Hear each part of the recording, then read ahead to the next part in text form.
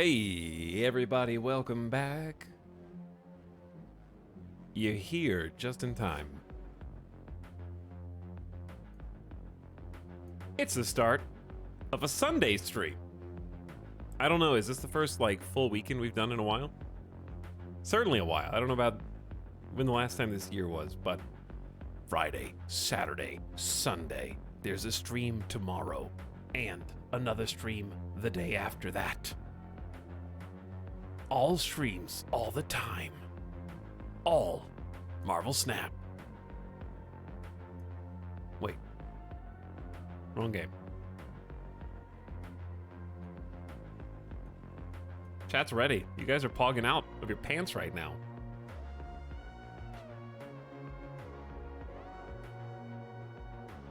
Listen, VOD watchers, you may not be able to see chat anymore, but they're currently begging me to not play RimWorld, and they're demanding Snap. They're all chanting Snap and then writing Pog. I gotta do it. I gotta give in to the will of the masses. They're rising up in the streets.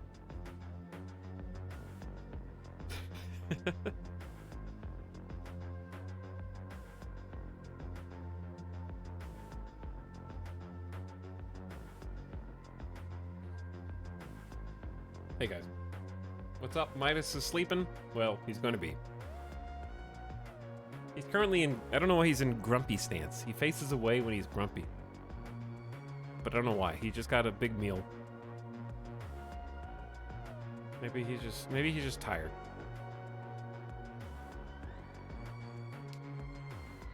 Give me Snap, or give me death.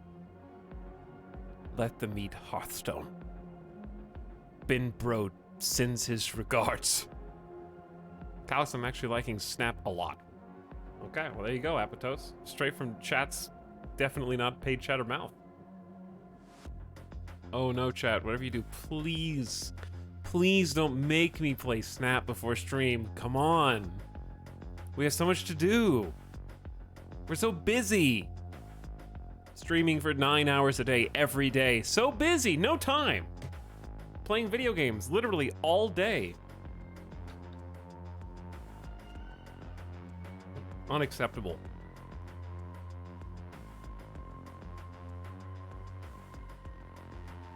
I've been vibing to the soundtrack.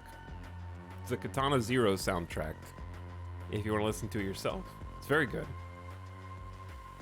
I want more soundtracks like this. Not that they don't exist, but I don't know what they are. Like, there's some that are similar, but this one's it's an intense vibe, but it's not too intense. It doesn't sound like boss music. It just sounds like grungy. I don't know how to explain it.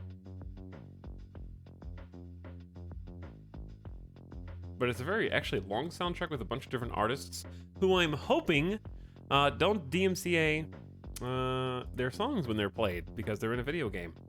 But I don't know how that works. Ruiner OST is amazing. Okay. The Ruiner complete soundtrack. Songs featured in the 2017 action twin stick shooter Ruiner. Okay, these ones have a lot of different artists and a lot of different albums, which probably means I cannot play them on stream. But I don't know. There's like literally 1, 2, 3, 4, 5, 6, 7 different albums.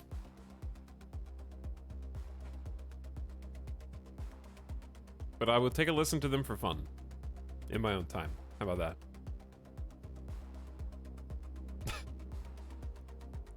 Hey Tal, Tynan here. Glad you've been enjoying the Biology DLC. Is there something you'd like to see in the next DLC? That's interesting, Tynan. How come Thin Hippo, also known as Tynan Sylvester, was first seen in my chat in May of 2020 writing test, and then hello future me when you watch this? Tynan, did you ever... Thin Hippo, did you ever see yourself in the future? Did you ever come back? You also wrote test again in September of 2020, test again in October of 2020. I'm starting to wonder what it is you were testing.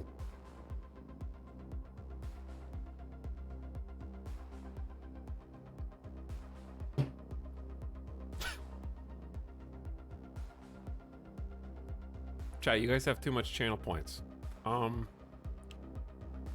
Dig Dugley 69 has timed out Thin Hippo for 10 minutes with 100,000 channel points, and the irony of that username timing out that person is that person also asked me, this is another chat message in the past, Alex, do you have any plans for 69,000 followers on Twitch?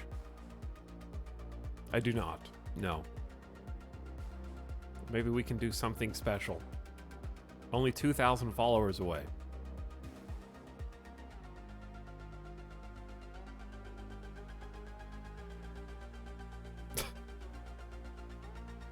I can't even, like, where are the...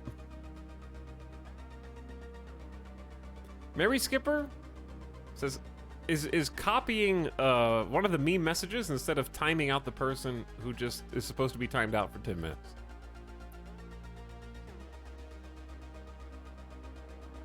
I'm gonna stop paying you channel points, Mary Skipper.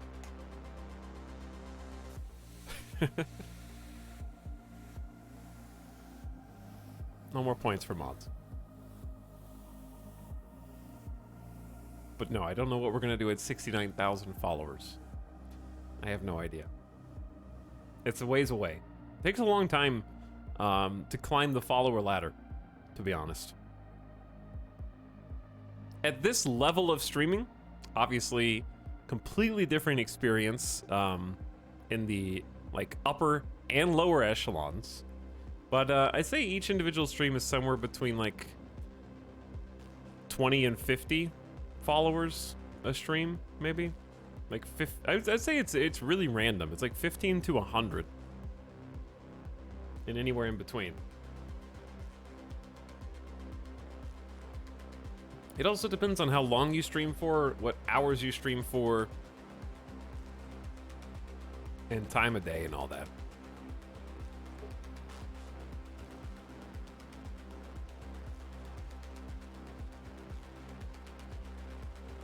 I'm allergic to playing feudal. What was that even from? Playing feudal? Was that Crusader Kings? I was busy playing like tribal or something. Probably Crusader Kings. Hey, it's Alex Tynan here. I got hacked. I need your credit card to pay Randy or he's going to kill Chuckles. Why are you guys doing this?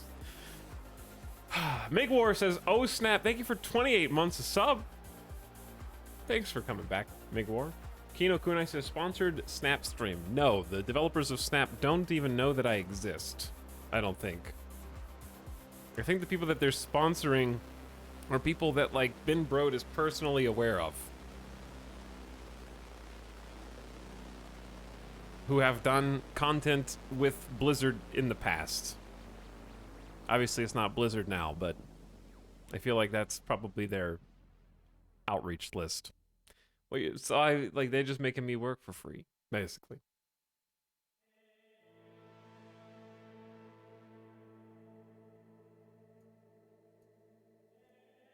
Hello, everybody. What's up, Thunder in Paradise? How's it going?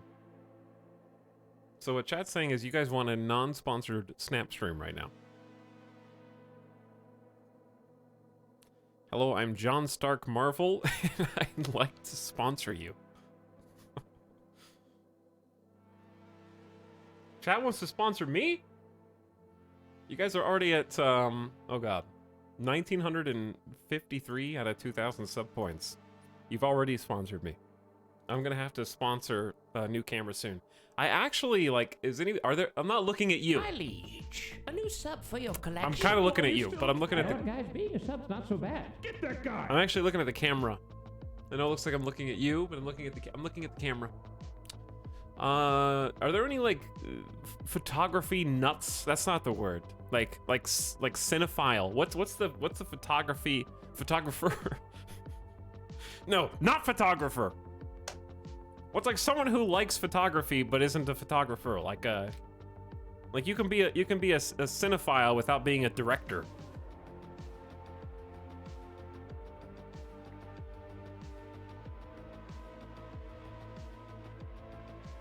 A photography liker. There's not a word, is there? I don't think there is. Anyways, camera nerds. I'm trying to figure out because the camera I want to get is whatever the new version of this one is, because this is a good camera. But I don't know which one. I think it's a Sony A5100. No, is it maybe an A6000? Or is A6000 the new one? I think A6000 might be the new one. Okay, that's a new one. That's like $650. I think I have an A5100, yeah. I don't know what the equivalent to an A5100 is, because I think they're not being made anymore. I guess you could just buy another one. They just have them on Amazon, but I think they're like upcharged because they're low on stock. Like Amazon's like one in stock. Buy the scalped version. I don't think it was like, it was close to 400 maybe.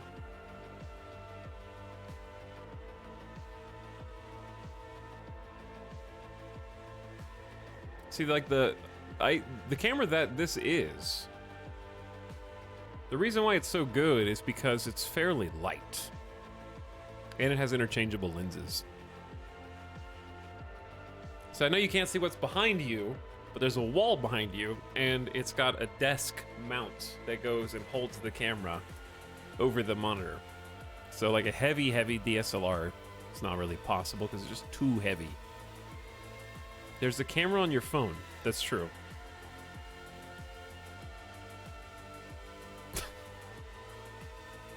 How did he know there's a wall behind me? The odds of there being a wall around you right now are very high. I'm predicting. Camera enthusiast, I think would be the right word. Hobbyist, yeah. I think so. The Sony mirrorless designs are good, but expensive. I don't know which... I used to know a ton about cameras, and I just don't anymore.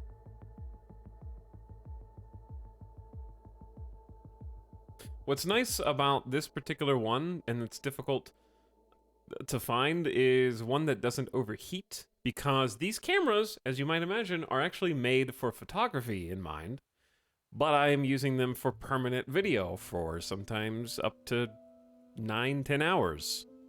And them not overheating is very important. I don't know if that's a problem anymore, but it used to be a huge problem with DSLRs, where they only work for like an hour and a half, and then they just shut down.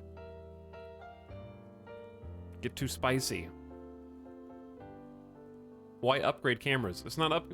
This isn't for an upgrade. This is for a second camera. 2 cameras. One for this, and then one for you can have some bonus Midas cam, nice and close with a little tripod. But more importantly, when we do stuff like Microsoft Flight Simulator, which I'm definitely going to do again, you can have like an actual good camera that's pointing at all the equipment. 2 camera setups. Feet cam. Maybe look into the Sony RX100 series. They're made for vlogging. Those are, definitely up there.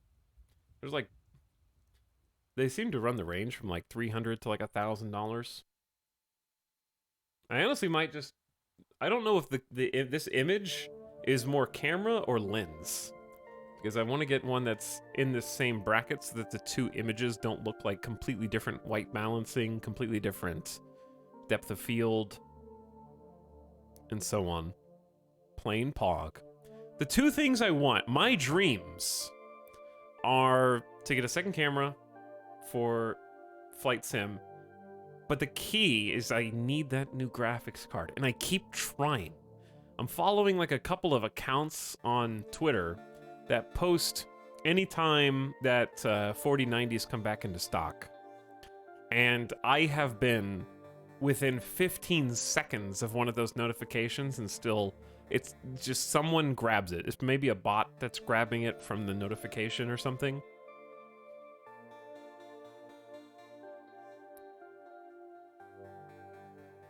Why don't you get two of the exact same camera then? That's what I might end up doing. It's just you're paying an upcharge for a camera that's not in production anymore when they have an almost equivalent version of it that is improved, presumably, in some way, shape, or form.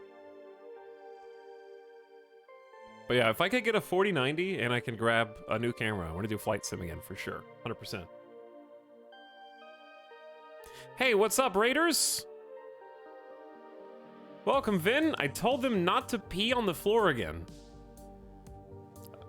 God damn it. I had to clean up for like an hour and a half last time you guys were here. Hello, Vin, and all of you beautiful viewers. Look at them marching on in. Right into the beginning of our stream. We literally just turned the stream on 20 minutes ago. Vin told us to come in and mark some territory. Uncle Etau, can I have some nuggies? You can have the stone cold frozen nuggies from the freezer. Okay, if you want to heat them up, sit on them for a little while. The microwave is for when you're old enough to be trusted with its operation.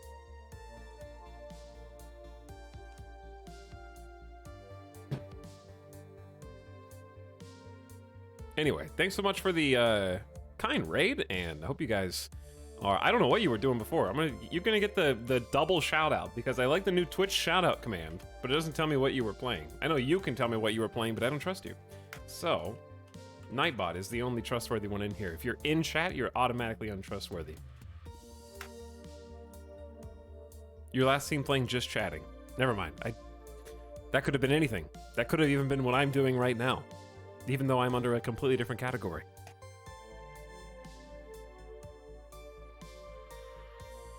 We're checking out Frozen Flame. Frozen Flame on Steam is a survival RPG set in the dying world of dragons, a massively multiplayer online co-op game. That sounds exactly up your alley. Chat, if you haven't already followed Vin, now's a great time to do so. Jump on in and maybe even participate in some of their awesome community service. They play a lot of multiplayer games. Also get into some RimWorld soon, maybe? Question mark, I've been told from the man himself. And just has a really awesome setup with maintaining just massive infrastructures worth of custom content via these massively multiplayer games that I would dare say that you take of something that is already fun and then elevate it and make it yours, which is cool. I respect that. I don't have nearly that much of an attention span to either do it myself or make someone else do it for me. Mods. Don't worry, chat. We're gonna do Chat Plays Baseball one day. One day. But yeah, if you just got here, just jumped in, welcome to stay. We're about to play some RimWorld Biotech, which is the new expansion that just came out. We've got a colony in progress. But chat's been trying to talk me into playing my guilty pleasure first. And I do have to admit something to you, chat. You might notice that today, the third RimWorld stream in a row, started a little later than the last two. And I'd like to tell you that there was a great reason for that, but the truth of the matter is that me and Alice stayed up way past our bedtime last night playing Marvel Snap. I'm talking till like 3 a.m. Like, I was playing Marvel Snap till like 3 a.m.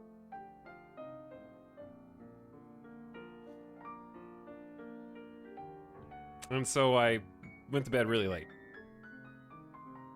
Why didn't you stream it? What's wrong with you? I'm addicted, okay? It's okay. It's okay to have things that you think are fun that you play. All right? Why? So it's not okay to be addicted to Marvel Snap, but it is okay to be addicted to RimWorld? What if I told you I've spent more money on RimWorld than I have on Marvel Snap? Think about that.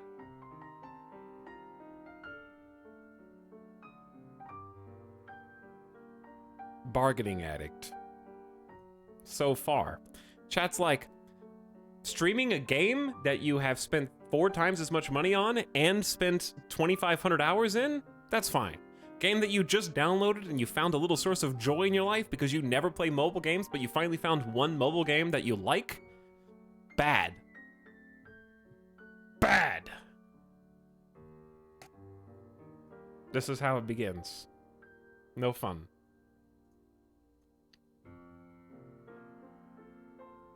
I told my Magic the Gathering addicted hubby about Marvel Snap because of Etal, and now he's also addicted to Snap. I've infected so many people now.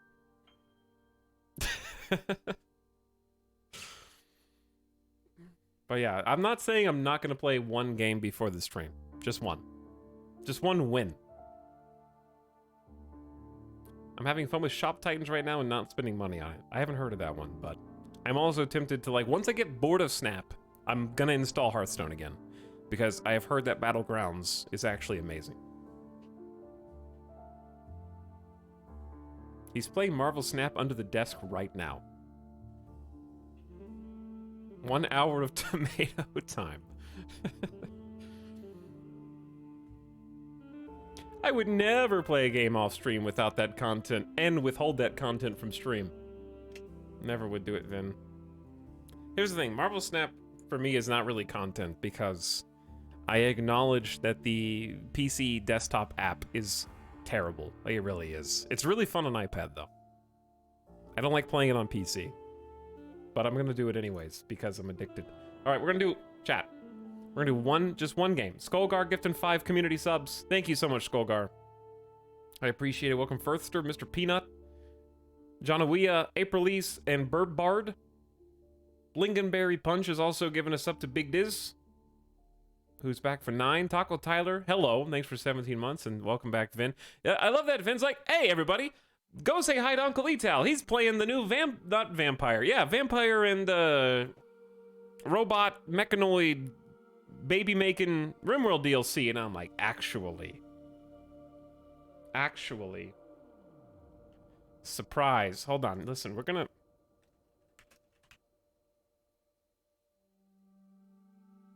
I'm changing categories so that people can skip the VOD if they want. I don't care. Exactly what I said too. Yeah, too bad. You're gonna get a mobile game, Raiders. I'm only gonna play like one. I only need to win once. Okay, just once. I'm not gonna play for like 6 hours. I just need to win one time. It's good luck. It's good luck to win. It'll pacify Randy. I don't know what this is. It doesn't matter. One game is gonna take like 5 minutes. He said this last stream and played for the whole stream. I have been told that they're actually making a real desktop app, and that this is just a straight port of the iPad version. So that's why it looks so shitty. And I know, it looks terrible. You don't have to convince me. I'm not sponsored. All right, here's I have 2 decks that I want to look at. Chat, we can, the one I've been playing is basically a self-destruct deck. That's not very good, but it is hilarious when it works. And then No Fun Zone. And the reason that No Fun Zone exists is because this. They have like, one thing that I love and hate about this game, what I love is, since you're playing over locations, the individual locations that you're playing per game change. And depending on the locations, some decks are going to become amazing. Like this one says Odin's Vacation Home. There's a card called Odin that really like takes advantage of this place. But that's also what I hate about it is, sometimes there's these hot locations. I can't even get to, this is not how okay, whatever. When these locations are hot, like 70% of the decks are gonna be something that abuse whatever the hot location is.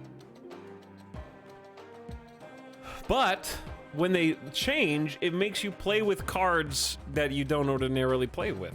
So that's cool, I guess. But other than that, all right, just gotta win one game. One game.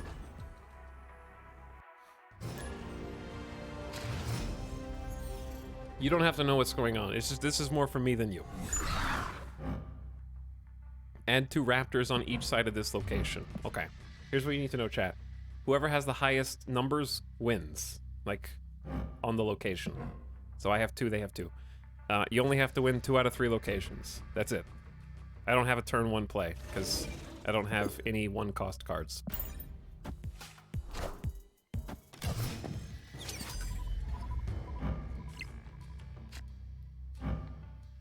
Okay, so Hawkeye powers up the card that goes, or he powers up himself if they play another card on this location. So I know they're gonna play here. I need my cards that blow stuff up, and I don't have any. Cards here have -1 power. Colossus cannot have his power reduced, so. Oh, he didn't play anything into Hawkeye. That was just a naked Hawkeye. That's so sad. It's just 0. Okay, there's Camertage, just like I just mentioned, is kind of annoying. On reveal effects happen twice at this location, so like, when you have an Iron Heart, that on reveals give 3 other friendly cards +2 power, it goes twice, which is pretty OP.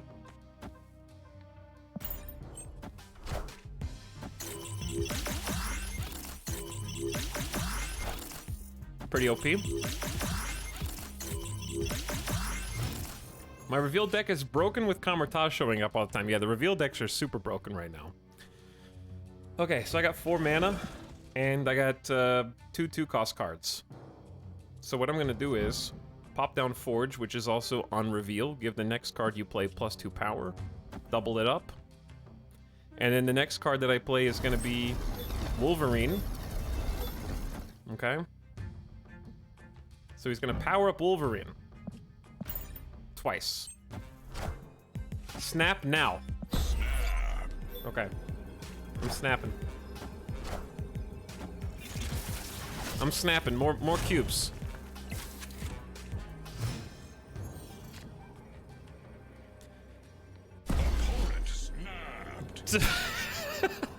we got a classic double snap. I really want to get Nova down. Chat, what have you made me do? This is fine. I need to destroy Nova. But I can't destroy Nova. I'm just gonna plop Nova down and hope that I top deck, Carnage. I have to top deck Carnage. So Deathlock destroys your other cards at this location, and when Wolverine is destroyed, he goes to a random location. So that'll help me out no matter what.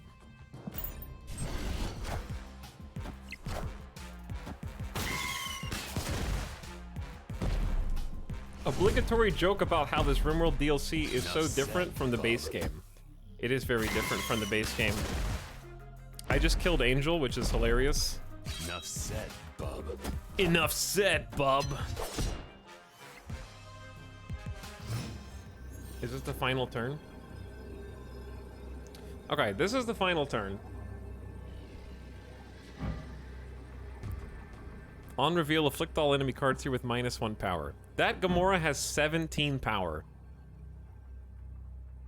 Jesus.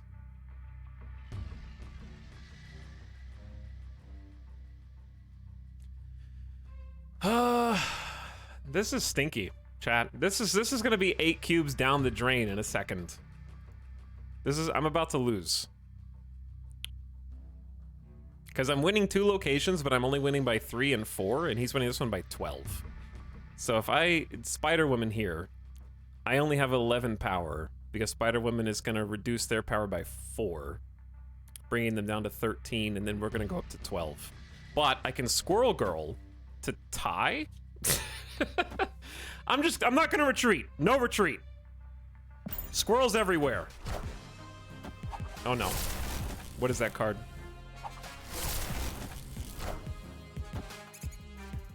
More squirrels. It's Odin. It's Odin! We tied, and I won this point, they won this point, which means they win, because I'll explain. Oh my god, there's more. We didn't tie after all.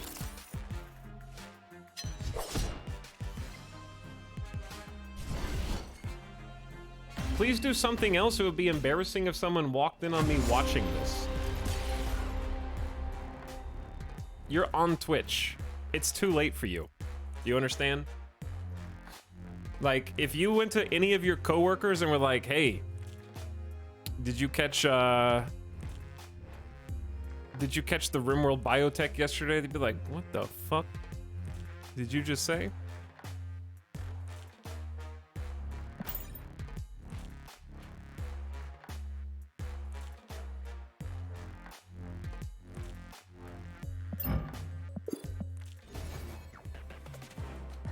Okay, I know what we have to do. I have to pull out the no fun zone. I have to counter Odin. Still not gold. Nope, still not gold.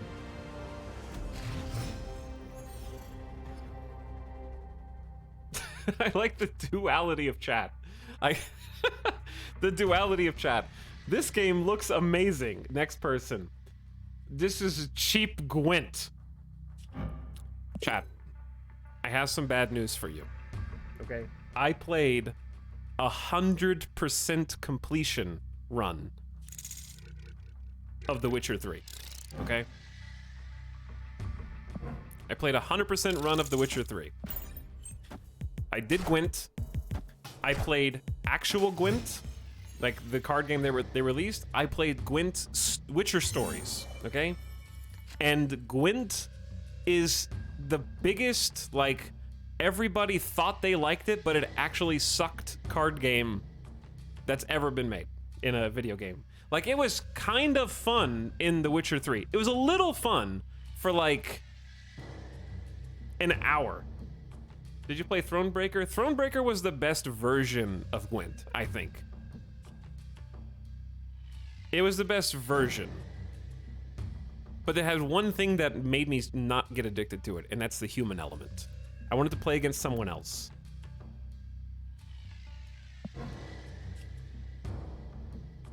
I don't know where they're gonna go. They're gonna go right there.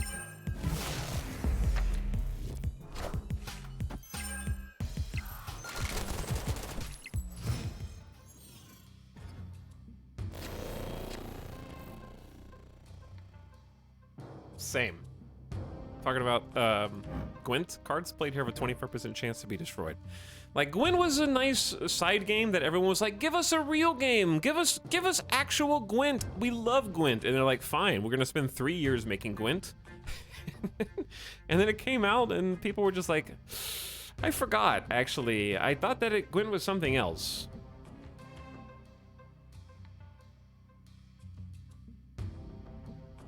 I must have been confused.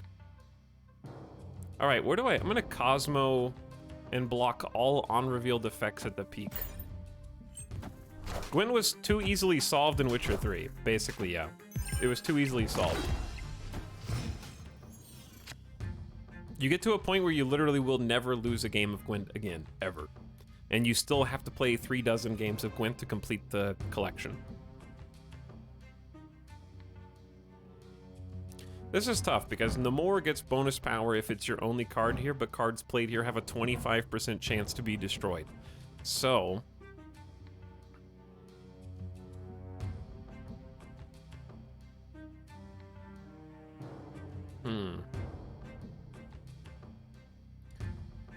Or I can just Ironheart. Snap all day? Let's do it.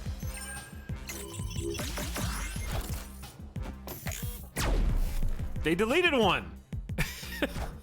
It worked. It got both! Alright, that's a snap. You just lost an entire turn to Danger Room. Like, that other guy just got 25%ed twice. It destroyed both of them. Damn. Also, Claw is kind of amazing. The location to the right has +6 power. That's gonna hit Danger Room after they didn't hit it, and we're gonna get 2 for 1. So he's like 4 on Xandar. Do it again! They doubled down! That's amazing. Oh! No way! 3 out of 4, 25%? That's such... I would be raging right now if that were me. Oh my god. 1 in 64 chance. Jeez, dude. Okay, I'm winning there. But what's funny is, like, it's still not a guarantee. Chat, I have to do it. I'm gonna Scarlet... I'm gonna Scarlet Witch so that I don't get 25%ed. And then I'm... Victory. Okay. I would have retreated too. Well, I'm still down 6 cubes, but that is a win. That still counts as a win. GG, I'll take it. Randy gave you that one. Yeah, Randy gave me that one. -6 cheddar cubes. Okay.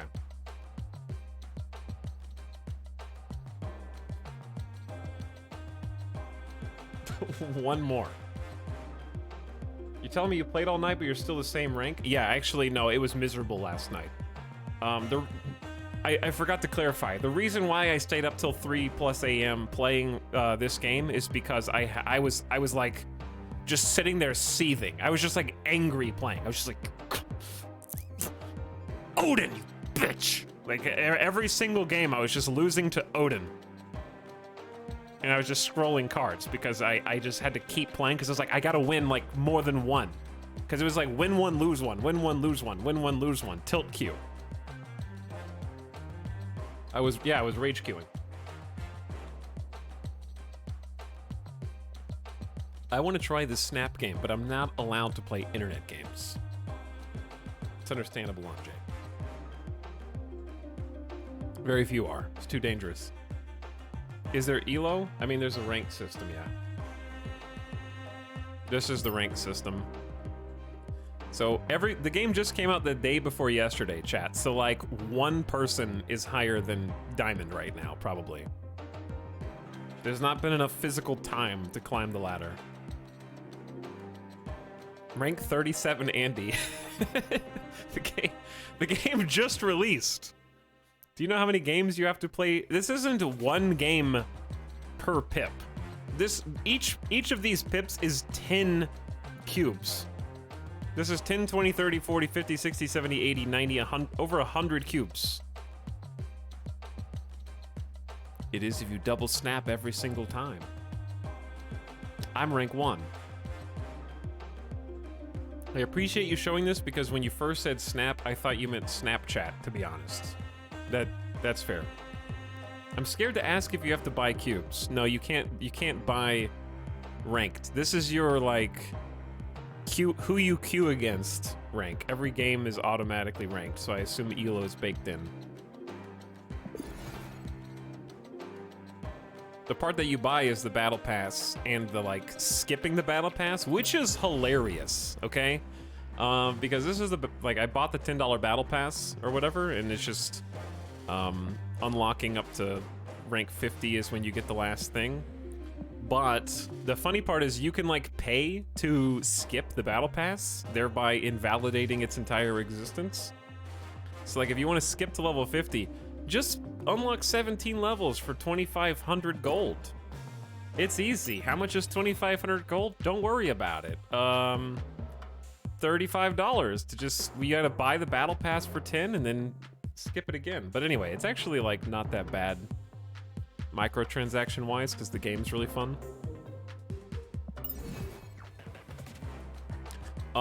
The reason it's fun is because there are no booster packs.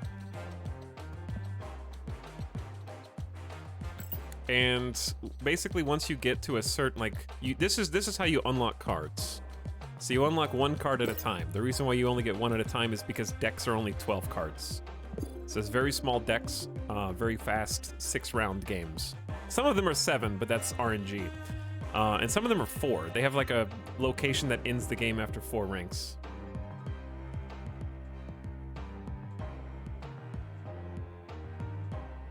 But anyway, chat, I understand most of you are just joking with a little microtransaction low blow. I get it, but the only card game that exists that doesn't have microtransactions is Runeterra, and that doesn't count because it's like funded by microtransactions from a different game. Every single card game that's ever been made is based on microtransactions. You guys are like going to the card shop and buying booster packs and magic cards and being like, God damn, these microtransactions.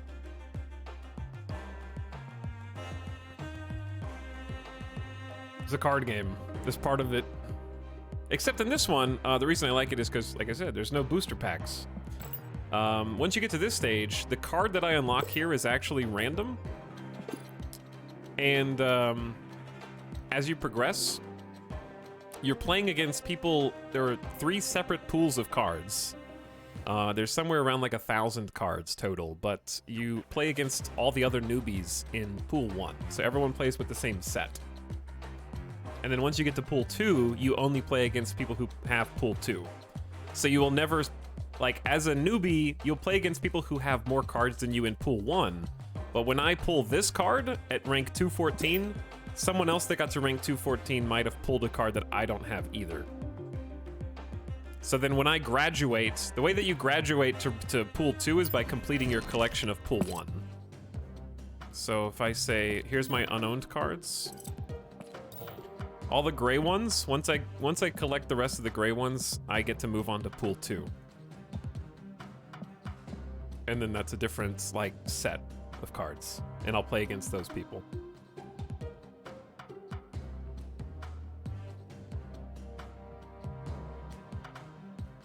My only gripe so far is that you don't get new cards fast enough. That's the point.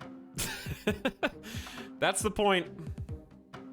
You physically cannot complete your collection by buying 100 booster packs because that doesn't exist. The only thing that you can do is speed up the amount of time that you spend unlocking them.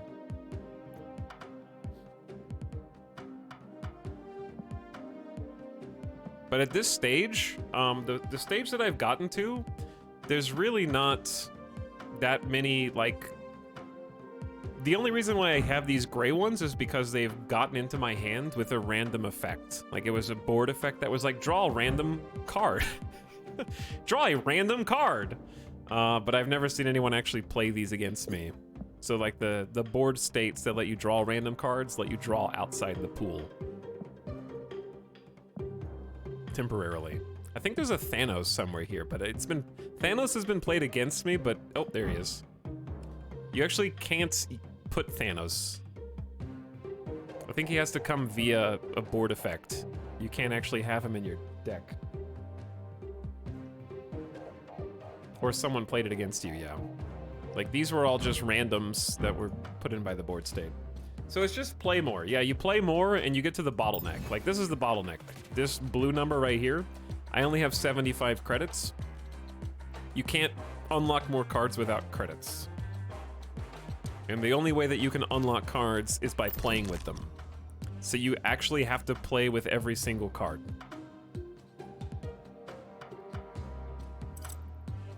So if you see any of these cards with little glowies, it's because I played with them and now they're ready to be upgraded, which doesn't actually give them better stats. It just makes them 3D, basically.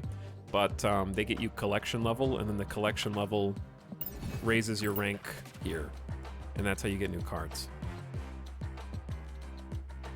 Can you make a deck with 12 morbs? No.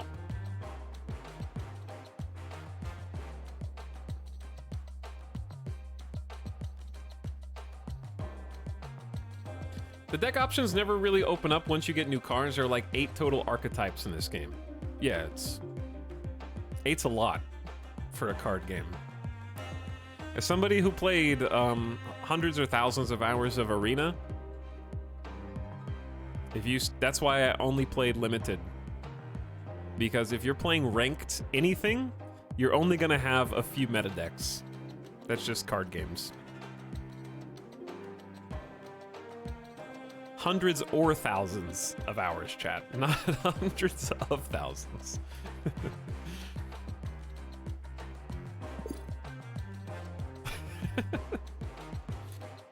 All I understand from this game is Marvel has an unnecessary amount of characters. Yeah.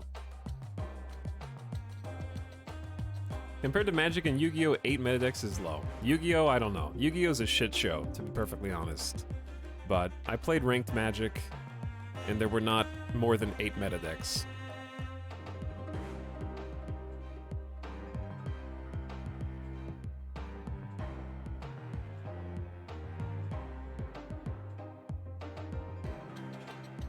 How dare you diss Yu-Gi-Oh? It's true, Yu-Gi-Oh is an absolute shit show.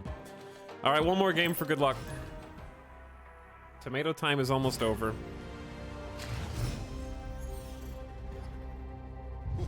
This land is always changing. Both players draw from their opponent's decks. This game is really like not that serious. And this is why. Like this is just like a you know? Like, oh, so zany in this one. It's like it's not that serious. It's just like a funny addicting game.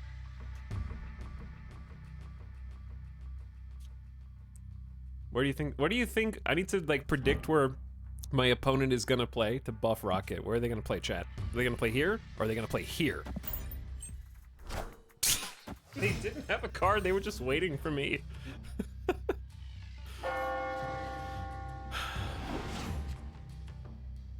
Oh, they're playing a destruction deck. This is really awkward.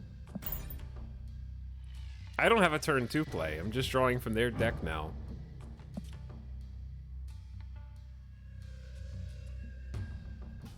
I think he means Yu-Gi-Oh is a good show, but the card game itself is a shit show. Oh yeah, no, I didn't mean that Yu-Gi-Oh is a shit show. I meant that like Yu-Gi-Oh, the physical TCG, is a shit show, like one word. Nothing, I don't have any beef with Yu-Gi-Oh. Cards here are not revealed until the game ends. On-reveal effects happen twice at this location. We are about to have some problems, I think. Deathlock, no one's there. You're not killing, you're just blowing up the ground for fun. I almost unsubbed. I wouldn't blame you. Okay, Wolfsbane gets more power for each other card you have here, and on-reveal effects happen twice. So we're gonna super buff Wolfsbane.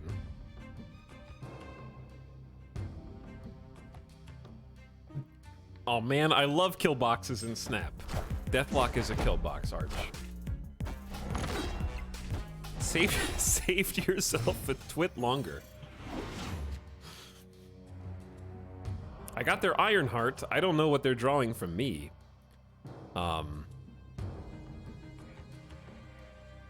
Professor X is really hilarious. Just prevents anyone from doing anything at that location. He just freezes everyone with his mind. I think this is the best Ironheart, but Spider-Woman though.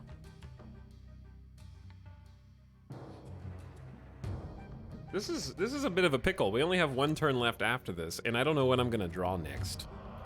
And I need to compete here. I'm gonna compete with Namor.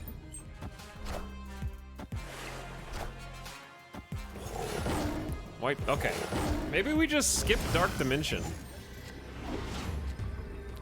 Ah! He's playing an Odin deck! So White Tiger is supposed to get Odins, and I have their Odin, so they can't Odin. Okay. Well, that's hilarious.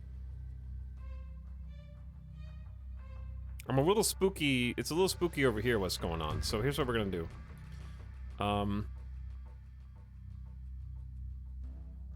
Chat, I'm about to lose. And they know. They have to know.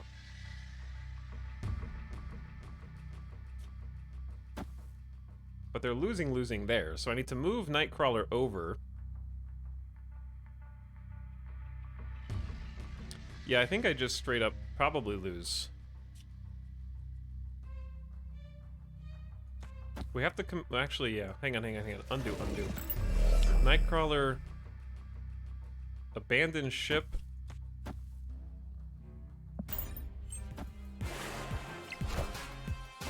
Zap him. Oh. Chat. Got me. I predicted it correctly. Why not play Odin? Because he doesn't do anything. The whole point, like, Odin doesn't do anything for me. He activates the on-reveal abilities of your other card locations, and I didn't have any. I only had Deathlock, which would have murdered. If I played Odin mid, he would have killed me. Savescum time. How much time do I have left? Chat, hang on, if I go quick, this is the last tomato time play. Last tomato time.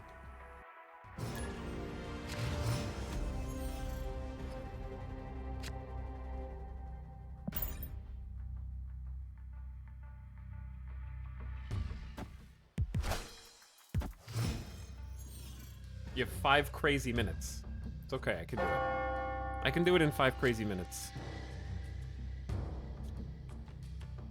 Okay, Lizard gets less powerful when they have a full stack of 4 people. But he's not gonna get flipped over until the end of the game, I guess. After turn 3, all cards swap sides here. That's not good. How about... no.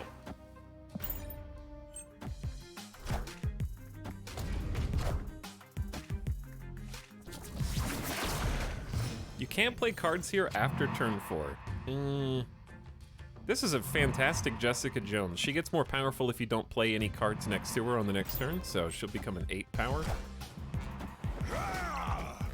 He is legally allowed unlimited last games within the first hour of the stream. Yes, that is true. Okay, so Jessica Jones is going to get more powerful this turn.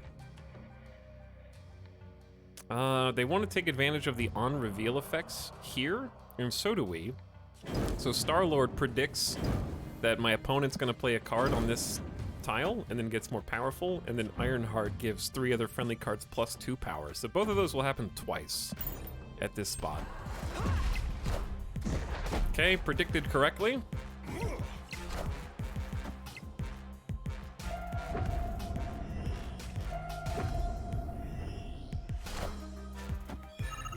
Wait, people play mobile games while not on the toilet? Yeah.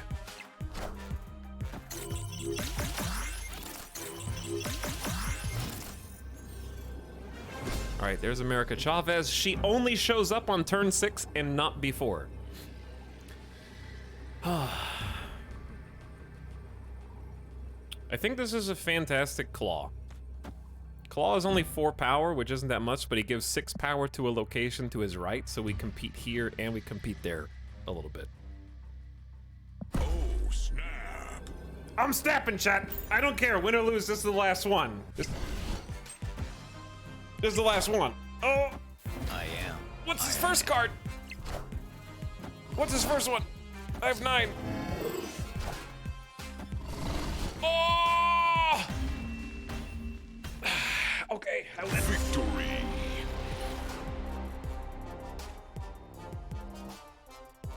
Gaming.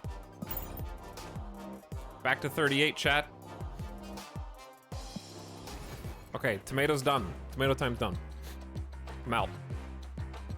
That was 3 minutes. That was so that wasn't, yeah, that was like 3 minutes. All right, I'm done. See, it's over. And we're switching back to RimWorld category. Check, check, check.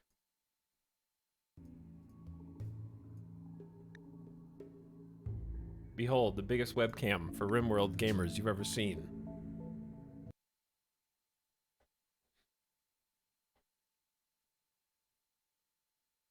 I don't know where it is, but it's loading. Hello? There it is.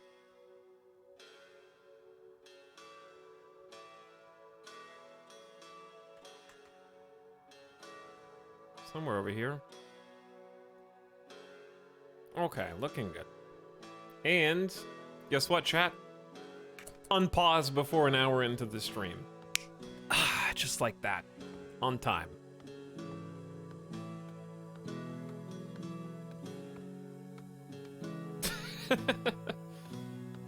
By 20 seconds. Keep the win streak going. Maybe Atox is on the toilet right now. I have no idea what's happening, but I'm enjoying the pretty colors. Here's the thing. I can't in good conscience recommend that...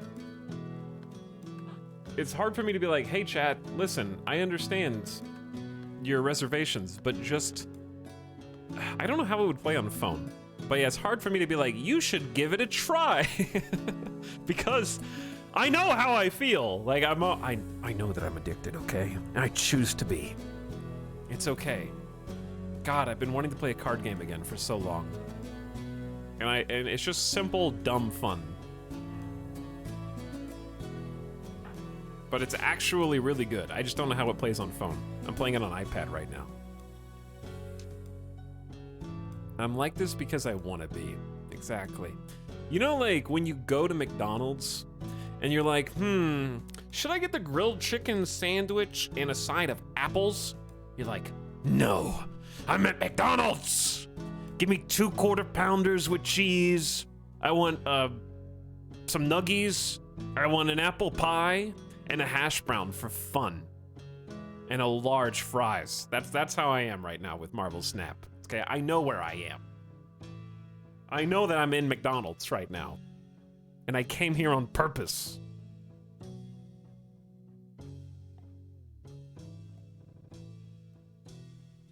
So, it's hard for me to be like, oh, you should give Marvel Snap a try. It's actually really fun because I'm basically telling you, hey, go get addicted to something.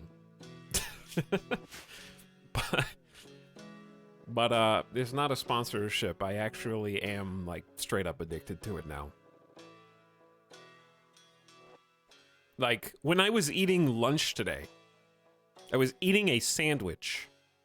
And while I was eating a sandwich with my left hand, and I was putting cards on the field with my right. Okay, I had to get like 3 games in while I was eating lunch.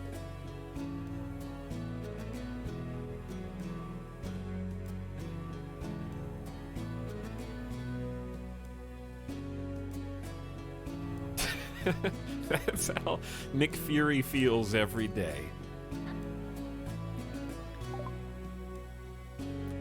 Here we go. The number of Void Apostles in your colony has reached 3. You can now assign the role of the Shame Shepherd to one of your colonists. That'll be my name when I'm telling people to get Marvel Snap. The Shame Shepherd. I'll lead you to shame. You can be like me. To assign a role, use the person's social tab or select a ritual spot or altar and press the begin role change button. So it's actually good and it's bad. It's bad because they now have a need for a Shame Shepherd. So they have a -5. You don't, because Chuckles isn't part of our ideology. But the problem is we don't have anybody who fits the bill. None of our 3 Void Apostles, Lumi, I'm gonna move Juju and Silver over so it's a little bit easier. That's another thing that often boggles people's mind. There's very few people who seem to know that you can move and reorder. You just right click and drag and you can reorder your lineup up top, which is quite convenient in a lot of respects. But these 3 are the Void Apostles of our same ideology. One of them is incapable of social, that's Silver. One of them has a level 1 social, and Lumi is already the leader and therefore cannot also be the moral guide. So, you can't be both. So now they need a moral guide, but nobody is good enough. I'm probably just gonna have to make our level 1 social Juju the moral guide, and then, like, annoy them later when we make it someone else. So we're just gonna start a role change since it's late and get Juju in here to become the Shame Shepherd, I think. So gather round, everyone. Sunday stream? Indeed, Pokenurse. Indeed. That was the first time I've seen Marvel Snap. I assume it's similar to Blizzard's Hearthstone, right? Yeah, it's not really similar to Hearthstone, but it is a card game that's made by someone like Ben Brode was the head of Hearthstone, and people love him, people hate him. I think he's doing his best, personally. And so it has the same guy that was sort of in charge of Hearthstone and is in charge of Marvel Snap, more or less. But it's really not like the core game of Hearthstone. That being said, I haven't played Battlegrounds. Chat, what is Battlegrounds? Because I'm gonna play that whenever I'm bored.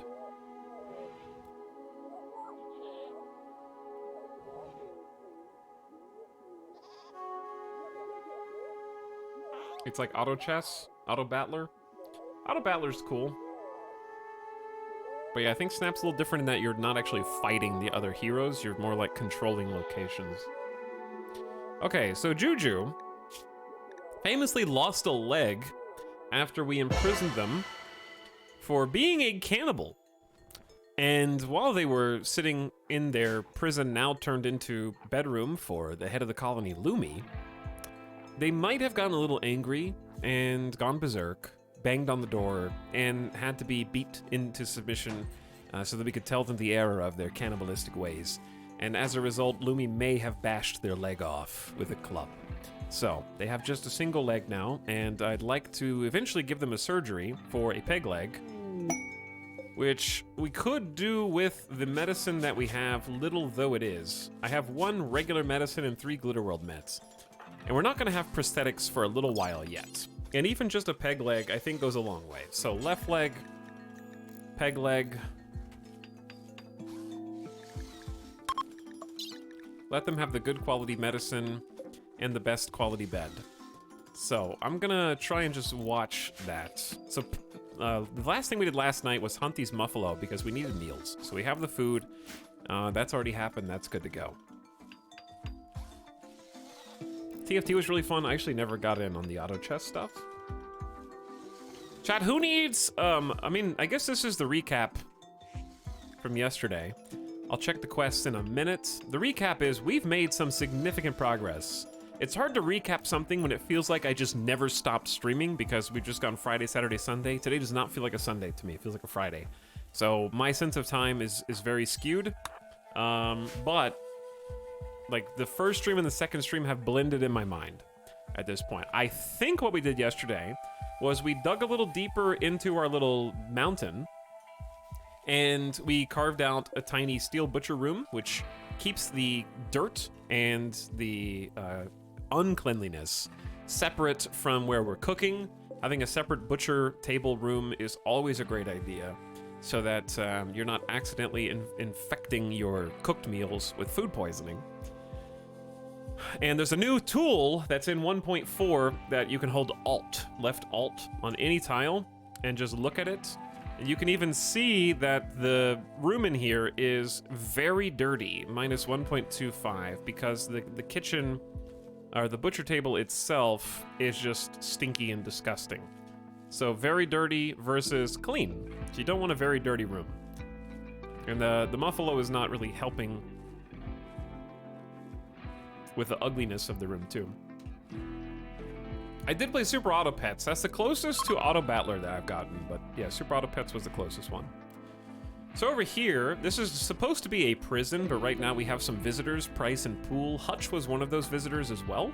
They came in wanting us to sort of give them shelter for like a full season in-game, so we kind of had to convert what's gonna be the prison cell into just a temporary bedroom. And then Hutch decided to join us. So Hutch volunteered. Unfortunately, Hutch is kind of a terrible pawn. If we could convert them, they would be a great moral guide.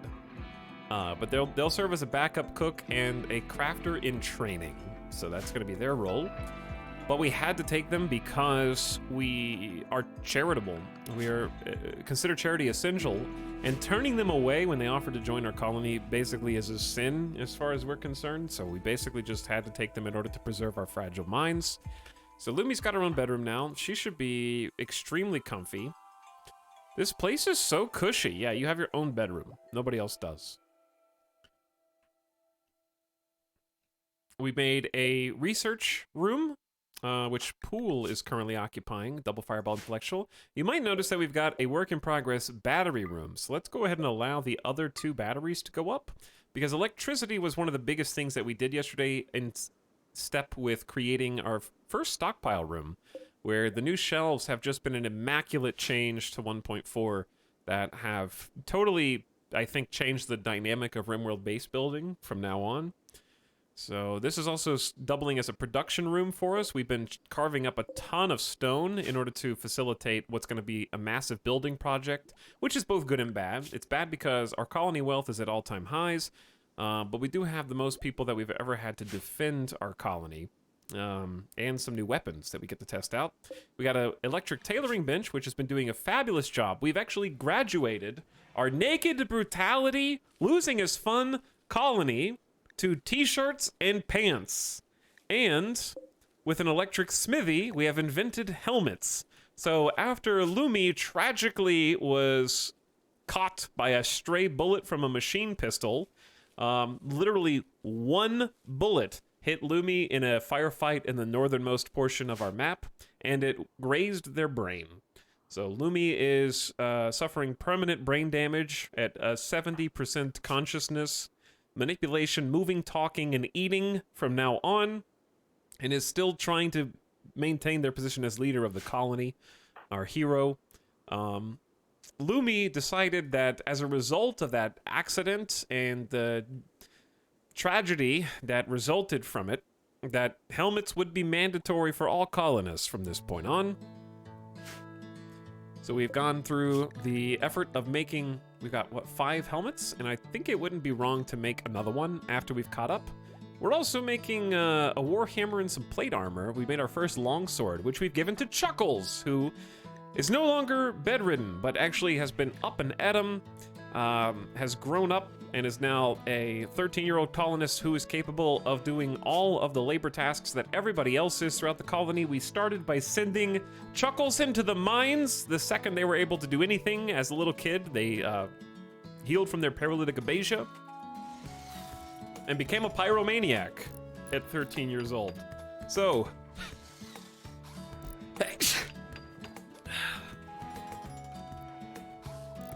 I'm allergic to Chuckles.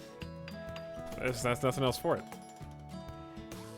But yeah, Chuckles fell from the sky as a paralytic abasia child, and we had to take care of them until they grew up and they became a bloodlust pyromaniac under our watch.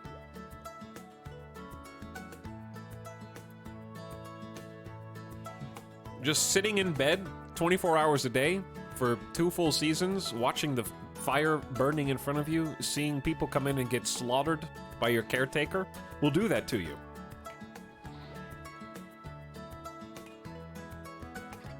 It has an effect on the brain.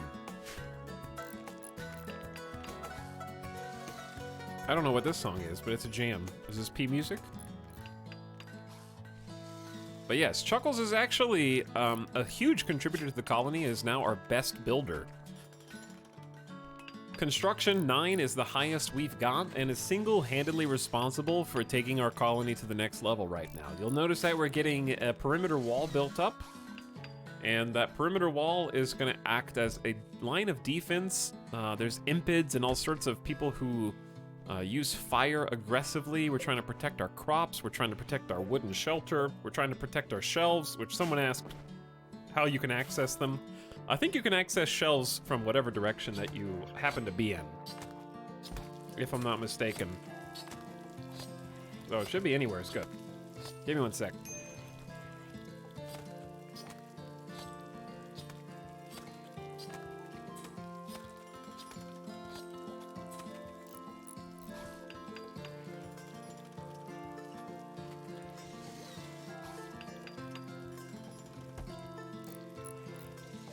Okay. And then to the right, we have begun the megabase planning, because you just sort of have to. The reason that you have to is because we need electricity. And we're starting with wind turbines, because that's what we have available to build. And when building wind turbines, we don't want to put them somewhere where we're going to need to destroy them later and move them around. So I kind of had to do a little bit of planning for the future, and that's what you're seeing with all these X's everywhere, is just thinking about how I want the future base to look. So we did just a minimum amount of planning, and we're gonna get the wind turbines going over the top of the farms. And we've also got some goats, so this is looking nice, and we started planting little dandelions. They're gonna run out of nutrition sometime soon, so I'd like to expand the zone slowly, but I'm trying to be careful not to cut down any of the existing grass.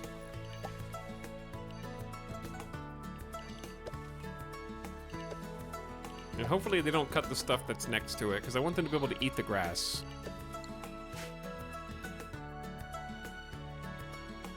Why not just grow grass? That's a great question. The answer is because you can't. There is no option to grow grass. That's not in the game. Hay grass is hay, which is different. And also, hay has a grow time of 7 days, whereas dandelions have a grow time of 2.5 days. So dandelions, for all intents and purposes, I believe are the best food that you can grow in a pen with another animal. For hay, you would have to grow hay outside the pen, because it's better that it's not eaten until it's harvested. Oh my god, I missed more than an hour. Wow, you missed all of our Marvel Snap wins? It's crazy. Chat can't even make fun of me for losing too many 8-cube Marvel Snap games today. I actually won 2 on stream. Okay?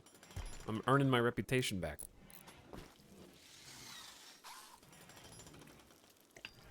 In my experience, the nutrition thing on the signpost is weird AF. It is weird AF.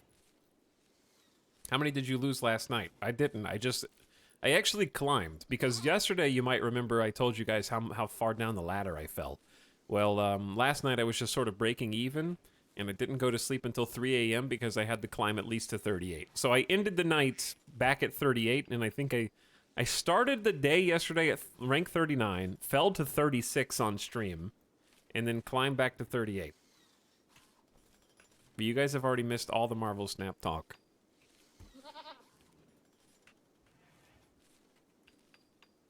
Thank you for the update. Yeah, that's probably... You definitely wanted to be updated on the Marvel Snap gameplay.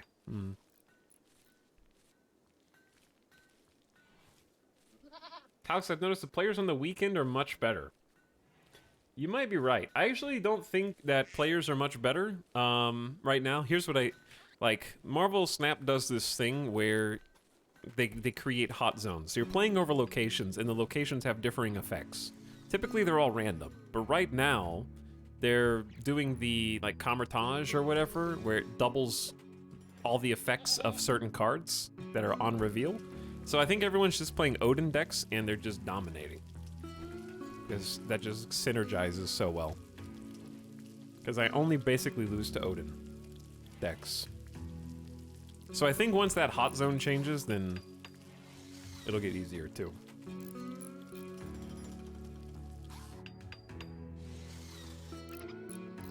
I do have an Odin deck. I bet you do. What's this? Salmon Nonaton, first chief of the Kamboa Treaty, recently rescued 2 tribespeople from an enemy jail. He wants you to guard them at Lumination until he can send a shuttle to collect them in 19 days. The tribespeople will not do any work. 19 days. If you accept, Hodge will join you. If Hodge was a believer, I would absolutely accept, but this is not that good for us. I was wondering why the game said Camertage was Odin's vacation home. Yeah, that's why. 11 Glitter World meds is not bad, though. But 19 days. I don't think we want to take this. We have 6 days to decide if we want to accept it.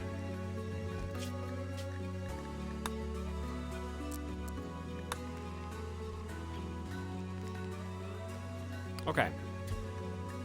Successful role change. Juju is now the moral guide of our colony, and is capable, even with only 1 social skill, of trying to convert other people. So the real person that we need to try to convert is Chuckles. At this point, though, Hutch would be a good person to... Let's try to convert Hutch and then change roles if we can. So this is going to be sort of a pain in the ass. We also need to do this surgery, so let's go ahead and cook the meals. You can have your food.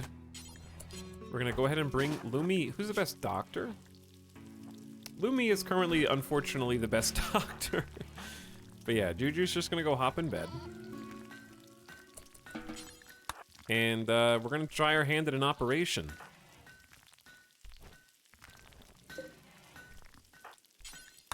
There's a bit of dirt. Why did you get up, Juju?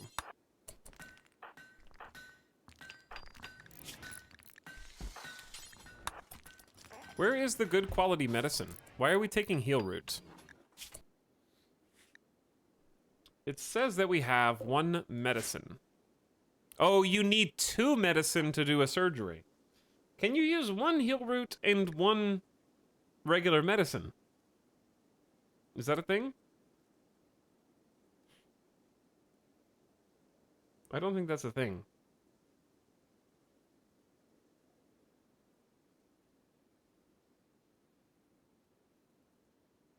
Well, using heal root for an operation is a bit risky, but I believe. There's light in here, it's clean, it's a good quality bed, we have a slight surgery success chance modifier, and it's just a stick of wood. So if it fails, I don't think there's really anything bad that's gonna happen.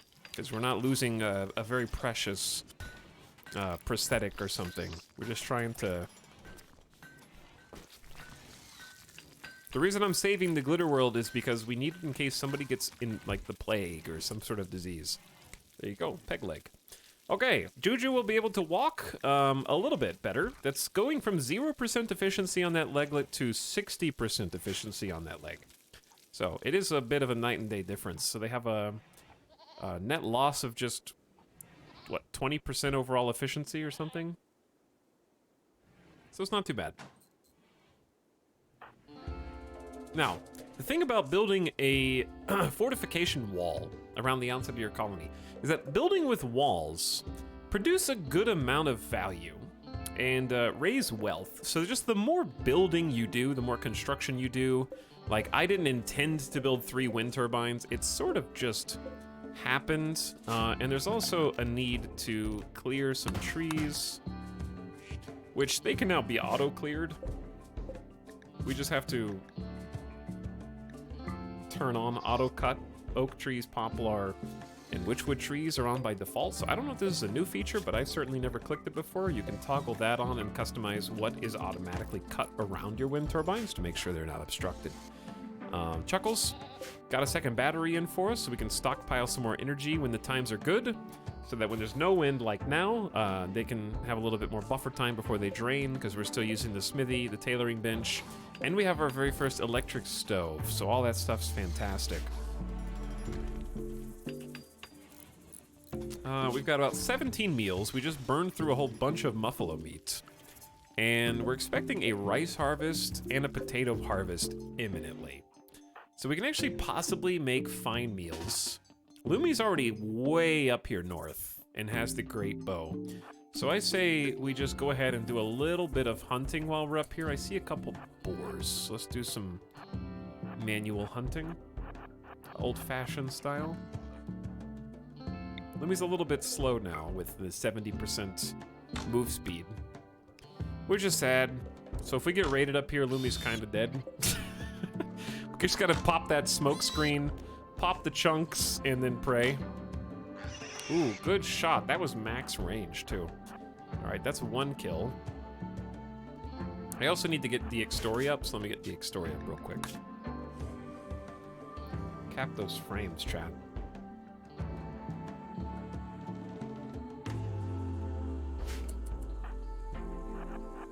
Also, thanks Jeffro the Dude for the 52 months of Alien Please sub. Hi Jeffro, and Johnny says hey. For 2 years. Happy 2 years, Johnny. Thanks for supporting the stream. For all this time. Are children immune to dying? No. No, they are not.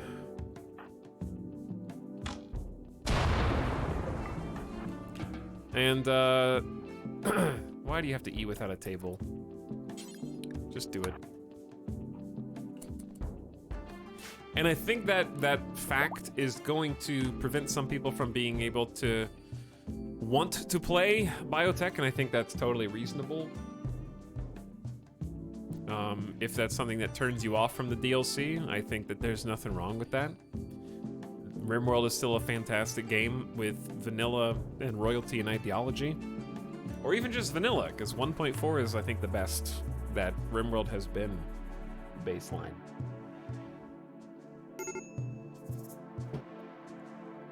Pretty sure you can disable children in the storyteller difficulty settings.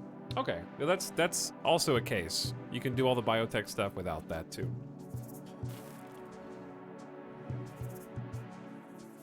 So that way you can still enjoy all the sanguiphage stuff, all the robot stuff. Can I put my children to work in this DLC? You can, yeah.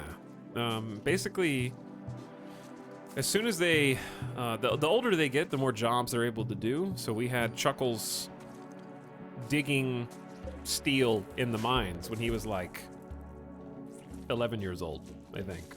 Which actually isn't because I'm a psychopath. It's because their top skill is mining. It just so happens, what, maybe a little column A, a little column B.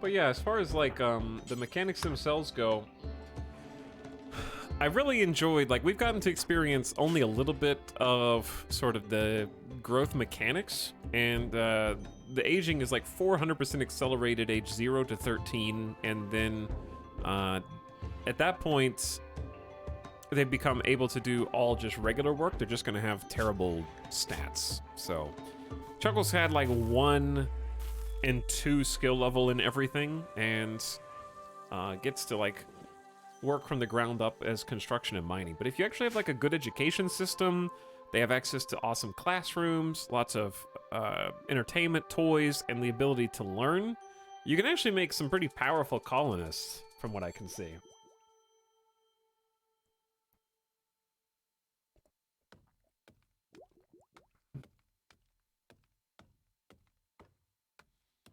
Chocolate Cake, thanks for subbing again. Welcome back for 29 months.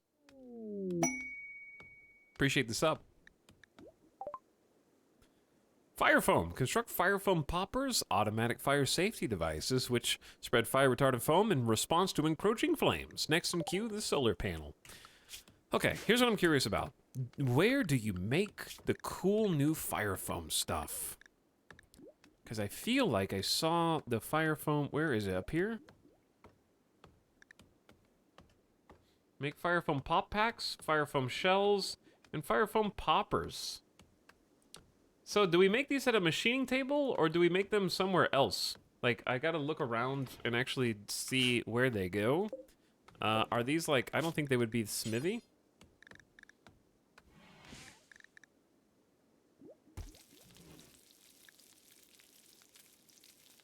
Probably machining table, I would guess.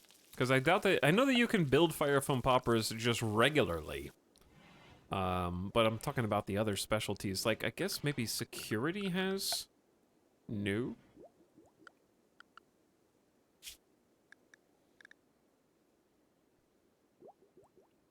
This is fire foam poppers. Fire foam pop packs, fire foam shells. Yeah, shells are made at the machining table. Okay, so what we want is definitely just a old-fashioned fire foam popper in the places where fire would be the absolute worst. So that's going to be the battery room for sure.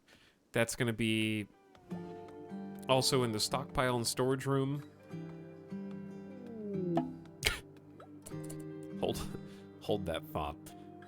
Let's put one sort of towards this wall.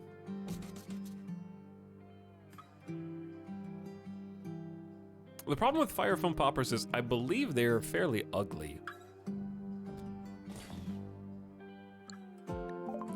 A dromedary knight named Humps is crashing in a transport pod nearby.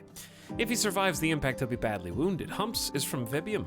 If you rescue him, he may join freely, otherwise he will return home and spread goodwill between your factions.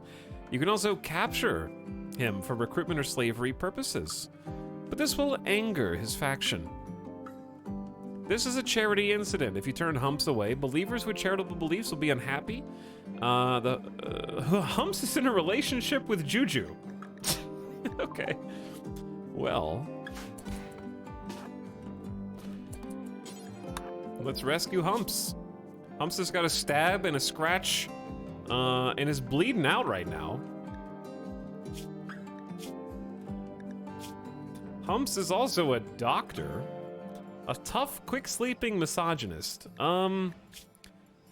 Here's the thing, Juju. You deserve better, okay? You're with us now.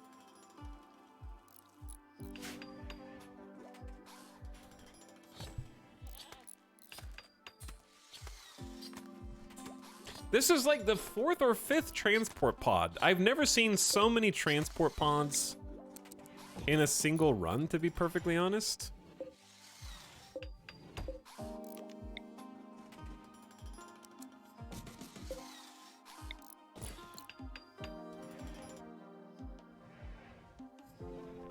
Actually, if I can just stay there. No. Yeah, I like moving it where we're moving it. Oh, someone needs to heal you. Lumi, would you like to do the honors? We're running out of heal route. I got a little distracted by building shelves and such. Do you have to use shelves to hold items now? You don't have to. It's just infinitely better to. 1.4 update has changed how storage and stockpiles will work forever.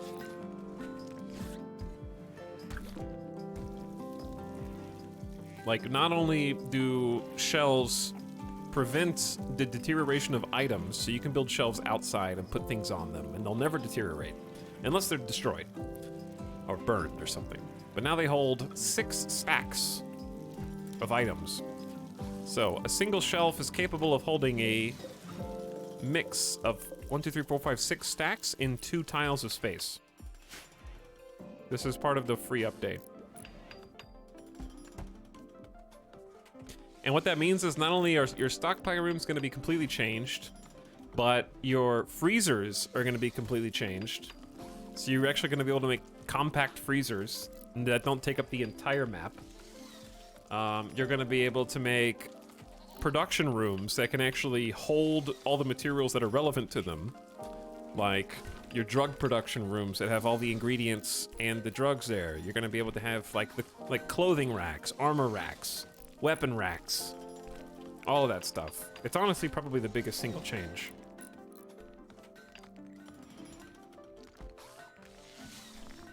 All right, Humps, are you okay? Yeah, Humps has been rescued, so there's a chance that Humps will just get up and leave afterward. But if they decided to stay, I would be very happy to have, I hate the fact that we keep having to convert everyone. Oh, convert everyone. We need to start converting Hutch. Where's Hutch? Juju, could you go and use your convert? Attempt to convert someone to the speaker's ideology, reducing their certainty in their own beliefs.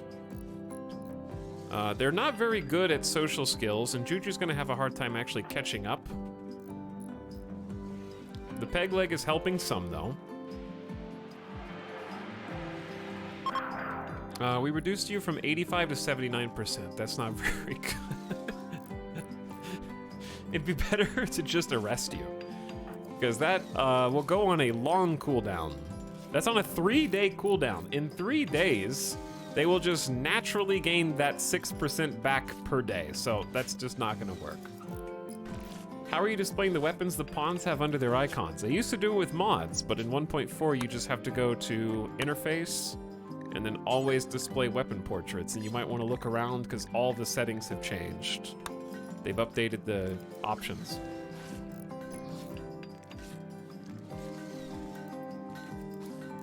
In almost every colony I've ever had, freezer and stockpile took up 60% of my base size. Good to see a change. I agree, yeah. But yes, we have been linking storages a bunch of times. Linked storage is cool. What's up? Thanks again, Chocolate Cake, for the last sub. I appreciate you. We'll kind of start with this. We got a command for you, but I'll explain too.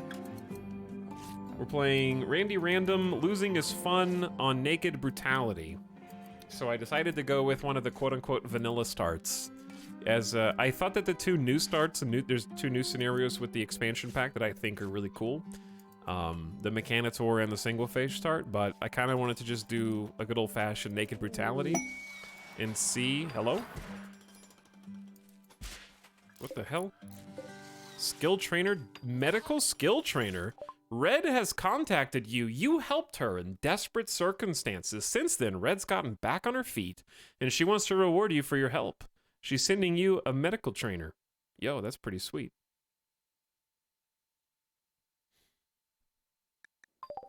But yeah, basically I wanted to do Naked Brutality because I think that the Mechanitor and the single phase starts will be more fun to me as sort of challenge modes, I guess. Naked Brutality is a challenge, but I just like the idea of starting with nothing and then sort of, if I'm just a weirdo. Like, so I don't begrudge anybody who picks those starts first because I think that they're there to show you the new gameplay as fast as possible, which is perfect. But I'm wired, like, if I don't get that stuff by earning it through the game, then I don't have an emotional attachment to it. So it's the only way for me to feel like happy with what I've got. I like starting with total nothingness and just as a baseliner. Any other genotypes among your colonists? Not yet, no.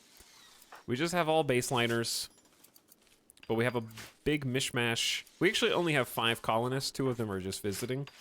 We've been taking a ton of people in to basically what's turned into a field hospital. My Naked Brutality colonist, on the morning of the 2nd day of the entire game, was dropped Chuckles as a child with paralytic abasia at age 9. So we had to feed both Lumi and Chuckles basically from the beginning of the game. So it was like Naked Brutality, but feed 2 people from now on instead of just 1. So it was very, very, very slow start, very challenging.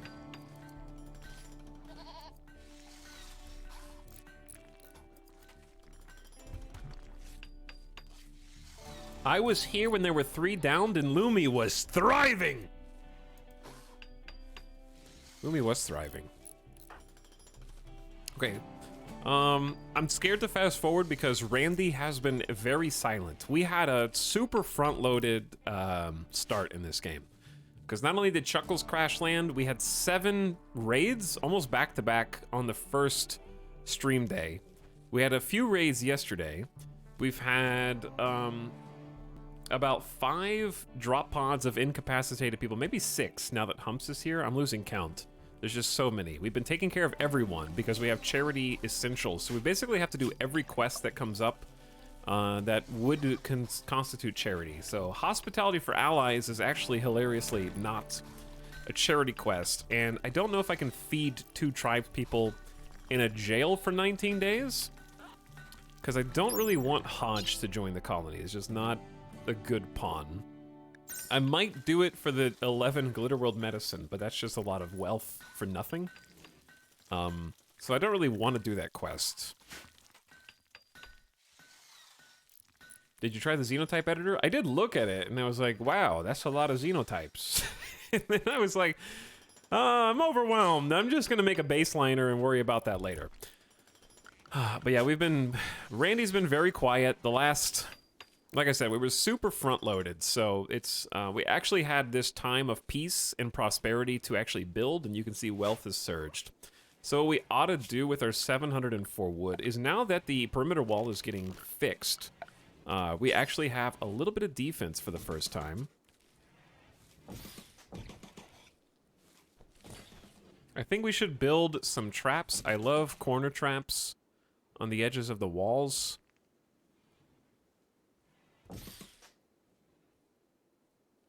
I don't know if anybody will ever try to break in there, but on either side of the door.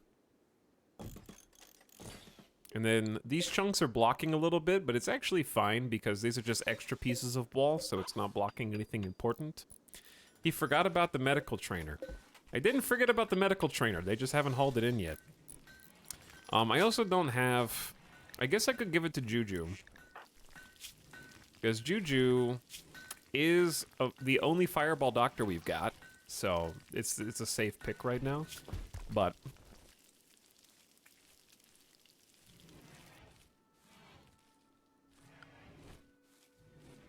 nobody else is even a potential.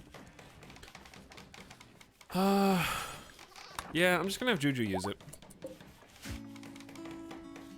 Okay, the battery line is going good.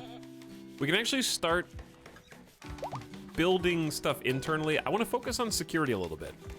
So here's the thing. We're not going to build a kill box, but we are going to build a pill box. I know it rhymes, but you do have to have some defense. But we're going to basically do most of our fighting up here. So even though we're playing on a custom map type with the geological formations mod, I just thought this looked really cool. It has its own unique challenges.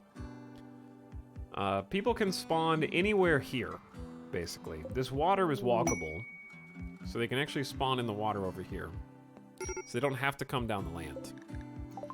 Thanks to High Moo, Juju has experienced an inspiration and will just shoot more accurately for a week.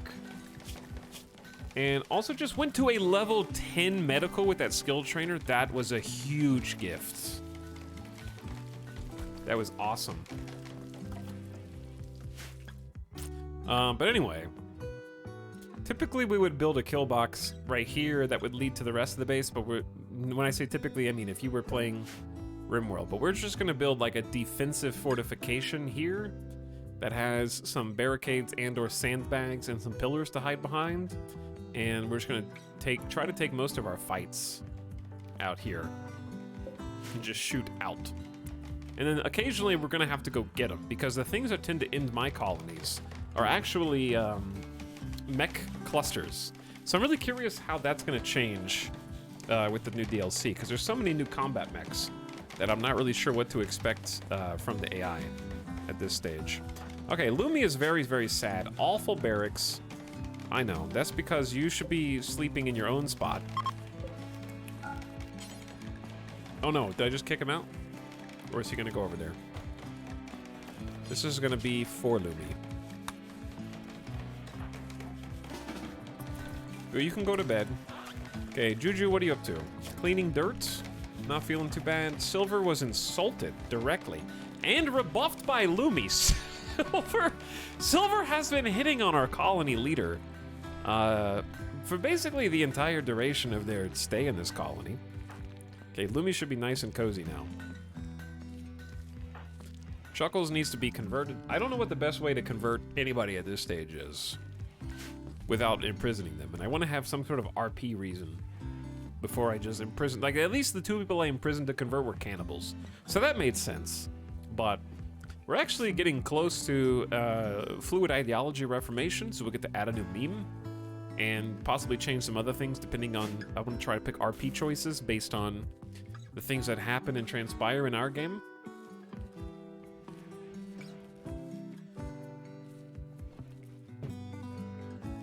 Did I miss anything cool or crazy? I don't know. Nobody knows when you were here. What if you weren't here since the day before yesterday?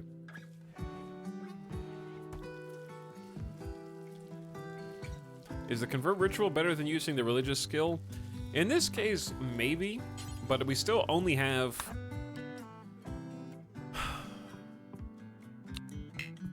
a bad speaker who's gonna do it.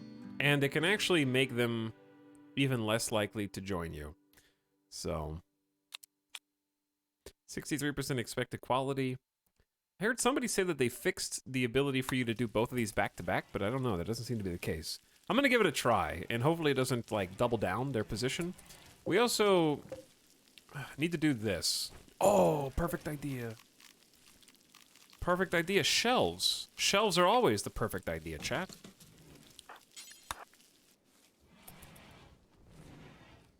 I know what to do. Just build a shelf and make it important for meals. I know that's not refrigerated in here yet, but still. Now, we don't have to drop these on the floor anymore. They can simply just drop them off behind.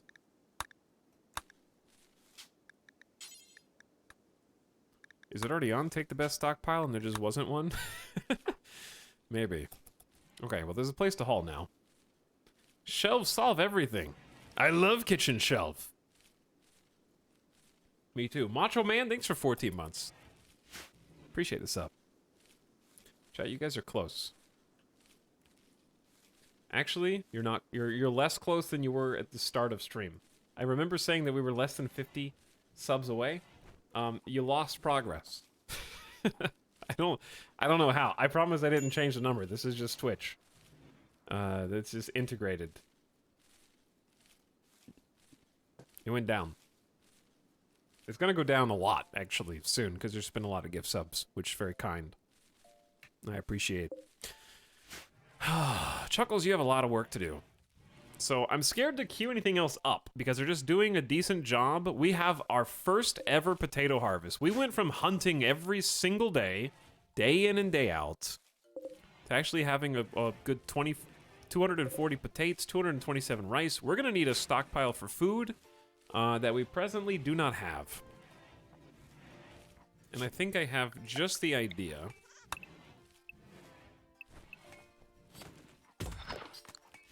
And that idea is simply mine a bit out here. I'm gonna make a mini freezer.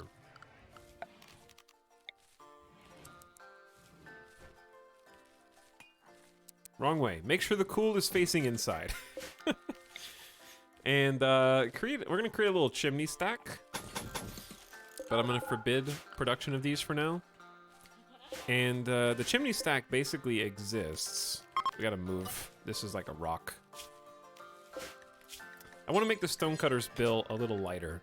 Unlimited radius is a little far. Let's say like 67? 67's how far? It's like the island. 70 is good, I find. Okay, 70 is nice.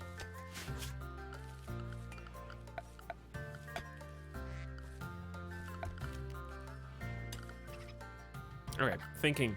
Let's get a steel door popped in here, and then there. Floor-wise, I kind of don't really have any good options. We're just gonna keep using a teeny bit of steel, because this isn't that big of a room. Everything's just out of concrete. Do steel doors regulate temperature? It's not about regulating temperature, it's about the freezer. Your food supply is one of your most important stockpiles. So if it catches on fire, bad things happen. So even steel doors can still catch on fire, but you're going from 104 hit points to 160 hit points. So it's almost a 60% increase in hit points. So it's not even just fire, it's just people knocking it down, damage occurring, gives you more time to respond. But you don't want to go stone doors, even though stone doors don't catch fire and have even more HP, because stone doors are just very slow. So steel and wood doors are fast. So you want people to be able to go in and out quickly. Guinea pig, yeah, the guinea pig is still alive. We also have goats now. There's a baby goat, in fact. Little baby goat. There's a squirrel somehow that got trapped in here. It's not ours. There's a duck, and the guinea pig I think is just roaming free outside. But we have our first bit of animals. Goats randomly joined the colony. So we're trying to grow some food for them, let them keep eating.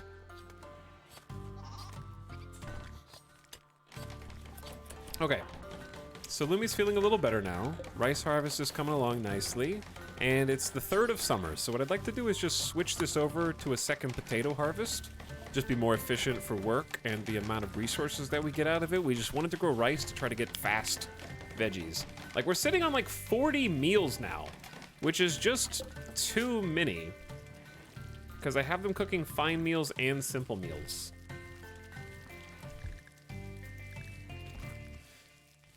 So some of these are gonna spoil, but that's why I'm trying to build this freezer. I need to see what Chuckles is up to. Oh, building the fire foam poppers, actually. I'm gonna ban all the floors real quick.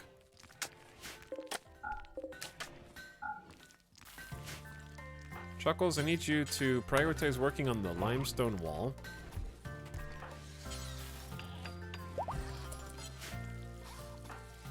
Goat 2 has given birth again. Okay, we can't have that many goat babies.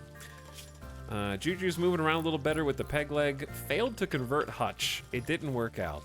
Awkward. Oh, that reminds me. We need to try another conversion, but I need to make sure we get these... Make sure these meals are fine. We still have 2 full days to eat, but now they're going to eat only fine meals and not the simple meals.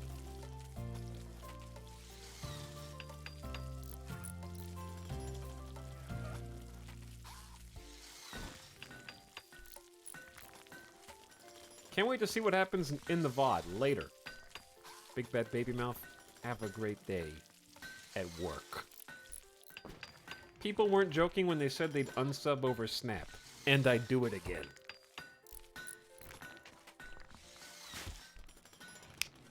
That's me snapping them out of existence.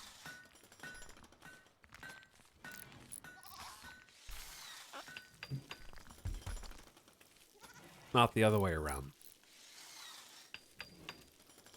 I'm gonna become a Snap-only streamer.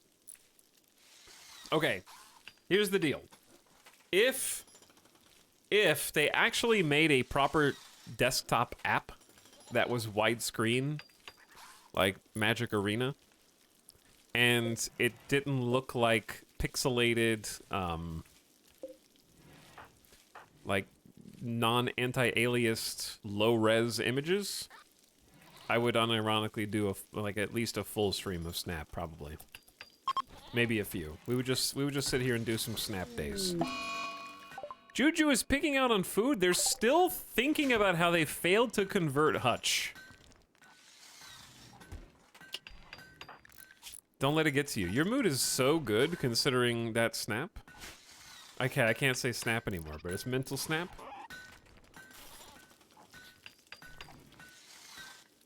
Okay, fire foam poppers are in, protecting the stockpile storerooms. We're definitely gonna want one in the middle of the freezer. Fire foam poppers are like lifesavers, and they're fairly cheap.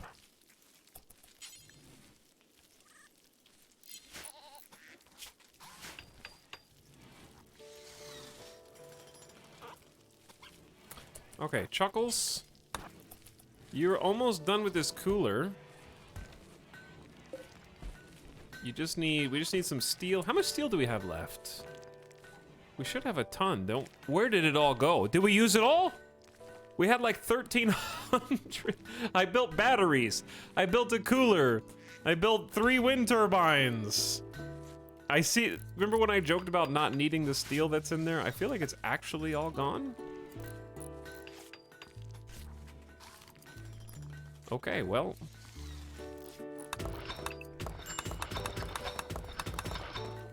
Back to the mines we go.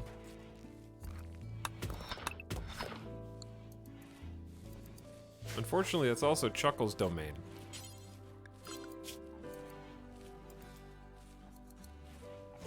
Chuckles, I actually need you to build, then mine. You are now the most important builder colonist that we have. What is Pool doing? Digging at steel? Okay, they're not good at it, but they don't have anything better to do. Price, likewise. Here's the problem with mining that pisses me off. The better you are at mining, the better yield you get. So we have what, like a 95% yield from Chuckles? Price has 1 in mining. It only gets a 70% yield. So if I allow anyone but Chuckles to mine, now that we actually have someone who's decent at it, like I guess Pool at least has potential to mine with a 4. We're literally losing resources. So 90%, we're only losing 5% of those resources. I guess that's okay. Maybe they'll level up.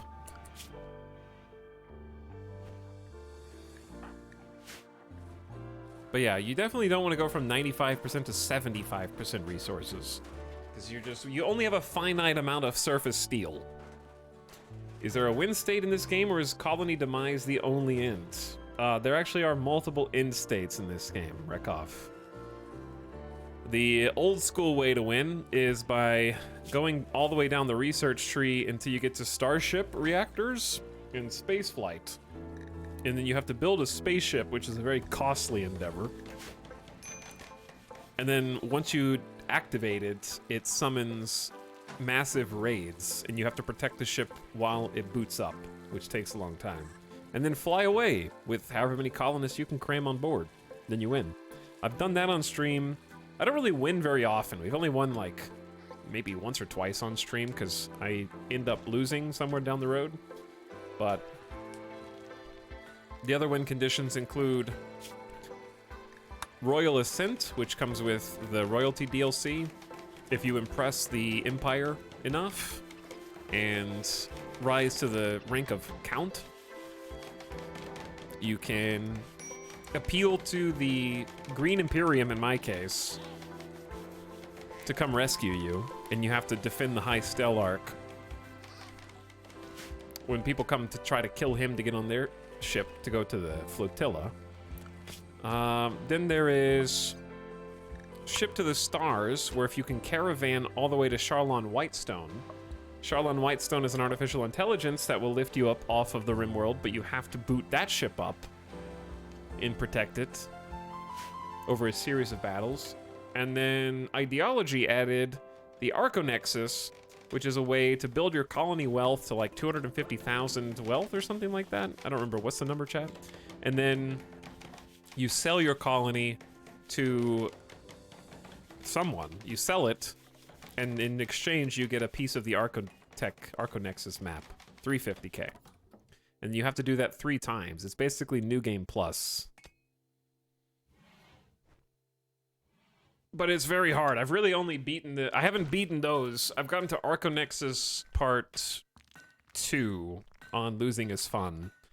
To be fair, I was playing some difficult ideologies both times.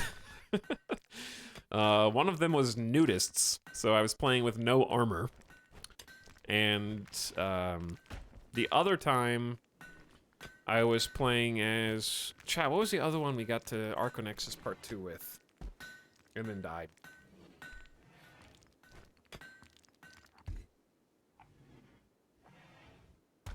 Was it Bog? I feel like it was a Bog. What was the... It was a Bog. It was transhumanist, yeah. Have you ever done Ice Sheet Run? No. I don't really have a desire to do Ice Sheet runs. I think it's a fun thing to do as a one-off. But there's really only like... Ice Sheet is a difficult initial challenge, and then becomes much easier after that. Like, once you make it past the early game on Ice Sheet, you just got easy mode because of the lack of raids. But it's neat to do. It was a bog, but what of the ideology? The geologic landform mod you have... Yeah, we almost did the Ice Oasis. We almost did. It was close. But Chad picked Tombolo. So we're on a Tombolo, which is sometimes a peninsula when it's low tide, and when it's not low tide, it's high tide, it becomes an island. So that's what a Tombolo is. Unfortunately, in RimWorld, there are no tides, so it's a peninsula for all intents and purposes. But it's still our Tombolo. And we're just playing on a weird map tile just to shake things up, because I think geologic landforms, with its unique map tiles, can just breathe some life into re-rolling and resetting the game.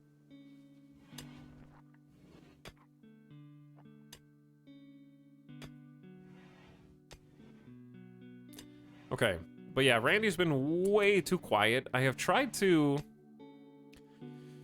He's given us time to bury ourselves alive, basically. And what that means is, the last raid was when colony wealth was at 14,000 and change. We are approaching double that. And we really haven't advanced that far down the tech tree yet. We've just been building a lot. Colony wealth skyrockets when you have building wealth. You can see that most of our wealth comes in the form of items right now, and then our green building wealth line has surged since the mass animal insanity. So difficulty's about to ramp up. I've enjoyed the times of plenty, being able to actually get some food together, which reminds me we need to get some shelves plopped in here. This is the freezer, which actually should be freezing now, so. And its spacing is actually quite nice. Oops.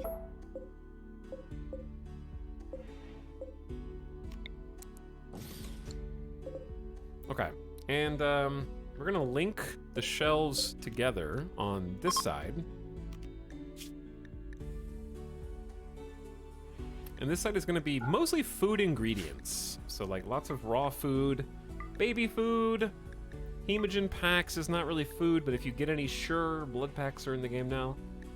Pemmican doesn't really need to be refrigerated. I guess hay, we don't have any, but I'll check it when we do. But yeah, all raw food for the most part. And some animal products. Okay, yep, that looks good. Probably only eggs. We don't have any, we have ducks. Wait, do we have ducks? We have one duck. Okay, one duck's not enough. And then on the right side, I wish shift right click prioritized the shelf, because I can't click those yet, but anyway. Hemogen doesn't need refrigeration. That's okay. It can still go in there. Can blood bags extend the time a colonist has before they bleed out? They sure can.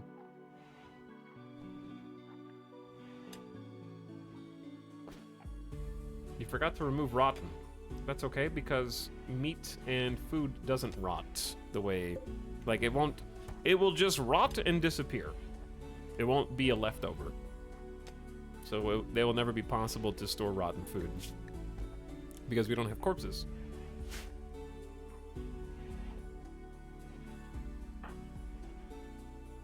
But if it makes you feel better, since these are all linked, interlinked. Okay, so here's what we need to do. We need to give this a try.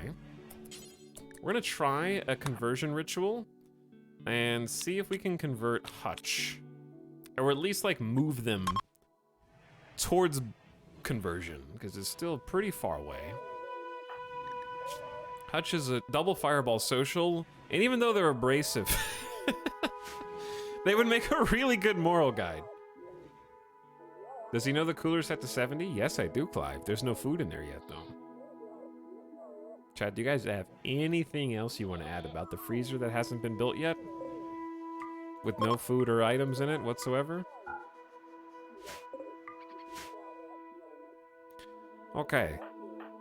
We have a 61% chance to have, or 61% quality. Itai, you need to power the freezer. I know. I know everything, it's got power. It's just, alright, everybody, shh. For the record, it's got power.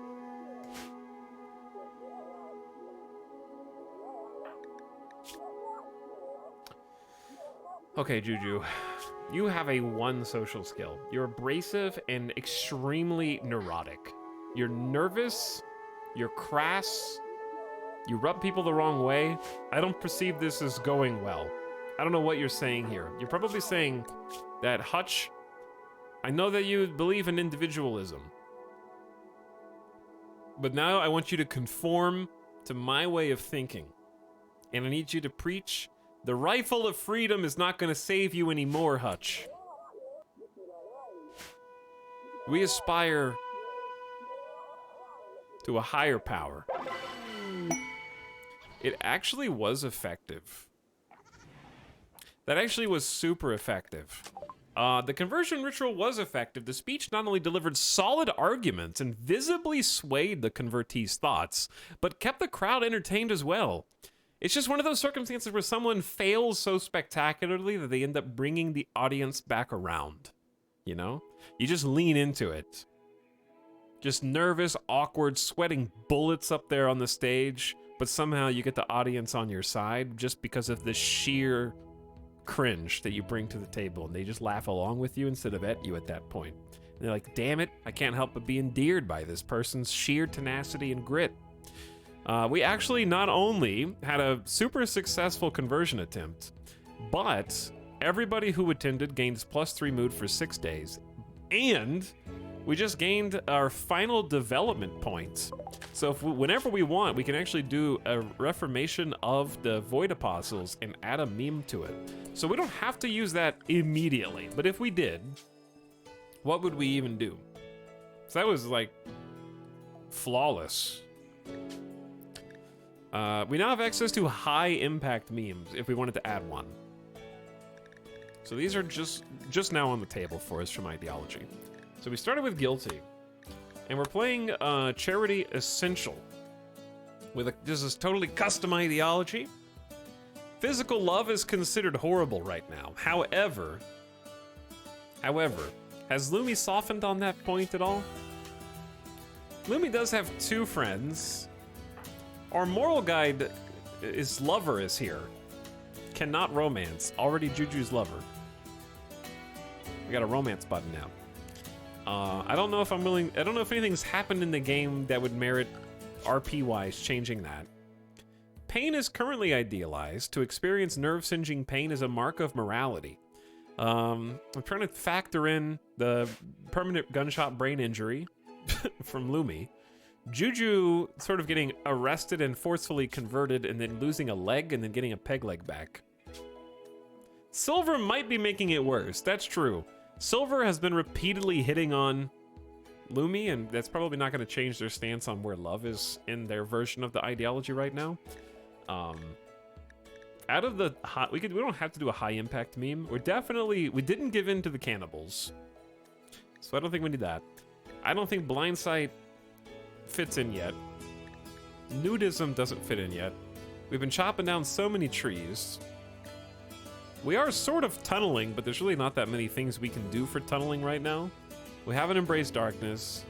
Pain is virtue and guilty definitely go together, but I'm not going to go for it yet. We don't even have to pick a high impact meme. Animal personhood. We do have some animals, but I don't know if they have the rights that humans do. Maybe we pick a medium impact meme first.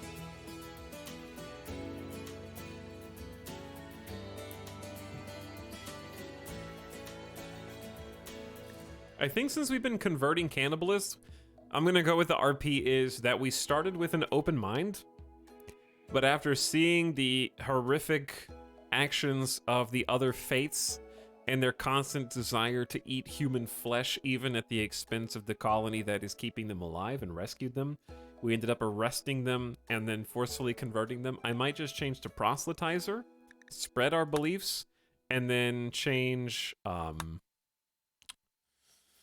diversity of thought more towards bigotry, which I feel like I tend to do anyways, but it does make sense here. So proselytizer is my #1 choice. We don't really have a transhumanist RP choice yet, nor flesh purity, nor rating. Like raising plants to eat, we're gonna do that anyways. Haven't done any drugs yet. Man is a stain on nature's perfection. That fits in with guilty. A little bit, I guess. Human primacy. Humans are the moral center of the universe. Maybe female. I think it's either proselytizer or female supremacy, just because there's been a lot of misogynists, and Lumi and Juju are the respective leader and moral guide, and Silver is the only other believer, and he's been just like super annoying. But I think I'm gonna do proselytizer right now. Jump on that. It is our duty to spread our beliefs. The medium impact meme requires one of the following precepts: proselytizing occasional, sometimes, or frequent. This really annoys other people. But we can have up to 4 memes over time. Where do you change the precepts? I mean, when you get fluid ideology, you get 10 points, and if you highlight this, it tells you how to get those points, and then you click reform once you have 10, and you can save that for later if you want to. I just think there's no reason to save that, so let's keep these. You can also undo. No, you can't undo. Okay. I thought you could for some reason. But let's lock in guilty proselytizer. We still have 2 open spots. You don't have to use all of them. And the void apostles. Keep the narrative the same? I like our narrative. That face when the religion goes from we are guilty to the men are guilty of being creeps, we're going female supremacy now. I think it fits.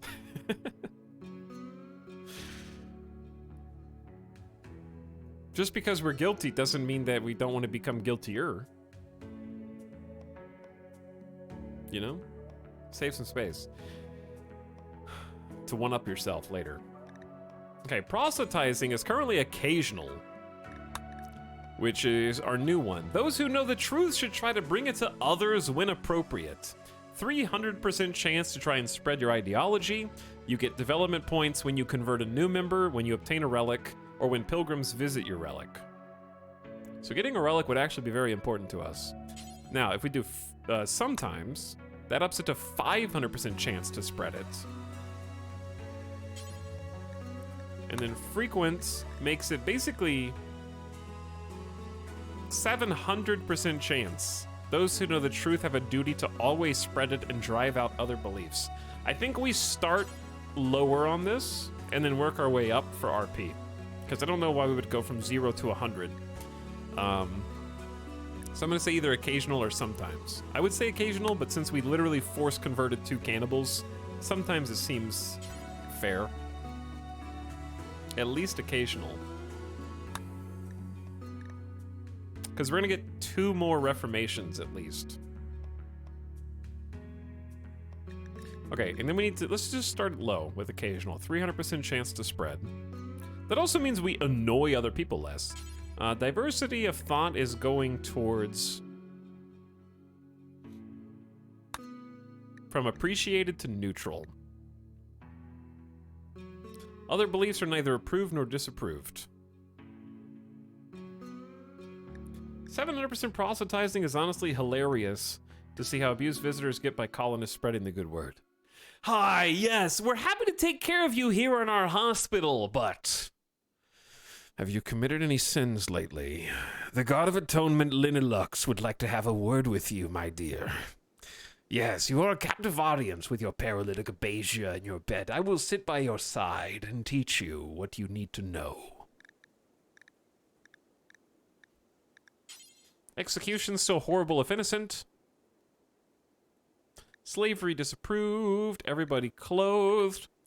No harvesting of the organs yet. Cannibalism's abhorrent. Corpses ugh. Nasty fungus. Okay, all of these I think will stay the same. I have no reason to change them. These can stay. Do we have any rituals that we want to add? We're still pretty guilty. I don't think we want to add any rituals yet. We need to do some more things. All right, let's lock it in. Done. We have reformed our ideology.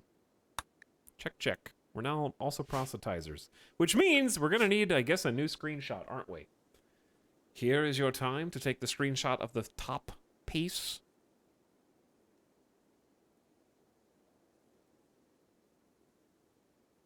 And then here is everything beneath that piece. Boop, boop, boop, boop. And we have to update the image, but clip it, ship it. And I think we're about to do something and I just totally forgot what it was. Bizok the Gamer, thanks for the 6 months of sub though. And welcome back to stream. Hey.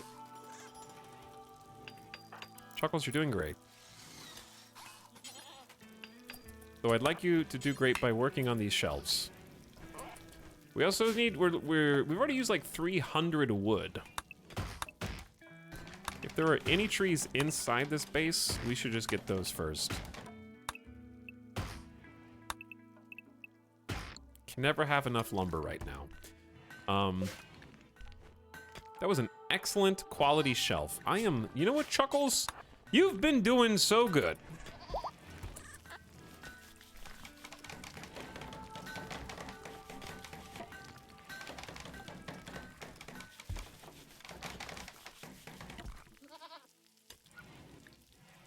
We've got normal, excellent, and good. So we need to start eventually taking down the poor quality beds. Now that Chuckles has actually been rising up the ranks of construction. Like, we went from 0 to 10 with just the sheer amount we've been building. So the top side is quite secure as far as just a standard, good old-fashioned limestone wall is concerned. It's just nothing fancy. A perimeter wall just slows people down.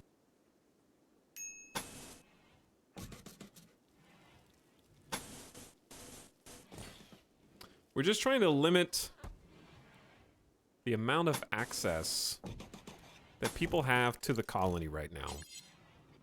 And fight on our own terms. We have animals, we have electricity, we have farms. I can't afford for the people to just be able to walk in and kick our ass whenever they want. So I think having a door here, and then another door there is good. And then maybe mine this stuff out, and we'll move those traps too.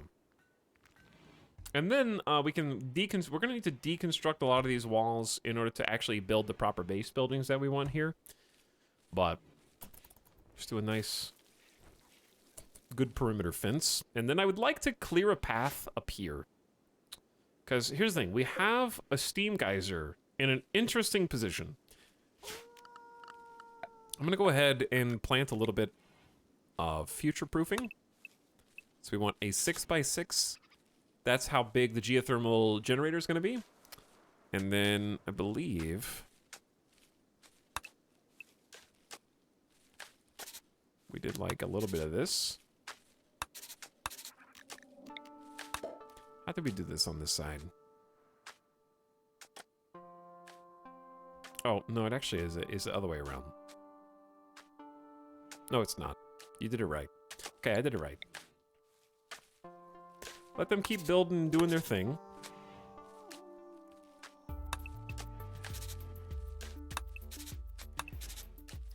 I'm making just overly fancy hallways for our geothermals. They're gonna have a lot of space to move around.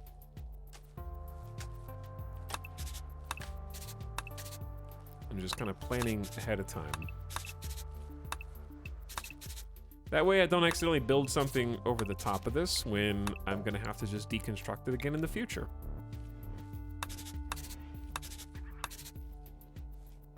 Planning for the mega base. Okay, then above that, we're gonna have to have the actual pillbox area somewhere up here.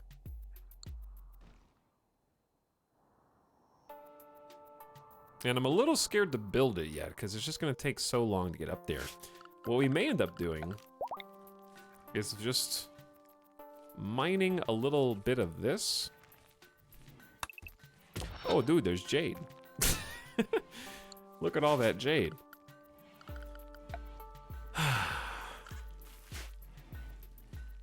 Chuckles, what are you up to? Okay, got a fire foam popper going in. Lumi is replanting the potatoes. We don't have anybody who's on full-time planting, so that's a bit of a slow process right now. But we do have somewhere for food to go.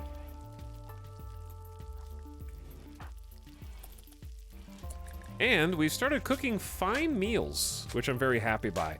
So we got +5, which lasts for how long? 24 hours. I ate a really tasty fine meal. When you finally get to fine meals, you know things are going pretty well for the colony at that point. Too well. It's a little scary, actually.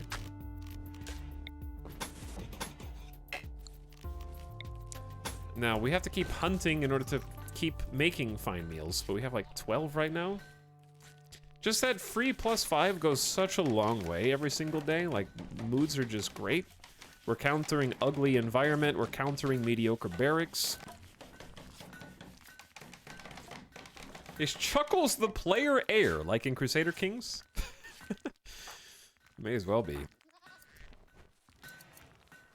Okay, Silver's inside working on some dusters. That's been the last big thing that we're working on. So dusters have been going out to the people. We got some good heat resistance just in time for the summer. We got also 27% sharp armor. So early game, just having dusters before we get the flak is giving us some pretty good advantages against a few different types of attacks. I'm assuming that bullets come in as sharp armor, right, Chad? Or sharp damage.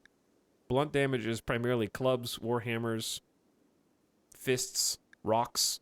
Sharp is going to be bullets, knives, explosions. Okay, so explosions are also sharp. That makes sense. But yeah, we got an excellent duster here with 31% bullet armor. Like, just getting the dusters out. Chef's kiss. Because the duster itself covers the torso, neck, shoulders, arms, and legs, top to bottom. So getting some really fancy Devil Strand dusters would bump your wealth a lot, but give you some pretty sweet armor early game.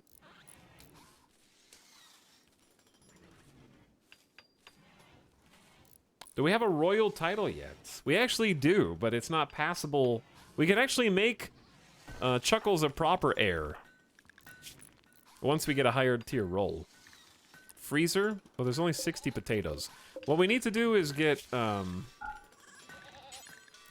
important spots for meals and then link all these shelves together. That way they copy the settings. So we just change the settings on one, it'll change the settings on all of them. Packaged survival meals can go elsewhere, but we may as well just keep them all located in the same spot. Oh shit!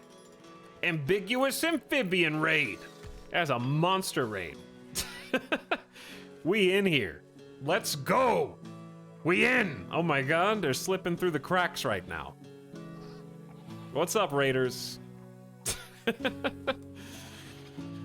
Yo, thanks so much for the raid. Hi, everybody. Welcome aboard. Talix, my G, how's it hanging? We hanging in there. We hanging in there. What's up, Wakes or Quince? Snipe Hunters in the house. Major Gaming sneaking in. Dorkosaurus wrecked. Hey. What's up, Hex? Hey, everybody. Chat, hold them back. Hello, RimWorlders. Thanks for jumping in, everybody. I assume you guys were enjoying some biotech fun yourselves. Say all 200 names. 200 times 10. I will single-handedly greet every single raider with a handshake and a wink. I'm not used to a RimWorld base looking so organized. What are you trying to say about Ambiguous Amphibians base, huh? What are you trying to say about your boy AA?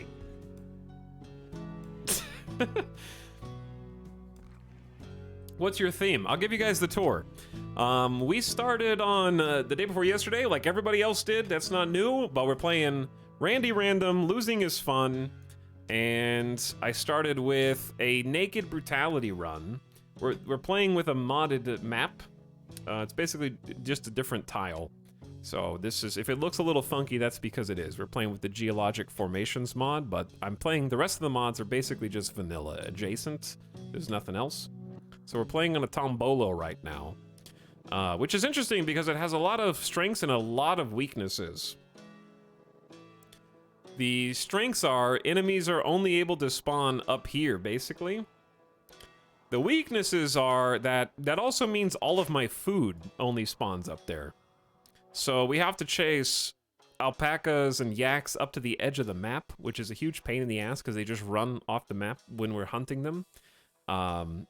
All of the fertile territory on this map is in the top rightmost corner. So there is no other fertility. We have a really awkward spread of grass and rock. There's also not many stones on the map. So I'm currently building a lot of rock, and we're running out of chunks. We only have like 20 some odd limestone chunks left, and there's 69 slate chunks on the map. Nice. So we're running out of rocks. We're gonna have to just like start strip mining, I guess.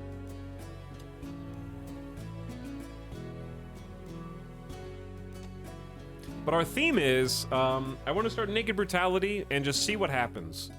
Because I think the new xenotypes are awesome, but I kind of want to just like experiment with them as they come to me in the game. So right now we're taking care of Price and Pool. Hutch was part of the visitors, and he just like, hey, I want to join you. But we're playing as, we just updated our ideology, actually. So we're playing as guilty proselytizers right now, who consider charity essential. So we're basically taking almost every quest that comes our way. If there's a charity opportunity, we basically have to take it, or suffer the wrath of -8, -12 mood buffs. And we're sort of RPing our way out of some of the restrictions we've put in ourselves. We hate physical love. That's true. That's true. But yeah, Lumi is our main character right now, and basically carried the colony up from literally nothing, because that's Naked Brutality, and started Jack of all trades. Really good shooting, melee, and tough, but no other stats, but no other incapables either. And single-handedly took care of Chuckles from childhood. Day 2 rolls around, the sun comes up, and Chuckles falls from the sky, lands in a transport pod with 38 days of paralytic abasia. So we just had to immediately go Naked Brutality, put Chuckles somewhere, take care of Chuckles, and actually succeeded in keeping him alive. He's up and at him, he's walking around, he's the colony's best builder, and he's a psychopath bloodless pyromaniac. Because he's stuck in bed for the 2.5 seasons in game, staring at a fireplace, watching us kill people in front of his very eyes.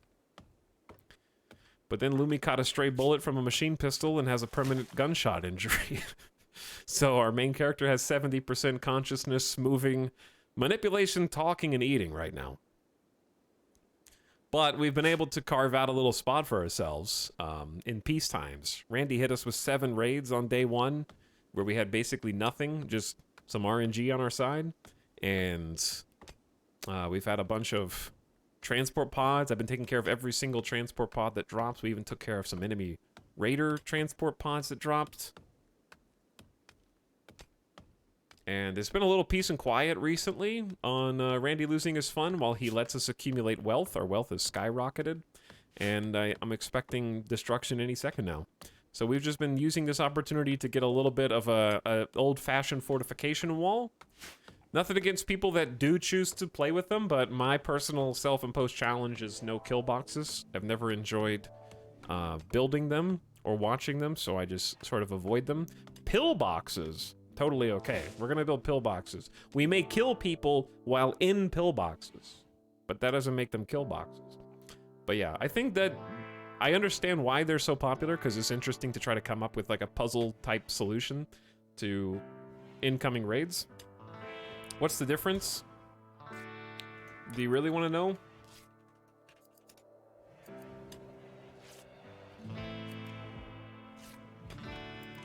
Okay, I'm not trying to call out any YouTubers, because I don't know who this is. I just Googled RimWorld Killbox. And this came up. It was the second image. So like, this is an example of a kill box. It's typically a long, snaky hallway, laden with obstacles, and spits out people somewhere where they can't retreat, can't go anywhere, and then die. There's often hallways of traps as well. Totally valid way to play RimWorld.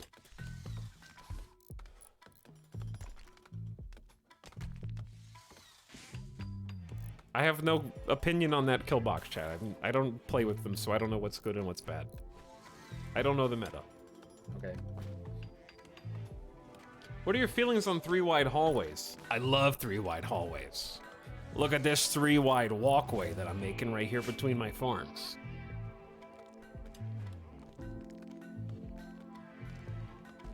But yeah, pillboxes are sort of fortifications that you create to take cover and then fight other people who are attacking or approaching you from.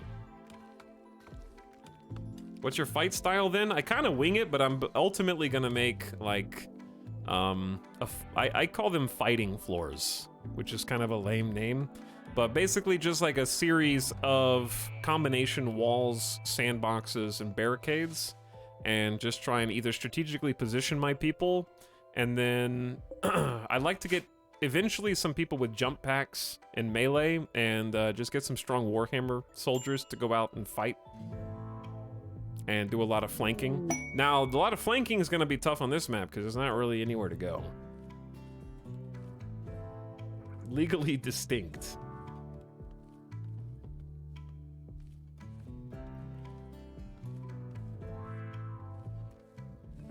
Totally valid way to play RimWorld, which is why they've implemented every possible mechanical means to counter them. Yeah, Breach Raiders, I think, were very much developer thinking Killboxes are too powerful situation. But yes, typically Killboxes exploit the AI pathing. But I also think that when you're playing on, like, life is... Okay, losing is fun is abbreviated LIF, but I played like 600 hours of Life is Feudal in 2013, and when I think LIF, I think Life is Feudal. Anyway, losing is fun is not the hardest difficulty mode. I think to play on the hardest difficulty mode, if you play without Killboxes, you can't win. Probably. Because raids are just so big, threat level is so high, and the size of threats that come your way is just insurmountable.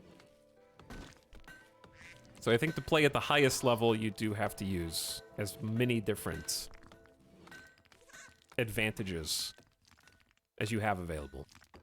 Life is strange. Life is feudal mode. The Italics Battle District. But anyway, huge shout outs. We're gonna give you the double shout out. If you're on my stream and you haven't already checked out Ambiguous Amphibian, now's a great time to do so. You get this, you get the chat shout-outs, so you can see what they were last playing, and a pop into your screen. All you gotta do, chat, is click the top, and you'll automatically follow an awesome broadcaster and YouTuber. If you haven't already checked out their YouTube channel, you definitely should. I imagine that this DLC is like, mwah, like a breath of fresh air as far as the potential for video content for YouTube. I know that guy, can confirm, but a good friend of the channel, and probably savoring all of this goodness as much as we are over here. But thanks to those of you that came over from the Amphibian channel and enjoy your stay with us. As long, maybe you just came here to say hi. Maybe you just came here to watch 10 Simple Meals rot away in storage because I didn't tell anybody to haul them. That's possible. Maybe if we just took them into the freezer and actually turned the freezer down to the appropriate temperature, that would be something that isn't an issue.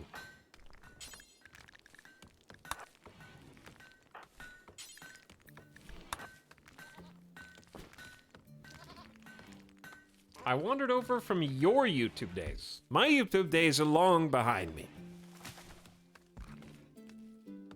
Blood and Dust, in my opinion, is the most fun difficulty to play on. It's super challenging, but isn't outright unforgiving. I think Blood and Dust is a very good difficulty, yeah. I think it's probably the best balance of fun and challenge. So I'd agree with that. I just play losing as fun because I am a digital masochist, as the game suggests. I'm intrigued by the layout around the geothermal vents. So I like to build, if my buildings don't have a certain aesthetic quality, I don't want them. I don't care how much it artificially raises my wealth. Playing for efficiency is not what I do, as you can probably tell from my last speech. So this is just going to be an oversized geothermal chamber. And I will duplicate it. This is actually a mistake here. But yeah. There are actually some reasons for it. There'll be room for more ceiling pieces that are open air to release the heat of the geothermal. A lot of corners and crevices just in case it ever gets invaded so that we can fight out of. Room for fire foam poppers to put the fires out that might start inside of the geothermal generator. But the other thing about me, if you're new here, is I don't play fast. If I'm playing on 3x speed, something is wrong. What is this? You've learned of an ancient terminal that contains information about the snap trap. That's our relic, one of our relics. However, the terminal is surrounded by a tribal village and the locals venerate it. They are not part of any major faction. They are willing to let you visit on the pretense of worship, but they will attack if you touch it. You can attack the village from the outside or enter peacefully and try to quickly escape with the data from the terminal.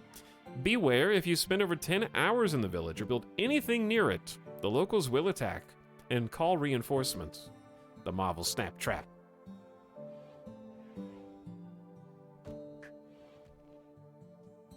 Playing for efficiency is very boring to watch, in my opinion. I think it's more fun to watch if you like playing for efficiency, because you want to learn what the best strats are. You want to learn what the optimal play is. And I think that there's merit in that just for... There is something to be said about wanting to beat a game or conquer it. Like planting your flag on the moon. Except the moon is RimWorld at its absolute highest difficulty or whatever the game is. And you just want to say, like, I won. I defeated it. And I think that that's where playing for efficiency comes in. But I like to play for story. And I will often choose things that don't make sense because I think that's what the character would do. So, like... Lumi is our basically main character in sort of player POV right now, and since they came in Naked Brutality, they were the only believer in the Void Apostles, so they're basically setting the tone for how the ideology forms. There is no E in Optimal. But, you know, sometimes you do want to play for something optimal, like you can't just say fuck it and just do whatever you want all the time. Like, you have to play certain ways. Like, I have to play where cover is a wall because that's a 75% cover versus a rock or a tree, and the tree's 25% cover. Like, you have to do that, right? You can't just throw caution to the wind the entire time. But, I don't know. There's things that make sense to me and things that don't.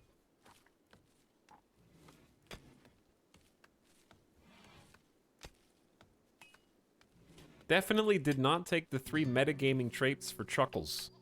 Chat, you're the one that picked Bloodlust. He came with Psychopath, and then we got Pyromaniac because he got 0 education while stuck in bed for 38 days, where he grew into an adult.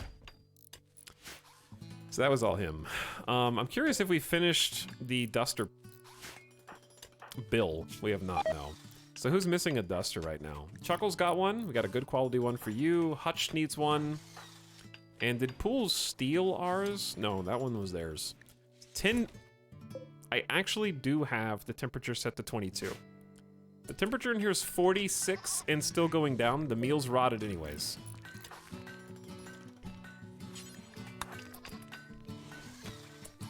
Alright.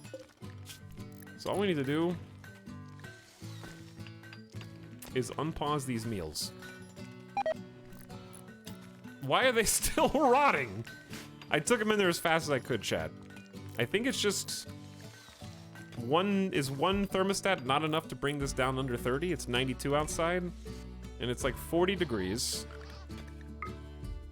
It should be at least refrigerated in there. 39.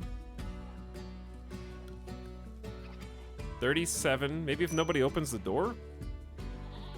I think when they open the door, the heat just transfers too fast. Refrigerated is still better than nothing right now.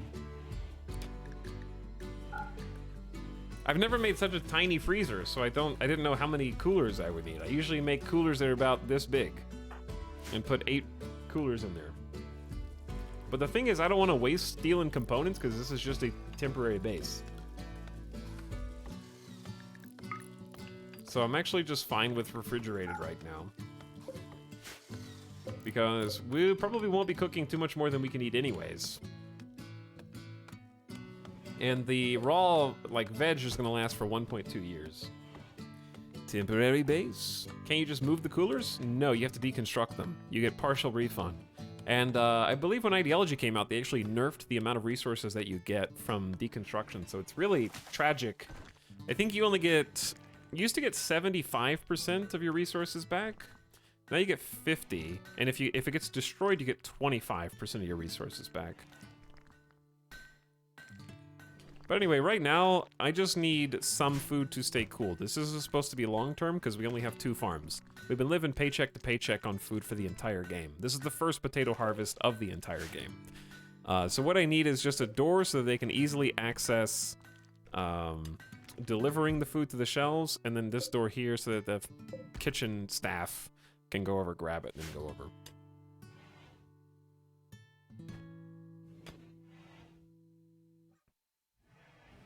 I pretty much always build my coolers under mountains so they stay cold. Mountains help a little bit, but I don't like putting my food supply where the bugs come from. So I tend to always put the stockpile rooms and freezers above ground as much as possible, because it's just gonna be a mess. So anyway, those of you, I don't know if Ambiguous Amphibian's still here or just people from chat, tell me, I told you about my base and what we're doing here. Tell me about what you guys are doing. What start did you pick? What's your ideology? And how's it going so far? But bugs are the food.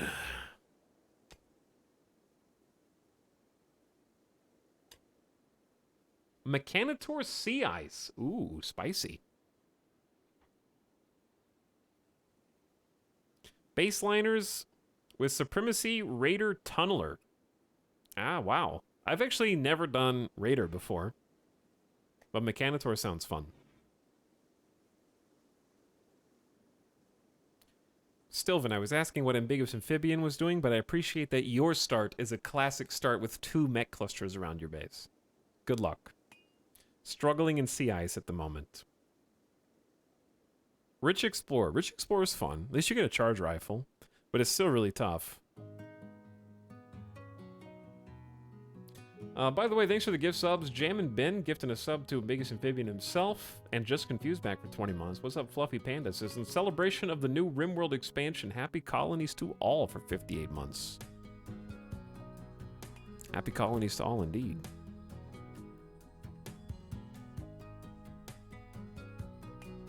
But yeah, that sounds like a fun start, because you can just play like up there on the ice all by yourself. You're rich, and you've got your robot slaves, so you can just make them build stuff for you. Go outside, freeze their ass off. Okay, what do we need to do next? I've just been chilling, to be honest. We've been working on converting Hutch. We need a new moral guide, someone with actual social skill. So we've broken them down to 45%, but it's gonna be tough. Because the only way to go again is to wait a very long time. So whenever you perform a conversion ritual, you have to wait for the cooldown. It's quite long.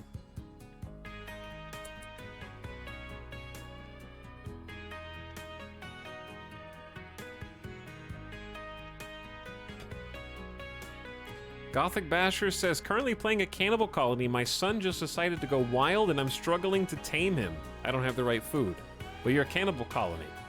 I think that problem solves itself. Sounds like there's some new hunting on your map. Darkness Vampire, my starting vampire fell in love with a pyromaniac. I feel like that's not good for the vampire's long-term survivability.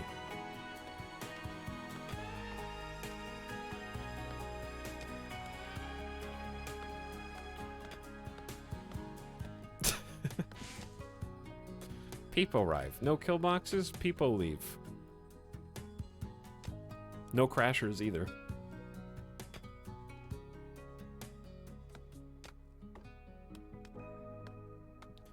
Crasher, your first chat message in 2018 was L.O.L.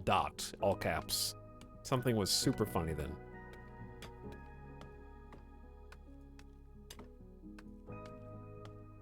How customizable is the vampire stuff? It might be fun to do a colony of a couple of vampire servants taking care of a useless vampire who can't do anything. It's pretty in-depth.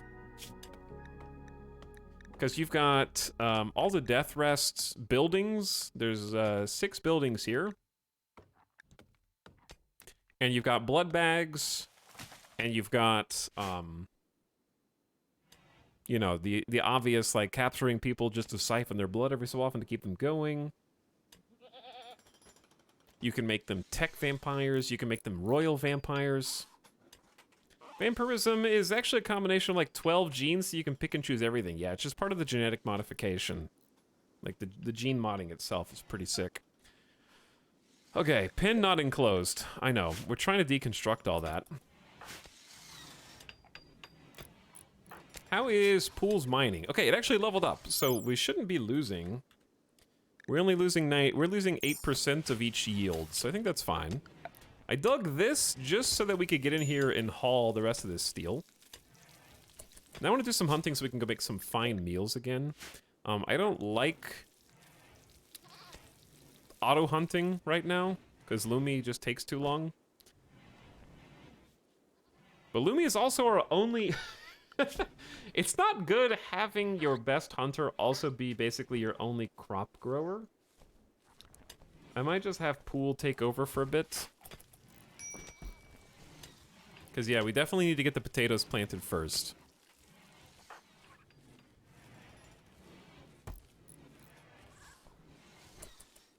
I forget there's a stat for literally everything in this game. Basically, yeah. And yes, there was a preset vampire build, too. But anyway, like, it's really good to see, like, everybody just having so much fun. But seriously, like... I didn't think there was gonna be, like, I didn't have any fear or worry. But RimWorld is such an interesting game because the player base is so very passionate. And there's always a fear that something will come out. And... people just... like, there's a small subset of people who are in that, like... haha, I can't believe they just slapped a sticker on some mods again. Like, I've seen people write that, you know? That's a tiny subset. But it's glad to see that, by and large, everybody is just really pleased and having a good time. Because I like riding the hype wave. I enjoy... streamers are streaming and they're having a great time with their colonies. People in chat are like, I'm playing it right now. I got double met clusters. I don't know what to do. I remember Royalty had a bunch of people mad. Yeah, I remember Royalty had a little bit more sort of upset player base type thing. Uh-oh. 12 hours. A shuttle of the Green Imperium has taken damage and seeking a place to land. Its commander, Prodromus, wants to land here. Neanderthals from Lursulad Coalition will attack the crash shuttle. To kill its occupants, you must defend them. The shuttle contains Prodromus and 3 cataphracts. The commander must be rescued, but the cataphracts may be sacrificed. After 8 hours, a rescue shuttle will come to pick them up. Get them all on board within 12 hours. This is an act of charity. If you decline, your Void Apostles will be very upset. 3 development points. That's pretty significant. Some honor, some loot, some dev points. A gene pack. Oh no. A small capsule containing the package of genetic information. Gene sterile. Okay. Does Lumi have influence over this? Lumi got a Glitter World surgery in childhood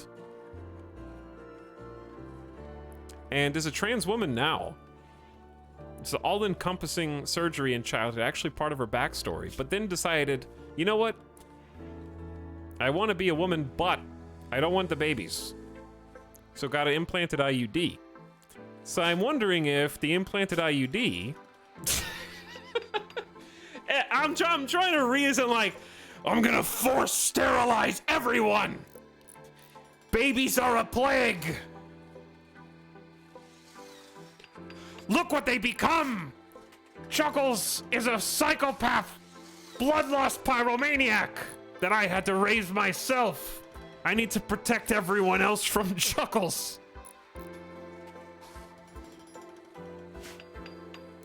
But the reason I don't want to pick that is because it's like, why don't I just close the entire portion of gameplay that was just added?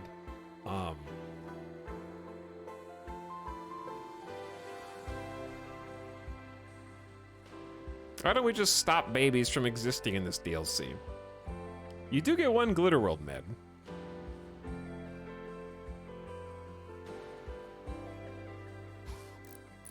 But there is something to be said for using that gene pack as a gene punishment. Like if somebody has babies and then they end up, I don't know, killing their fellow colonist in a blind berserker rage, we might prevent them from having other babies.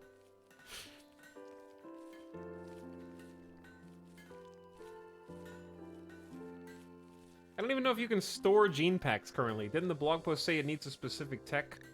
I don't know if you can store gene packs without a thing.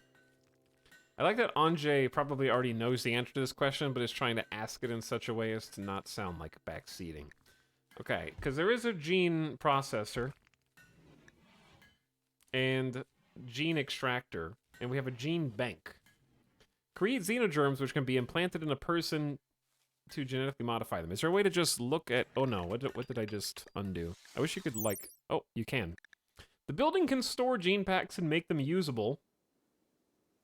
When powered, gene banks prevent gene packs from deteriorating. So I'm assuming that without this, they deteriorate. Maybe click the gene pack itself. A small capsule containing a package of genetic info. To use the gene pack, it must be placed in a gene bank near a gene assembler. If not kept in a power gene bank, it will slowly deteriorate.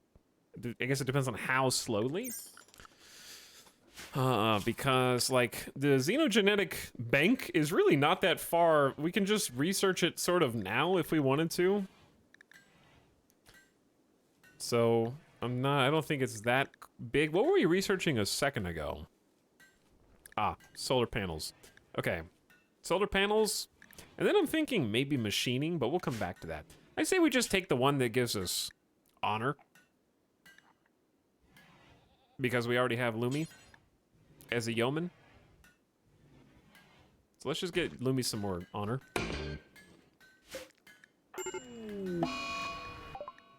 A shuttle has crash landed nearby. Perfect location. I was worried they were going to crash inside of our walls. Look at these nerds. 2 miniguns and a charge rifle. 10 shooting Galpus. Baseliner. Wimp.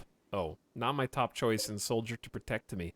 18 shooting Hussar. Goju's nerd. And another 18 shooting. Wait, did I click the same person twice? No, they're just both Hussars. They need your help? This could be a huge raid. I don't know. I'm gonna try and let them do all the heavy lifting, but I gotta protect Pondromus. I don't have that many weapons, dude. I got like pea shooters. So we're just gonna kind of wing it down here, I think. Like the best thing I can do is create some little cover notches in here. Chuckles and pool. And then I think having like a sneaky side door is actually a great idea. They do show up after a little time. The rescue shuttle comes after 8 hours. All I need to do is make sure that nobody is on the north side of the map, and it's a bunch of Neanderthals. So 120 caveman raid incoming. I don't know. But anyway, the reason we don't want to go up here is because we want to... These guys are not going to go up here, so we need their firepower to help us. But yeah, this is a charity quest. So we should be having good mood buff from helping them if it succeeds. Let's see. A Sticky, thank you for the G sub for 16 months. Hey, what up?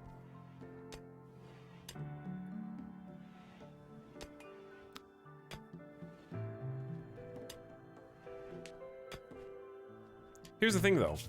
I think this is going to be super spicy because Randy has a ton of raid points right now. I think that, and the Neanderthals are really tough to take down, I believe. We're going to pause, and I want to read their genotype when they come in. Okay, we got a little nook. Oh, they're already here? That seems really fast. The Lursalod Coalition has arrived. They will attack the Imperials who crash at Illumination. This is actually not that bad. What are you guys wearing? Muffalo wool burkas. 7 melee, 2 melee. This is actually weak. You guys are not that good.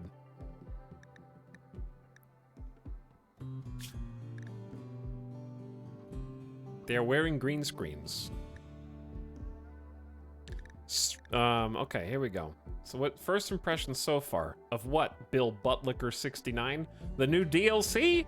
It seems really good, but I haven't gotten... First impressions are, it seems really good. What do you mean what? That's that person's chat username. Twitch approved it. They said that they were allowed to be named that.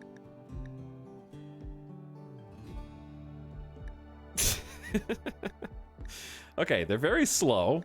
They have extremely strong melee damage, 150% normal speed. They're robust. Okay, they got a tough robust. Interesting. Reduced pain. Pain times 50%. And Robusta's incoming damage is just mitigated.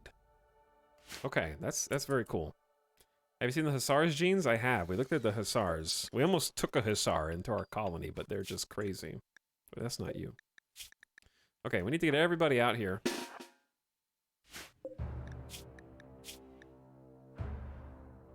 Maybe we didn't look at this. But yeah, they're incredible.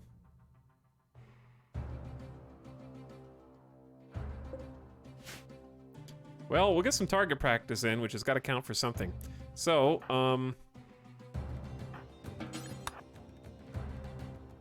actually, construct that door. Pool. Mine that. Hutch, you go there. Lumi, you take the distance spots.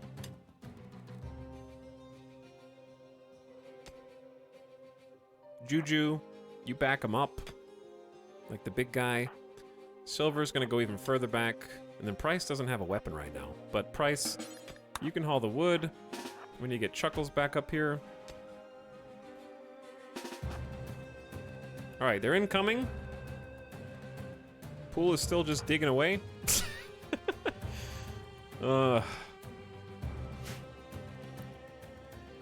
What's your range like? I don't want a combat command yet. I'm curious who they'll go for first. Maybe the soldiers can just handle it. Why are you running so far? What? Where are you all going? Don't shoot the other guys. They've got a... Oh my god. Friendly fire is an issue. We've already hit them with great bows. Aston is just shrugging off miniguns from point blank range and stabbing Basilos. We haven't even killed Monkey yet. Monkey just has a wooden club.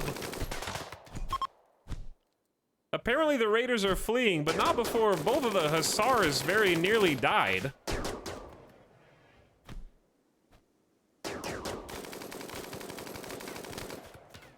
In full armor. All right, Finch gets away by extension of just having a short bow. And we have to decide whether we want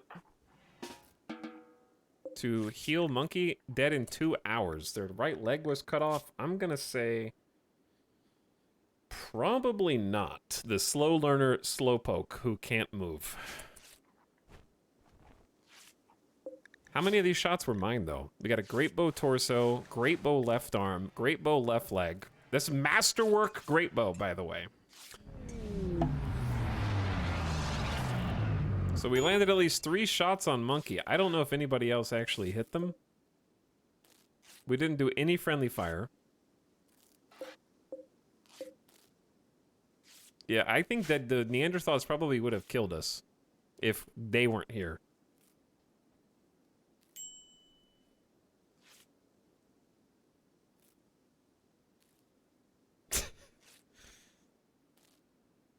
Strip monkey. You want me to strip them for a green muffalo burqa? Chat, please. Just let me stay in the driver's seat, okay? The rescue shuttle has arrived to collect the civilian who crash landed. Make sure to have these people get on the shuttle before it leaves in 12 hours. What do you mean, make sure to get them on the shuttle? That's their job.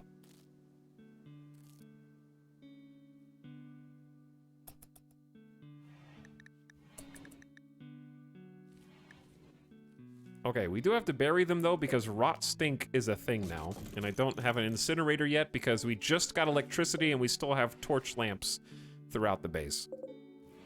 So we're going to work on deconstructing all those torch lamps. Once we get a little bit more spicy minerals here. I like the new sound effects quite a lot. Really good. Oh, they're gone. Goodbye. Prodramus, the commander who asked to land his shuttle Illumination, has escaped and is grateful for the help. You've completed the quest Damaged Ship. We got 3 development points for that. And Lumi just got 2 honor. Where's your honor? You're a human.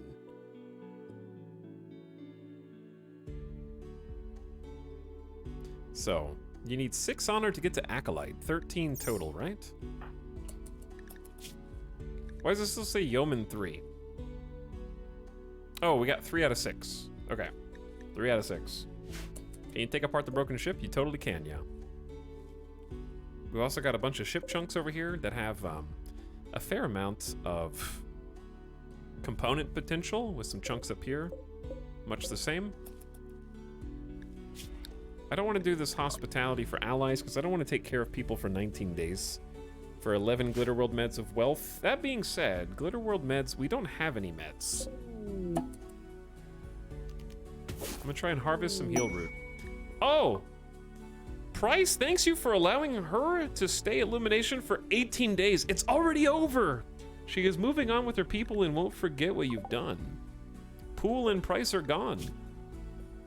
Well, we lost a double fireball intellectual. And Price didn't really do anything. They were kind of bad, actually. Pool was decent.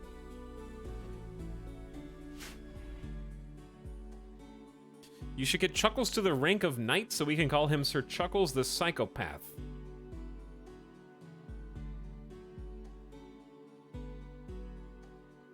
Good idea. I named my newest colonist kid Italics. They immediately went on a smoke leaf binge. That sounds, you know what, Dutch? More power to them.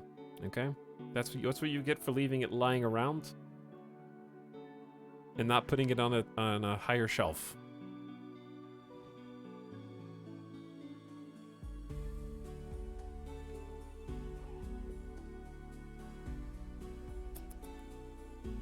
What is this? Every year on the 7th of December, Archotechnus. Shut up, Archotechnus. We don't care about you. So yeah, we're back to 5 colonists now, which is still more than we started with. Those visitors that just left, Hutch was one of them, and Hutch decided that they wanted to stay. So both of the refugee events have gone really well for us. The last group that we took care of actually left and happily sent us a med injector, whatever you call it, the skill injector, and that boosted our only doctor from like a 3 to a 10 doctor. So we actually have a decent doctor now. Lumi's our backup doctor with only 5 medical.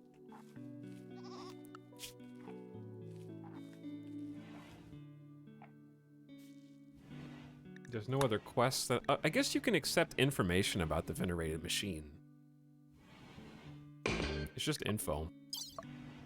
That's for our, like, relic in the future, I guess. Okay, back to 5 colonists. So things are gonna get a little... Betrayal reward? Oh, someone was trying to offer us to assassinate the people who were visiting the colony. They weren't even gonna give us anything. It was very, very low amount of stuff. Do you have to deal with... Hold on. Charity fulfilled. The price is vagabonds complete. Development points. We went up to 5 already. We just reformed the ideology. But for completing the quest, I'm assuming... Yeah, we hosted the refugees. I really am a good person. We helped shuttle crash survivors. Dude, my believers are on cloud 9 right now. They're so nice. I love that ideology actually made being nice and not a complete psychopath who arrests everyone to harvest their organs if they dare insult you by leaving your colony. With some decent mood buffs. 8 days is a pretty good amount of time. And also they send you some sick loot occasionally. But yes, you do have to deal with miasma in this game now. I don't know if this is like a joke question, but if you leave corpses out, they do rot now. So we need to like take the bodies and put them somewhere. So 1.4 update added pollution and rot stink. So when corpses rot, they start to be really stinky. So big tribal raids have become just a nightmare. Also, Scaria, wild animal encounters, like when they send a bunch of Scaria people on them, or you know, animals that are infected, whatever, and you can't eat them or chop them up. They get really stinky, and if your colonists breathe it in and come into contact with it enough, they can develop rot lung. It's a new disease. So that was just added. And then pollution is a thing now if you run robots and mechs from Biotech. So the cost of sick-ass robots is insane pollution, and there's various ways to handle that. Okay, Juju's a little upset despite all this. Recreation unfulfilled. Here's what I'm gonna do for you guys. I'm gonna give you a nice steel chess table just in the middle of the floor.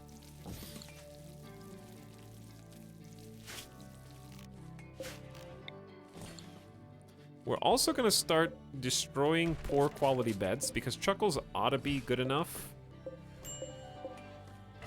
to rebuild them, and we should have enough materials. We have 450 wood. It's not a ton, but we're about to have more wood just by extension of... we're going to deconstruct, like, all of these torches. And then we just need to build lights. Alright, we got 20 meals. The meals are at least refrigerated. Oh, they're frozen now. Why did the temperature go down outside? This actually did eventually get to barely frozen. It's like 30-ish, 31, 32 degrees. It's right on the line, so we could definitely do better. Add another cooler. Because I don't know when we're going to build an actual freezer, so I'm just going to deconstruct this wall and then put a second cooler in there for now.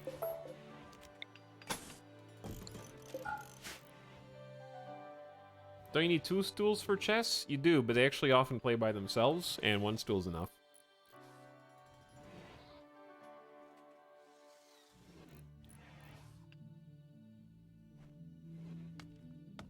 But yes, the quest system in general, I think, is just in a really good place right now. I've had some runs where I've never, like... I feel like they've tweaked something behind the scenes, because I'm getting a lot more quests that are a lot more doable on this run. So that just might be Randy Random speaking, but I remember playing earlier this year and being like, damn, I haven't gotten a good quest offered to me in, like, 4 streams. And this time, we've been accepting a significant amount of quests and getting some solid choices.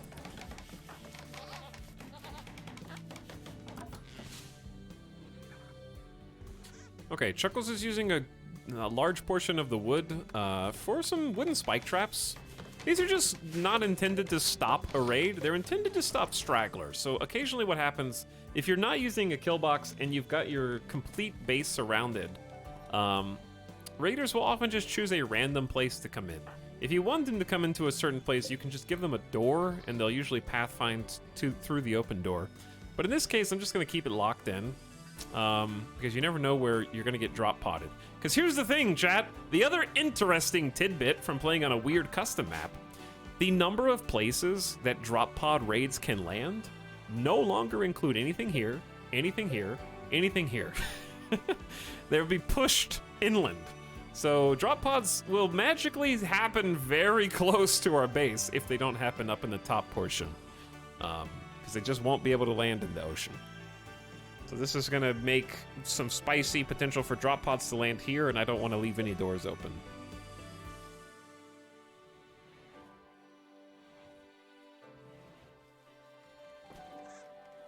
Yeah, the begging quest did get a nice patch, so that's much improved compared to where it was last time.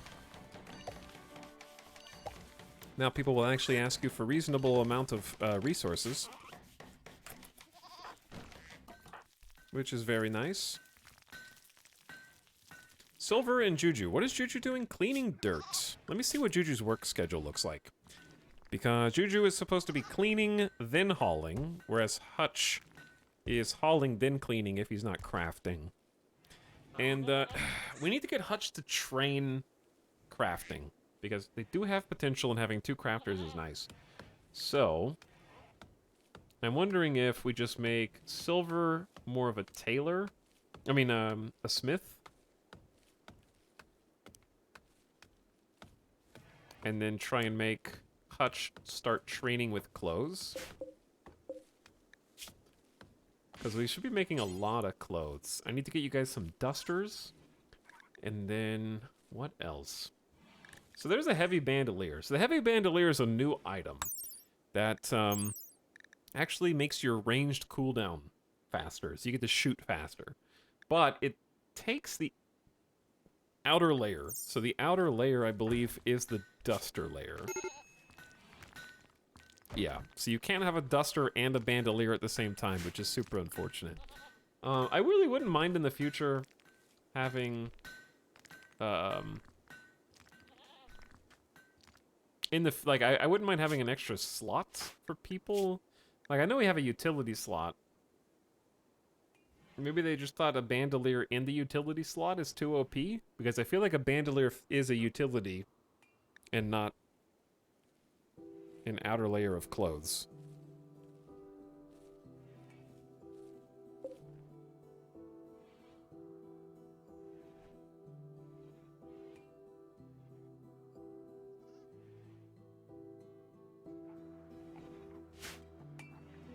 Wouldn't it just be an automatic add for any ranged pawn then? Basically, but like, there's ways to balance that, like make it a research on the tech tree, change the ingredients that you craft it with.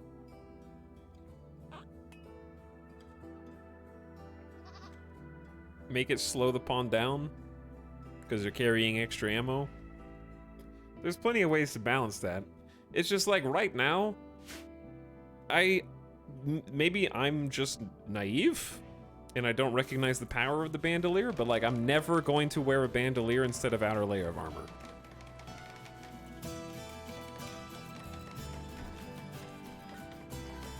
So it's cool that the like item exists, but I definitely don't want that instead of a duster. And then in the future, instead of flak. Could be good on like a sniper you keep way out of the way? I guess so, yeah. What if it looks really cool? But yeah, I don't like it being niche, I guess. It'd be nice if it was just... Or, here's an idea. Have it not be a flat 20% reload rate. Have the reload rate scale with your shooting skill.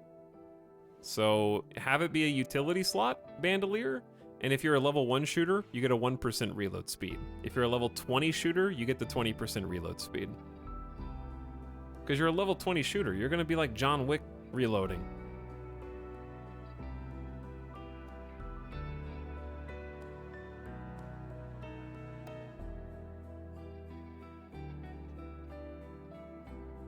Does a bandolier count as clothing? That's what we're saying. It takes up the same slot that, in this case, dusters, but in the future, this is going to be flak armor. And in the future, marine armor.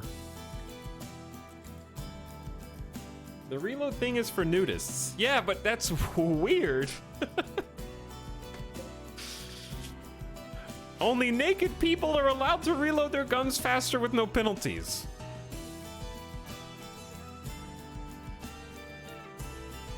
Bandoleer's good for kill boxes where the enemy can't shoot back. Yeah. Basically, but I still think that even with kill boxes, people are going to want to run marine armor. I don't know that they're going to trade marine armor for a bandolier. Like, yes, I will voluntarily remove all of my armor, but maybe I'm dumb.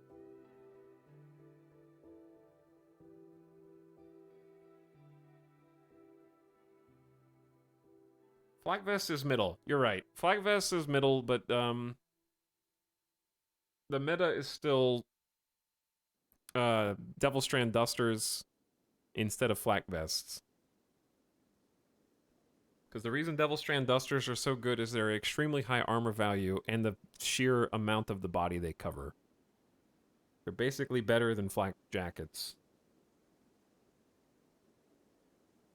Early game seems good. I guess. I don't know. Maybe I'm just... Chat is shitting on me right now, so maybe I'm the crazy one.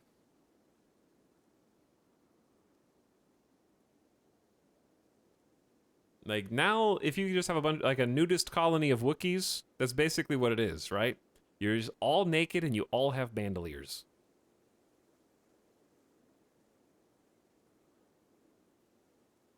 You can have dusters and flak vests. Yes, you're not listening to the conversation, but that's okay, Petrichor Z. We'll just always remember that your first ever chat message here was based on you not really knowing what we're talking about. But that's okay. Welcome aboard. No idea what's going on. I'm eating chips.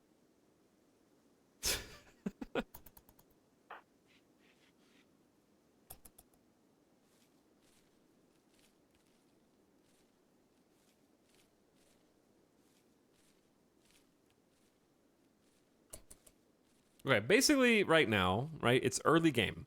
Dusters are early game. So if I have somebody who's decent at crafting, we have at least good quality dusters. That is the early game armor. Like before we've even researched flak, we're getting 27.9% sharp armor. That's our only armor against bullets, and it's basically covering our entire body except our head. And because of the way that armor works in RimWorld, the difference between, like we got, if you got blue fur t-shirt under here, that's getting a little extra sharp armor, because blue fur is really resilient. But if you have just a plain leather, that's good quality. I thought blue fur was, oh, blue fur is more insulating. 8.7 degrees Fahrenheit versus 7. Yeah, okay, so it's more insulating, not tough. But anyway, you're just giving up a substantial amount of armor for slightly faster reload. So I don't see how it's early game.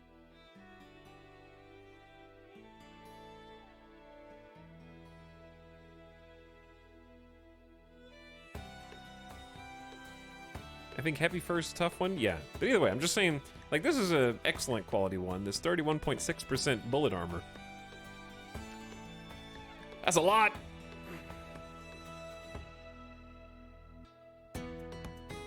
When you take damage, first, the armor rating is reduced by the attack's armor pin. So if they have 31.6 armor pin, we have 0 armor here. But we're mostly defending against, like, machine pistols and such.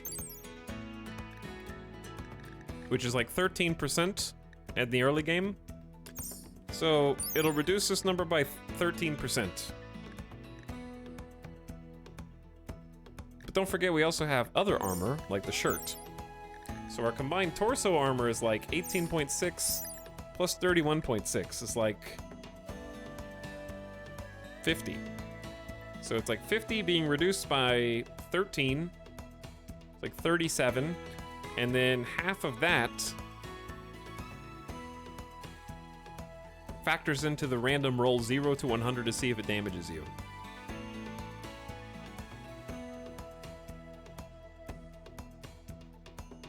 So in this, if we had 37 effective armor fighting against a machine pistol, they would roll a die 0 to 100, and if they rolled under half of that 37 value, the damage deflects harmlessly.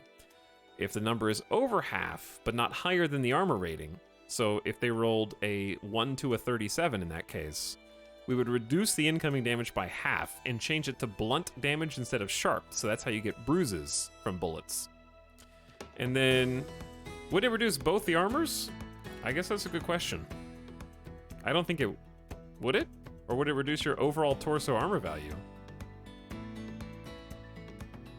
Why would it reduce both?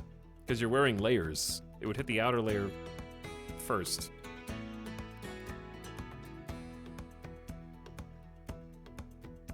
But I don't know.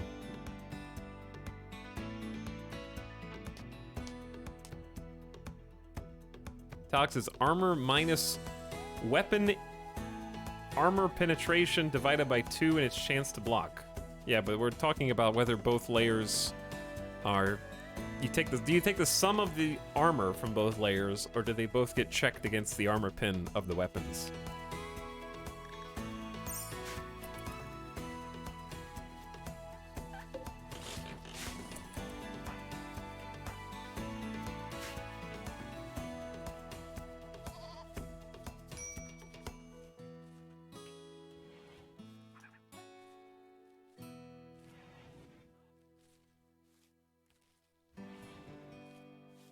There is a RimWorld armor calculator.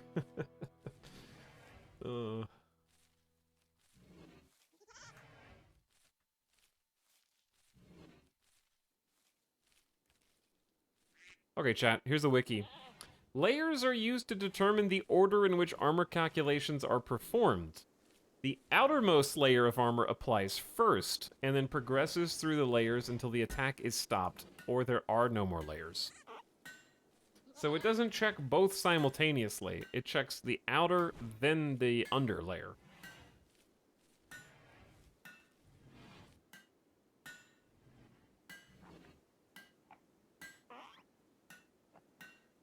Question, why are those minerals not mined yet?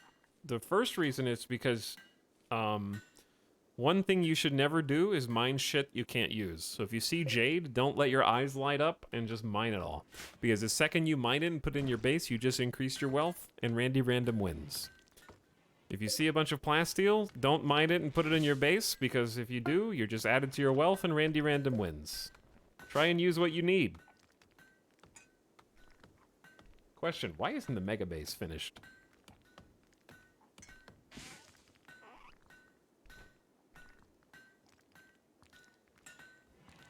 Yeah, so be outer layer, then inner layer, then any cybernetics like tough skin.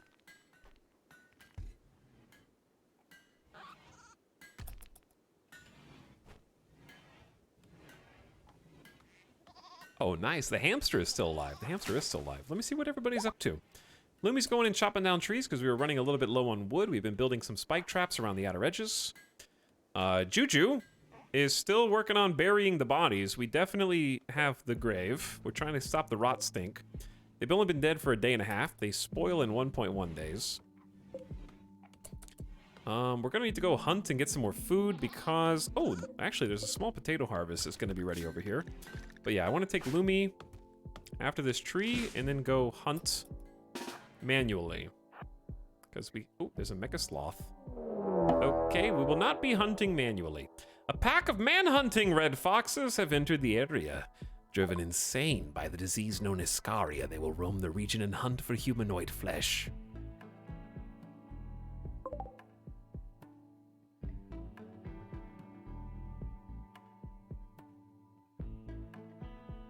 There's only 5 foxes, but you know what to do, chat. I wish we had our suit of armor done. We're working on the suit of armor. You know what to do. It's time for door strats. Chuckles, it's time to prove your worth, my son.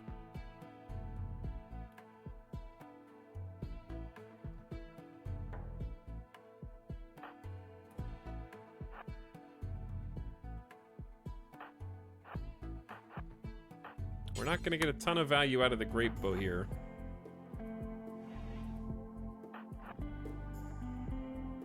He's only a boy. He's only a child. 13 years old. Dynan says he's capable of fighting. So we'll put him on the front line and test the integrity of his helmet and his duster. Actually, Lumi can't see shit from over here, so I'm just gonna run back.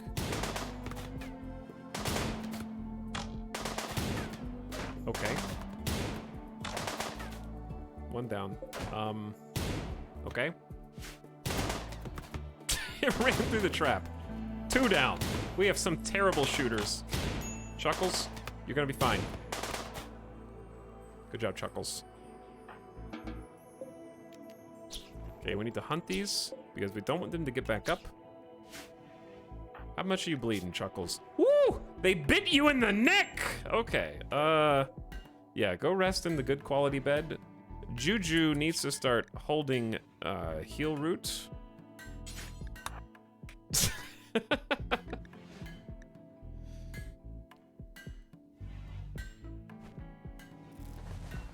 Oh, what are you using? All right, we need to do some fine tuning. Boop, boop. Wait. Excuse me.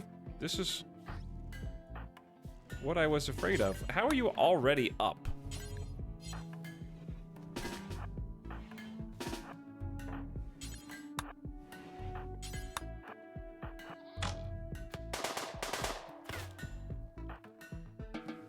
Don't worry, I'm gonna get Lumi to go. Lumi's taking care of it. Did we heal this? All right. What was the 10 quality? 44%.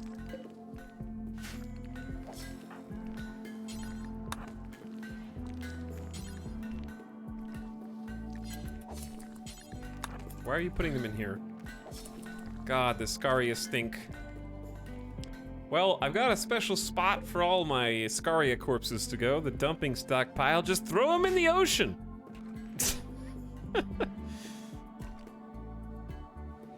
Well, Chuckles, your neck will heal in time.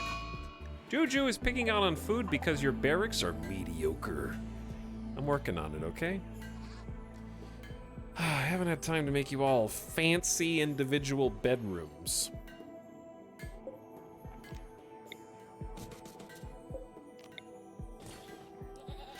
Though that time rapidly approaches, I think I'm gonna go ahead and just plop some wooden bedrooms in here. What is this, 4 wide?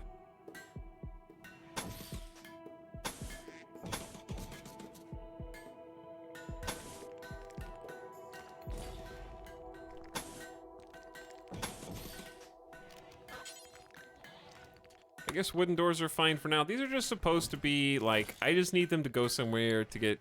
The barracks are good if you have anybody who can do art. Just decorate them, make them look nice. But even a mediocre barracks really shouldn't be a problem right now because we're combating the mediocre barracks.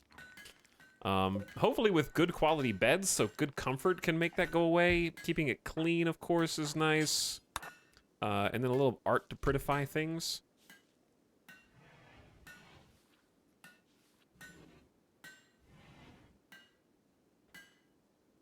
I'm glad Lumi's still kicking. Hell yeah. Oh, hell yeah. But yeah, I think dull barracks is about the normal. Mediocre is only a -4. I forget how much dull is. I really don't like it. They'll never actually enjoy barracks. There's always going to be at least a small penalty. But the barracks is fine if you just have good quality beds or some little decor. So I want to get Chuckles. Your bite is fine. Can you deconstruct these beds for me, please?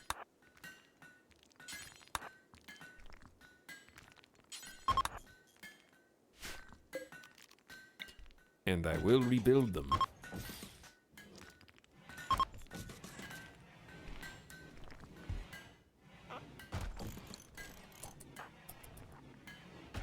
No.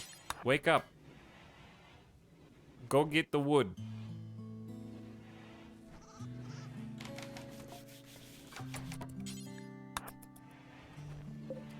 All you can do is normal. This is uninspired work, Chuckles. Okay, that's a good quality bed. Normal is still better than poor. Keep laboring, my injured child. You did well today. Unfortunately, your combat skill, you fought off like 3 foxes, and that wasn't enough to get you past 1 melee. Good job. Any normal chatters in chat? That's an oxymoron. You can uninstall the beds and put them somewhere else. You totally can. Thank you for I just learned that after almost 2,000 hours in RimWorld. It's crazy. I'm just kidding. I deconstructed them because they were low quality.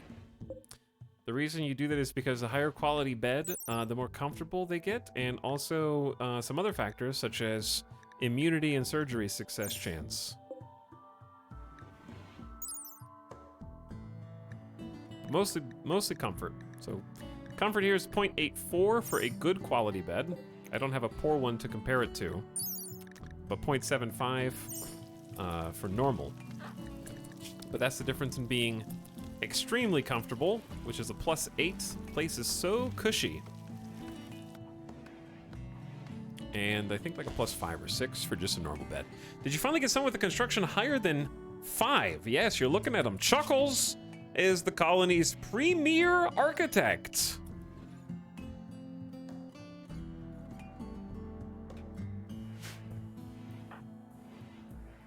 Chuckles is 13 years old and is basically a building god.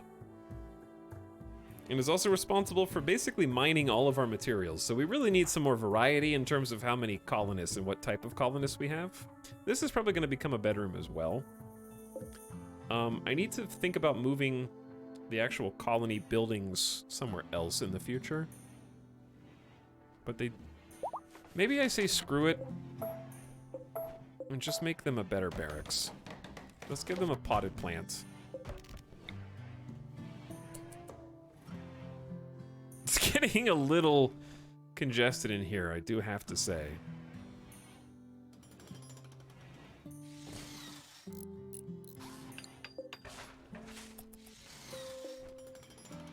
Why do I have you making a steel like, hey, should we be making like air conditioners?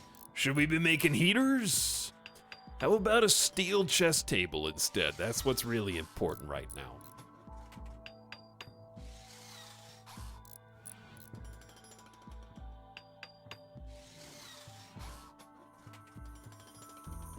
Build them a statue out of jade. At 4 a.m. Yes. Did I make them do that? I think they just slept so much that they're doing that. That's the other problem with barracks, is you want to make a barracks where people aren't going to be passing through it all the time. Basically the opposite of how I made it. It was very desperate. We didn't do this because it was good. We did it because this is what we had to do. That's all that we could build. We've only just gotten a builder, and we spent our time building outside fortifications. I need to stop holding this door open, and we're gonna need to take Lumi for a little hunting jog today. So let's wake you up.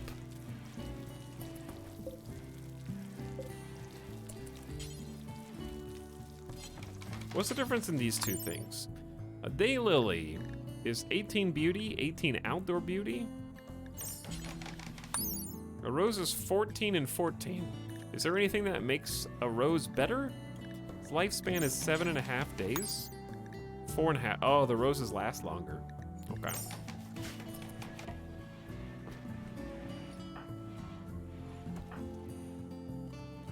All right, you come with me. We're gonna do some manual hunting. What happened here? You were so close. What happened? Who did this? Hutch, fix it. Ooh, a turkey.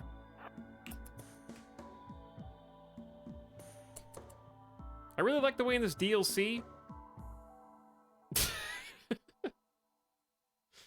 you can find slave children for only $300 and you basically get a tailor-made colonist. I love it.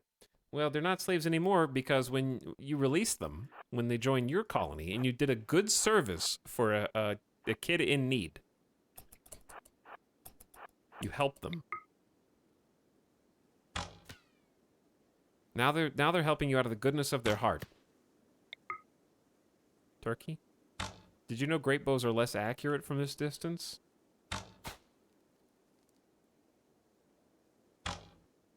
And more accurate from that distance? One turkey, where'd the other one go? Oh, dude, the animals, we've left them alone so long, they're actually starting to migrate down towards our colony.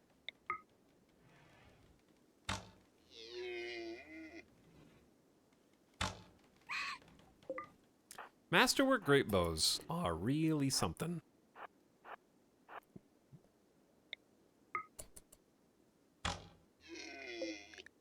Even with 70% consciousness.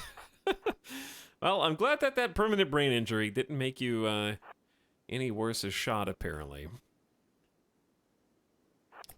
I'm just gonna stay away from the Muffalo right now, because we actually probably can't outrun them with 70% move speed and a permanent brain injury, so let's just get another turkey kill.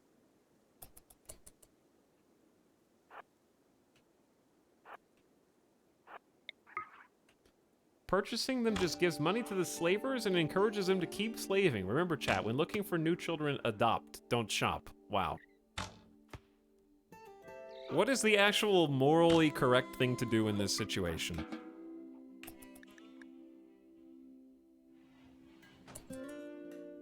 If you don't rescue...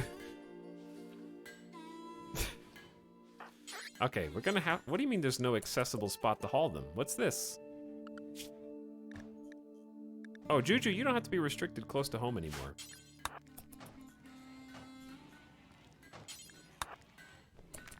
We definitely should get the rot stink Scaria foxes out of here.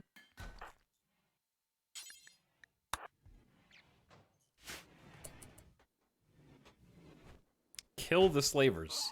Okay, what happens if you do that in RimWorld? Like, okay, when the slavers come to your colony and you kill the masters, what happens? Because I feel like you're gonna have to imprison their slaves and forcibly convert them to join you, which is tantamount to becoming the thing that you sought to destroy.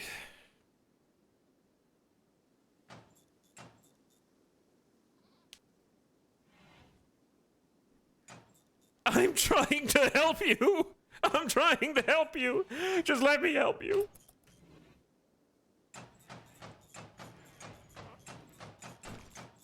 Dun, dun, dun, dun, dun, dun, dun, dun, dun, dun, dun, dun, dun, dun, dun. I have to do that every so often. I don't know. It just gives me that noise and that pattern gives me a lot of joy. I'm not sure why. Dun dun dun dun. It's like a carnival song.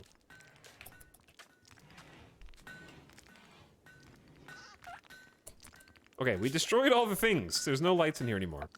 Now we can actually have standing lamps. Wow.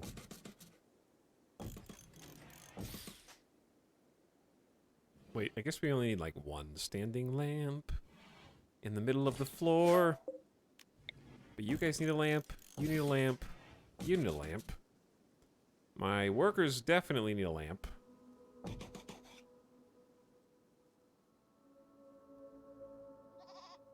This asymmetry is bothering me.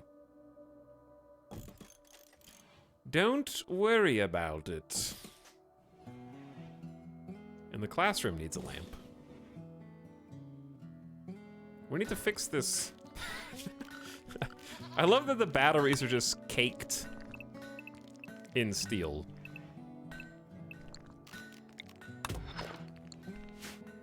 Perfect symmetry is boring. False. Incorrect.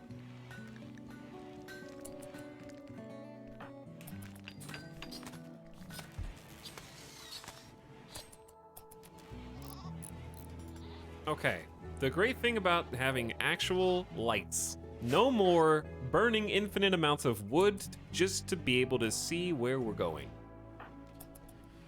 That's fantastic. Also, you don't really need this many blocks. We had do any blocks just because why not? But we're gonna just suspend that bill for a bit. Let's do limestone until you have 500 is a good number. Pause and unpause at like 250. Ingredient radius, I'm gonna say like 74.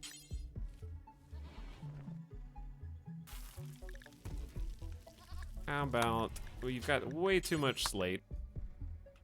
500 slate.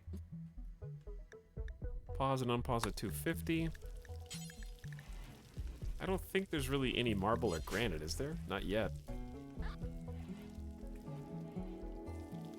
Oh god, the freezer! Oh shit, my 18 meals are gonna spoil in 4 days. Oh. Ah! Chat, ah! I accidentally hit the mouse DPI button and my mouse is moving weird. We're dead! We are dead, dude. Oh my god. Oh, I hope nobody clips this. Oh! It's so embarrassing. The colony is dying right now.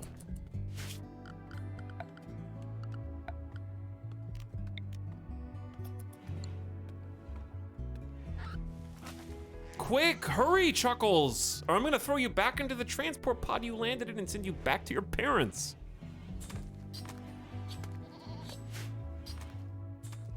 Where do we even have?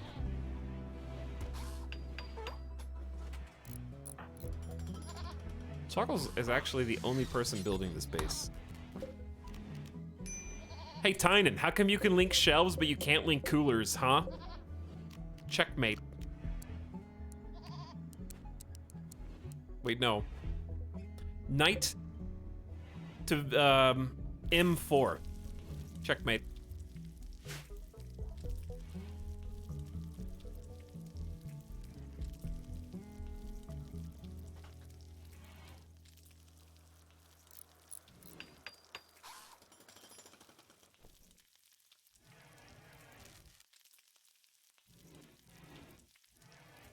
Was there a time someone out for 10 minutes?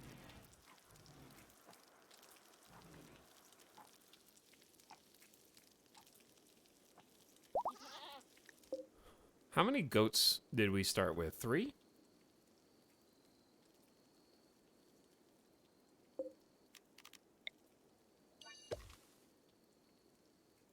I think they're still alive. I don't trust the nutrition growth number, because they're definitely doing okay for now. Alright, anyway. Boy, I sure do love efficiently having my barracks right in between the path that my chef takes from the freezer to the kitchen. It's so efficient. It's so damn efficient.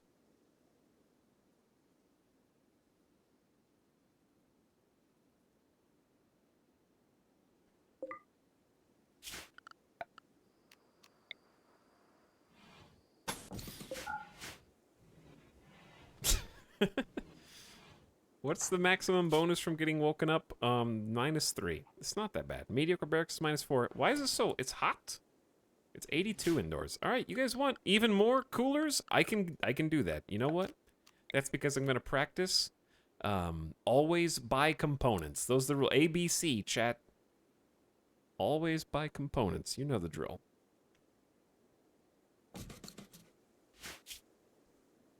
But we do need more steel first.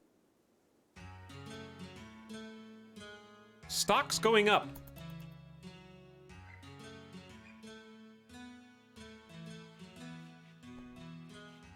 What's up, Dirk Mandarin? Thanks for the 3-month sub. That was the Prime with 30 minutes ago. Hi, Dirk Mandarin. Sub Legend getting comfy in chat for 7 months. Hi, Sub Legend. Cap420 says, hell yeah. Oh, hell yeah. Jam and Ben gifted him a sub to Mazzello for 14 months.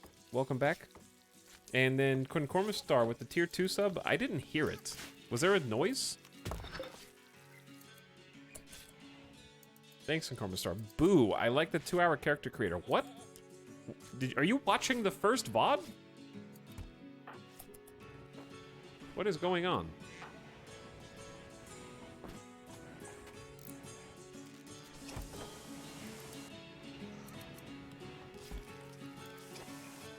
But you have regular chat open?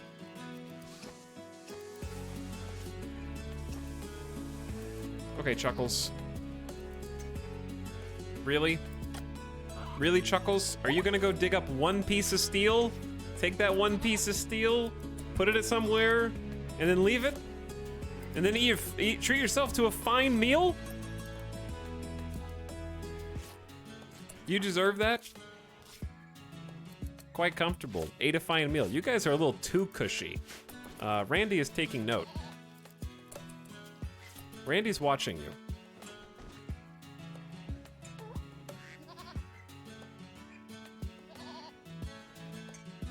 I just noticed this is Marvel Snap.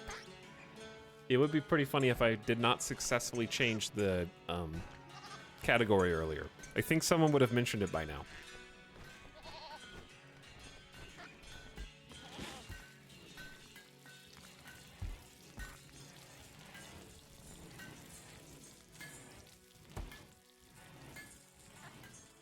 I got addicted to Snap and I'm back on RimWorld. Thanks. My pleasure. Happy to help. Anything else I can do for you? Creambowl Green, thanks for 26 months of sub. What up? And Carson 12 for 32 says sub noise check. No, you don't get one. Say megabase. Megabase, megabase, megabase.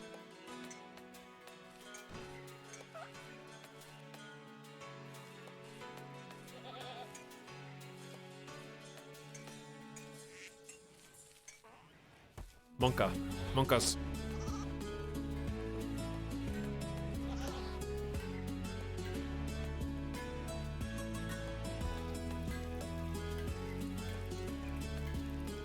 Monkas.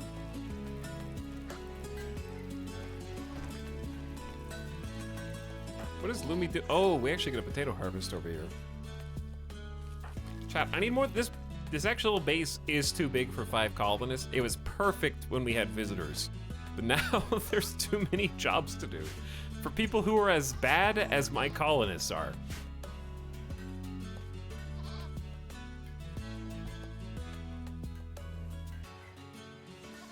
Silver has been dutifully making plate armor for us, though they just made a very uninspired Warhammer. Normal. For someone with an 11 in crafting, a normal quality Warhammer is kind of unacceptable.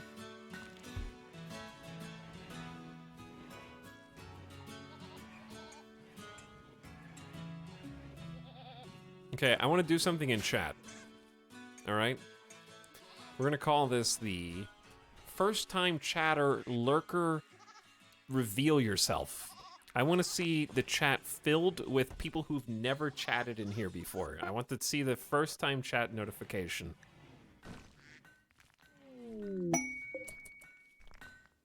Not you, chat. You can tell it's not you because you don't have a border. There they are. There they are. Here they come. King Ponchi's here. Winchester. Locke is here. Maniacs. Cat piss? Everbeans. Excuse me? Oh, Katniss. Like cat piss? Okay. Pukor. Shawshang. Junkyard Dan. Seaflux is you.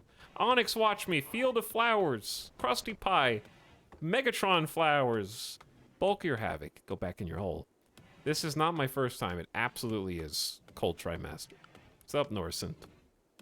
Air Custom Games is here. Korta. A. Yita. What up? My first time was an hour ago. Too bad. Doesn't count now. Stylin's here. Prelude to Greatness. Hi. Slooney, what's up? I can't remember if I've chatted or not. You've been following since March, Barakaz, and you have kept your silent vigil ever since then. Until now. Whereas INFP Dreams is high on that introverted, feeling, intuitive, perceptive type. Did I get them all? Did I actually remember? That iconic Ghost of Clover's here. Mike, what's up? You almost got me. Taika, I like your movies. Possibly Dangerous. No, I don't. Just kidding. Hello, Possibly Dangerous. I'm too busy playing Biotech to type in chat. You're a sub. You've been sub for 3 months. Paranoia. It's your first time. Silent subs are the most curious beasts. Crassius and music. There we go. We cut down. Look at all that interaction. Wimbledon. Did you see it? Did you see it? You only have 10 messages since May of 24. Your very first comment, Wimidil, was, "What am I typing?" And then you said, "Oh, hell yeah, I love looking at car insurance rates." Me too, bro. Me too. A grove of the mysterious ambrosia bush has sprouted nearby. If you wait for the plants to grow, you'll be able to harvest the delicious, pleasurable, slightly addictive fruit. It's pretty far away. No, it's actually not that far. Drugs. They grow in the ground. Oh, they grow in the ground. Okay. Here's what we're gonna do, chat. It's been almost 4 hours of streaming. Not of RimWorld, because the first 45 minutes might have been talking about, not Overwatch. No, please! No, don't leave! No, oh god, no! I don't have a secret pleasure of playing Overwatch 2, I swear! No, really, I don't. No, really. I need you to believe me. I'm not playing Overwatch 2. You know what I am playing? You know why my camera's off?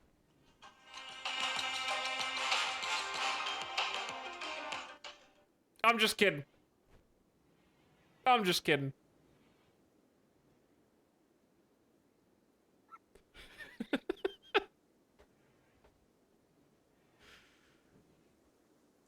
He's been playing Snap this whole time. I'm not playing Snap.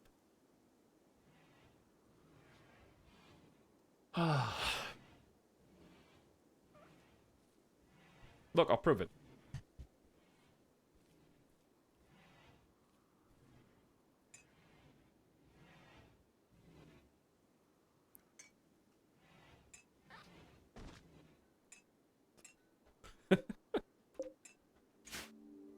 Jump scare moment.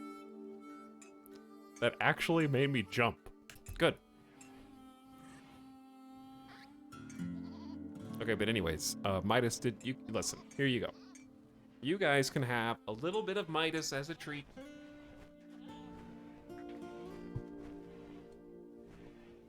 Because he's up and at 'em. Because he just woke up, and he also needs a treat. Yes, hello. You need to go to the bathroom? Lumi tried to convert Hutch. Hutch's certainty has fallen to 49%. We can actually try and convert. I wish you could click people from the top of the list. Do it again. 43%. See, we're not going to be able to do anything until we get to do another conversion ritual, so Hutch is just going to be balancing around there.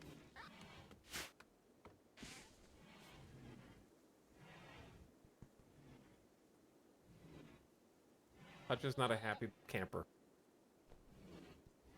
What are you doing? What are you doing? Are you hungry or something? You thirsty? You lick? Do you lick?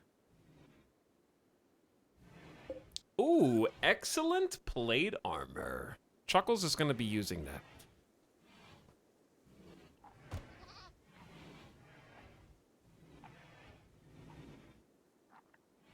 I knew from your voice there was something cool about you. What, did I have a dog?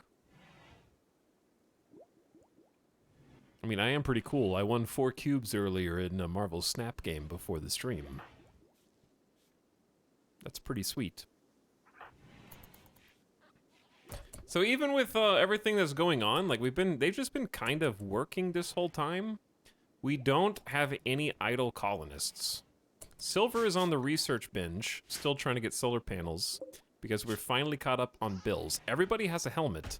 We made a poor quality duster, which isn't sufficient, and we don't have enough material to make more, I guess.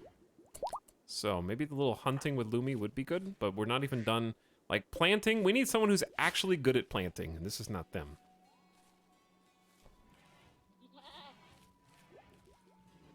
I still don't know what cubes are. It sounds so dumb. I just don't know what to call them. What are you supposed to call them? Here's the thing. In board games, everything has cubes. Every game has cubes. It's just like, I'll take these cubes and I will move them over here in this worker placement game.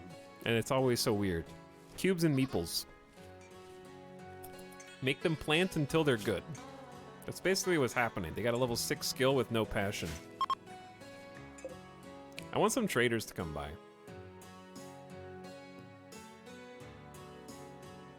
Is this a streamer that won 4 cubes on stream? It actually is, yeah. We actually cleared this entire concrete superstructure, thanks to Chuckles. And they're going back to smoothening walls, so we want to kind of like swap them around, because I really want to go mine some steel first. So Chuckles can go hit some steel blocks.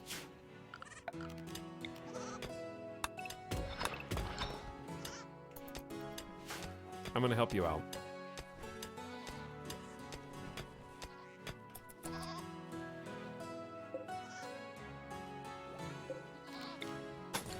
Okay, here's the deal. You have to haul...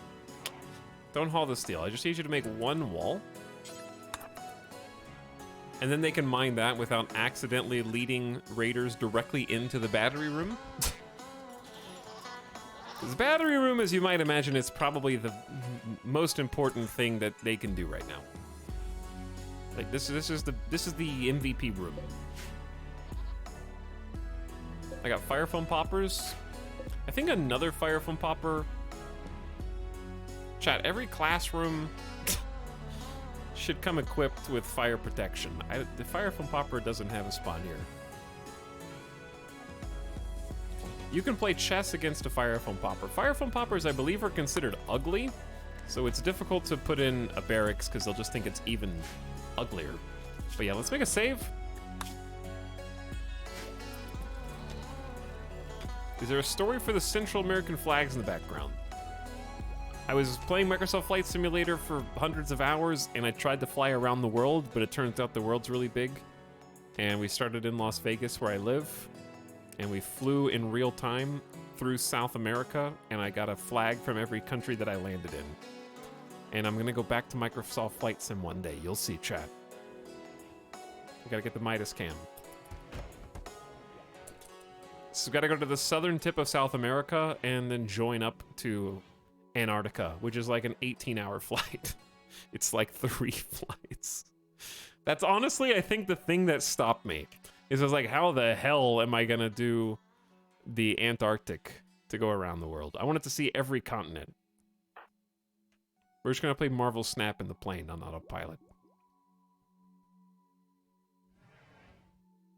It's crazy how many times I've said that story and how many times people... So you guys are just a revolving door of viewers. I never know who's here for the first time and who's been to every single stream. You guys are just on different shifts. The Europeans and the Americans and Australians and the Canadians. Oh, first stream, by the way. People arrive, people leave. Pandoxic, thanks for gifting a sub to Yannervite. And Standwich for gifting a sub, or to yourself, I guess. Pet the Midas. Anonymous, of course, hit up Bill Buttlicker69, who is now a sub. Like it or not, Bill. You're coming to every stream now, because you get to watch it with no ads. Do you have typical stream hours that you keep? No, there is no schedule. But I try to stream right now, like 5 days a week. And I usually start 2 to 3 p.m. Pacific. I also tweet when I go live on my little excuse for a Twitter, and also you get pinged if you're in the Discord. So I recommend the Discord. You can join anonymously, silently, and never speak if you want. You will not even be acknowledged when you come in. You can be incognito and just get stream pings and watch what the memers are talking about. Lurkers rise up. But for this week, we're going to be streaming Monday, Tuesday, today's Sunday. Monday, Tuesday, maybe Wednesday. I'll probably take one day off this coming week. I'm petting Midas right now. He's in my lap. Hello, dog. Hello. Are you hungry? You thirsty? But Victoria 3 comes out this week. So we will be playing Victoria 3 imminently.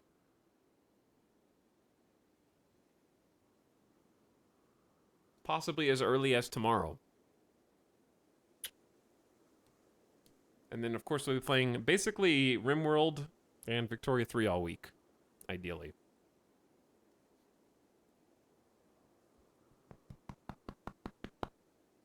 Good boy?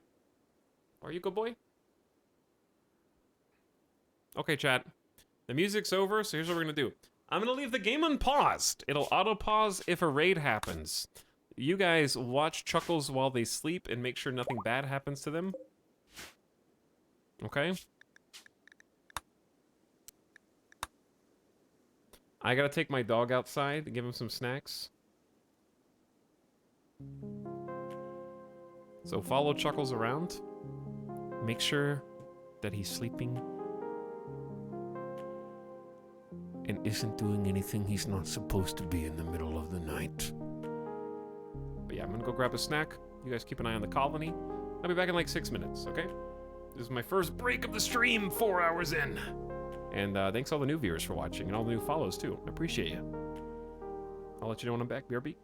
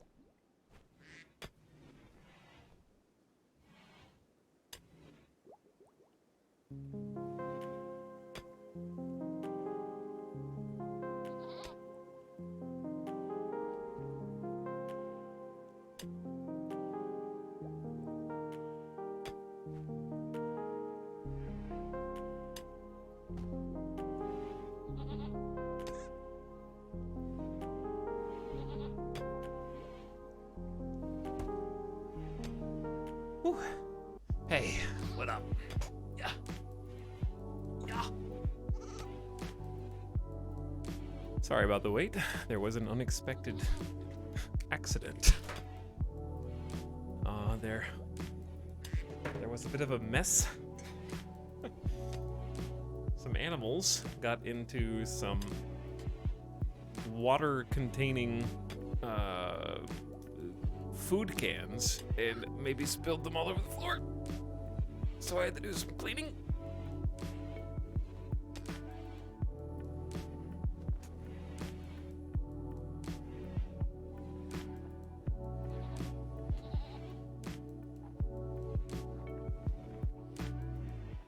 I can't believe Midas would do that.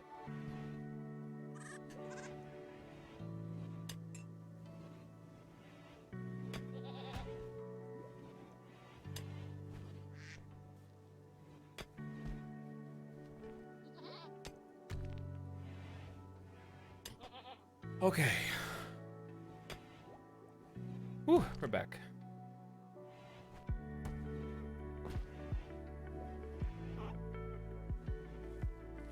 Yo. Alright, RimWorld music.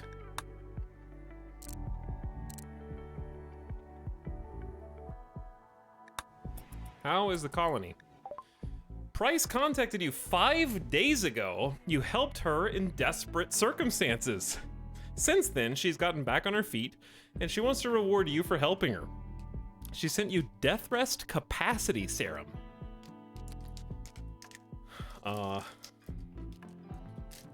Okay.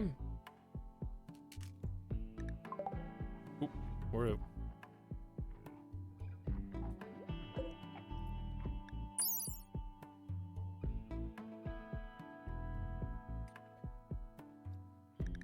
Market value of 1,000 silver. A serum that permanently increases the number of Death Rest buildings a person can connect to.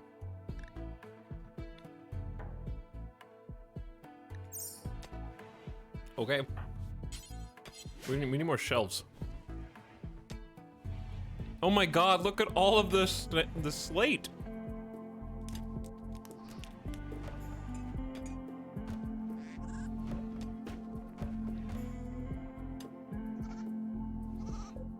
No wonder they need more.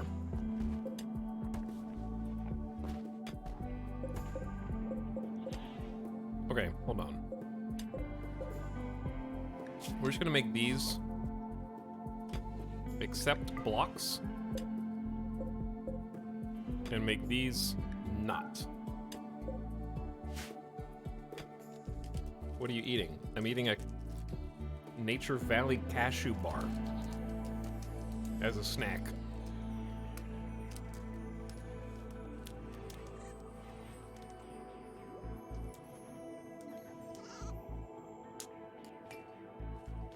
No Pop-Tart?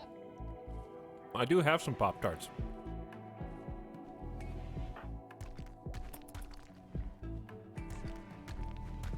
Alright, that'll free up a lot of shelf space. Look how fast that was to organize. Wow. Imagine doing that with, like, not having shelves.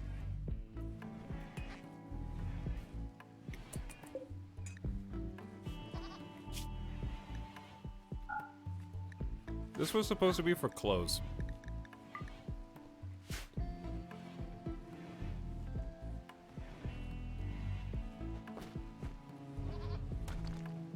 Well, what kind of Pop-Tart? You have to wait and see. I get the sweet and salty ones. Yeah, I like the cashew bars. They're pretty tasty. Well, I think we can accelerate the clock a little bit here. Not sweet and salty Pop-Tarts. Cashew Pop-Tarts would be a little weird. That'd be strange.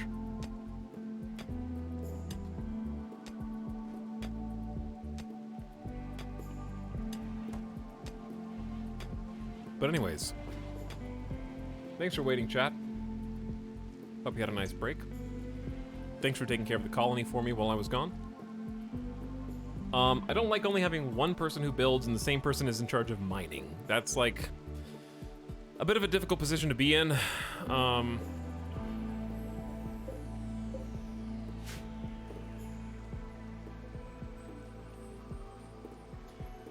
because we need resources to build, and we need one person gathering them and one person using them, ideally.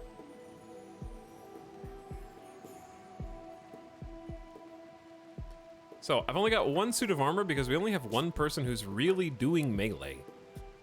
Juju can do melee, so maybe we should just make a second... Here's what I want to do. Make a second suit of armor. But each suit of armor is 170 steel, so it's not cheap. But it's a good investment, because it's our best bet against fighting insects, which we have a good chance of spawning right here. And it's just nice to have...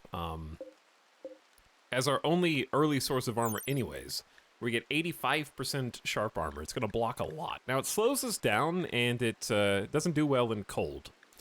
But move speed minus 0.8 pales in comparison to having your entire body covered. And it takes forever to put on, too. So sometimes I find it a little difficult to grab in a timely fashion, especially if like, insects appear, drop pods, etc.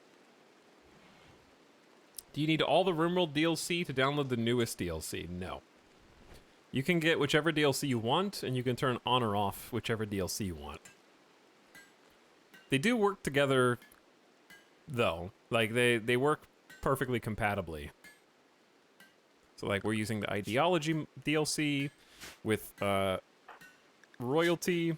We have a Yeoman Void Apostle who's rising up the ranks, getting some side casts.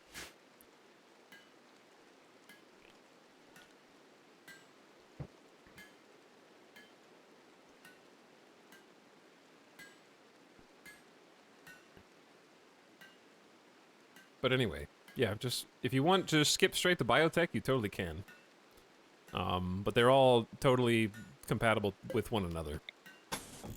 I think if you haven't played with any of them, it would be a little overwhelming to just slam all of them at the same time. But I don't know. RimWorld's already overwhelming, so maybe that's just what you want. I think going if you're comfortable with vanilla, then you could probably handle it.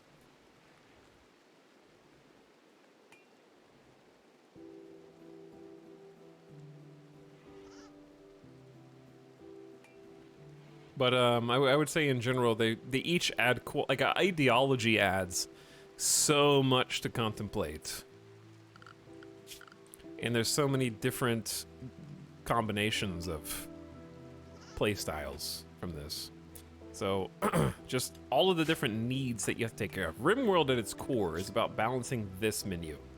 The individual colonists' buffs and debuffs to their mood. And keeping their mood high enough that they continue to do what they need to do to survive. And what ideology does is it gives you a lot more hoops to jump through to keep people happy. But if you do succeed in keeping people happy, you can see that I've got 3 ideology-powered buffs. Because we value pain, and Lumi is in permanent pain now. She got shot in the brain. She's got a permanent gunshot injury there. So, because she's in pain, she feels grounded. Braino feels so good. And shuttle survivors are helped to refugees hosted. Those are all good. But a lot of the ideologies give you things that you are required to do in order to keep them happy. And if you don't succeed, you're just adding more plates to keep spinning, which I personally love. But it's overwhelming if you're not already familiar with how to play RimWorld.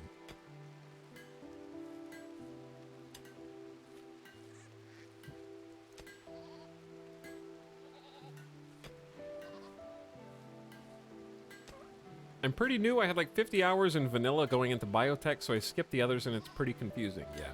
Now that I always recommend new players just play vanilla RimWorld first,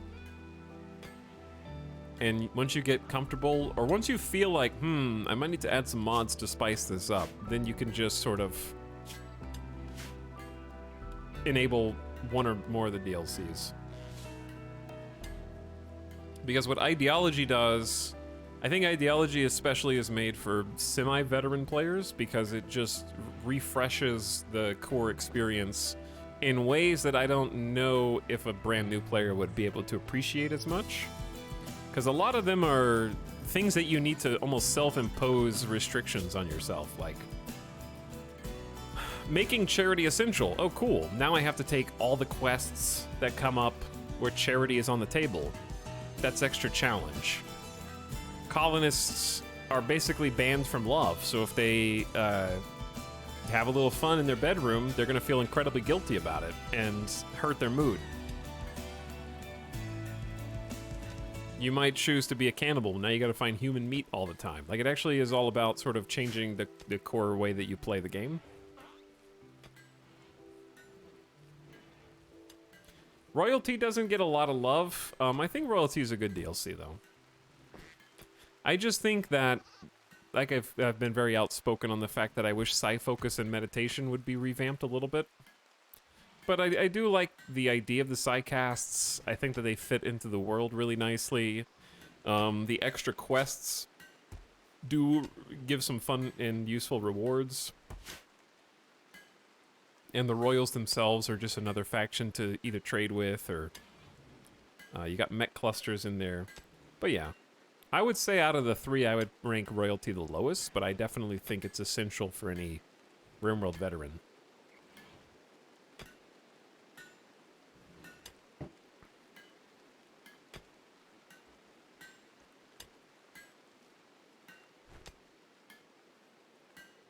Ideology just kind of codifies a lot of the RP stuff I was already doing, like a colony of cannibal, drug addicts, masochists, etc. Yeah, it takes the things that you were already maybe integrating into your campaign and then making them actually give them merit per the gameplay itself instead of just your, like, headcanon.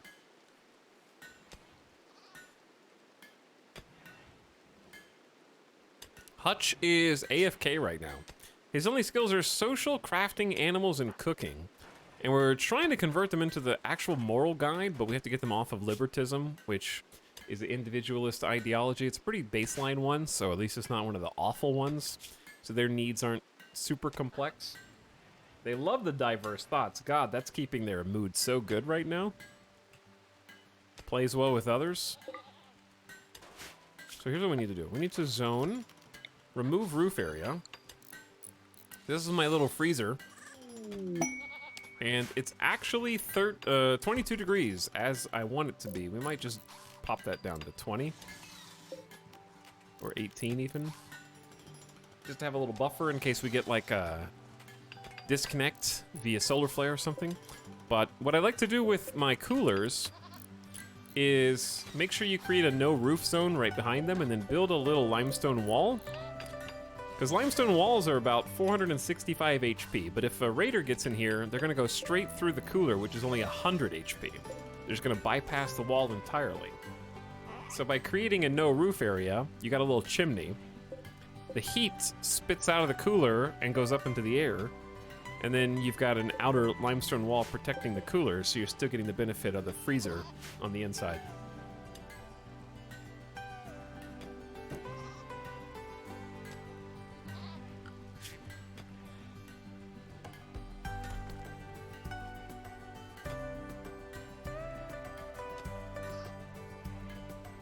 Have Hutch do mining? No, it's too risky.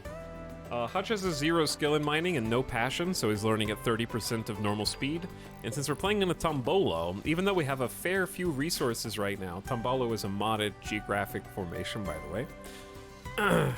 We have a very limited amount of surface materials before we start deep drilling in the far-flung future. And the difference between, on a per tile basis, Chuckles with a 7 in mining is getting a 98% yield per tile. So every time they mine a chunk of compacted steel, they're gonna get a reasonably set amount of steel. In this case, 31. But if someone with 0 skill starts mining, they're gonna get 60% yield. So we're gonna start losing 40% per spot that is dug, and they're going to learn at 30% of the normal rate. So what we have Hutch doing is basically just hauling and cleaning. We just need to start building more things and moving more things around to get them to do something, but having someone that's idle isn't that big of a problem. They can also maybe hunt, but I need to give them a better weapon. So what I'd love to do, I like having some great bows for hunting. So we need to research the recurve bow first. It's gonna take a little while. Ooh, jam. But I can actually just have Lumi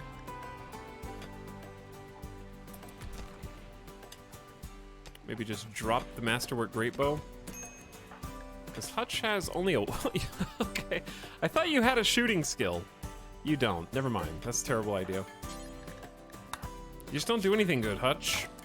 You're just good with animals. We need more animals, maybe.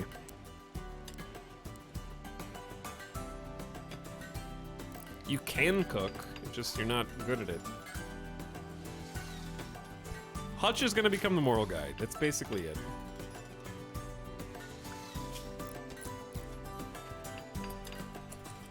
All right, Chuckles.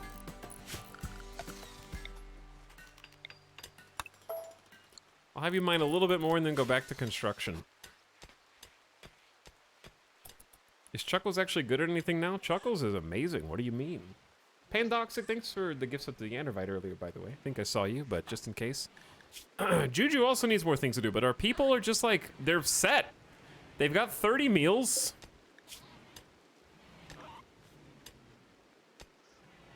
For only 5 people. Oh, what's this? Toxin drop. I didn't see that. Archic Archotechnist Martin of Vebium has a special request. Someone has dumped an abundance of toxic waste near one of his settlements and he's unable to safely store them.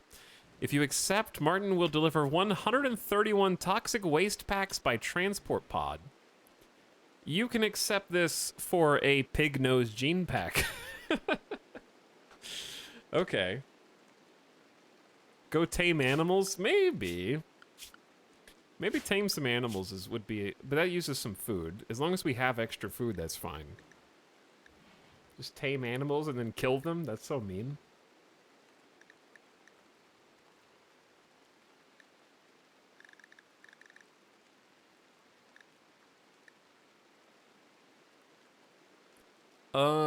Muffalo, do they have a chance of rebelling after being attempted to tame? Yeah. Yes, they do. Okay, so we could do yaks, but they're just so far away. And alpacas. Okay, turkey. I guess you can try and tame it. But what happens if you feed them more food than they give you?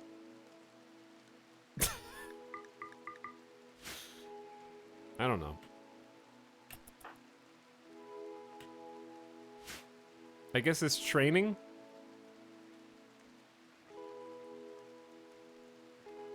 Can you just drop pod the waste to other settlements? You can, but pollution spreads.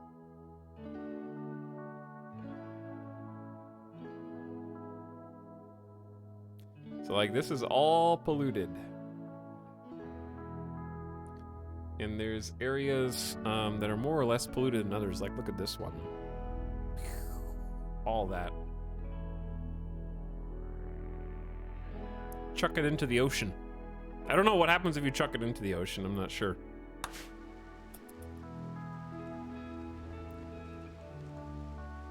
But yeah, there's a few ways to handle toxins and toxic waste packs. We currently only have the ability to make freezers, which I don't think is worth freezing 131 just for a low shield pack.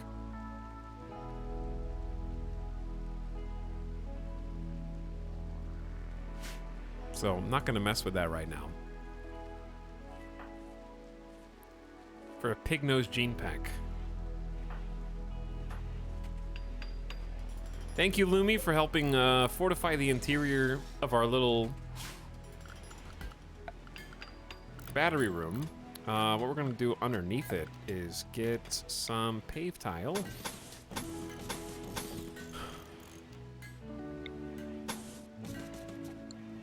And a light.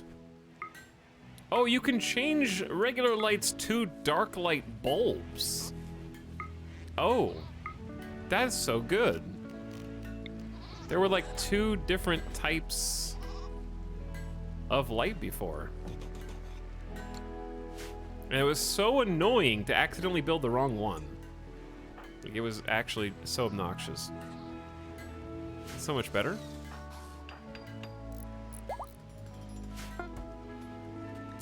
Make plate armor, build complete. You suffered a little bit this time. We went from excellent to normal. We'll probably sell that one, actually. I think good or higher is 65% for a full set of plate armor. Is good, but it's like twice as good as a good duster, basically. Okay, Juju's not cooking, doctoring. There must not be any hauling or cleaning to do, so I'm just trying to figure out... I know what to try. Let's look for heal root.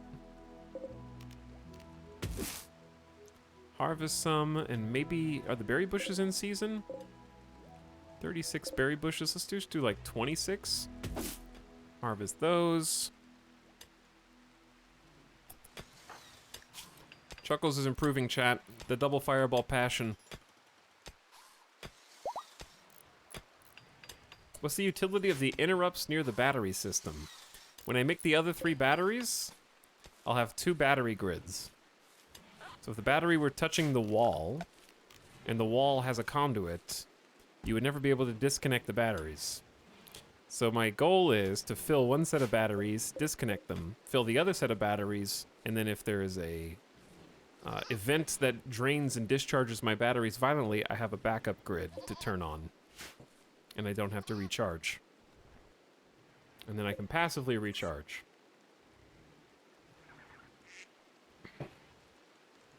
Dude, Yak Pog.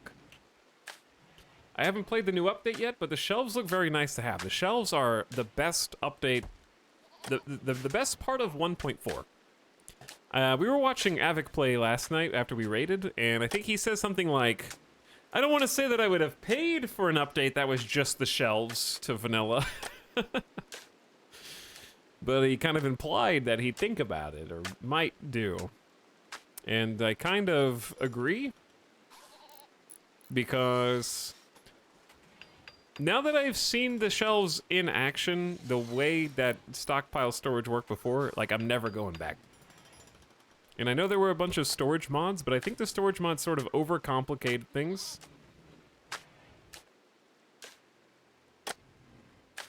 With, like, I don't think there needs to be like 8 different types of shelves, and there were some cool mods though. But like, you still have to do all the things you had to do before. You just don't require, like, the shelves existing has literally made the game easier, but in a more balanced way. And what I mean is, the size of the buildings that you needed to make to contain the number of resources that you needed to have access to raised your colony wealth through structures to an insane degree. So now, I don't have to build a freezer that is this big, made out of stone, double-walled, with 7 auto doors, and boost my colony wealth an insane degree. I can make a freezer that's like this big, and that might be too big. It's cut down the size on just everything has to be as massive as possible, and it's going to make for some more compact base designs that actually do bring your colony wealth down. 1 million shelves raise wealth a ton? I mean, it's a wood shelf. It's a wood shelf, you know? I don't think so. Now, this is also looking at a death rest serum, so that's why it identifies the wealth. But an empty shelf, wealth, somewhat poor, 570.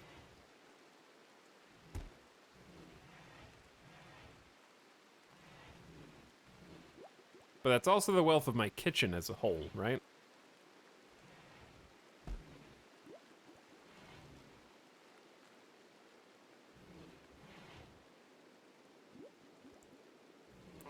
This also encourages people to actually use shelves, which were largely for show previously, yeah.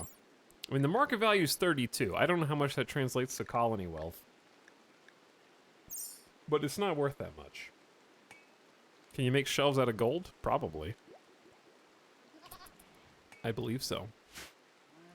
Like, if you make a full room of, like, jade or granite or something shelves, and they're all, like, masterwork quality. That's going to raise wealth a little bit.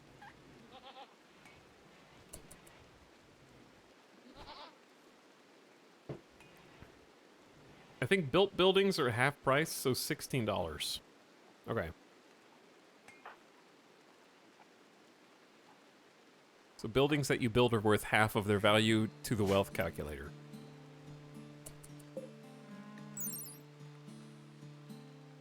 I wish a limestone wall had a value. I want to sell you this chunk of wall. Where, dude, we tamed the yak? Successfully. And just brought it home. That happened really quickly. Good job, Hutch. You're very tame. Do you do anything productive for us? Don't yaks make milk? Yaks are robust cattle with a bulky frame, short but thick legs, and rounded cloven hooves that are splayed to help them walk in the snow. Maybe we should just start raising yaks, and then we can just have a nice little farm going on here, dude. Oh, I never did make another dumping stockpile for rocks.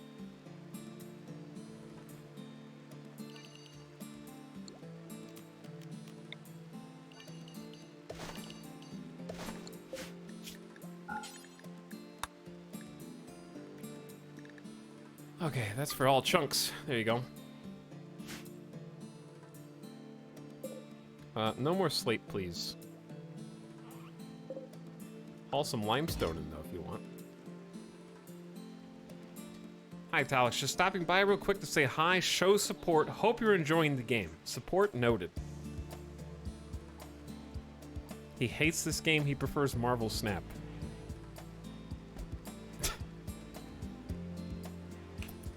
Oh, snap attack. Snap attack. Juju, would you try and find Hutch and convert them, please? We got to keep that certainty low. 41%. To do a conversion ritual, we got to wait until this has not been performed so recently. I don't know how long the cooldown is. I don't want to imprison them if I don't have to. We just got to keep remembering to do it. But yeah, what if we just, like, I don't know. What if we just tamed a couple of yaks? Any of these yaks will do. And then just start a yak ranch. I don't know.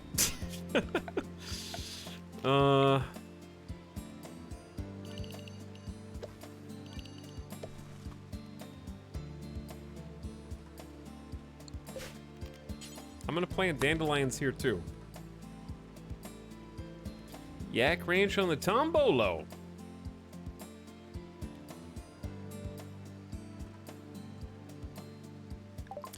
Every female colonist feels a wave of anxiety and anger as a distant engine of hatred stirs, projecting a psychic drone onto the site through an orbital amplifier.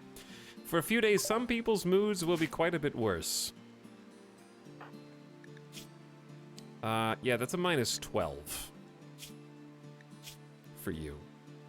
It's like a scratching at the back of my mind, a voice whispering.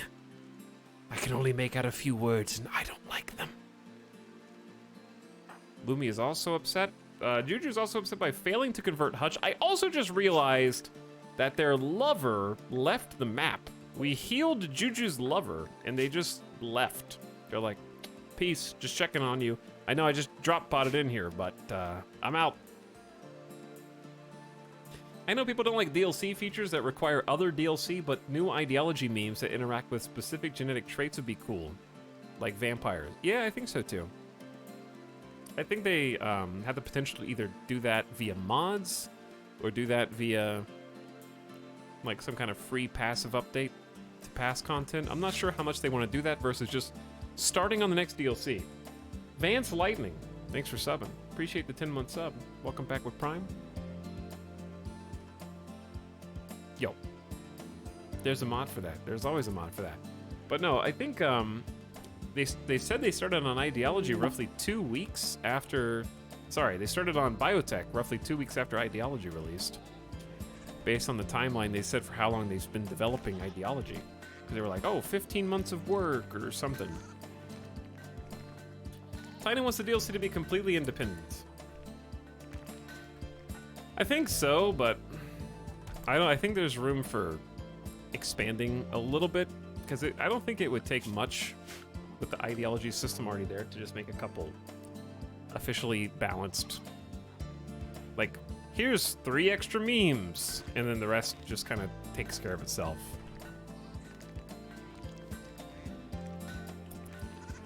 Because you really don't have to add much.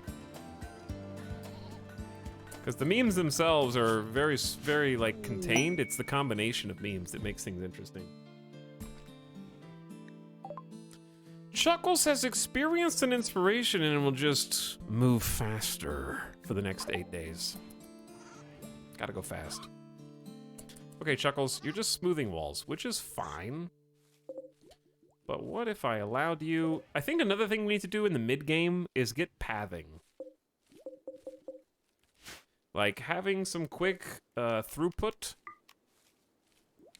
around the colony is very important. And starting to make sure that our pathing inside the base is as efficient as it possibly can be.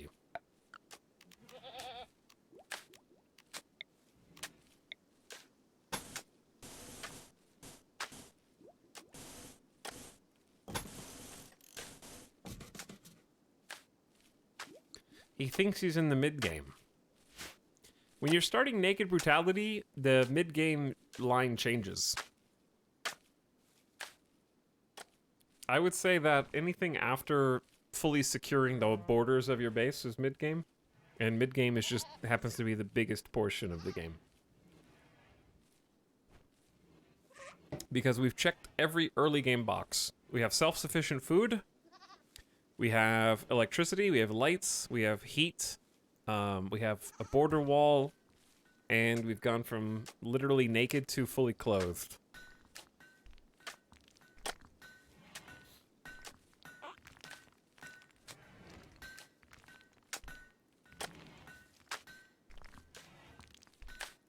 But yeah, Naked Brutality changes the line a little bit.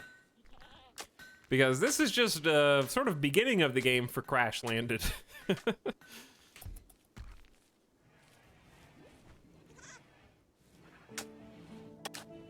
Alright, Chuckles.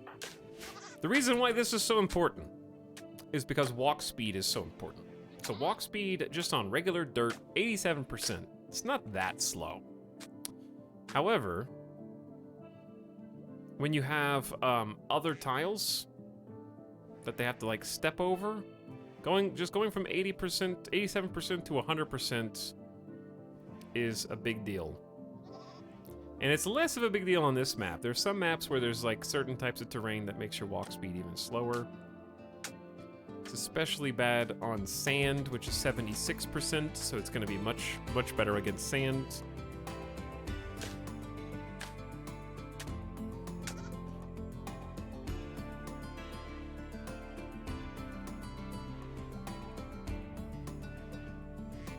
But yeah, I've really enjoyed the DLC release cycle so far. It's got a lot of content, and pumping it out just a little bit over a year is pretty good. Because when was the release date for Ideology? It was July 2021. So like a year and 3 months. It's a pretty good release schedule.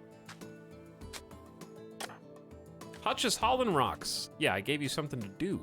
That's what I should have been doing the whole time, is giving you more stuff to haul. That being said, you're gonna have to go further and further to get those rocks. Like, I know we don't need slate right now. And we've already got the limestone. Okay, so Hutch is over here just getting limestone. Chuckles is trying to get this fresh path up for us. Silver is inside on research duties, almost studied the art of the solar panel. Chuckles tried to convert Lumi. Oh, Chuckles. Do you know what you're in for? Okay, let's go hunt, actually. Lumi, I appreciate what you're doing. We're gonna go manual hunt. Somewhere up here. Maybe it is Muffalo time? Muffalo are just so much meat, it's worth the risk.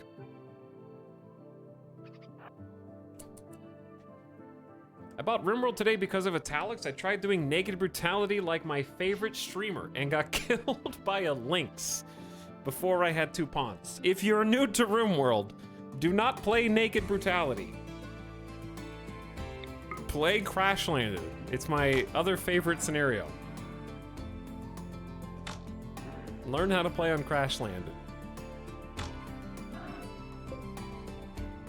Crash Landed is perfectly balanced.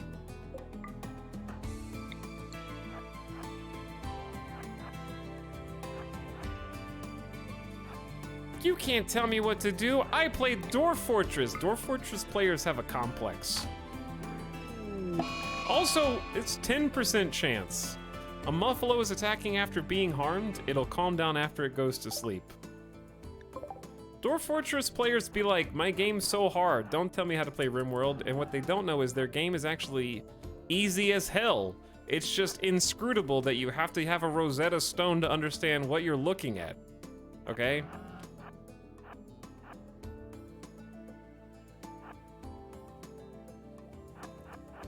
You can read the Matrix. It turns out that the Matrix, though, is only like... I'm just kidding. But like the game, everyone I've ever asked about Dwarf Fortress is like, actually, the game's not that hard. It's just learning how to read the information that's hard.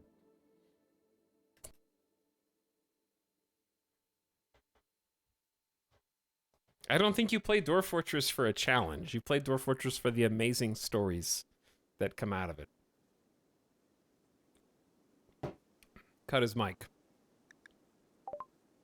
Solar panel. Oh, yeah. Okay, so we got solar panels. We don't need them yet, but we've got them in case we do. And no Libertors. Where is this Muffalo still? Oh, the Muffalo's still chasing. Muffalo, don't do it. You did it anyways. Did it anyways. 2 Muffalos is gonna feed us for a while, and that'll kind of buffer us until these potatoes are ready to harvest.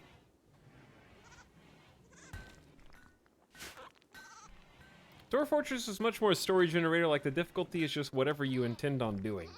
Yeah. I am so excited for the Dwarf Fortress Steam version. I just checked yesterday's Dwarf Fortress update. Quote, the dwarven underwear situation versus sieges and goblin thong rot has stabilized. Oh, good. Glad to see that it's finally been fixed. I've been wondering about goblin thongs for a very long time.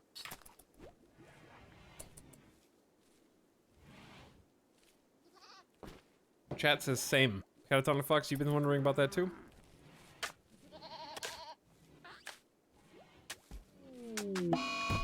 Juju is having a tantrum due to the psychic drone and is gonna smash... That's not your room. You're smashing stuff in Lumi's room. Don't smash that.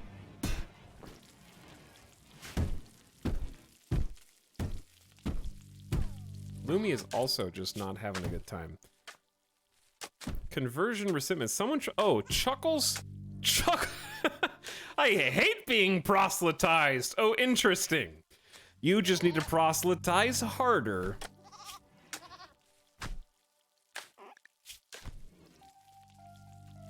What's your opinion on Chuckles? You're friends with Silver. You have a +9 opinion on Chuckles.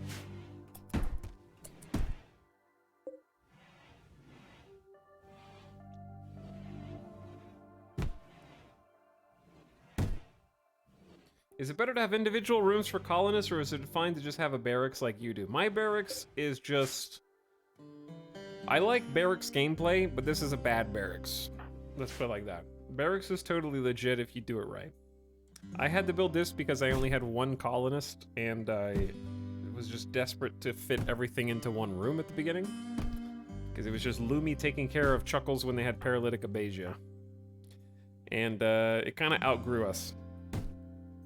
So I would say that the optimal barracks only has 1 entrance and doesn't connect to anything else. So you only come in if you intend to sleep, basically. You can have a table in there for RP, and that's fine too. But if you make it a dead end, like a cul-de-sac. That's probably best case scenario. And then you just need to make it pretty, aka probably not using ugly concrete floors, like I'm using. Put some decent crafts in there, like the chess table's a +8, a flower, a vase, some good quality beds. Because what you'll find is if you have a good builder, a good quality bed more than makes up for a barrack debuff. So like, if we had, like, silver is getting a, actually thinks it's a decent barracks now. It's a -3. I really just like sharing this space. But because they're extremely comfortable, they have a +8, which is canceling the disturbed sleep and the decent barracks and still ends with a +2. So having a nice, comfy, cozy bed goes a long way in making a barracks usable. If you only have poor, awful beds, it's a little harder to do the barracks. But yeah, this is just, we just had to build things this way because this is the way it went. And this is, my long-term plan is to deconstruct all of this and move it somewhere else. So I'm not really in a hurry to revamp it anytime soon. Someone also just ran around smashing everything, so it's dirty. Dirty.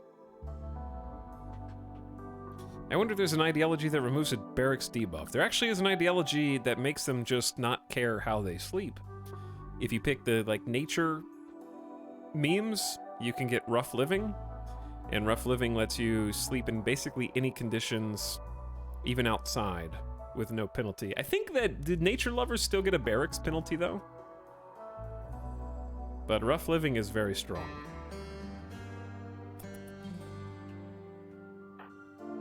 Yeah, I'm hoping this psychic drone goes away soon.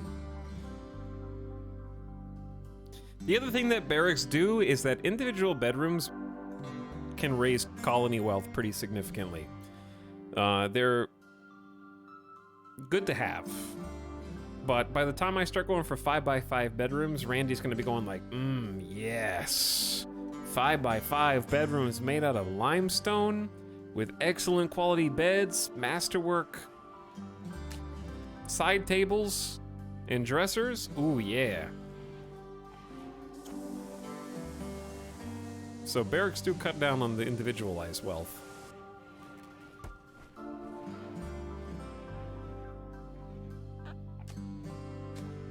But I'm gonna move to individualized bedrooms to get fancy, basically once we catch up with what we're doing right now. And what we're doing right now is pretty much limited by how fast Chuckles can build. So I'm trying to focus on like walk speed initially. Just some utilitarian stuff to get us A to B faster. We're gonna need to get rid of some of these potatoes.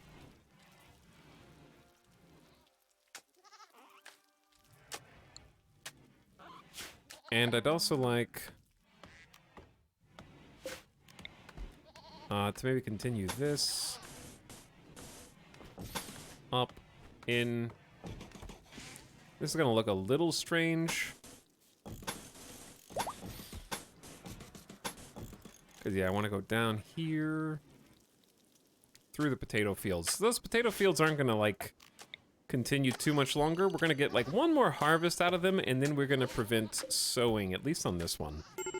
Now, we don't have anybody that's good at plants, so we've been extremely lucky on this playthrough. We have a skill level of 7 right now, with no passion. If we could get to 8, we could actually grow some heal root for the first time. We're lucky that we've been able to survive on such little medicine. So that's been very key. I've been harvesting as much heal root as I can find, even if it's not fully grown yet.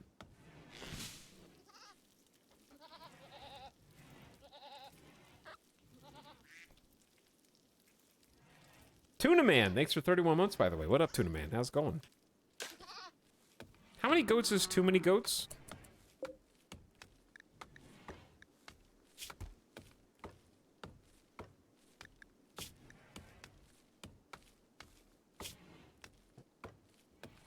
Randy has been quiet. I agree Randy's been quiet, but the first 2 streams were sort of hell, so I'm down. And it's also only been 4 hours. It hasn't even been 4 hours today, so I'm chilling. Like, the bigger they are, the harder they fall. I will never be comfortable in this game after the ways that I've lost. Randy is never late, nor is he early. He arrives precisely when he means to.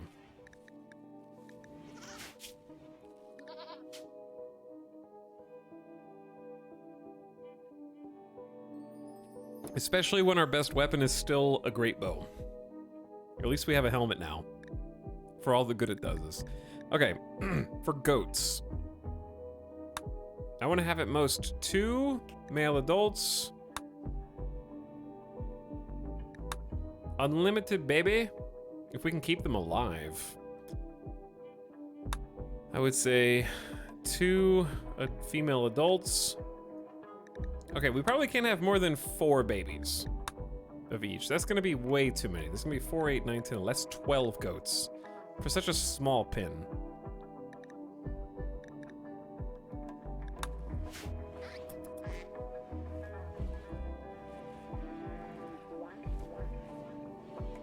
Okay, pretty good, like...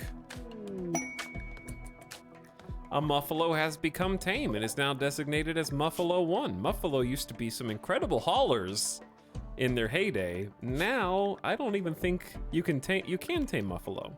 We could have Muffalo.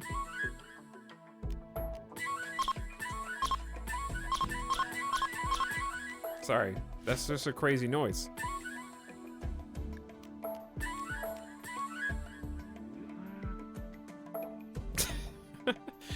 How much does Muffalo eat?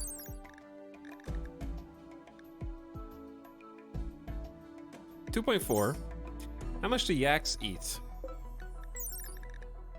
2.1. How much do goats eat?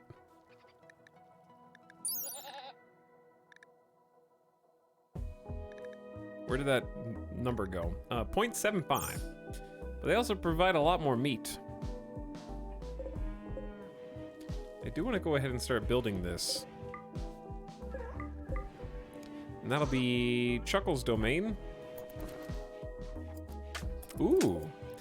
A blue fur duster? That should be fancy. Hutch, what? Oh, you're gonna waste it. You're still learning to be a proper crafter. I forgot. Oh well, can't win them all. You gotta train somewhere. Botched. Yeah, this is a pretty decent little paved pathway for us. Are we out of steel again? We do seem to be out of steel.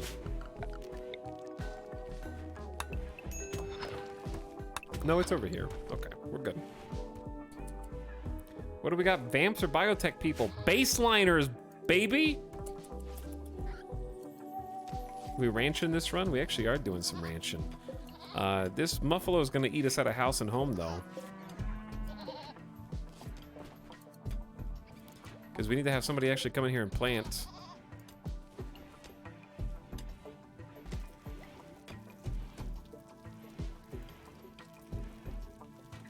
All the new noises are great, but they have me looking around like, what's going on? Yeah, because who knows? It might be time to jam.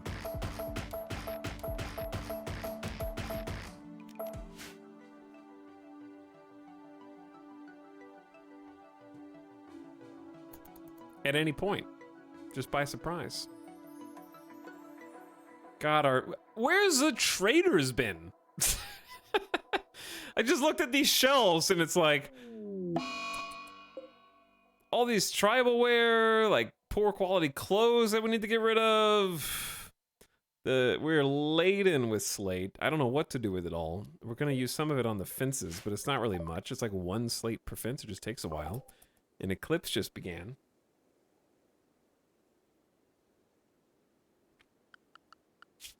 Maybe we should look at what to research after great bows. Recurve, great bow, and what? I think it's too early for any of the cool new stuff. Devil Strand is good if we get an actual person who can plant.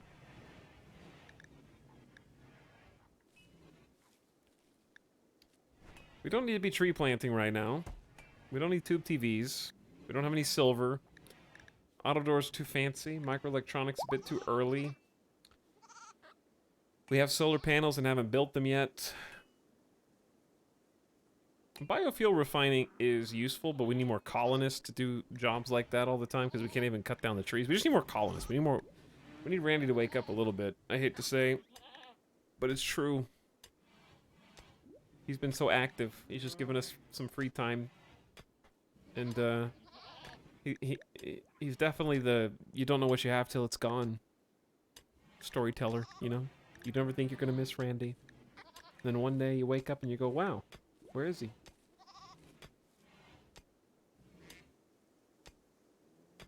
We need something defensive.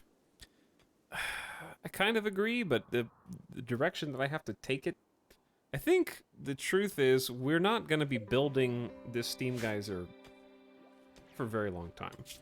So I think we just go ahead and maybe build.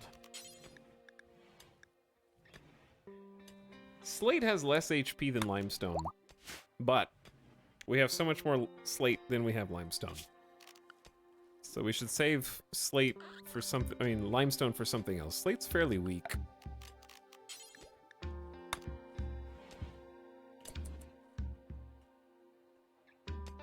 So what I'm going to make is a pillbox, not to be confused with a killbox.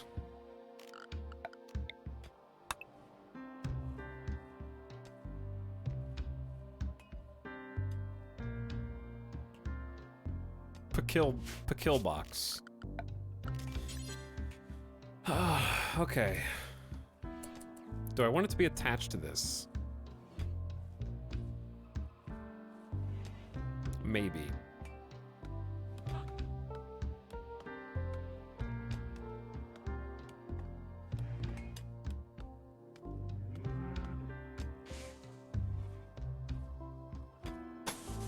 I gotta pause because I don't want them to just start building right away.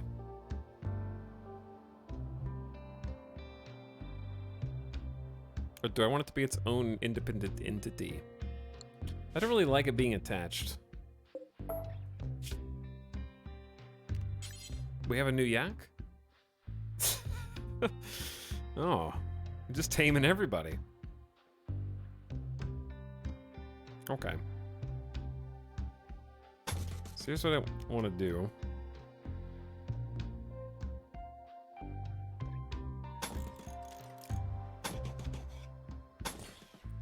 I want to make... I feel like the fortification should just like start. We gotta, we'll get to that. We'll get to that. I need to like thin this out a little bit. I know that there's jade there. We need to like clean this up. There's too much cover. And there's actually, yeah, that's a great idea. Concrete fortress. If you remove trees do give a 25% cover to the enemy.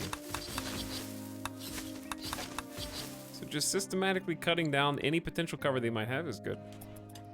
Because they just don't need it.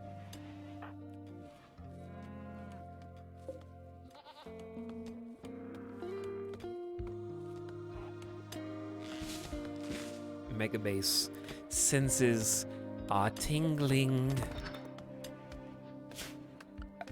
They are tingling.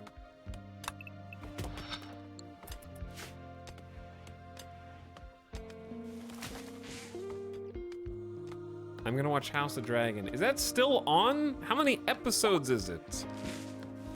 I kind of just stopped watching. Not because I thought the show was bad, but because I watched like 4 episodes and I didn't feel the attachment to anything.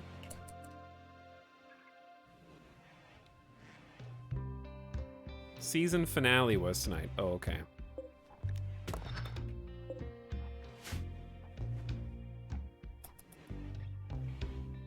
But how many episodes is it? 10?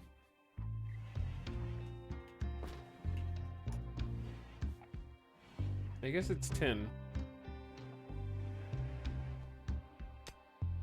I mean, I basically already know what's gonna happen.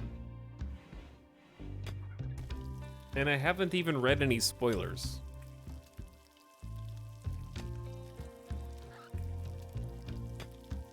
I already know what's gonna happen without reading spoilers. I'm not gonna tell you, don't worry.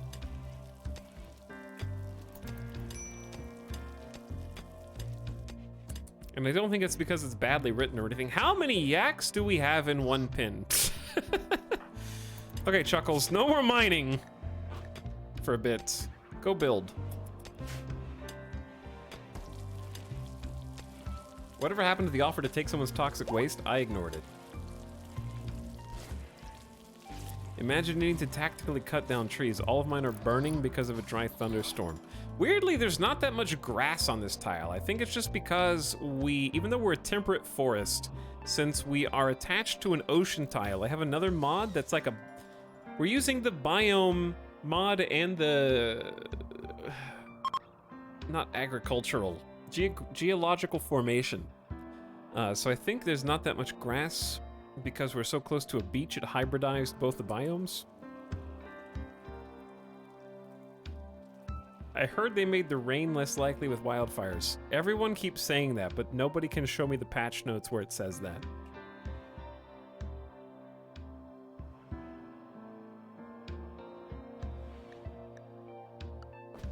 The psychic drone's gone.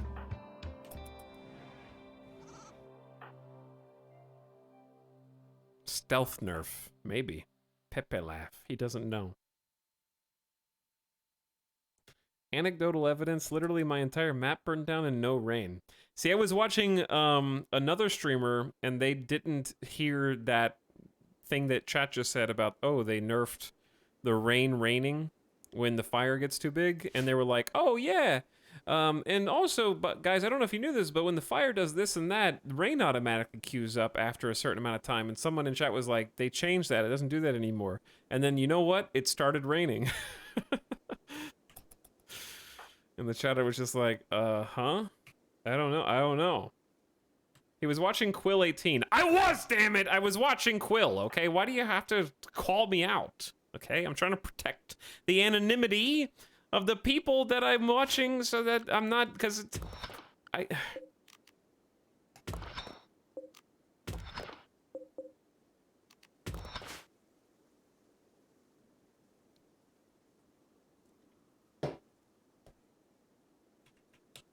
just not going to tell you about it anymore. Streamers can't lurk nopers. Let Etop become a degenerate chatter. See, I wasn't the one that chatted. Someone else did. And you know what's worse? It was someone from this community. The plot thickens. Dun dun dun! A Jeff Amogus.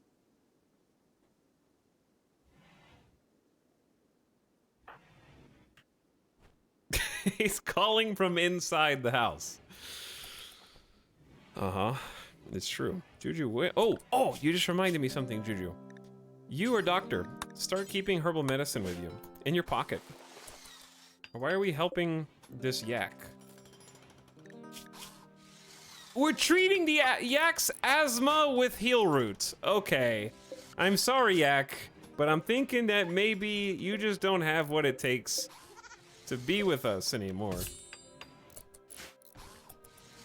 That was a big, we only have like 4 heal root.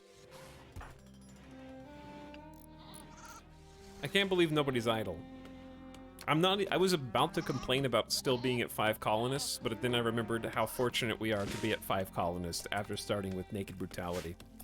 So, I'm just gonna hold my tongue. We're extremely fortunate.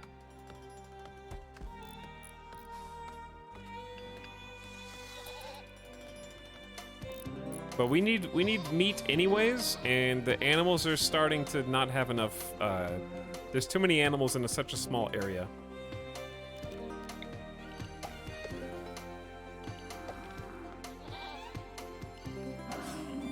Oof.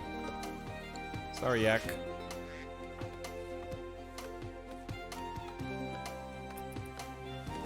Oh, Lumi, your work is cut out for you. We need someone who has a passion in plants, and our game takes on a completely different meaning.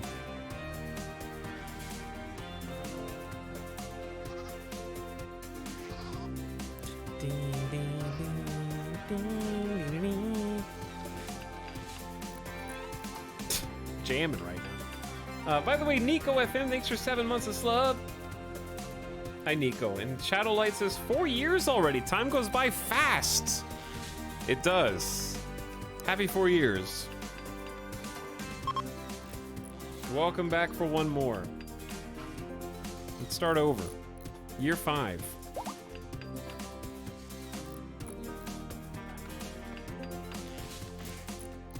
But yeah, some of the songs you hear are from a mod, chat. We got P Music. It's an essential RimWorld mod. I don't know how the camera went up there. A quest! Randy has heard us and offered a tier 2 quest. That's probably too hard. Let's see. Vagal Veil Posts. High Stellark of the Green Imperium sends us a message. Apparently, Neanderthals based in a nearby camp have been raiding their caravans. The camp is controlled by the Lursolad Coalition. You should destroy it, eliminating 2 Neanderthals. He'll give you honor, a power claw, or some camp loot. Goodwill. No. You think I'm in a caravan with only 5 colonists when I haven't had a raid in a season and a half? Oh, yeah, it's just 2 Neanderthals. All I need you to do is take your, I don't know, 3, maybe 4 best warriors outside of your base and leave your home undefended. Yeah, nice try.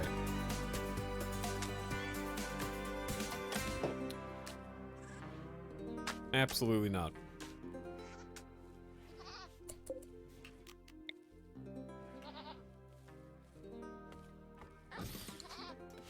It's easy, just drop pot in.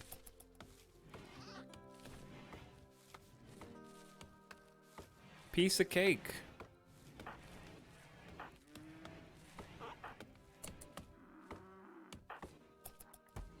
Oh, we need to convert Hutch. Hold still. And it's getting closer to being able to do the actual proper ritual. Keep it at 41%. I know it's not going down, but we have to keep it the same. Because the conversion ritual is going to bump them down to a point where we can almost convert them. Almost. Would you ever consider doing a caravan-based playthrough? No. Okay, but seriously, like, how? You can't research. So how do you progress? The only way is if they made it where if you caravan, you might get loot that has blueprints for things. And I know they already have some blueprints, but I'm talking about blueprints that automatically teach you full researches. Then yeah, that would be cool. Can't stay anywhere longer than a year.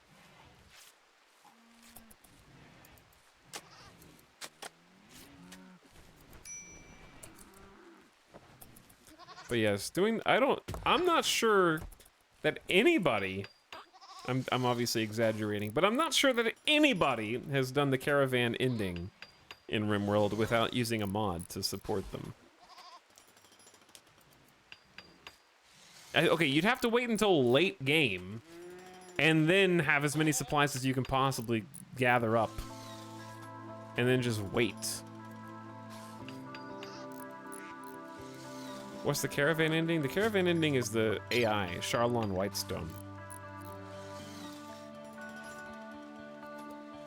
You kind of just watch the overworld map in 3 times speed. I'm going for that ending right now. It's shipped to the stars.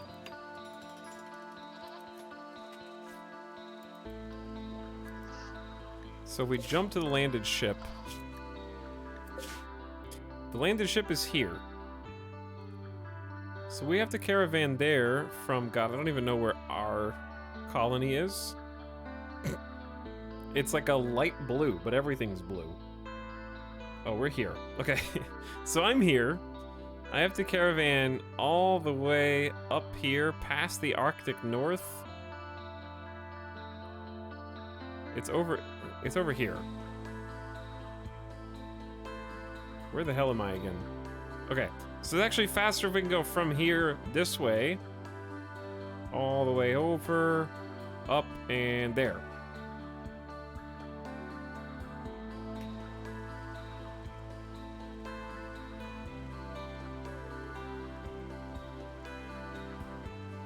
I tried like a hopscotch caravan, like build a base, build drop pods, drop advanced team to the new max range tile, build a new base, move everyone else, repeat.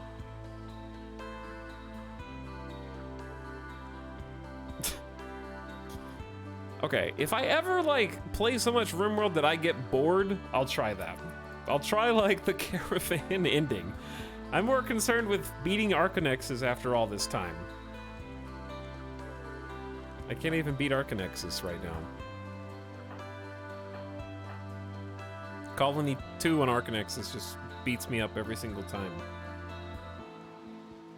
Arconexes is like the caravan ending, but fun. Yeah, I think the Arconexes is probably one of my favorite ones. Oh, I know what's going on here. Nobody's hauling.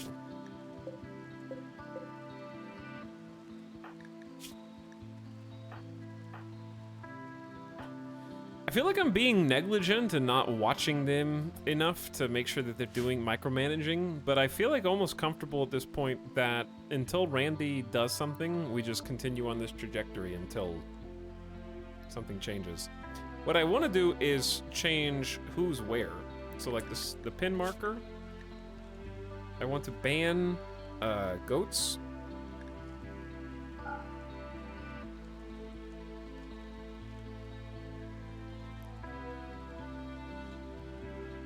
Where did the goats go? Oh, they're outside. Hang on. Why are they out? Dude, they're outside. Where are they?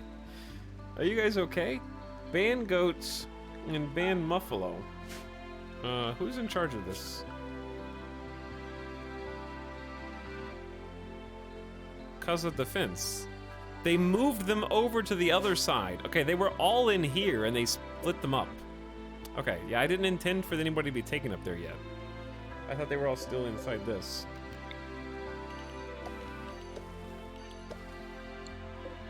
No cutting of the flowers. Okay, that way they can be eaten. And then down here, no muffalo and no yak. Boop. There we go. Chuckles is doing some much needed base repairs. Very responsible. From some of the outbursts that have happened here.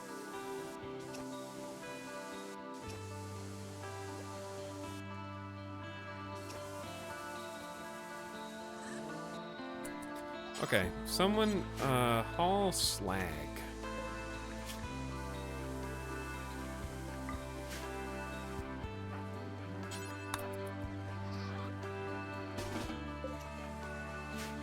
Okay, now we can go get the animals and put them back. Whose job is that? Ostensibly it's Hutch's. But Hutch is on their own time right now. The funny thing is, if you have a wall like this, you can just make that the pin. I don't know if you knew that. You don't have to make a slate fence or a steel fence or wood fence. If you just have a big enclosure and it's all wall, just plop a grow zone here, and they'll just scatter over the entire area and eat. Granted, they're gonna eat your crops too, potentially, but you can wall those in with fence, and that'll keep them out of the crops, so you can do it either or.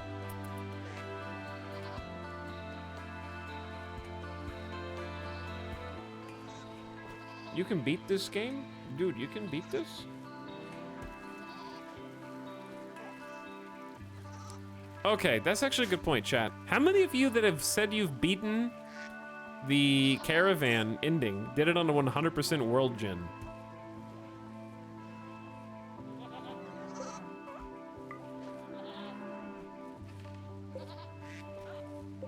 Versus like a 30% world gen. It was easy. Uh-huh.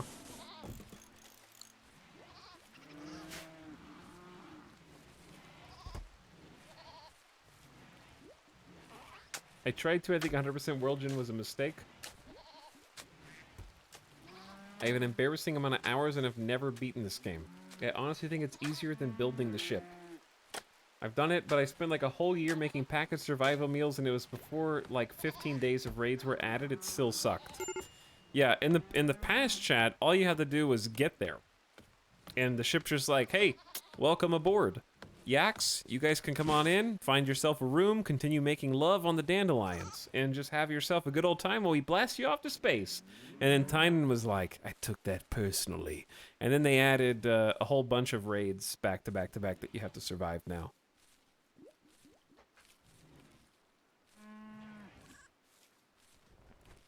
So it is more difficult now than it used to be. Way back when. Dude, actually getting paths out here. Juju is upset. He slept in the cold. Is it cold? It's the 4th of fall. It's like 68 in there. Okay, we need to start building heaters then. I didn't know it was already fall. One for you, and we need vents. And I need the blueprint for a cooler going down there. But yeah, we have 338 steel. Juju, I feel like, is just always kind of upset. I think that's just very neurotic is making this difficult. Failed to convert hutch, disturbed sleep ×3, but we got fine meal and dining. I don't know how to make you happy.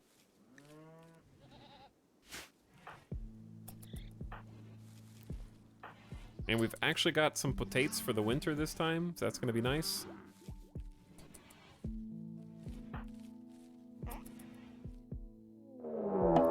There he is. Right when my neurotic colonist is about to snap. There he is.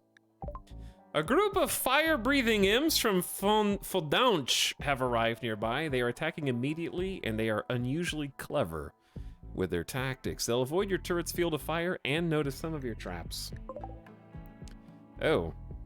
That's a fair few. 1, 2, 3, 4, 5, 6, 7. Okay, 2 more than we have. No great bows yet, but some recurve bows. And of course, they're all really fast. They're all joggers, and they all have a passion almost for shooting. Only 2 of them do not have a shooting passion. Is the new DLC good? I like it, Junkie Fun. This is some of the new DLC right now. They're impids. They spit fire. They heal more slowly, but they are very fast. They're resistant to fire. They suck at melee, which is why only one of them has melee right now. And they're incredibly heat tolerant.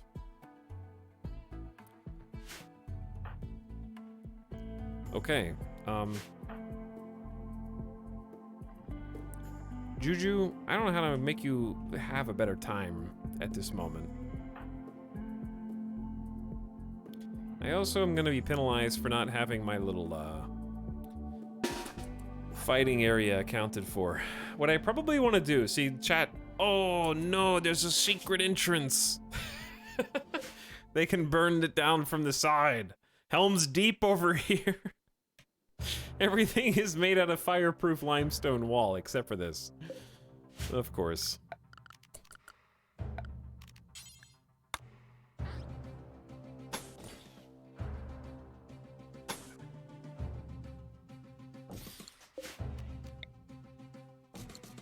And I gotta rebuild that too. Oh, is that our guinea pig? Guinea pig! Go to the safe house. Run, guinea pig. They're here.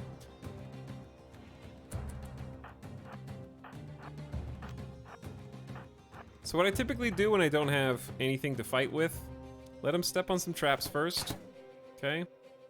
They're not gonna break this door down. They're gonna spread out. They're gonna split up. Someone else got a trap over here. And then once they split up, that's when we do our thing, okay? Let them walk all the way around and explore a bit. They're gonna find their way. They have super weak melee. Squirrel, don't do it. There's the fire. Okay, so here's what we're gonna do. We're gonna cut through this way.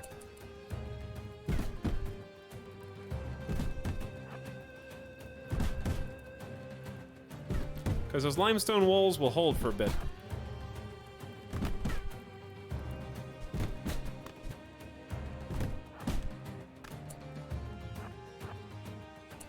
Alright, I didn't mean for this to be what it is. Wait, I don't know who I've got where.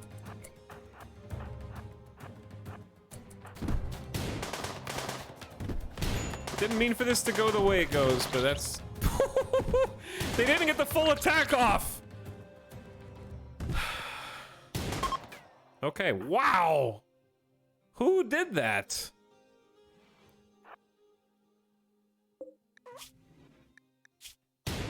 Silver's bullet went through their brain?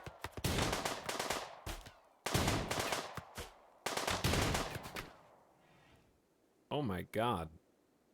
One survived. Mini kill box. It was a kill cave.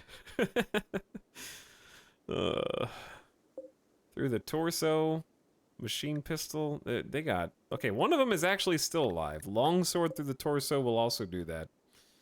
The kill cave. Roranaz, shooting, melee, construction, mining. They're basically chuckles, but different. Hardworking undergrounder, pessimist, jogger. Pessimist is tough. I wish someone was good at plants. I think their species is really bad with plants. Okay, I think 2 builders, 2 miners is better than 1. We absolutely need to make an attempt to rescue this person. So good news, chat. We get to use the prison. And Juju, could you come in here while we try and capture?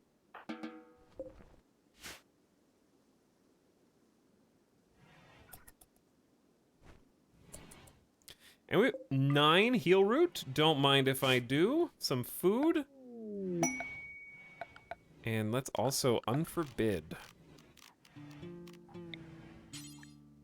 All 30 items on the map. We gotta do some new burials. Okay, Juju, don't go crazy while we're waiting. We need some new...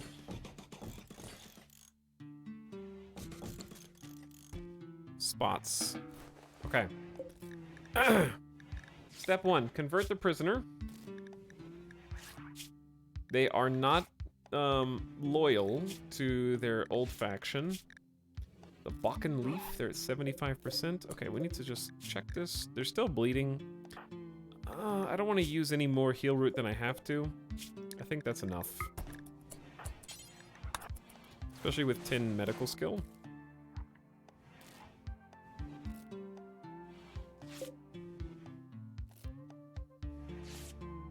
Okay, we need to go find some more heal root.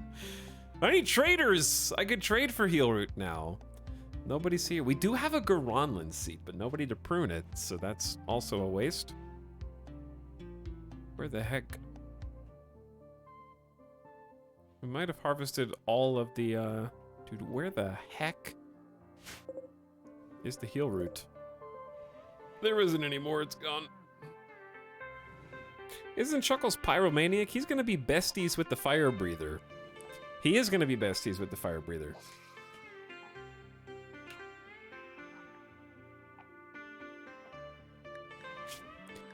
Neknos busted transporter. A shuttle of the Green Imperium has taken damage and seeking a place to land. Its commander, Neknos, wants to land at Lumination. Wasters from the Tox Chokers will attack the crash shuttle site to kill its occupants. You must defend them. The shuttle contains Neknos, a civilian, and 4 troopers. The commander and the civilian must be rescued. After 8 hours, a shuttle will come to pick them up. This is a charity quest. If you decline, your ideology people will be mad. Side trainer for Pain Block. A 1-use superdose of mechanites with psychic powers. Administered through the orbit of the eye. Once released into the brain, the mechanites form knowledge of a specific ability, transmuting themselves into neural tissue as needed. We can block pain pathways in the target's brain for a short period of time, allowing a person to move and act even with grievous injuries that would normally incapacitate them. I say absolutely. We have 9 hours to accept that, chat. Let's let everybody have a nice sleep. Let them chill for a minute. Silver's found an animal. Blocking pain is a sin. We like experiencing nerve singeing pain, but we're actually not like, we don't have the pain is a virtue meme.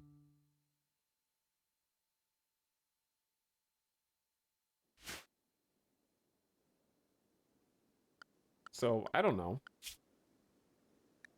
This stream is sponsored by viewers like Error. Okay, then.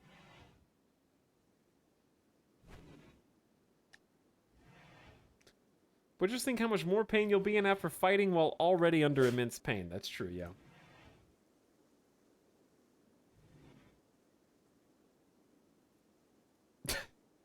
There were some problems with the base right now. Yeah, I'm aware. I know there's problems.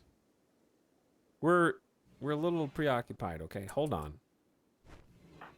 Spooky things are happening. They're also sleeping in 60-degree weather. We're building them a nice little heater to keep them cozy and warm. I'll haul the yak beef. I'm gonna hold the damn doors open. I gotta help Fitzlurk, okay? I'm gonna help.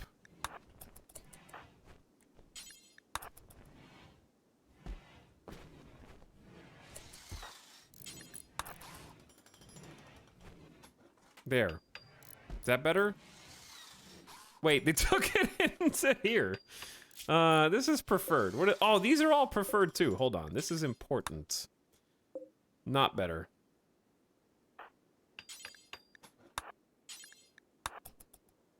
Hold on. Who just gifted subs? Sewer Rat just gifted subs? 20 gift subs. Damn. Hello, Toxin Chat.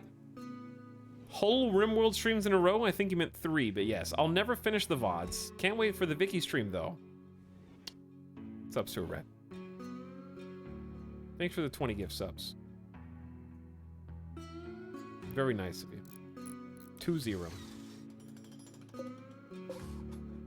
Okay, now it's frozen.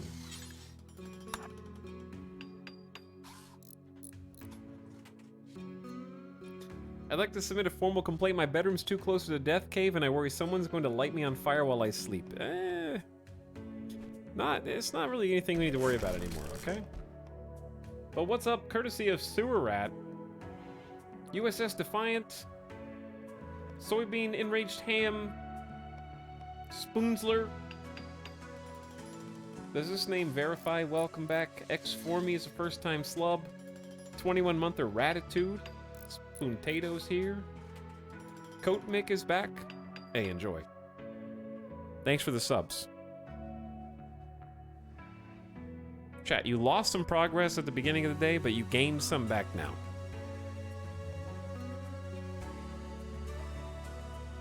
Subs easy come, easy go. What's the total now?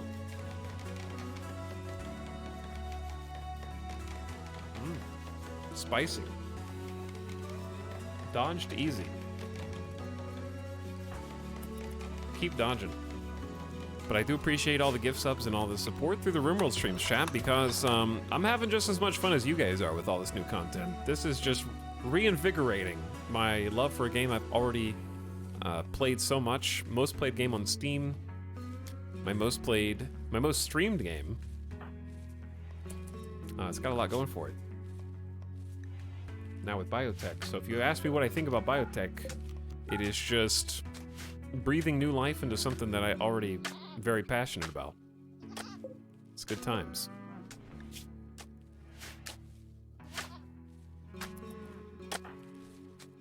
And I'm glad that they have the Oh! Oh, God, damn it! I blame the gift subs. I forgot about the transporter. It wasn't meant to be, chat. No Savescum. It's gone. Now we have to deal with Crash Shuttle ignored for 8 days. Okay, well, so be it. 8 days of pain and suffering.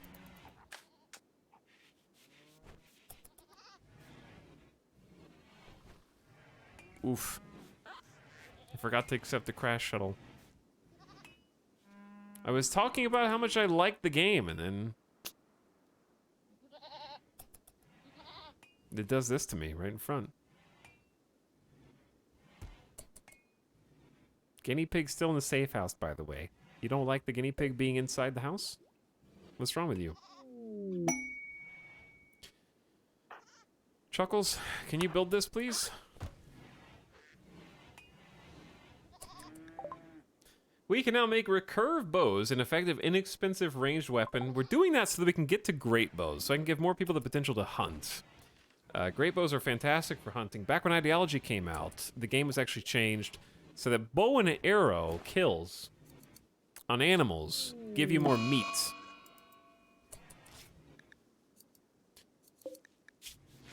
Torso, ooh, a torso infection. Oh no. And we're converting them during the infection. Chad, these moods are not great. Observe 3 corpses. Do something about it! Alright, fine. I'll do it. I'll do it. Chuckles, build the cooler. When you're done building the cooler, come build the graves. This is the problem with the quote-unquote kill cave. Okay, we gotta be burying some people. Chuckles is actually the best person to bury them, because he is a psychopath. So if anybody was gonna do it, it should be him.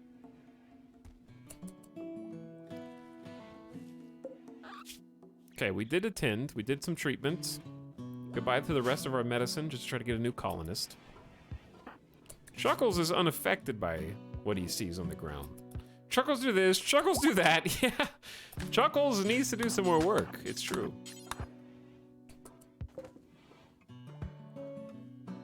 Chuckles' build skills sure did go up fast. Yes, it did. It happens when you build every single piece of the entire colony, single-handedly. But yes, Ronas has gotten sick from infection in his torso. Ensure you have a medical bed and a doctor, and that he gets best possible treatment and care. Well, we got food for you. Hutch is helping with the bodies.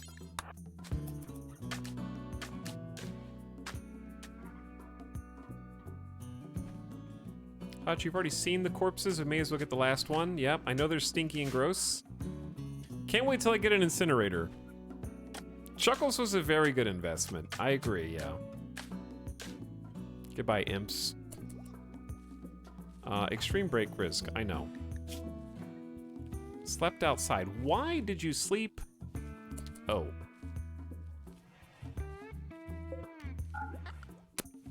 Uh-huh.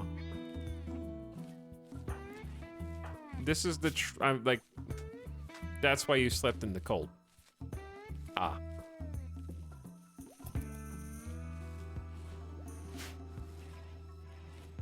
Well, it's only a matter of time now. That's so unfortunate. Roarness is at a crisis of belief. Their spirit has broken, and their belief in their own ideology has dropped to 22%. The Bakken Leaf are tree-connected pain is virtue supremacists, neo-surferists. The people of the cavernous shell world, Bakakaro, worshipped Al-Wahhab. She saw they were suited for forest and ordained that the worshippers would rule above all others.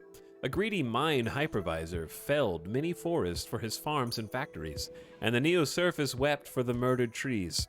Al-Wahhab came to the fungus grower, Mamin Karbi Zobo, in a vision, and spoke to him of suffering. Mamin Kabri brought 100 neo-surface in front of the speech hall. There they rent and tore their own flesh slowly, until they died under the smiling gaze of Al-Wahhab. Their suffering proved their righteousness, and the mine hypervisor fell as all became neo-surfists. The omnipotent god. Slavery honorable, scarification heavy, Garanlan connection super strong. What a weird combination. The root chief, the cut lover, is a melee specialist. The tree speaker of pain is the moral guide.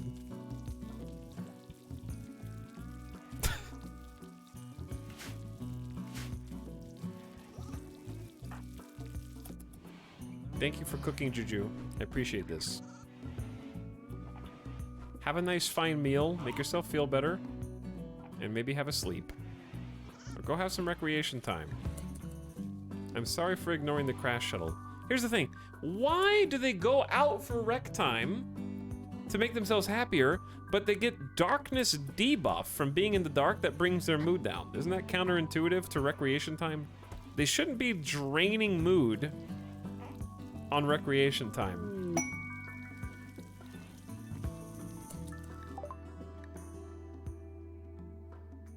A Gronlin pod is sprouted nearby. Harvest it to collect the Gronlin seed. This special seed can be used to plant the majestic Gronlin tree. Well, we'll try and get that. They want street lamps, I guess.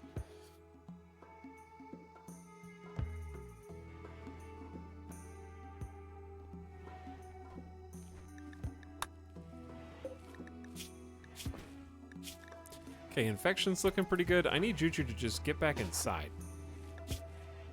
Your mood is actually going up when I force recruit you.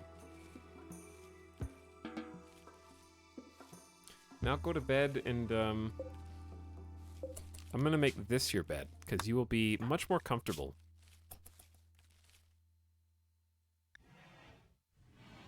Ah, there it is. Quite comfy. Warning, you are approaching the gift sub threshold. It appears you have gifted at least 25. gift subs. Thank you for your generosity in support of the Alex. YouTube channel.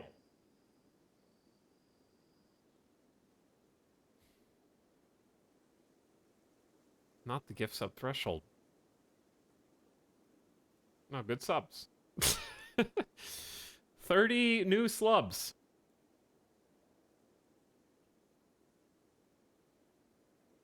Good God. Welcome aboard, everybody. There's a lot of returning subs in this group, I think. Erdimius is back for 8 months. What's up?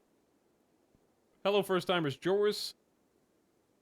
Joris the Ginger Spericto Terrasbug. Not Optic here for the first time ever. Bazola. This sounds like Bazinga. Ketamine guy. Chica of Terror. Hey. Ty 94. Hello, Michael EM. What up? Crazed Wolf. And more besides. Enjoy the gift subs. And many more besides. That's like $150 of gift subs. On top of everything else. Thanks for your big time generosity, Sewer Rat. Much appreciated. You're propping chat up single-handedly right now.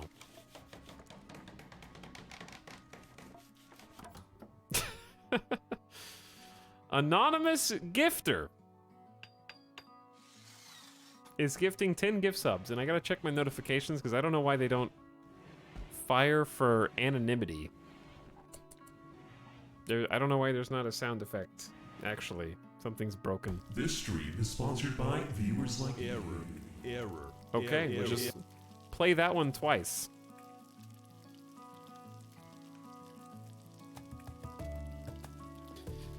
Chat, now I gotta buy a camera, I guess. I'll do what I said. I just need to do some research on which is the best camera, and then we gotta have a Midas cam for at least a few streams. Here's your temporary Midas cam. He's sleeping. Because I actually have to buy multiple pieces of equipment. Gotta get a new cam. I gotta get, I already have a tripod. And I gotta get a USB converter from HDMI. And find another ES. You sound so disappointed that you need to get the camera. It's not the getting the camera. It's the figuring out if I should get the old one that's not in production anymore, that's just the same one that I have, and pay more money for something that I just know what it is. Or if I need to get the one that they replaced it with after they discontinued it.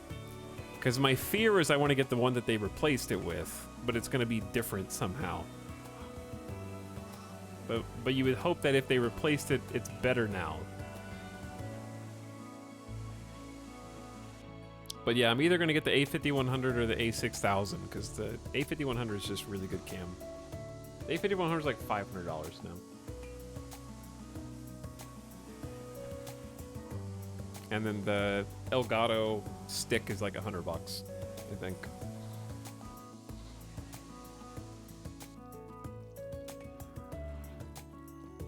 But yeah, we're gonna get something. We're gonna put something together. Then I just gotta find the 4900. somewhere. Oh, that reminds me. Earlier, I think I saw Vin say something about 4900s are in stock at Micro Centers.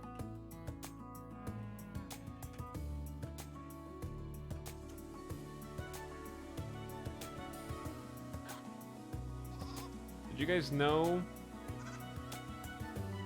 that Micro Center is not a store in Nevada? That's too bad.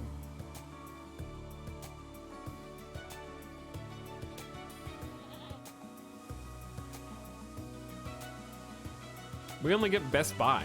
Because Fry's Electronics is like dead, isn't it? Does Fry's still exist? Fry's is closing all stores. That was February 2021.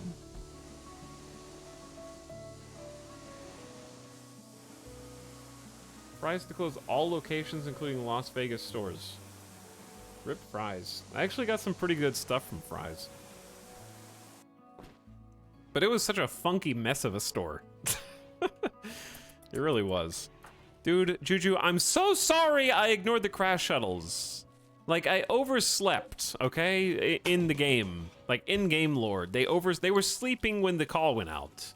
And then they realized, they checked their messages when they woke up and they were like, God, we let somebody die. We could have had a pain blocker. They figured it out after the fact.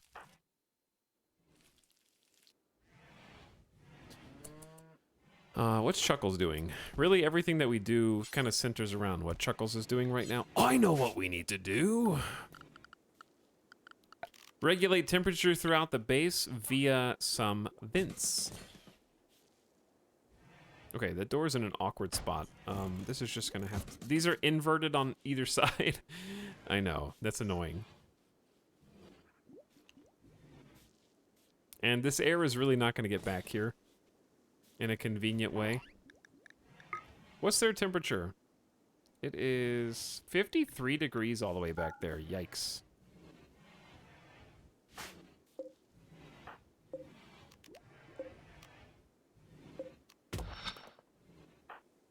Chuckles, help me out real quick.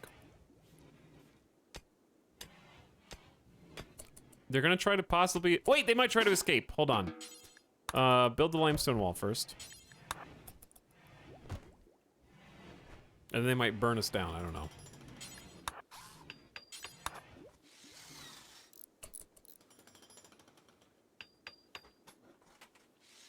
Hopefully I didn't miss any RimWorld DLCs or anything. Absolutely not, Breezy Meow. You think there was a new RimWorld DLC out this week? But anyways, chat, yes, I am. Okay, here's the catch. For the new camera. I'm not gonna have the literal time until I have at least one day off to make sure that I buy the right thing from the right place. Because right now, here's what's happening. I finished streaming RimWorld, usually at like 11:30 p.m. in a few hours. Then, that's just a random time, by the way. There's not like an actual time off. Then I eat dinner. And then by the time I eat dinner, I maybe get to watch one episode of TV show, and then I lay in bed and wind down with Marvel Snap. Except last night, it was like 2 hours of Marvel Snap. Okay, back to back. And I'm not above, just, you know. Like I said, I just wish they would release a proper app. I wanna like play on stream, but not with the current PC app. Addiction, severe. How you telling, chat? I just bought the DLC. Any fun advice I should know about xenohumans or pollution? Fun advice. I really haven't gotten to play with much outside of raising kids. Not babies, but kids.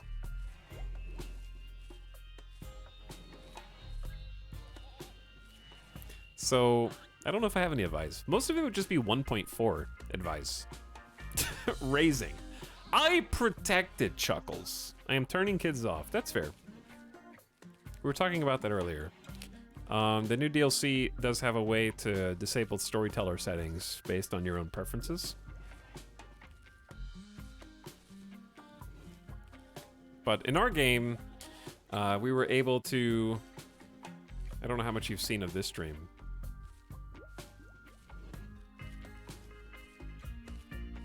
Have you seen Chuckles? I'm about to explain Chuckles to you, unless you've already seen... I don't know if you've watched Chuckles' growth, but that was a pretty fun story. Chuckles was more like raising a plant that you watered. Okay. Ugh.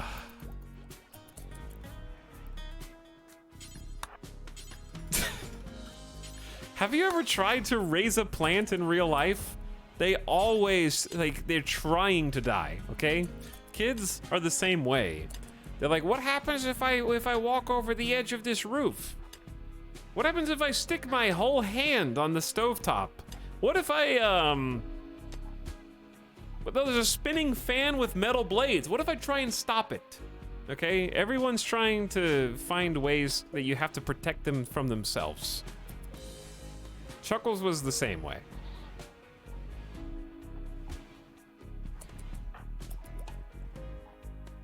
And now Chuckles is going on 14 years old and is a architectural genius. They just happen to love fire. So we've made them build everything that they're now building out of fireproof limestone. Is your freezer being held open by the potato? Yes, I've already moved it once. What's happening is this zone... Here's the thing.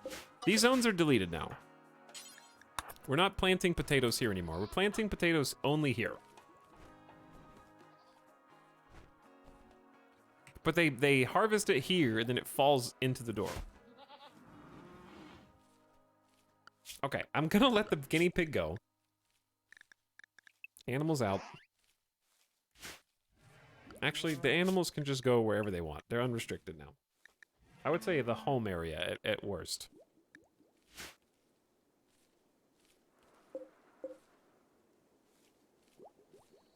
Guinea pig, please. I saw that. I saw that. Who's outside planting? Lumia's? Okay, we could use, we do have some animals that we can harvest in case we have a real emergency in the winter. Are we still researching great bows? Yeah. I need Lumi to do planting. We still have like 38 meals and some 1,000 food stockpiled. So this is going to be actually a pretty legit winter. Also, Wow's girl, thank you for the other 10 gift subs and subbing yourself for 7 months. After Anonymous gifted a bunch of subs. That's very nice, each and every one of you. And Windward Emu. Sorry, Windward Emu. Windward Emu for 2 years. Happy 2 years. Thanks for sticking around for so long. I don't know what we were doing in 2020, but it's probably Animal Crossing, actually. Have a going, Sewer Rat. Thank you for the gift subs once again. Have a good night, and enjoy the VODs. And thanks, Anonymous, for hooking up Tropical. Catapugon for 20 months. Zulu Task Force is back for a year. Lingonberry Punch hooked up Karev. Wow's girl, first time slubs now. Like Hello, Kugaro, Crow MD, the Reinhardt, Flittus, and FM Gloria. You guys got subs now. Finally picked up this game yesterday, 4 days before an exam. Not a good idea. A-Pride. You waited until exams to buy RimWorld for the first time. That seems like a dangerous game you are playing. I don't know if that was an ideal time. Karev, get wrecked by Nightbot, by the way. And, My liege. okay. A new sub for your collection. Run while you still You know can. what, guys? Being a sub's not so bad. Get that guy. Sewer Rat with 5 farewell gift subs, I guess. You've already done too much? Please leave. Thank you. And if you just got another gift sub, enjoy it, chat. We need... Oh, we are gonna get a new colonist if we just keep taking care of this one. Lumi, I need you to prioritize feeding this person, we need to make sure that they're only eating not lavish meals. Simple meals, please. Feeding prisoners fine meals is something that happens on accident pretty often. So you do need to watch out for that.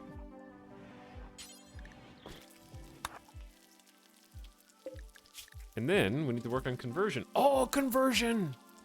Where's Hutch? Taming a turkey. No more turkey taming, okay?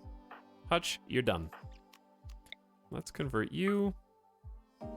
I don't know how many times you fed that turkey. That's just your pet. That's your, like, wild animal pet at this point.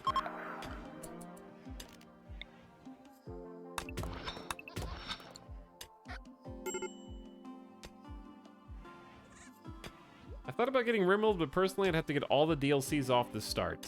A little too steep for a purchase on a whim. Golden Fishy, I'm shocked that you don't have RimWorld after all these years. However, I know it's you just said personally, but also personally. I always tell people not to play RimWorld for the first time with all the DLCs anyways. It just makes the game way harder for no reason.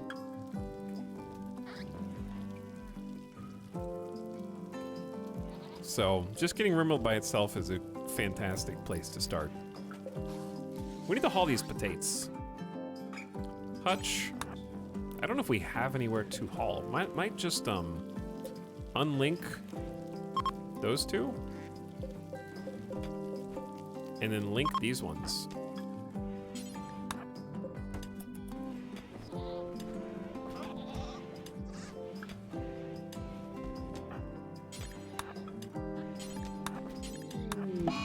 Juju, I expected you to have a mental break, and I think days is good. That could have been a lot worse. But yeah, these unroofed potatoes are not doing their best right now. Well, we have some extra space. God, the shells are so good. And yeah, vanilla RimWorld with 1.4 is at its best, for sure. All the quality of life updates they did in this update are excellent.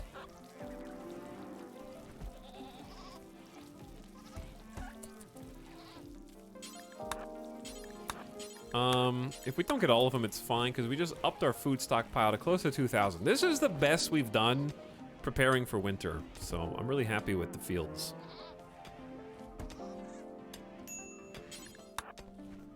For only 5 colonists, probably just these little 2 small potato fields plus animals is good. We just need to give the animals some time to grow. Are the flowers being eaten? Or did they, maybe they just died? They may not have the longest lifespan. We got milk? We're getting milk? Certainly decreases the amount of mods, which is good, yeah. 1.4 took over like 4 different mods for me, basically. I have purchased RimWorld only to watch Etao play because I don't have the time or energy, but I watched Etao play enough that I felt like I needed to pay for it. That also happens, Mikas. Crash shuttle ignored. I know, I'm thinking about it too. That's my bad. 5.5 days. No reloads, no save scums. I'm playing self-imposed Iron Man, so if you see me make a save from time to time, that's just in case the game crashes. The really only reason I would reload is if I left the game unpaused on purpose while I was AFK, just so that you guys can watch somebody. It's pretty much the only time. But if I'm at the steering wheel, Colony could die whenever it dies. Great bow crafting. It's a strange thing to research after researching electricity and everything else, but it's a proper good weapon, especially if it's being made by a qualified crafter. How many good shooters do we have? 4 isn't the worst I've ever seen. Chad, do we want to defy the meta and just make bandoliers for all of our great bow shooters and just go ham? Armors for nerds, we'll just take great bow range. I don't know. I don't think that that's good. But it sounds hilarious. We made more dusters, but I think they all suck. So let's make more. I told them they can't wear poor quality dusters. I think I'm just gonna have to let them wear poor quality dusters. This is called warm guilt, which sounds like disgusting, like warm milk. I'll allow poor. You guys can wear poor, because the person we're trying to train someone at crafting, and it's not going so well. They're at a crafting level of 3. Hutch is doing his best. We'll make 2 more. How do you make a bandolier? I should at least try it. Maybe I'm gonna be like, oh my god, that's amazing. I see a sash. Do you have to research bandolier? I swear I saw it on this. Chat, where is it? Oh, it's underneath my mouse. I was looking up here. It's right next to me. Make 3 bandoliers.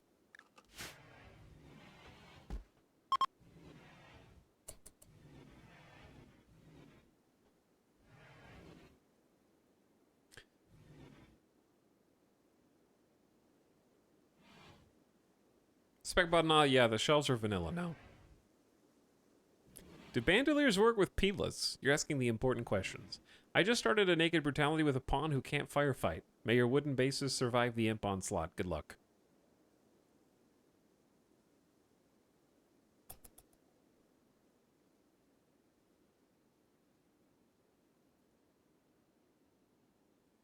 The base game is all a newcomer needs to be entertained for like 200 hours. Probably, yeah.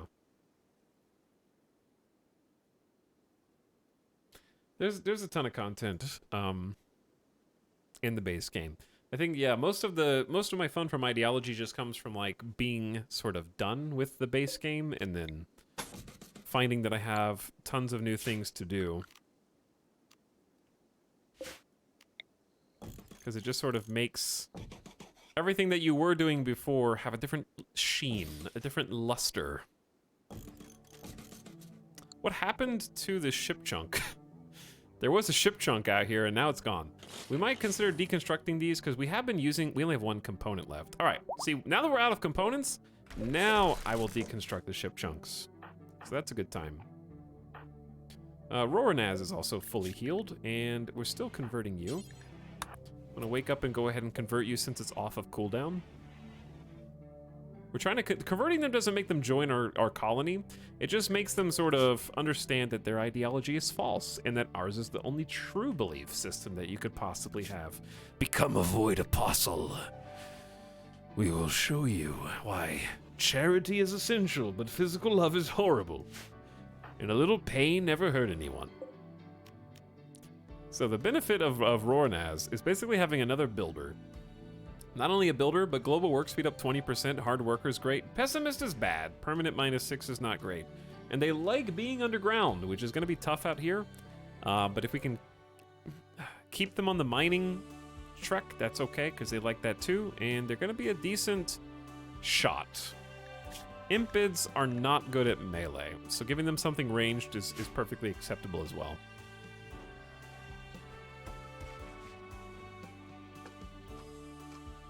I think someone deconstructed it to build the wall it was blocking. Oh, there you go. That makes sense. We're working on a great bow now, thanks to Silver, who is 11. Very skilled professional crafter. That's out of 20. And then Hutch is in training. They're doing their best. They're about to be level 4, though.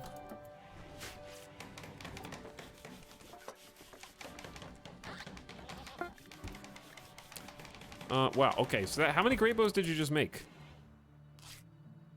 I see a good quality one there. Did we only make 1? I think that was going to be for Juju. But we may as well make another one for the new colonist.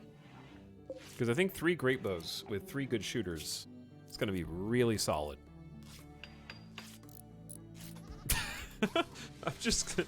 I'm contemplating just giving everyone a great bow, but someone with bad shooting skill, friendly firing someone else with a great bow is a risk, I guess. So that's a problem. I definitely have friendly fired great bowed someone before, and it wasn't fun. This is looking good. I'd like to get that second electric grid, but it's such a resource sink right now that 3 batteries is enough to funnel the entire colony between these wind turbines. Because we don't have a ton of electric drain right now. The heater takes 175 watts, the smithy 200, and we can turn these off when we're not using them to save on power. If that's a thing. Chat's having a whole ass forum discussion right now, so I don't even know how to start parsing what you guys are talking about. but I'm glad you're having fun with yourselves. Hi, Tal. Hello. What up? Muffalo is supposed to be banned in here, but are they accepted in here? Nope. That's the problem.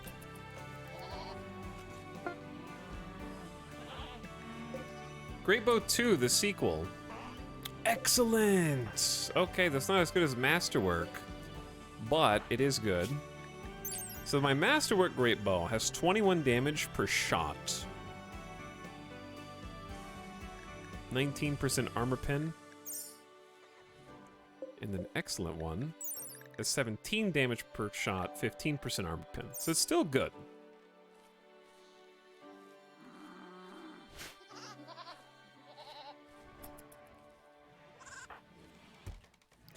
But yeah, having like the free milk is nice. I want to see what these dusters are coming out as, because we're getting good bird skin ones.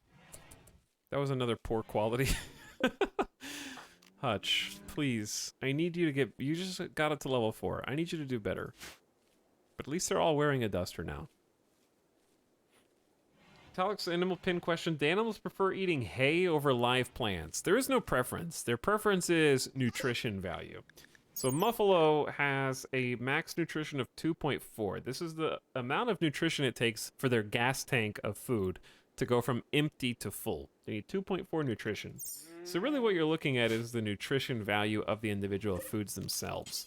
So like if you manage to grow hay, I would grow the hay outside of the pen and then come back, feed it to them via a stockpile.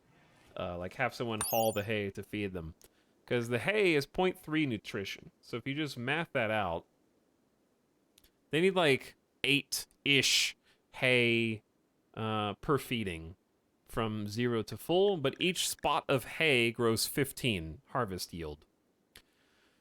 So like, basically it takes a long time to grow. It's like 7 days of grow time, which itself is difficult because plants only grow when lit, which means it's not going to be 7 actual in-game days. It's 7 days of light before the plants grow, and that's under optimal conditions. But yeah, right now I have so many potatoes that we can just feed them raw potatoes if we want to when it gets really cold. But the other thing is, I'm curious what dandelions grow.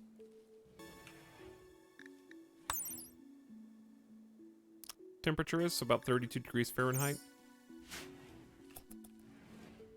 But once we get someone who's good at planting, which Lumi is not, Lumi's only a 7-week professional and is very slow at this. Once we get someone who's good at planting, then we can balance a few more fields. Like, I really probably don't need to have a ranch right now. I'm just trying to make a ranch work for once. Goats don't eat that much.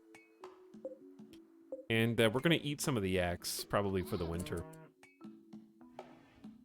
But they don't prefer one food type over another, it's just how much food value they get out of it.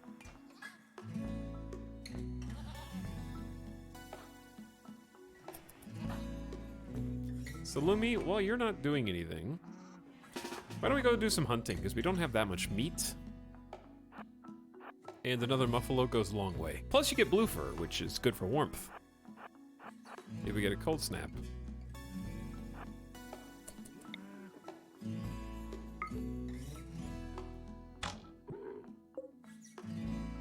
Just watch out for that 10%.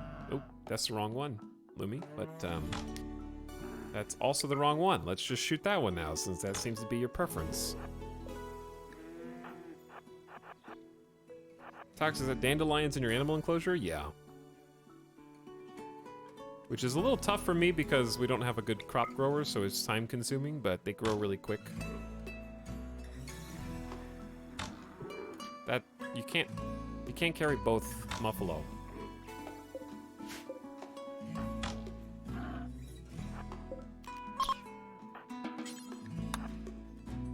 That one's just gonna be up here bleeding, unless you kill it. You did this, Lumi. Finish what you started.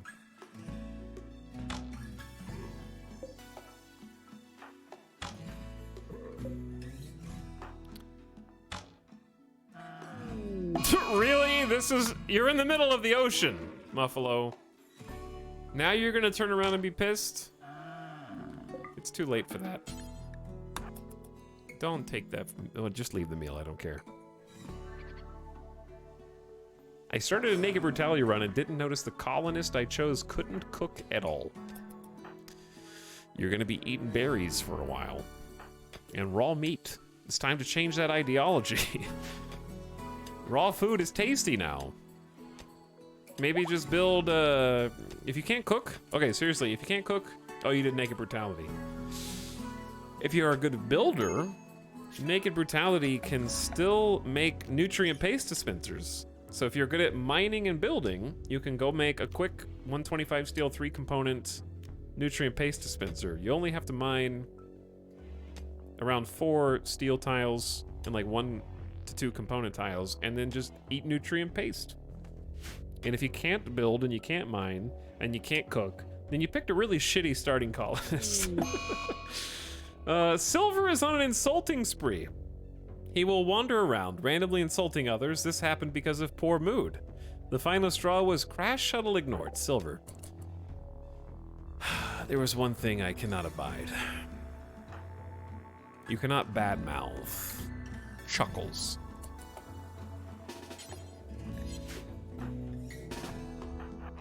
Chuckles is gonna go tattle on you. Chuckles is 13 years old, and you just compared Chuckles to an oyster. Mom! Silver said something mean to me. Go arrest him. Silver. You're going to prison for a long time. The reason I do that is because this is the only, like, one of the few things that you just kind of have to meta. Insulting spree is the single worst mental snap in the game, outside of just straight up. Okay, there's someone is abandoning the colony to leave. That's the worst. The second worst is becoming a wild man. The third worst, unless I'm missing one, is insulting spree, because the way that insulting spree works, we're just gonna straight up release Silver. Murderous rage. Murderous rage isn't that bad. You just beat them until they fall down, and then they're done. It's really not that bad. Leaving the colony, you can stop them as well, but in the event that they're fast, they can actually leave. Wild man might actually be the worst because you can't stop them from becoming a wild man. So I'm gonna put wild man number 1, leaving the colony number 2. Number 3 is insulting spree. Insulting spree, the way it works is a angered colonist will find another colonist and insult them. Now, in this case, I actually probably should have just let it play out and it would have been fine, but they actually would have gone in here. They search for anyone who's awake. So they would have followed Chuckles around, insulting until Chuckles goes to sleep, then the next person, then the next person, then the next person, then the next person. And even just one insult is -5, but insults can stack and stack and stack to just an absurd degree where your family, your entire family dying in front of your eyes is less of a mental trauma than someone following you around and telling you that you're a bit shite for like 4 hours and comparing you to an oyster. So if they can't break your will mentally, they will just go to someone else and just keep spreading insults around. And basically, colonies can actually implode if someone is allowed to insult them for an entire day.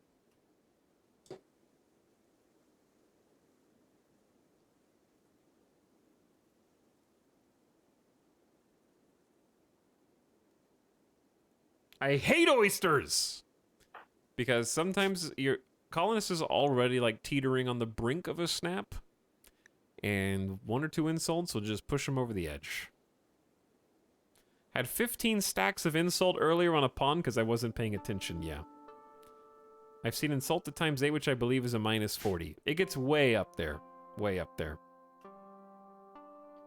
I remember that one time Etal let an insulting spree go off uninterrupted just to prove a point, and one of the main pawns ended up dying from an infection as a result. Yeah. It happens. It's too tragic. So basically what I do is I arrest them and then release them. You have to take them all the way in. And if they snap again, Like, they're gonna remember that for 12 days, which is pretty bad. They didn't used to have this bad of a debuff. They patched it to make what I just did less powerful. But if I'm just hoping they have a different snap, or it was an accident, basically. Because, like, right now their mood is fine. It's basically just a mulligan of which major break you get, yeah. Like, please do a different one. So they don't get catharsis because you arrested them. They just get more pissed because you arrested them. But it's just, you can't let them break the entire colony just because they're a little upsetty.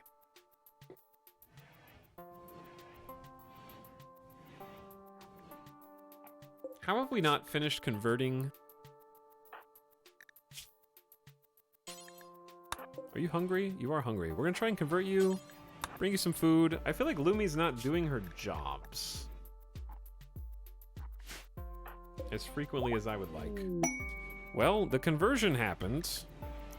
We now have a new believer in the Void Apostles. Lumi successfully turned Roranaz away from the Bakken Leaf and toward the slightly less red Void Apostles. Now we can begin recruitment attempts. They have about 12 resistance, so we have to break that down first and then sort of convince them to join the colony. But now they're at least a believer. Their mood is gonna go up once they eat. I also would love to get them a little table. Making their room a little nicer is good.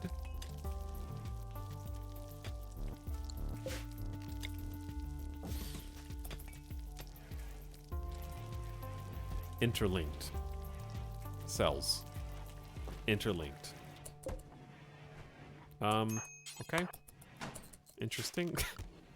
You have a good quality bed too, so you should be quite comfy. Making your prisoners more comfortable is actually the best way to get them to agree to join you.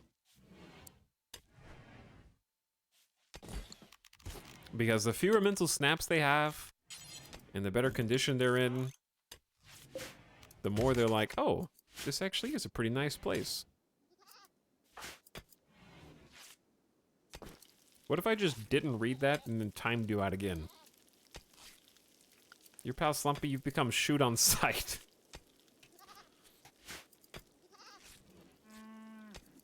Because the time it took you to write it is this much, and the time it took me to not see it and time it out is this much. Pasta denied.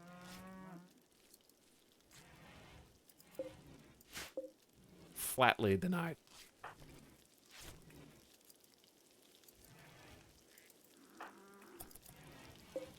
Chat, we desperately need a trader. Because I am loaded. We are flush with clothes, old tools. I got dusters and weapons that we don't need anymore.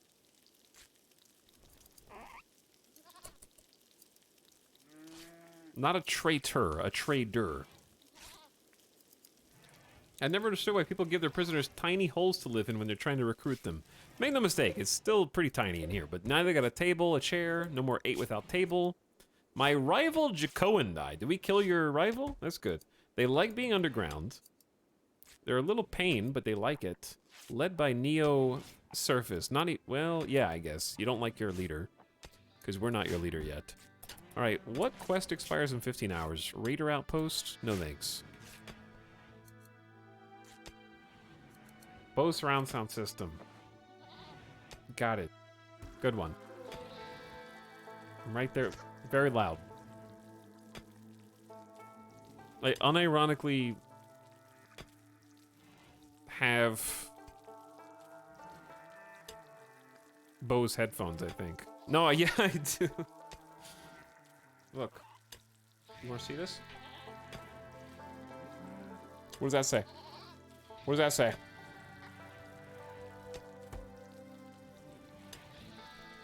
They discontinued them. They don't make these headphones anymore. These are the best, like, earphones that I've ever used. They're my favorite, and they don't make them anymore. They only sell them on eBay, scalpers. That's it. They are the most comfy. And they're like, actually, we're gonna rebrand this and making them like a sports earbud. And they have like little dongles on them now, so that you can press next on your song queue.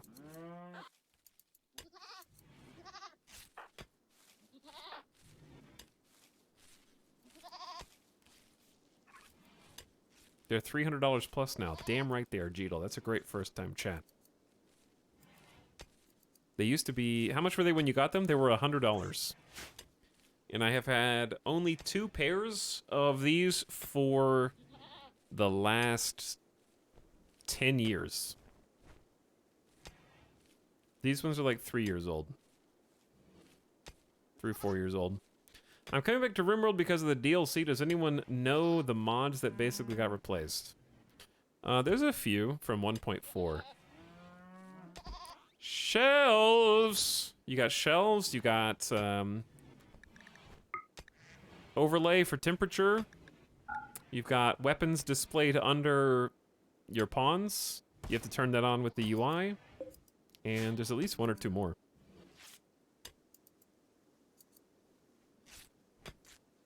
Plus, I mean, if you played with other types of creatures other than humans, I guess, Xenos. Robots, so the mech mods, vampires. I guess more, depending on how many mods you played with. I'm just thinking of vanilla mods. Anyway, what the hell is everybody doing? Lumi's sleeping in bed. You need a nap. We need to forget about that crash shuttle. Why is there so much meat in here? There's nowhere to store it. How do we have that much food? I have a full stockpile of 2,300 meat in the fridge. And I guess I need to be even more efficient with how to use this space. I don't know.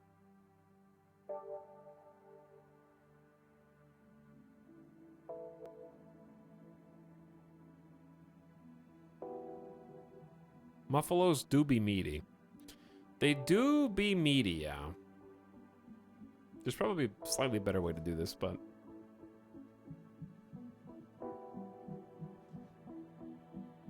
Like, I get... No, oh, I know what to do. Cook more meals.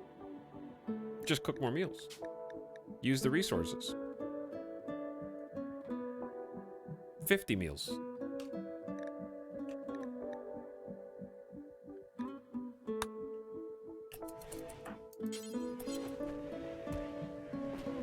Now we're talking. They have 1.6 days here. Make kibble for your animals. Kibble's a good idea.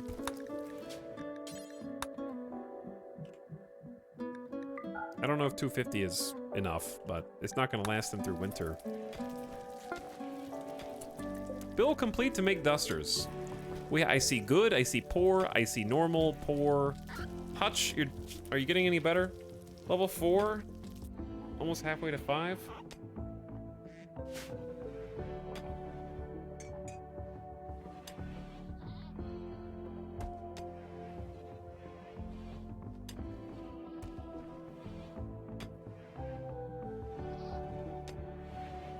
The game in which shelves is something to sing about. Yeah, no, shelves in RimWorld are like actual game changers. RimWorld players get hyped for anything. They're like, dude, shelves? Pog. Have you seen my electricity infrastructure? It's pretty sweet, dude. I am making the best pants out of plain leather that anyone's ever seen. I have invented archery. We don't need much to get excited. Can you upgrade walls? No. Not without deconstructing them and rebuilding them. Have you called any robot bosses? No, I don't have any mechanitors. That would not be a thing that we can actually do yet.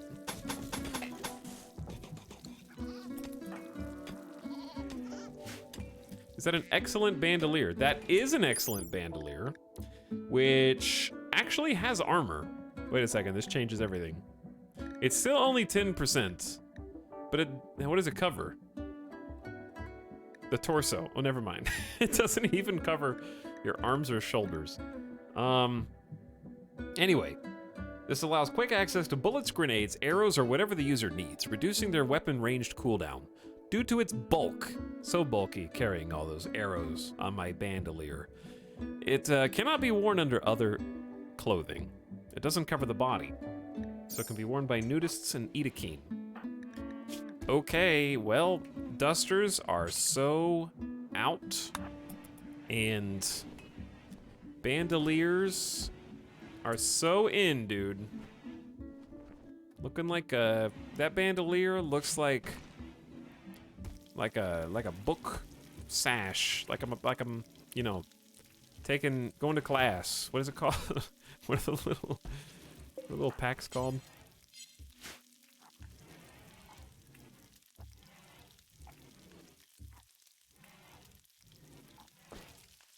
Little known fact, Eta only has one mod in his chat. They just have 5 other accounts they post on.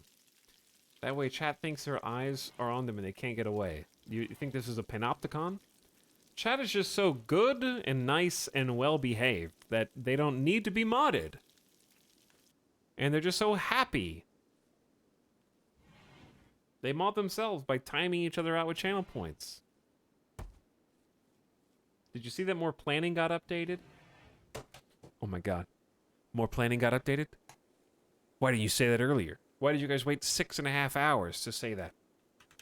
Megabase is back? Which one's 1.4? Not that one. Not Alpha 16. Not the one that's in Russian. Oh, it's called More Planning 1.4. They updated it. You were too busy snapping.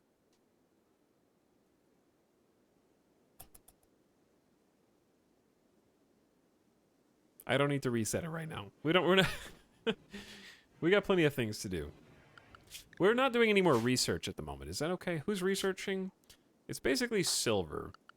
Chat, let's decide what to do next. We just did solar panels and great bows.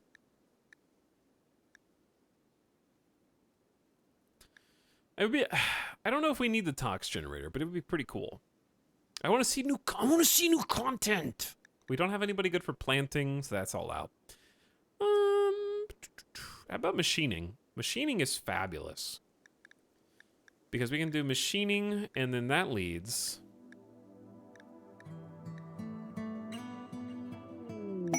Excuse me. Moisture pumps. Oh, I wanted to do maybe prosthetics. We could just go for early geothermal power.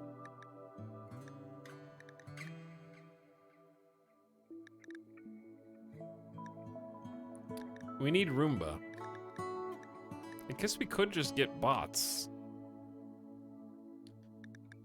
MechTech is required. We need to be industrial level tech. What's required? Do you have to have a recipe or something?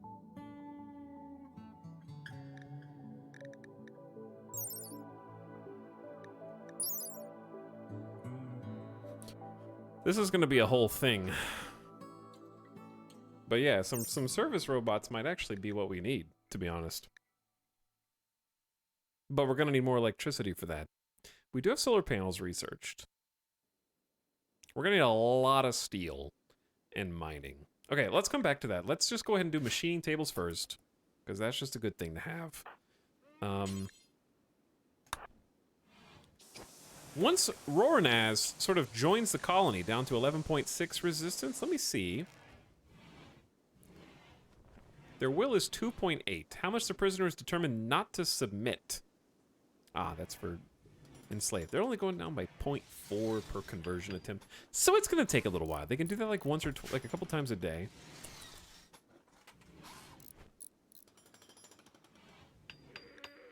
A new quest. The foreboding construction.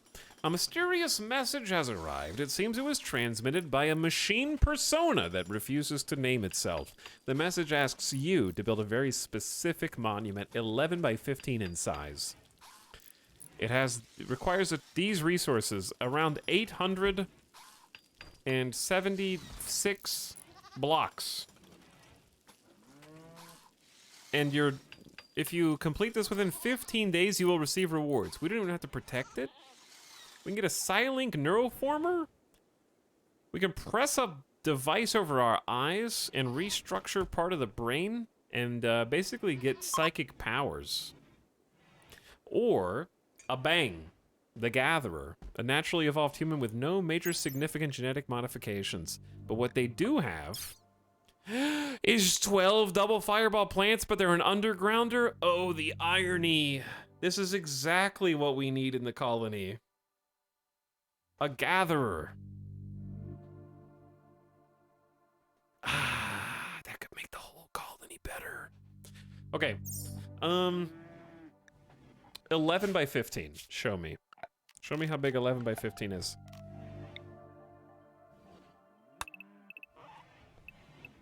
Oh, we can just squeeze it up here.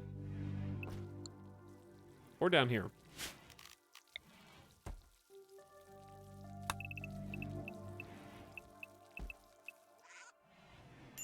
Yeah, we could just toss it down here in the mix.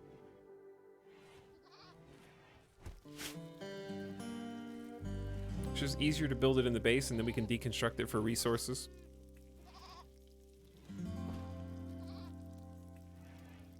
Sun lamp farms, yeah, but that's just so much electricity for a temperate forest. For no reason. That's so much power. I just noticed the paint. The vanilla is paint, so you have to grow Tinctoria. This used to be ideology thing, but they made it vanilla. You can paint literally everything. I actually have a screenshot because we were talking about the paint. This is the official screenshot of how colorful everything can become, because you can... This actually... They have a painted fence. They have custom... You can choose from the color wheel what you want all the lights to be and what you want the paints to be. You can paint the carpets. Customize the whole thing. But yeah, I think we have to take this quest, chat. This is gonna be a big building, but I think Chuckles is down for it. We have 1,900 slate. We're gonna be running out of slate eventually, which is a little sad, but there's still 60 chunks on the island. I love the checkerboard floor. Yeah, I like the checkerboard floor a lot too. It's pretty snazzy.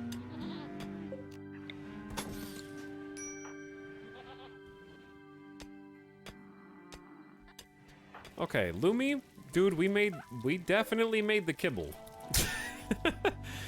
That, doesn't need to be refrigerated. I don't know what to do with that storage-wise. Put it outside, I guess. That's what shelves are good for, yeah? Shelves are good for just holding stuff out here.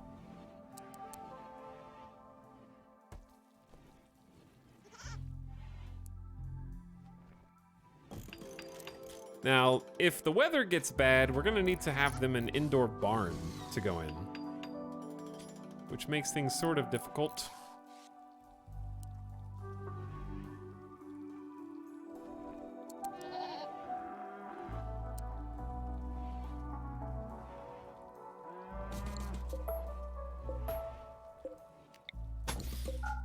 Okay, I'm trying to copy. Oops, I just canceled both of them.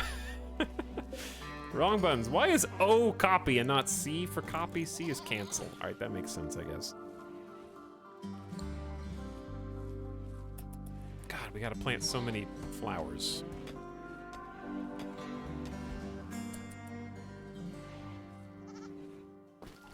This is a lot of... Oh, they're not storing the kibble!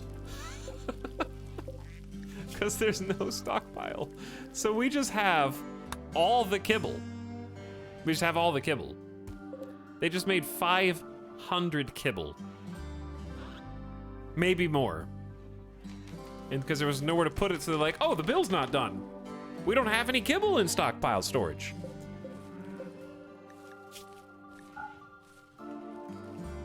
This is now kibble storage. This is now hay storage.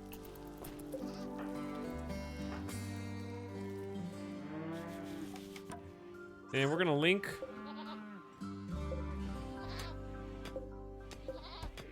Please don't do that. Why is it so difficult to click? Can't link those.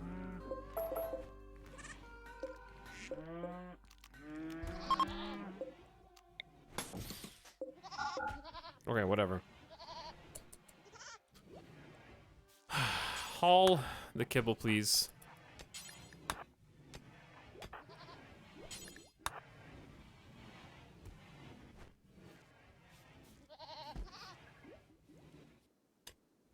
I like that the animals are just gonna walk up to the edge of the fence and be like, please, that's for me. Who did you make this for? You put my food right on the other side of a fence? Lumi is picking out on food because we ignored the crash shuttle. Man, that's so bad. Like, you have only a -5 and a -8. Your recreation's satisfied, you ate a fine meal, you got pain, and that's still enough to snap. Okay, well, hopefully nothing bad happens. I feel like you're just gonna eat through all of our food, but that's okay. Chuckles, you can have an actual work schedule now. And Lumi can also. I've just been letting you do whatever you want, really. Chuckles is sweeping. That's how you know it's time. Let's accept this quest.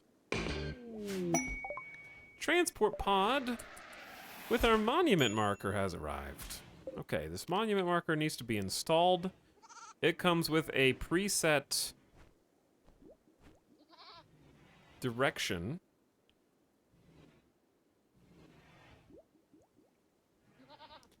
And what we need to do is sort of reorganize the power cable.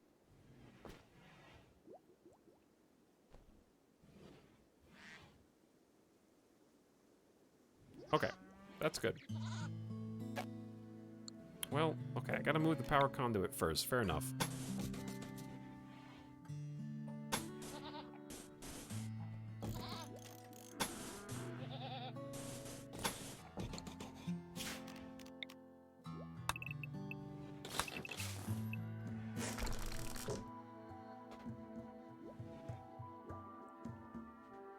How do you not ignore the crash? Do you have to just walk over there? No, there was there was a crash ship and I forgot about it.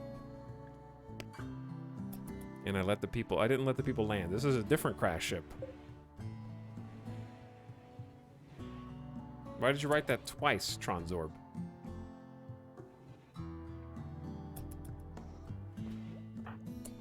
But they'll forget about it in 2.4 days because no matter how guilty they feel, their guilt still has an expiration date. But you have to accept the quest. Oops, wrong button. Yeah, you have to accept the quest, much like the one I just accepted. And if you don't, they will know.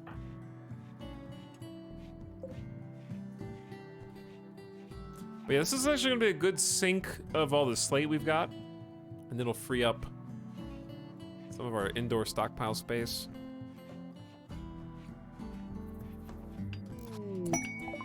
A small herd of thrumbos have wandered into the area. Peaceful by nature, these rare creatures are extremely dangerous when confronted. Well, keep them away from us.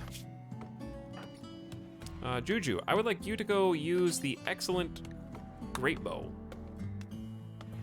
And did we make a bandolier again? Nope, we have 2 more that we're gonna make.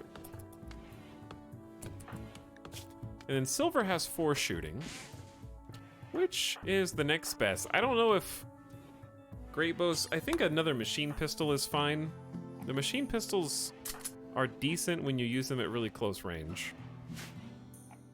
4 skill with a short bow isn't really that good. So we have 2 sort of long range, 2 close range, and then Chuckles for melee.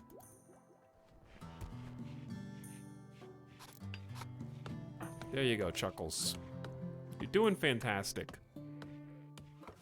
Alright, we found a spot for most of the kibble. Sorry, Berry Bush.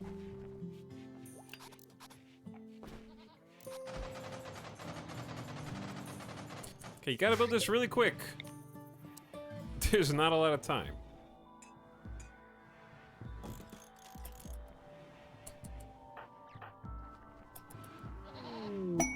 Ooh. Not anything I can use, but at least someone's coming to say hi. A royal tribute collector is approaching. They will accept any prisoners and gold you offer as tribute. The one who gives over the tribute will receive the honor of fulfilling the tradition and supporting the upper houses. You can expect the tribute collector to arrive roughly twice a year if you're not enemies with the Green Imperium. They'll hang around for a while before leaving, so I could trade them Roranaz for some honor. But I need Roranaz to be a permanent mining colonist so that Chuckles can keep building. But Roranaz is a good builder too.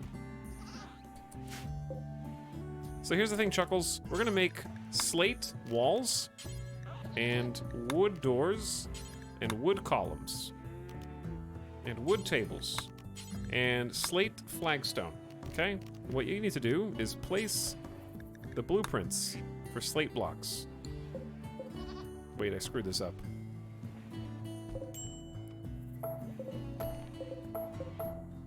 That just made slate everything. Okay, I want you to place slate wall blueprints,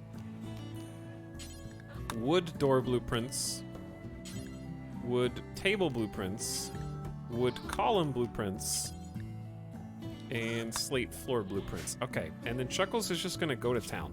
Now, we're gonna be using a bunch of wood on this, so we're definitely gonna need to go chop down here a bit. And that should keep everybody nice and busy. Roarnas is gonna be our prisoner for a while. They still got 10 resistance. We'll do our best. They're hungry, chat. They're mowing down these flowers. We got another potato harvest. I might just, like, prevent sowing since it's almost the end of fall. And we can just focus on the harvest and then sow the flowers. And if we don't get enough, we can start feeding them the kibble. I might have to make a little barn spot for them. This isn't really enough farmland.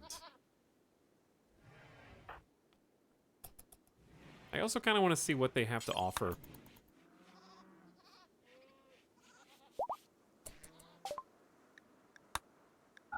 You will get 3, what, honor? For selling Roranaz to the Empire? I simply can't. Roranaz, that would be uncharitable. Alright, chat, here's what I want to do. I want to stand up, stretch. Really thirsty, actually. And I'd like to go get a snack. So, let's keep this going. And I'm going to leave this so you guys can check out the build. Because we're working on the main quest right now. And if we complete this quest, we get like a double fireball planter. Who, maybe we can do a Garanlan. Maybe we could have some more farms. Maybe we can actually grow heel root. When was the last raid? Not that long ago. Randy has been a little quiet, I'll say. The last raid was here.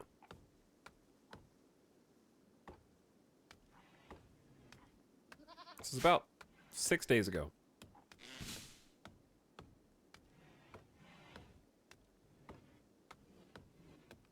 But yeah, he has been fairly quiet as we've been building up here.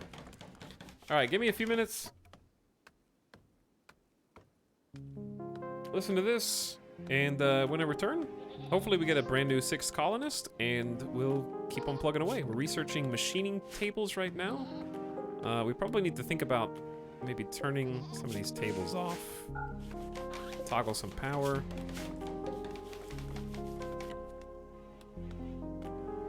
Like that's just 210 watts that we don't need. Okay. And then hopefully the wind will pick up. We need to get rid of these trees as well.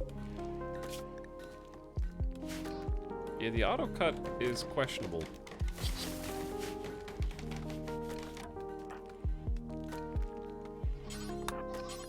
I'll harvest those.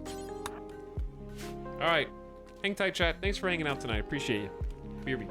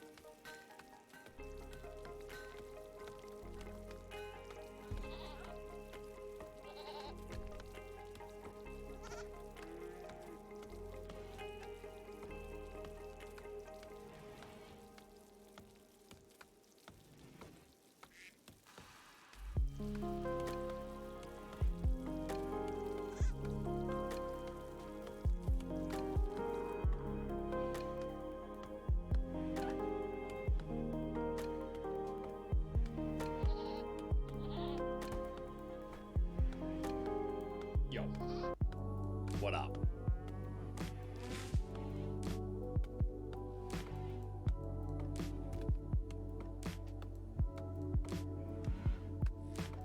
Oh.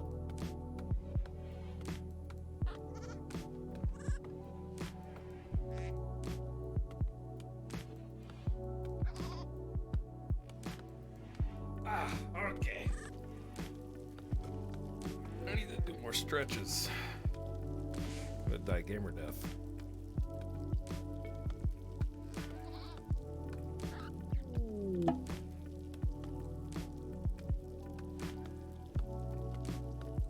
Whew. Thanks for waiting.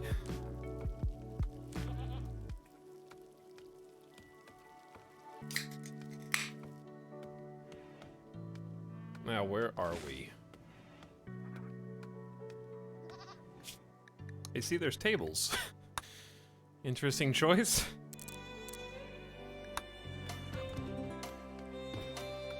Why build walls and floor when table will do? A group of visitors with nothing to trade except their interesting dirt mole genetic composition. And the Imperials just left us 16 plasteel for fun, I see.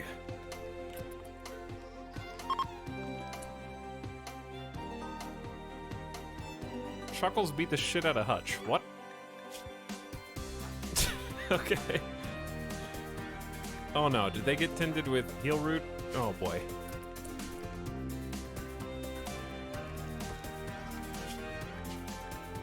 Why is this song so loud?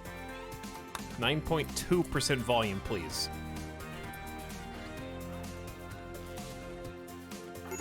Why is Chuckles just healing? Get up, Chuckles. We don't have... We don't have... Oh, conversions. Juju's back.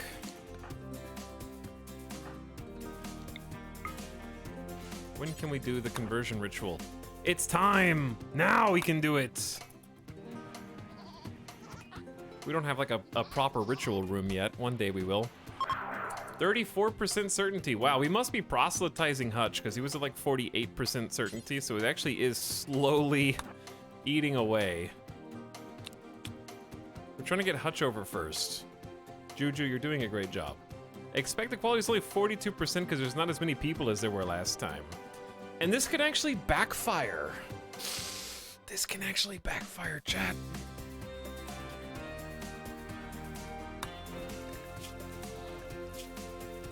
Juju only has one social skill. Last time it went fabulously. Do it. Gamba. Chat, you guys want a Gamba? You want to do some channel points?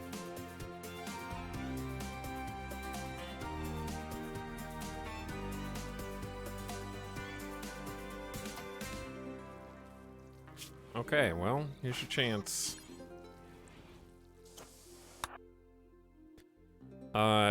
Outcomes. Option 1, terrible. Option 2, ineffective. Option 3, effective. Option 4, masterful.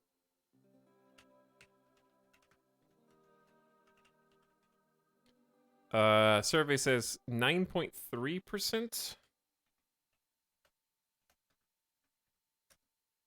Then 28. Then 47.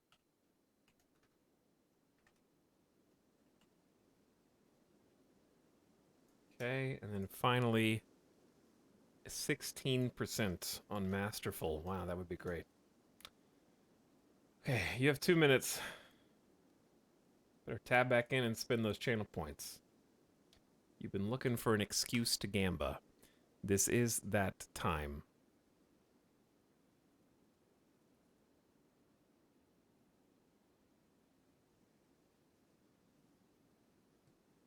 You gotta do it. Okay, while you're doing that, let's go ahead and get it started. Not Chuckles. Almost missed that. Hutch. Did that change the percentages? No. It's gonna take 2 hours.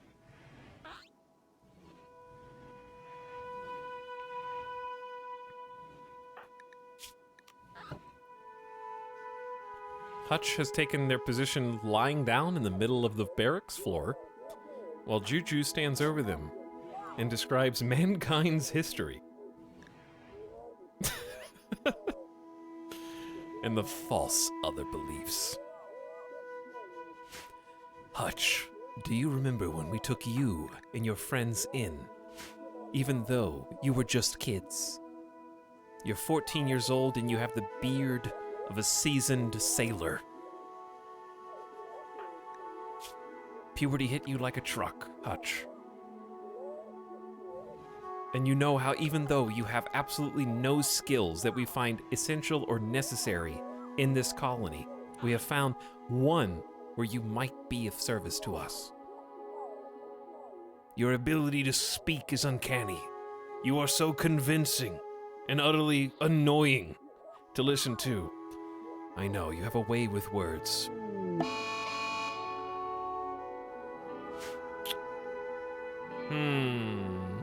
How does this affect the Gamba?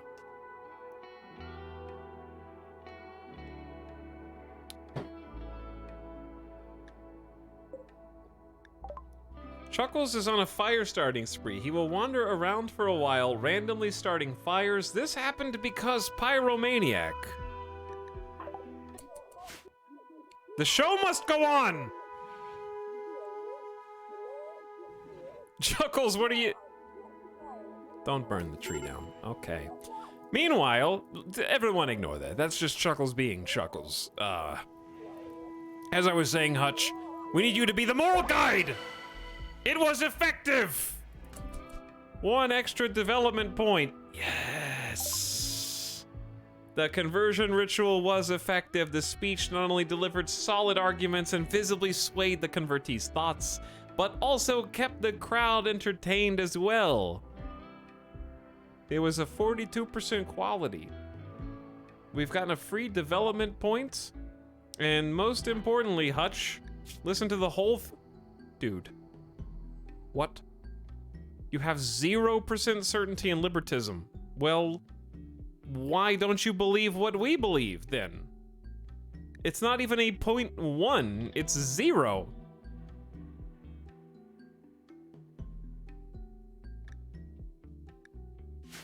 This is all goofed. Okay, first of all, channel point payout. It was an effective. That was the one with the highest chance to win.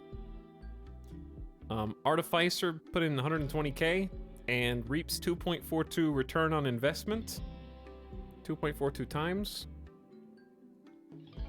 Effective ritual, here come the channel points.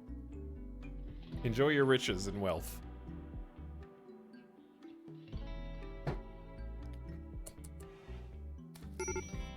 Wait. What about the fires? We kind of just have to let Chuckles burn stuff. They're gonna wait. You guys are just gonna have dinner while the fires are raging? You guys are having like a post-church luncheon? The base is kind of on fire, guys.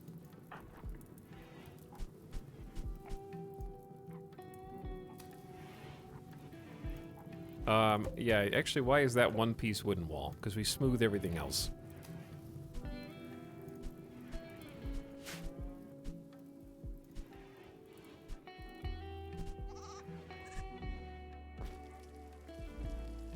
Congratulations to the effective believers. I don't know how to actually finish the job on converting them from libertism because they're at 0.05% now. I have to wait 3 days before I can try to convert them again. So I need someone to just randomly proselytize Hutch. And it'll probably work. Chuckles, cease. Chuckles, that's the cooler. That's the conduit.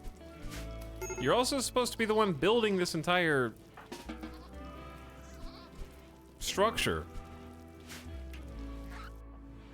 Alright, Chuckles has calmed down, and unfortunately, because they're pyromaniac, that wasn't a mental break. That was just, I love fire!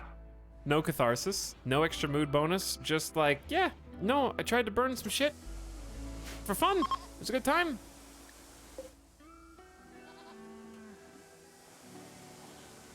Biotech, you say? Yes, I do say biotech.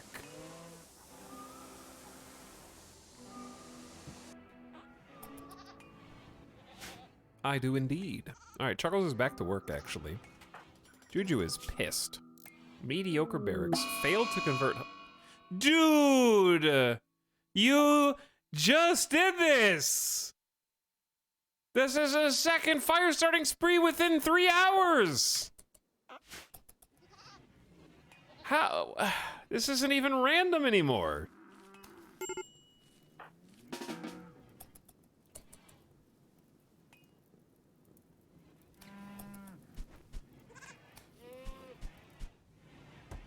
Here's the thing, Chuckles. Keep putting your fires down there, not where the fire foam poppers are. If the fire foam popper sniffs your pyromaniac fire.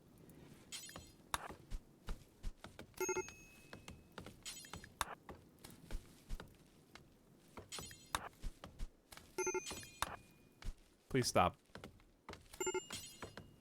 I honestly can't believe it took this long to get to the point of pyromania rearing its head. To be fair, he did go 3 whole hours without a fire. He did, yeah. Now he went to sleep. He's got to get into a little mischief. Insulted times 3. I don't know when that happened. Did everyone insult you while you were setting the base on fire?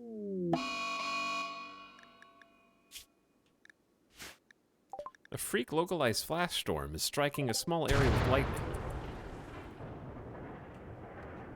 He misses all the torches in the colony. Actually, may be true. He does want to see into the fire.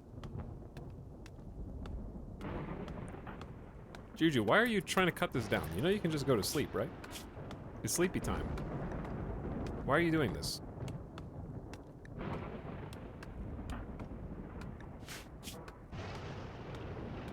Wait.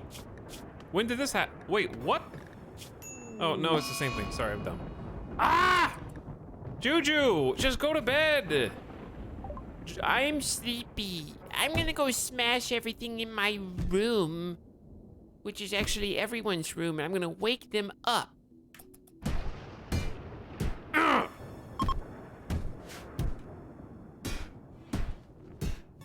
Please don't. Don't. Stop hitting the vent. Oh, what? Are you hitting the power conduit? That's your bed. That's your bed. That's the shelf or the clothes on it.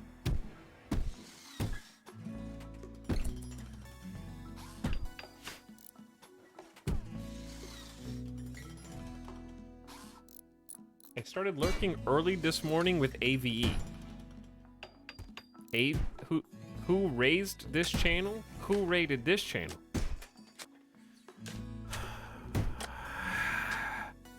I rated you. Bro. Bro. Holy shit, we gotta clean all this up. It's everywhere. Oh my, the fire foam poppers have new sound effects. They're covered in fire foam popper.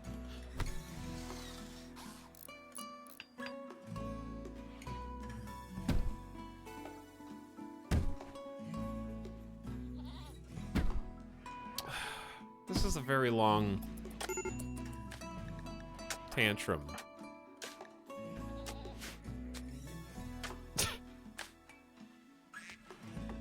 Anyway,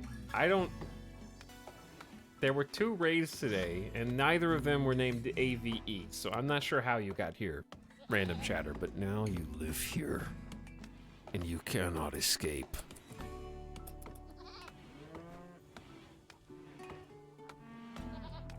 Someone's gotta clean this up.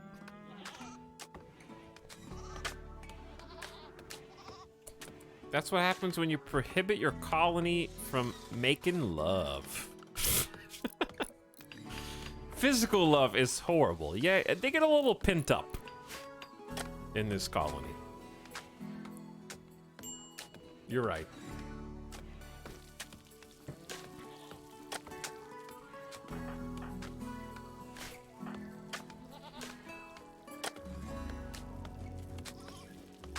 I almost spit my water. Something, something, spit, +2.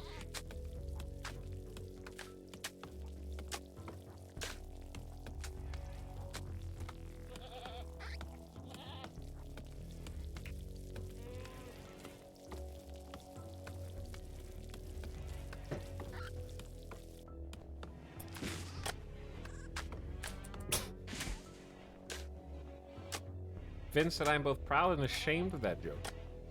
Vin, I feel like proud and ashamed is pretty much the life of a streamer.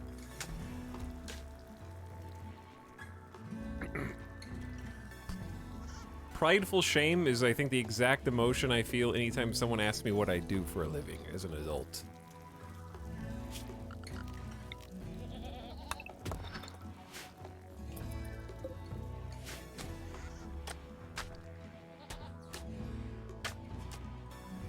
Not gonna lie, this colony's pretty damn cozy. It's like a little farm. It is kind of like a little farm now. It has gotten a lot cozier. Okay, Juju's cleaning up their mess.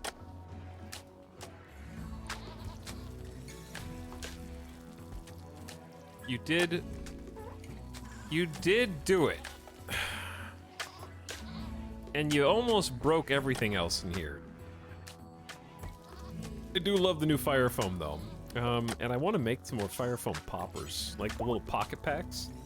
Here's the thing, the little popper packs, I have this suspicion, do you have to manually use them? Because if they're automatic, Chuckles is just gonna go on a fire starting rampage. The firefighter with the fire foam popper pack in their pocket that was a tongue twister, is gonna come in and just automatically pop fire foam over a single pyromaniac fire. I hope not. I hope you have to click a button to make it fire off. I'll peck up pickled peppers, Peter Pepper picked, something like that.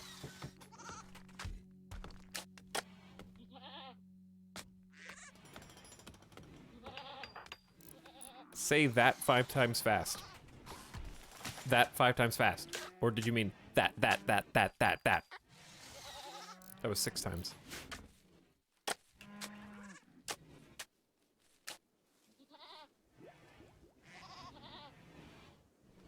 Is Chuckles allowed to cut trees? Yeah, I think so. Say that 5 times fast. Why'd you misspell times twice?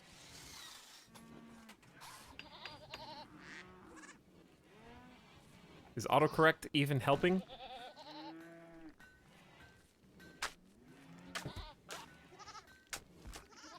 That 5 times fast. That 5 times fast. That 5 times fast. That 5 times fast. That 5 times fast.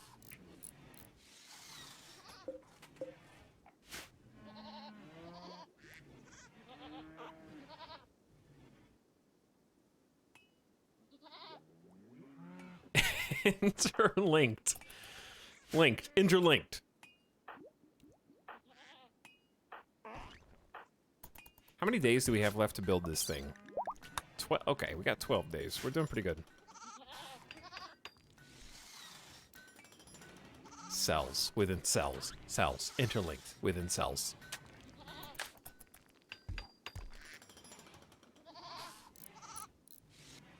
Chat, somebody came in here earlier and was like, hey, what do you want to see in the next DLC? And I read it, but I didn't think about it too much. And now that I'm thinking about it, it's like, I don't know. I don't even know what all's in this DLC yet. I'm not sure, actually. Hey, Tynan, so this DLC's pretty good, man, but is it time for the next one yet? I was just wondering. Has it been a year and 3 months yet exactly? The next DLC's coming out in January of 2024. Dinosaurs. I want to see dinosaurs. Okay, there's unironically already mods for that. Here's what I want to know. I want to know what the other game they're working on is.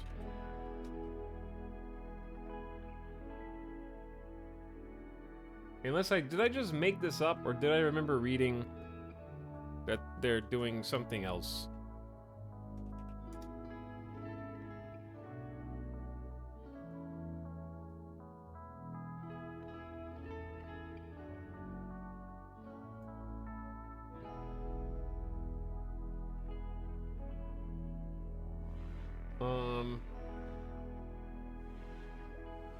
Maybe they're not, and I just made that up. I just remembered they went on a huge, like, hiring spree. Maybe it was just all for RimWorld, and I have no idea.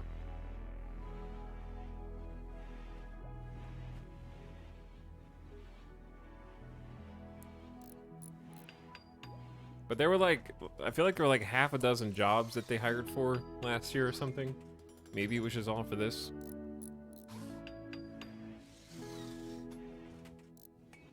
I remember something about hiring for multiplayer. Yeah, I do remember that.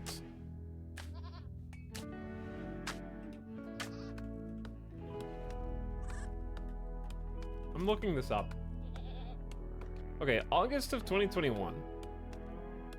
Ludion was hiring, seeking, I think this was the 4th of June, actually. They were seeking lead designer, developers, and multiplayer specialists. That was the key word. Multiplayer specialists.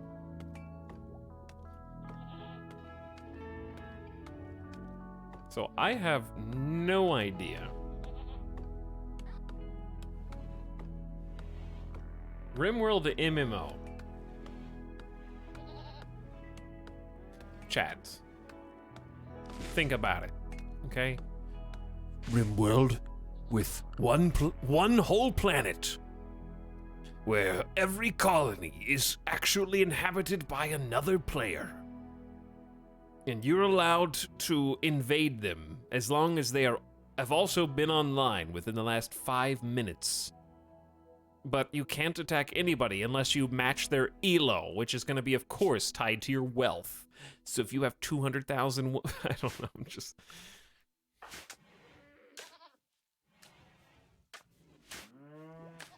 That would, you know why that would be so dumb? I mean, it could be, I don't know how to implement that in a cool way, but I can just imagine people coming in like, hee, I have an orbital beam cannon, and then they just unleash it. Or just like, here's 7 triple rocket launchers, bitch! And they just blow everybody up. I don't know how, you just drop pod in with mortars. I'm the siege now!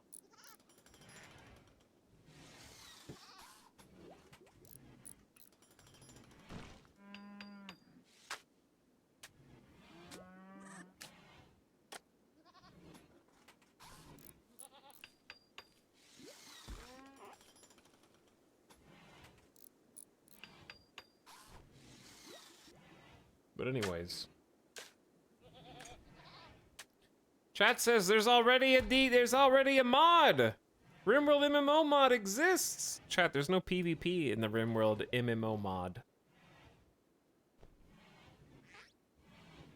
There was no actual PvP. They abandoned it because it didn't work.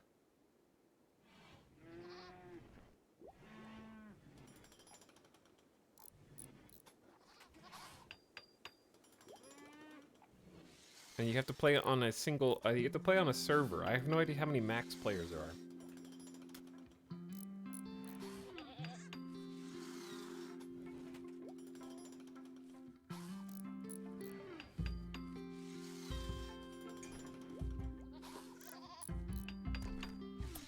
Anyways, you're doing fantastic, Chuckles. Good job. Limit the attack strength to similar values as the storyteller would send. You know what? I think the best RimWorld multiplayer options is player-based storytellers. There was a Ubisoft game that was like this, kind of. I don't know if it was mobile or not, but it actually would work pretty well for RimWorld, where you save up raid points, and you can launch raids on other people, but you don't use your own colony or your colonists. You spend raid points like a storyteller would. And you put together raids, mix and matching based on how many points, say, a Doomsday rocket launcher pawn might cost in raid points, just like Randy Random does, or just like Cassandra does.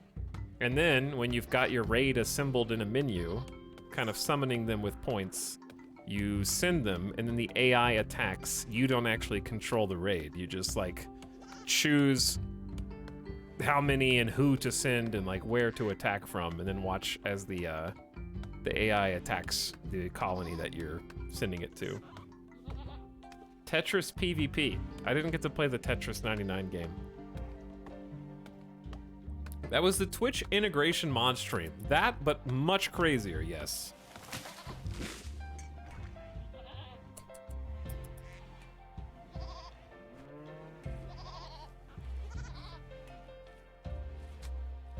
But yeah, I have no idea how to integrate RimWorld multiplayer, and I think the fact that my brain cannot conceive of it is why I assumed they were making a new game from scratch.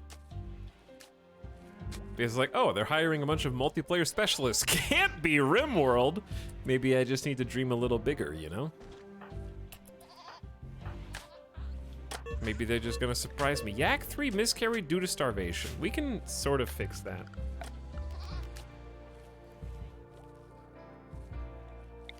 I'm sorry, Yak 3. Lumi is planting little flowers as fast as we can. I need to come up with just a better ranch.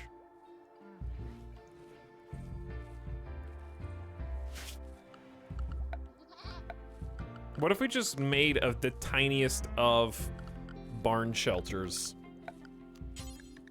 and just quickly made it out of wood?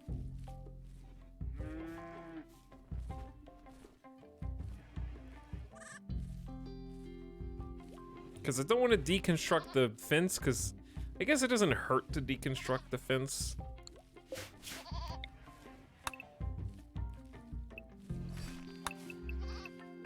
Because they can just roam out here and it's fine. Chuckles, release them from their fate. I don't want this, well, I can't, like, can't be a permanent building because we're gonna build wind turbines, right? So I understand that. I'm just trying to build it far enough away where they can, in case there's toxic fallout or something like that, they have somewhere to go. Fire foam popper has been replenished. You're welcome. Also, can we just cut down the plants here?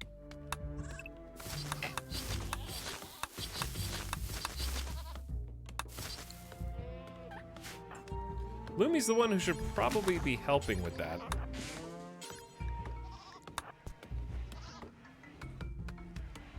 All right, this is gonna go a lot faster. Then we just gotta get a roof in and we're basically done. We just burned through like 500 plus slate. How long do you usually stream for, Talix? I don't know. Anywhere from 5.5 to 10 hours.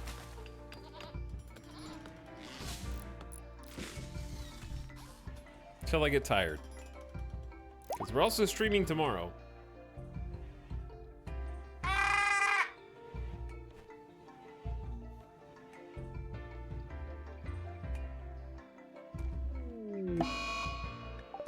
Lumi is pigging out on food. This happened because of poor mood.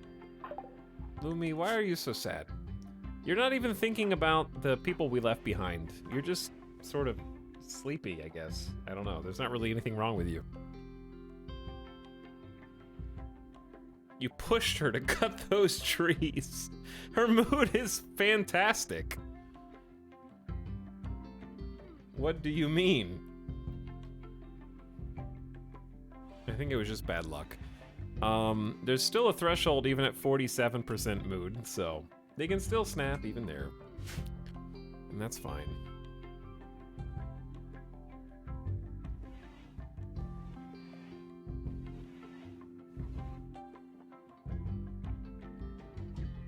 I'm hungry.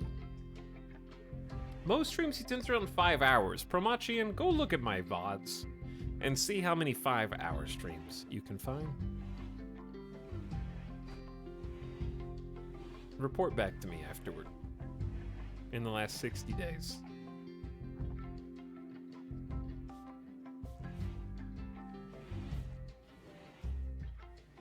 They're rounding down. From what? 7 and 8?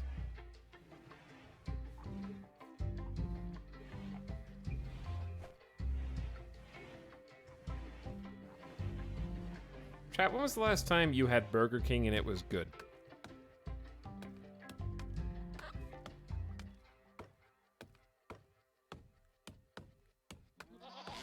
Never. I was 12. Never. 2002. Never. I like their fries. Fair enough. A week ago. Yesterday. This week. Okay, the Burger King stands are coming out. When I was 6. A decade. 2014. When they had the Farmhouse King Burger. We're holding on to a grudge. Trick question. I like their onion rings. I forgot that they had onion rings.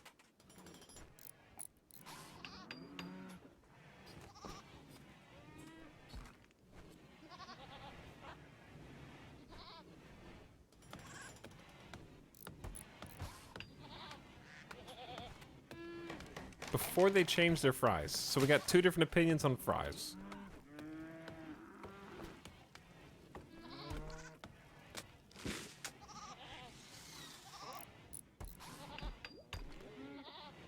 Tox, have you ever been to a Culver's? There's no Culver's in Vegas. But there are Culver's around Vegas.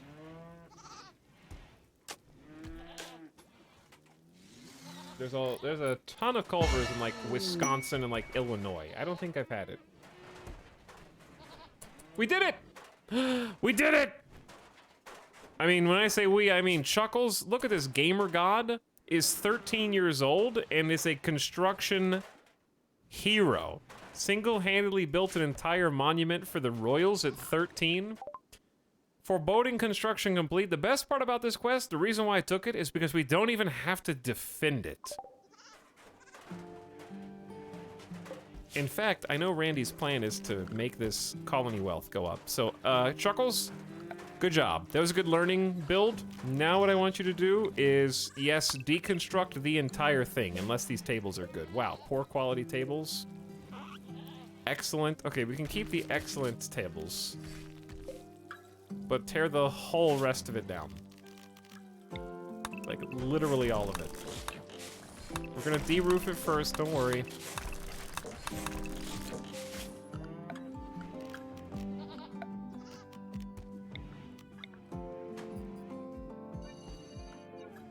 Chat, in like 3 in-game years, I'll just remember to put a roof area back in a second, otherwise I'm gonna wonder like, well, I built a building here, but they won't put a roof in. What's going on?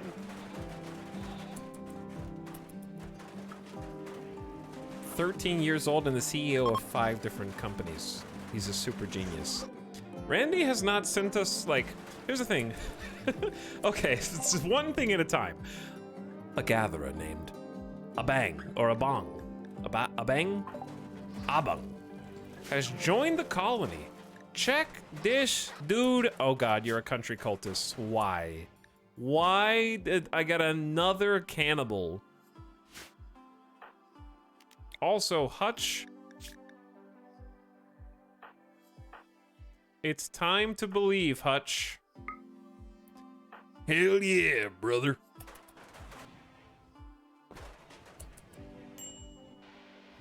Do it. A new converted member. We got 10 points.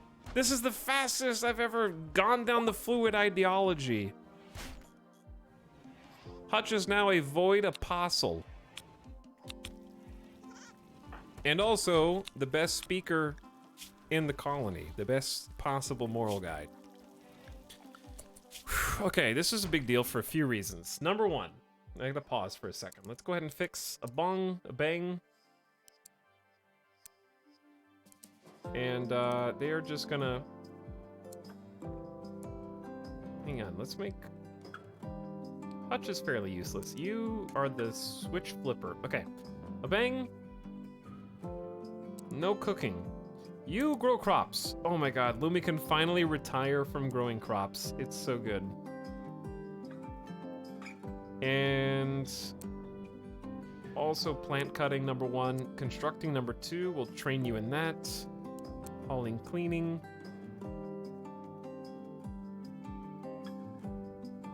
Very excited. You can move the pawns on top? You sure can, Kaibo. Are you just saying that because someone's always pogging about it every time, or did you actually just learn that? Okay. And then Hutch is now a believer. And the reason why we did not have them in childcare or being a warden is because wardens will try to convert people to their own ideology, but not like help you convert to your own ideology. So we're gonna have them get started on basically offloading the burden of dealing with prisoners, because Lumi's got other better things to do. Like, we could go hunt with Lumi again. We have some space for some meat in here. And then having a new colonist who's just, look at this. They're planting. They're planting efficiently. They have passion for it. But they're cannibals, and they hate being outside. They hate blinding light. So, now we need to work on converting, I would say, Chuckles before the... We could arrest the cannibal, maybe. I don't know if that's smart. How much do they believe? Pretty full. They are me for real. What? Country cannibals?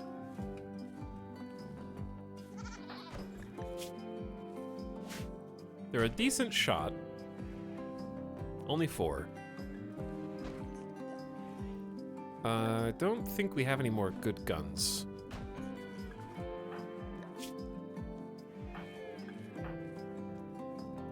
We do have a great bow. I don't know if I trust them with the great bow yet, so we're gonna hold on to that for now. But yeah, it's fall, so we've kind of just stopped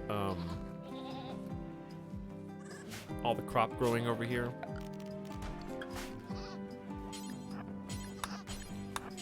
I want to fix this little fenced-in area. Oh, I didn't mean to make Lumi do that. I meant to make Chuckles do it, but that works too. Do you really want to give a cannibal a gun?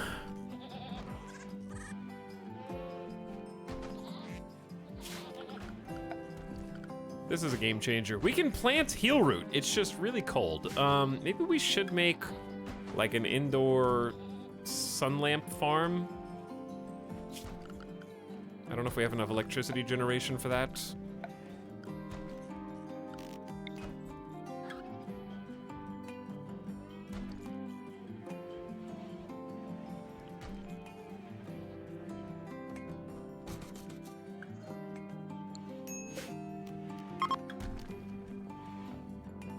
Chuckles is on the case, though. I believe traits override ideology if they conflict. I think so, yeah. But that sounds right. I don't know if it is right. Whew, anyway, you can tell that Randy's being pretty chill if we're talking about Burger King fries.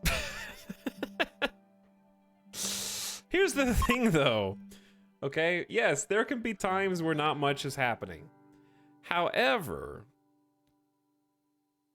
I think that being forged in the consistent fire of Cassandra is actually a little easier. Let me explain.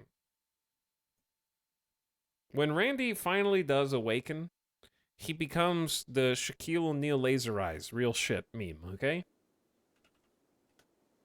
And it's just gonna be a cluster of bullshit in a row. I think the reason people think Randy is easy is because they get to stretches like this where there's like, oh, yo, there hasn't really been much going on. We're chilling. It's been very quiet. I'm just building, having fun. Okay, but then like keep playing until the casino averages out. You're up for now. You don't go into the casino and then 2 hours in, you just got to Vegas.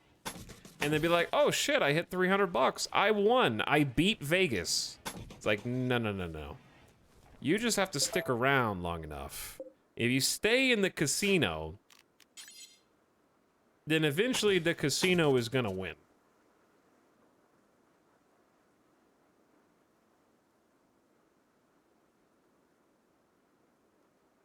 I'm trying to figure out how I want them to get into this. We don't really need these fancy doors. I'm just trying to make like a little barn area for them, basically. Let's get an animal flap. They need an animal flap to be able to get in and out. Where the heck? I keep forgetting there's a search bar. Oh, it's under structure. How about light leather? Do we have light leather?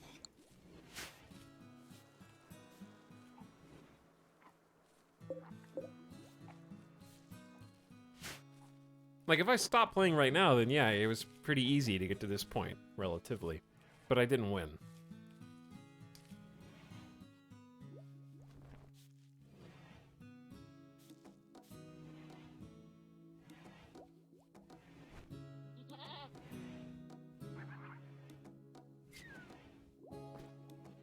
The casino would love for you to quit and flaunt your winnings and bring others in. See, the people are already in. What you're describing is when, you know, when you hit a bonus and the volume just happens to be at maximum, and then somebody gathers around, is like, oh man, whoa, and they're like, that could be me, and then they jump in. Olivier Paulo, Moral Cheese of the Vampire Crooks, is facing repeated infestations at sites near Illumination. He wants you to draw the infestations to you. This would provoke an infestation of 2 hives. You could get a Masterwork Revolver or an Animal Skill Trainer.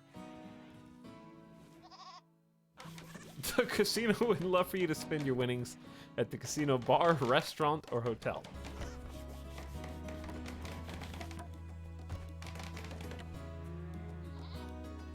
That is true. Animal Skill Trainer is like, that's neat. 2 hives isn't that scary if you had more than 1 melee. Hives are difficult to take down with only 1 melee in a plate of armor. We could probably do it.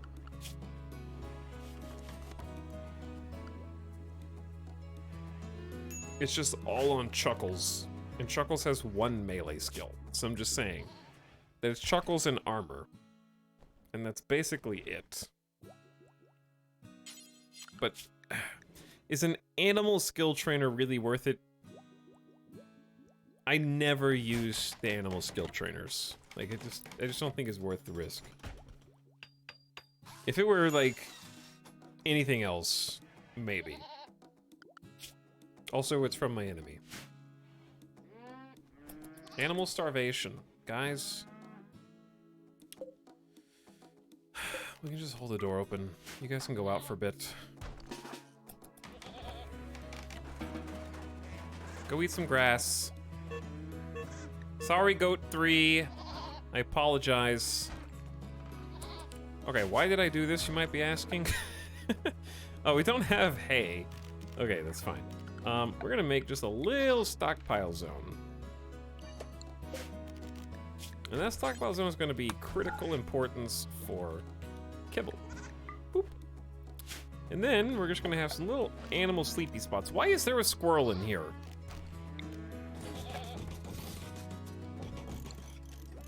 I guess we caught one.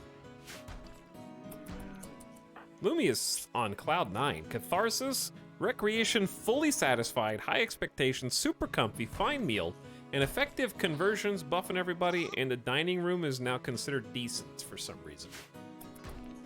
I like that we're still deconstructing this. Everyone's working together to get this done.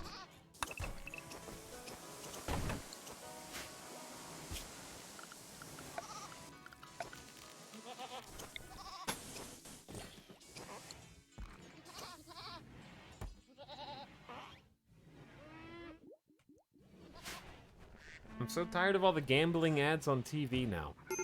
Come to fabulous Las Vegas. You don't want to come to Vegas? You don't want to gamba?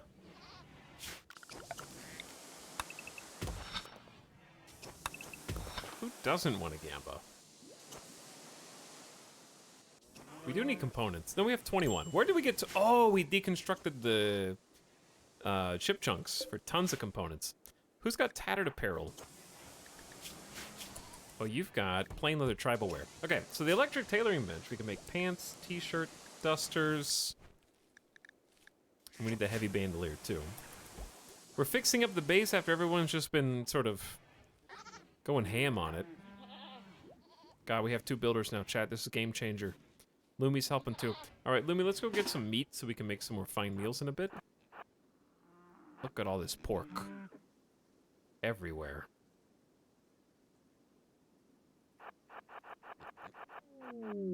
I like that Etel's still missing the vent in the main room. They just broke it. That was 2 seconds ago. Juju is in a sad wander because the barracks they're just decent. Oh. They should be amazing. I used to eat people. I used to eat human flesh. And I fell in a drop out and almost died, and this colony rescued me, but damn it, the barracks aren't good enough.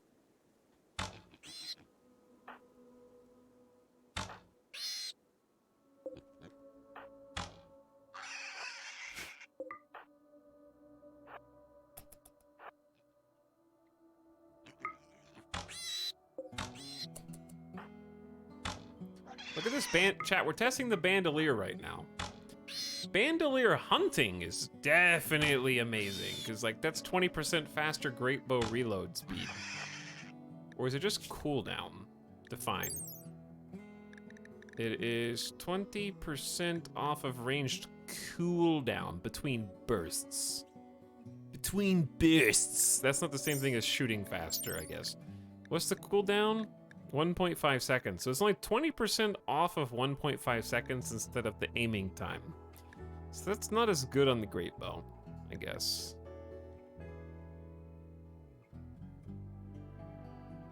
That's like 0.3 seconds off the great bow. Now,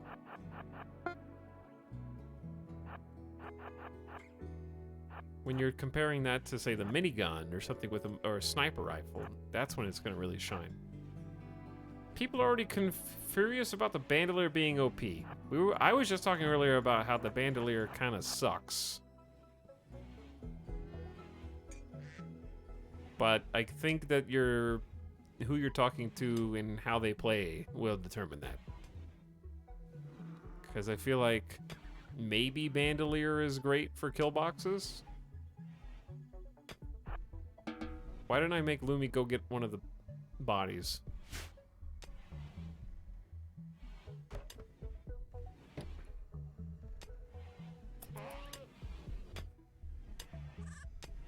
The bandolier is definitely not good for the way that I play games. So.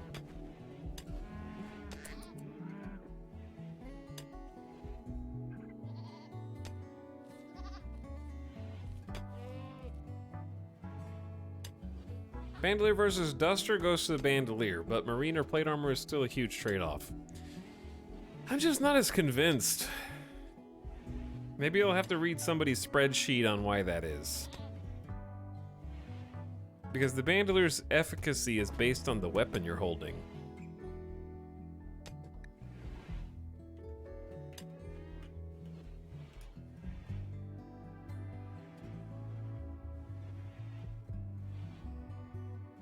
So, like, on the wiki, the highest cooldown ticks in the game is 270 with the Doomsday launcher. If it works with the Pila, it would be pretty crazy. Because the Pila's cooldown tick is 240, and it would reduce that by 20%. The EMP launcher, bandolier with EMP launcher's good. Because that's 210 cooldown ticks. So it would reduce the cooldown ticks by basically 21. Wait, no, that's 10%. It would reduce it by 41. 42. Sorry, 42. Math's hard. So I guess it's best with EMP launcher, incendiary launcher, smoke launcher, charge lance, EMP nades, frag nades. It lets you just throw more EMPs.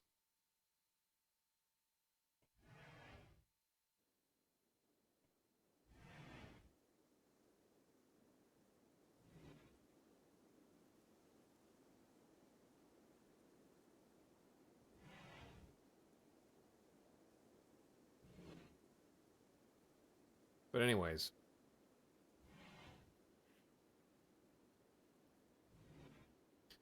Cooldown prevents you from moving, which sucks, and dusters get armor pinned by the horror guns like mech, charge guns, snipers, etc. How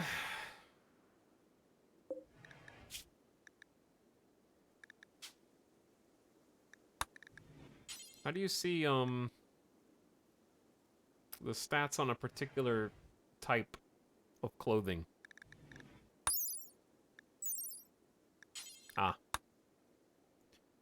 Like 42% is pretty damn good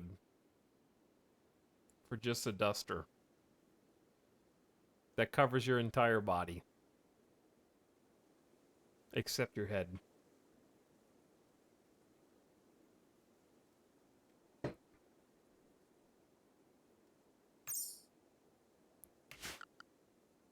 But yeah, I mean, charge lance is going to charge lance.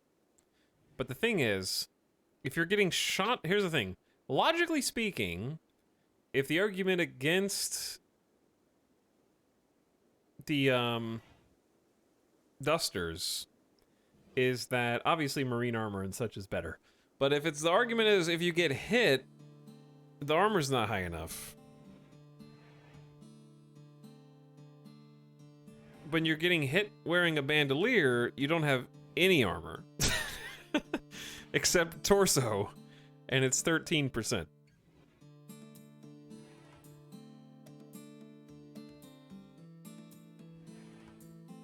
And if you're getting hit by a sniper rifle and or a charge lance, the charge lance has less range than a sniper rifle, but the range is so high that your move speed doesn't matter at that point.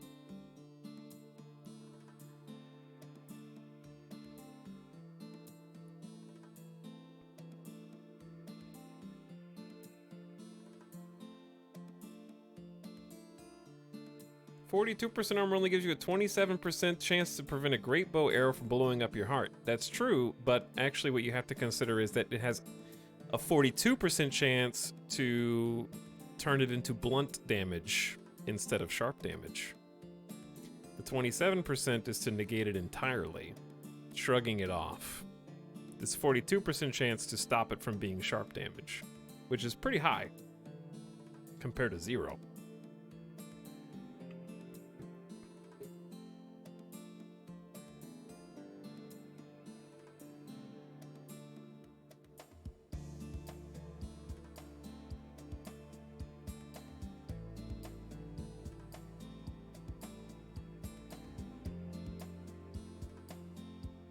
The thing I've seen people complain about is that the minigun and sniper are affected way too much by a 20%. Meh. All they have to do to fix that is literally just make some sniper raiders have bandoliers, and some minigun raiders have bandoliers. And now they have the same tools that you have.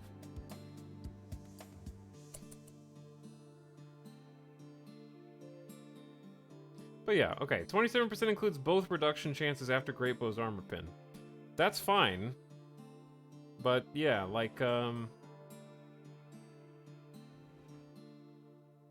Fathom says, that's just one layer. So you're stacking chances to defend yourself. So if you're talking about torso and heart, you've got hopefully a flak vest underneath that. So you've got 2 chances to stop it.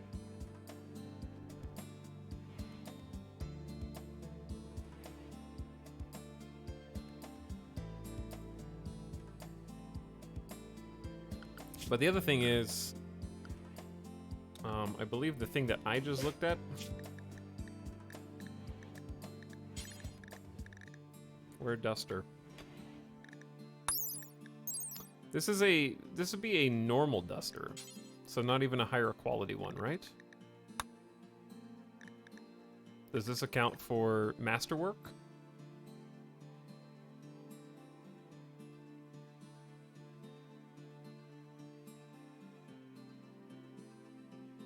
Because I feel like this is just going to be a normal Devil's Strand duster. What difficulties is he, Tal? What's up, Donnie? Chat's hooking you up, but is Randy Random losing his fun naked brutality? We are debating the efficacy of the... Listen, chat. We're doing the, like, multiplayer patch thing. When a new patch comes out, and it's been out for 48 hours, and we have already decided what sucks and what's awesome and OP and broken.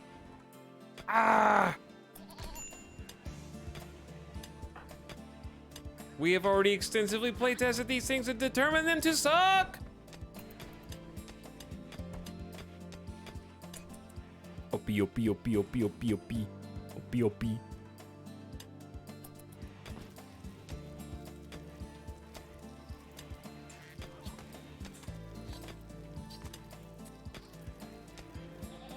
But yeah, I think here's the thing about the bandolier that I don't like from just a player, like a baby player perspective, is I don't like the fact that intuitively it makes you think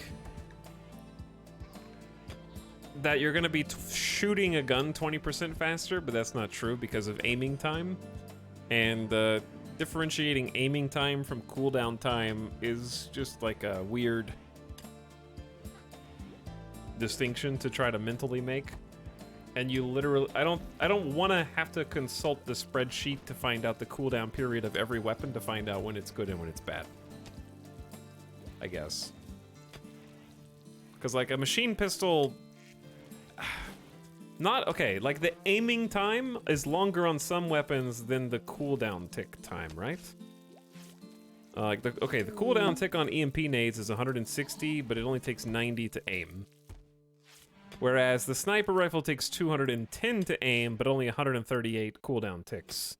So it's just like not intuitive to wear the bandolier and be like, I don't know which guns this is good with unless someone tells me first.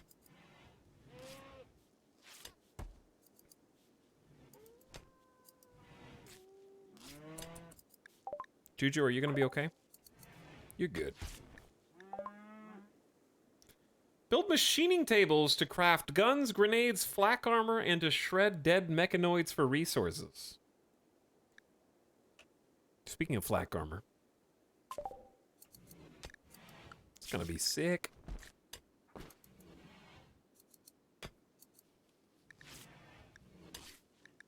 Here's some flak armor.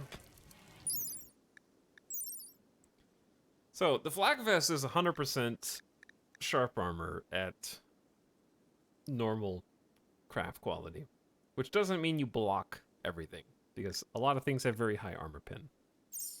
And also only protects the torso. Hey chat, how spooky is the War Queen? Her name is the War Queen. Do you need to know more? We need a new research project. Okay, we can get you a new research project. I wanted prosthetics, actually. It's just nice to have prosthetics before you need them. So I'll roll with that.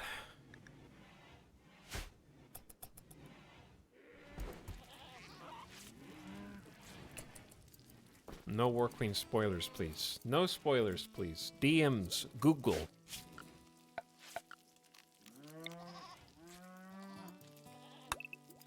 I want to know more. Sign up for our newsletter.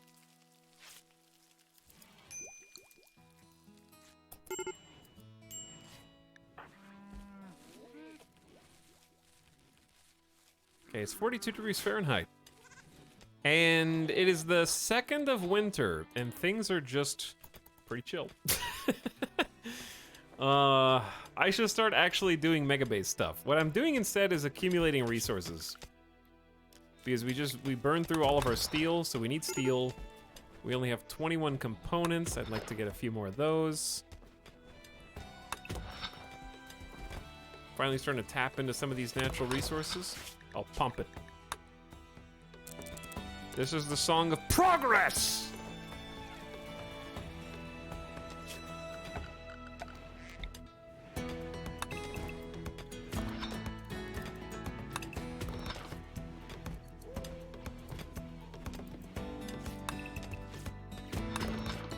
Just mine it all.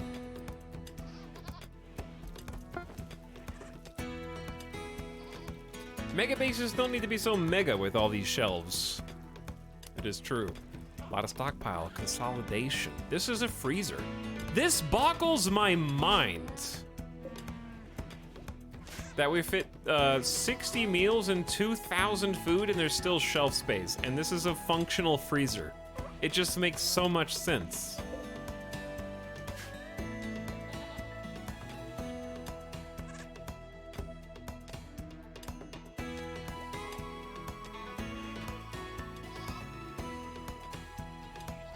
I love it.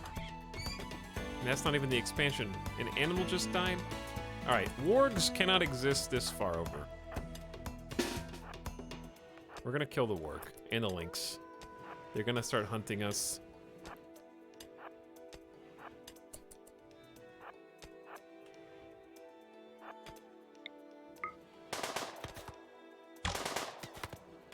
Not a great start, gang. Lynx is attacking after being harmed. Can you guys hit with the great bow, please? Oh my god, that was way too close.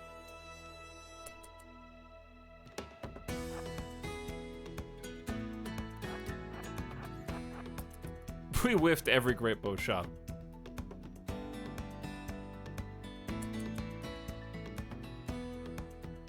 I wasn't sure if I was gonna get biotech, but honestly, I think I'll do it just for the shelves. Good news is, you don't have to get biotech for shelves.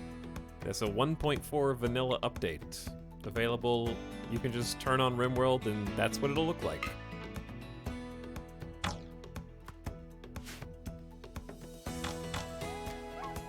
And I'd recommend reading the patch notes too.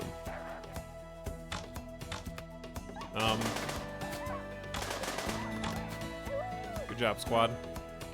No more predators down here. They're eating all the food and causing danger to the people wandering around. They might decide to hunt me. But biotech itself seems really good though, too. So you might still consider getting it if you need a lot of new content. Hello, first-time chatter, Alyssa. Smiler Chat is online. That was a good song. Abang, why are you so upset? Is it because you want to eat human meat and you've been locked outdoors? Just give me an excuse to throw you in there with roaring ass. We're slowly... Chat, they're actually 1.7 resistance. It's close.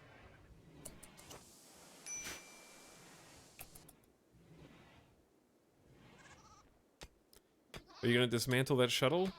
Maybe when I need the resources. Will it make you feel better if I just go boop? Okay, sure. We might die without those resources. Hey, I just started following and I just wanted to say you are hilarious. Thanks, Mom. You showed up right when I told you to tonight. For that extra little pep in my step. Oh, really keeps me going.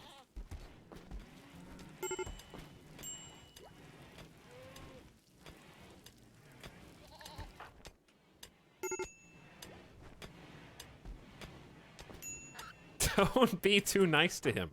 He'll get used to it.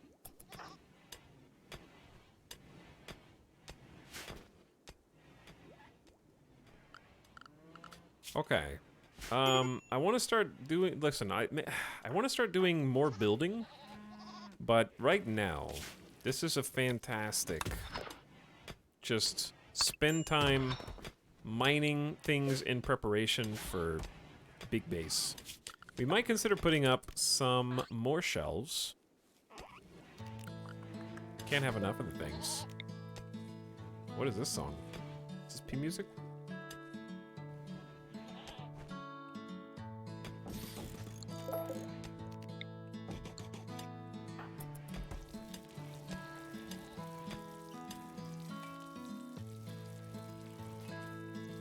Hi, Mom! Arch and Shadow Fox are here at the same time.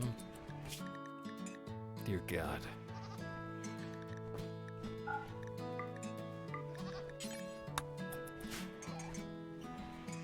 What are you two still doing? Don't get that pigskin duster out of here. Stop. Why are you guys... Oh, I didn't link these, did I? Get those things out of here. I think it's interesting to see how much prettier RimWorld looks these days. The nice fenced-in plots, the shelving. It's crazy how it just seeps in, too. Like, I played all the early alphas back in 2013 and beyond. And it's just been steadily improving and improving and improving. I didn't know I was still going to be playing it 9 years later.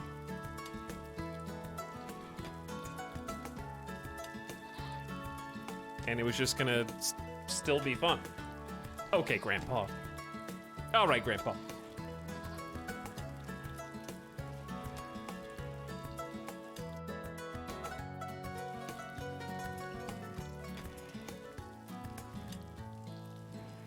You got something to say?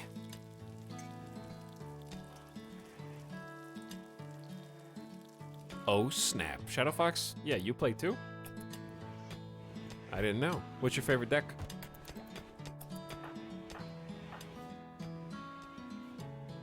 Hey, we've cleared all the evidence. of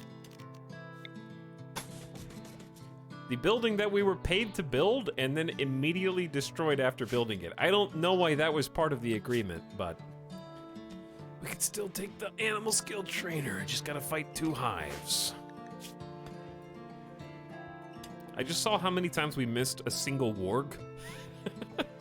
And I'm not exactly chomping at the bit to go great bows from minimum distance against mega spiders unless Randy sees fit to send them our way.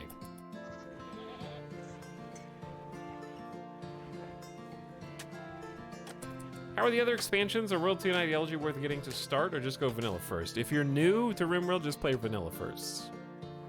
All the DLCs add intricacies and replayability in various difficulties. That is a lot to think about for a new player. It's already hard enough.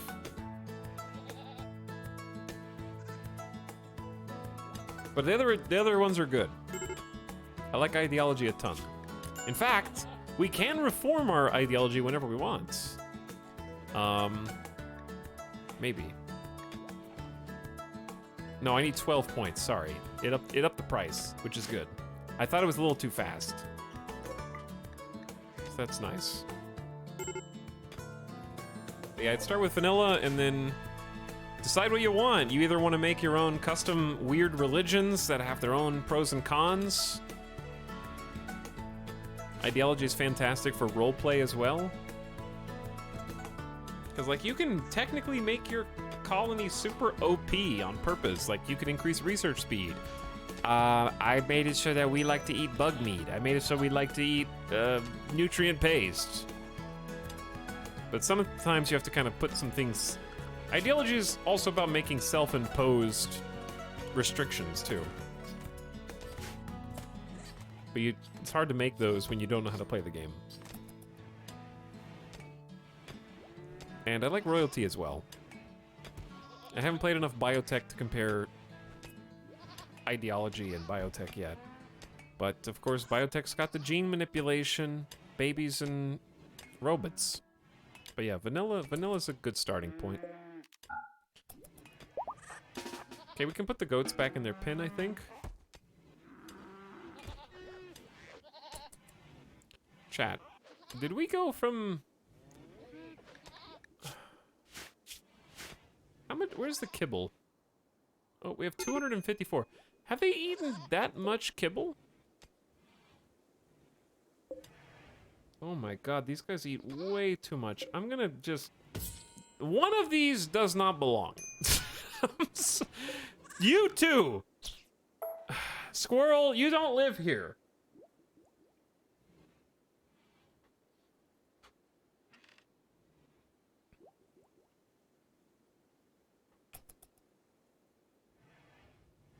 Muffalo and Squirrel, yes, being voted out. Muffalo's just eating too much. Muffalo's a decent, hauler. If you were caravanning. They're a good pack animal. That's really the only thing. Are yaks pack animals, though? Oh, yeah. Okay, so we're just gonna focus on raising yaks. Dude, what the heck? Oh! I know what we need to do. I almost forgot. We need to switch. Juju's not going to be happy about this, but the catharsis will... Oh, it expires in 1 day. We need to switch Hutch over to the moral guide. Forgot about that. And cold season's here. Even though we're playing in a temperate forest, it can cold snap, can get really chilly. I got a little heater in here for them. We're going to need more than one heater if the weather sours.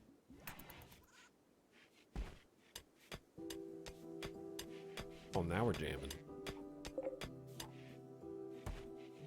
Oh! There's the sun lamp. That's not what I wanted to do. Hold on. Copy these settings, delete. We need to come blow this up. They get here faster if you right-click. It's like tapping A when you're trying to catch a Pokemon. Don't listen to me. Ancient pipeline section. When we used to ruin the earth with pipe and oil, now I will ruin it with technology and robots. Okay, but seriously, let's make a new Oh. There's no grass up there. Okay. We're gonna move this to where the grass is.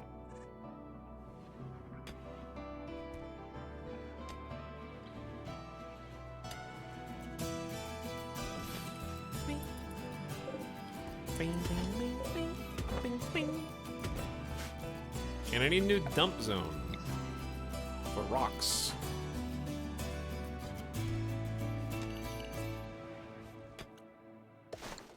Kind of a small dump zone, but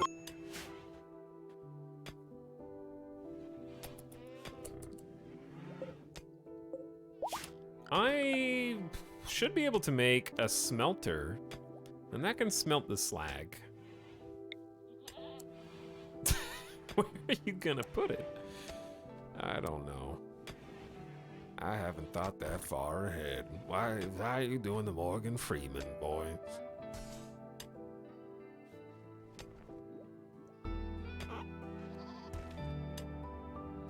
I don't know where this goes. It doesn't go in this room. We need to make more rooms. I guess they could still get...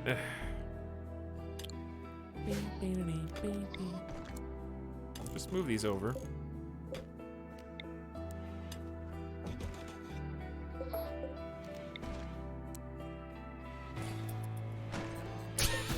Pinatas! Look how fast it is to repurpose them.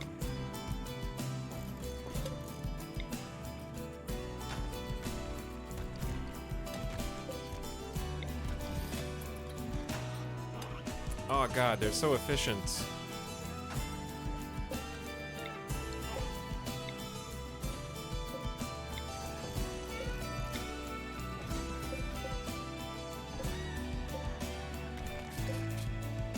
I gotta delete the poor stools.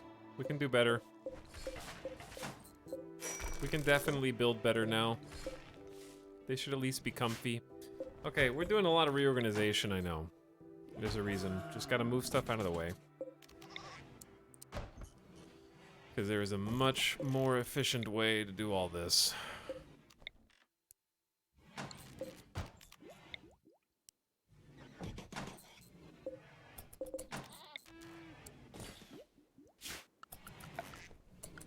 And then I can grab the smelter, which I want to make the other guy too, but I haven't...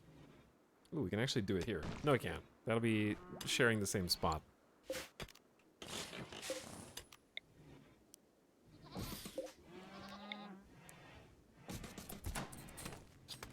Okay. Electric smelter. Not super necessary right now. But I do want to get rid of some slag. I don't want to hold on to it forever, and we have quite a bit of it, so. Okay, that's a normal quality one. Lumi, what do you got? Normal, normal. Totally normal benches, totally normal stools. Nothing to see here. Good. Okay, we got a good one. Got a normal one. What is Chuckles up to? Oh, do the ritual. Roranaz has joined the colony, our first xeno-human. Roranaz the Loner is an impid cave child who breathes fire from their mouth and spews it. A sticky stream of flammable bile that can ignite anything or anyone it hits and form flaming pools on the ground stored by an organ in the neck with a separate pouch of hypergolic reactant for ignition. Okay. I wonder if they can use that when they have berserk moods. Is this music vanilla? I don't know anymore. I genuinely don't remember what's vanilla and what's P music. But we are playing with the music mod, so who can say?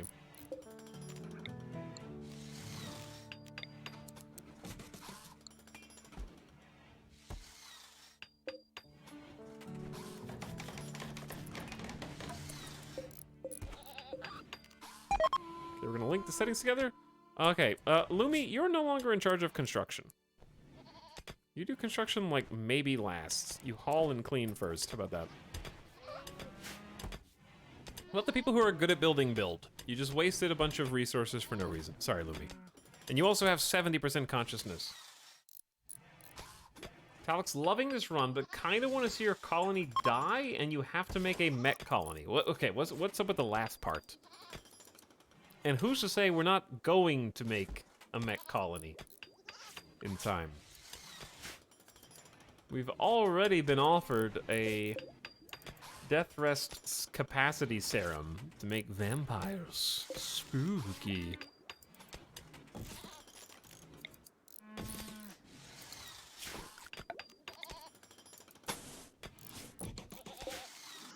No, don't mind that. Just smooth it. Vampire Lumi and Mechanitor Chuckles. The duality of chat. This song is vanilla. That one wasn't vanilla. Okay, so the electric smelter takes 700 watts of juice. It's very expensive, so when you're not doing it, you really need to turn it off. Way too pricey.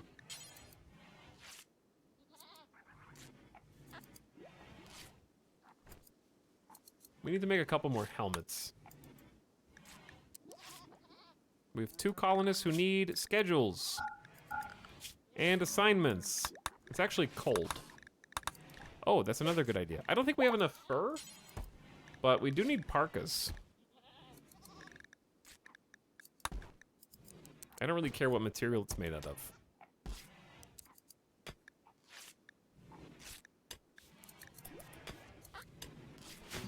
Okay, new colonist, Roranaz, who actually is of our ideology. Look at our, oh, I see that you're a balding imp with the horns at 35 years old. It's very sad. But I like the face tattoos, I think. Where do you get blur? Chat mystery. Why does, if you zoom in here, crystal clear, there's just like 1 or 2, 1 or 2 or 3 or 2 or 1, back to 1. Okay, back to 2. Can I see 1 again? 1. Wait, now it's clear. Now it's blurry. Now it's blurry. Now it's blurry. Now it's clear. Now it's blurry.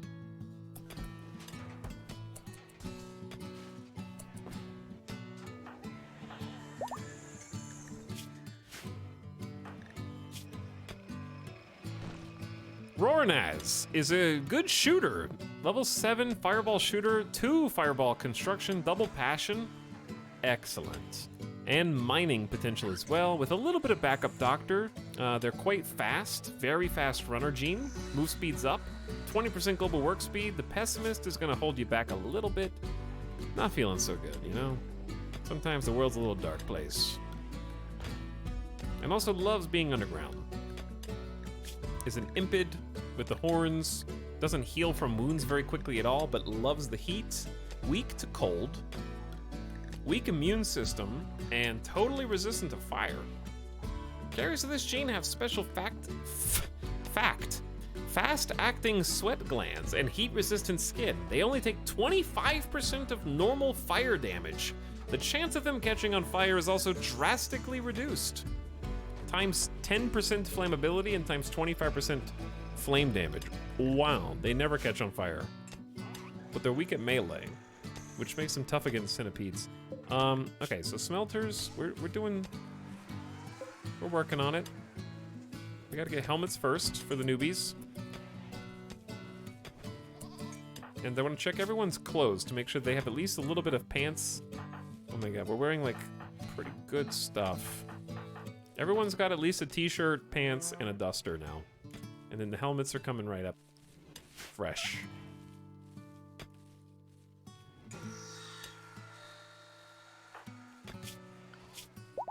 Okay, Roranaz, you're firefighter, patient, no doctoring. Well, very rarely doctoring, shall we say. No, well, you could actually be a really good hunter. Construction is gonna be top priority. Crop growing, no. Mining, yes. Art, no. Hauling and then cleaning. The base is pretty clean right now.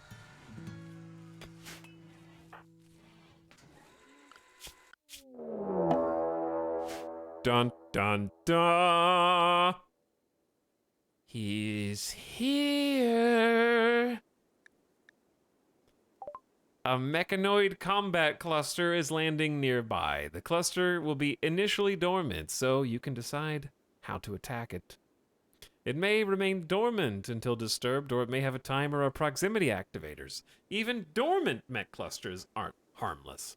A dormant cluster could assemble mechanoid attackers from time to time, or have some broader negative effect that must be dealt with eventually.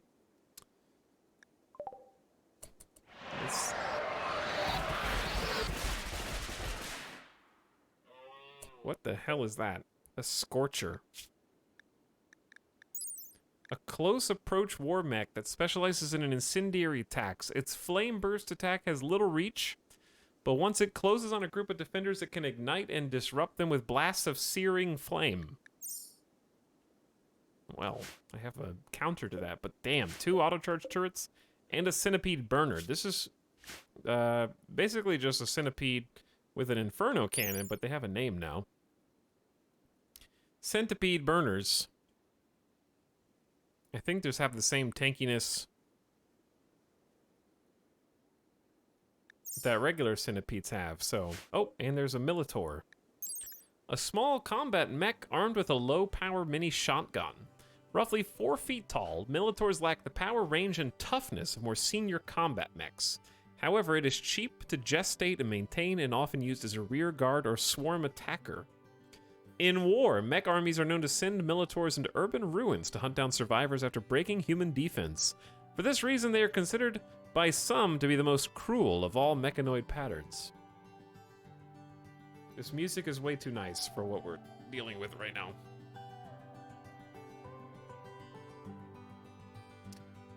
Low power shotgun. Okay, well,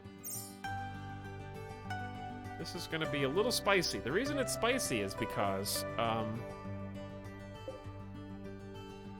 I don't even have to do anything. They're all dormant. I could just ignore them.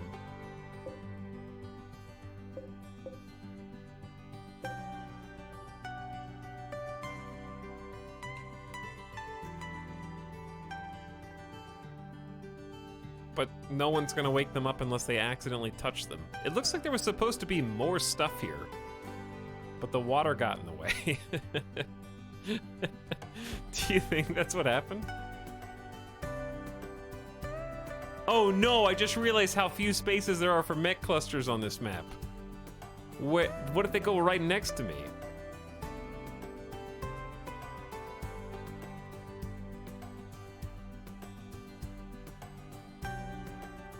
And sieges. I mean, sieges, that might actually nerf sieges.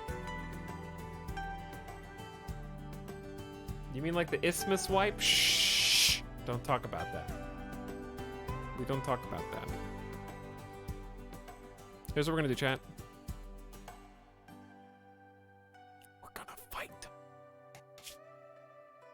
We're gonna fight. Not right now, but like, I'm gonna fight.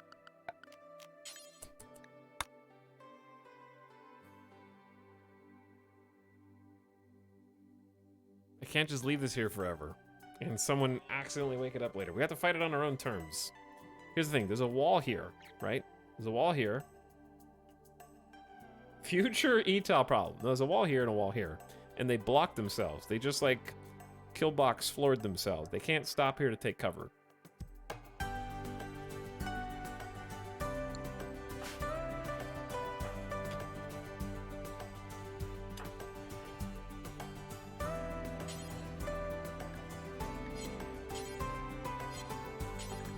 Oh, that's a great bone.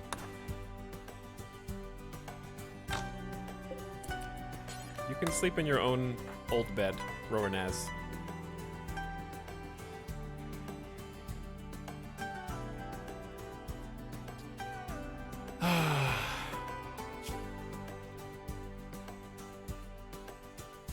We need another great bow.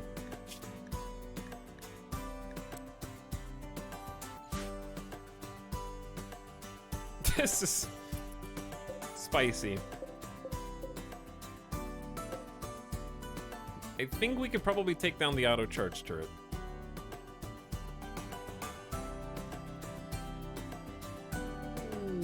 Oh dear God. A group from the Camarero Covenant are visiting the colony. Be careful. Guys, be careful. You going in? Okay, cut through here. It's fine. Just cut through here. Stay away from this. Do not wake them up, or the run is rip. Good. Good. God, these guys would get mowed down.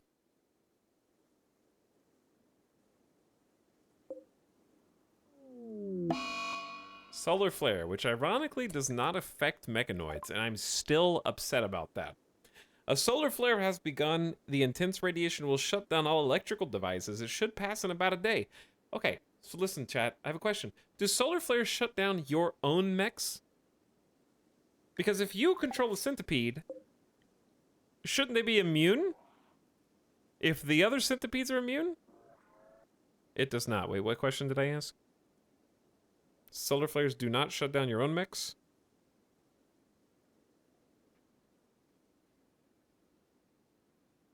The recharging station is gone? They're organic. I don't know, it's very weird.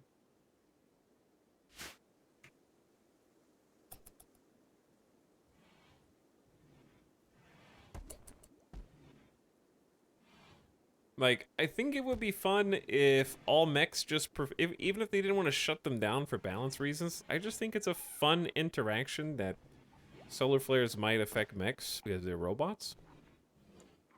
So maybe just have them, like, okay, you know how a psychic wave, like a consciousness beacon thing affects human minds and slows down your consciousness? I think EMP should at least do the same thing to robots, like, you know when they have the psychic projection things that affect consciousness or whatever? Make them like go at 60-70% efficiency would be cool.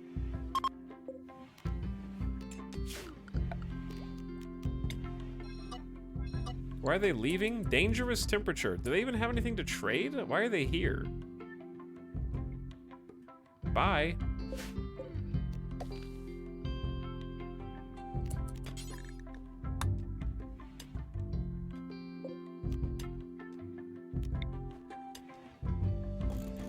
I need to move this over.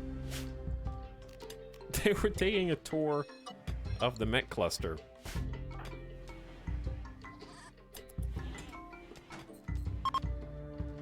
A group of travelers. Why are all these travelers out here? Do we just go wake up the mechs while everyone's walking past them? No, because then the factions will all die. No, we believe in charity, chat. We believe in charity. We can't willingly sacrifice our fellow man. VAR 107 for 30 months says at Kairatobi. What's up, VAR? Thanks for 30 months of sub. How you doing?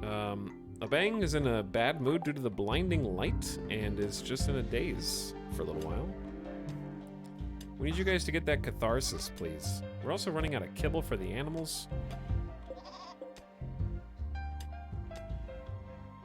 They're like 40% grown. There's just too many babies.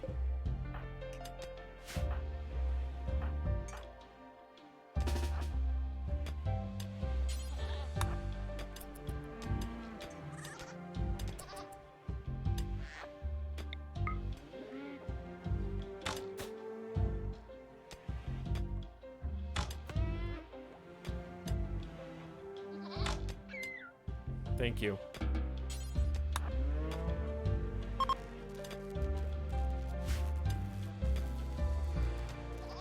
The solar flare is ending.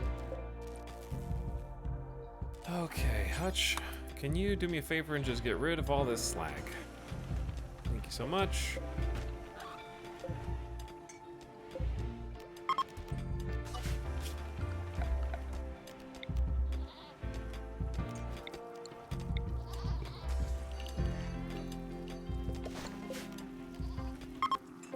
Okay, all those things, all these things.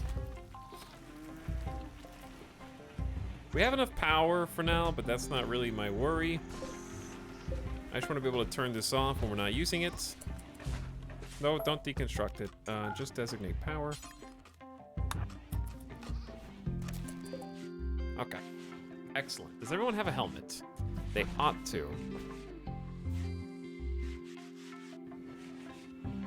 We got, ooh, even with all these shelves, we've got too much stuff. How did I store everything before?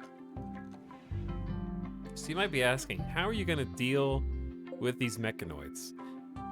The thing is, the actual safe answer is don't deal with them, because they're dormant. If I wake them up and we end up not being able to kill them and we lose the entire colony, I would hate to see this run just end for no reason. But that being said,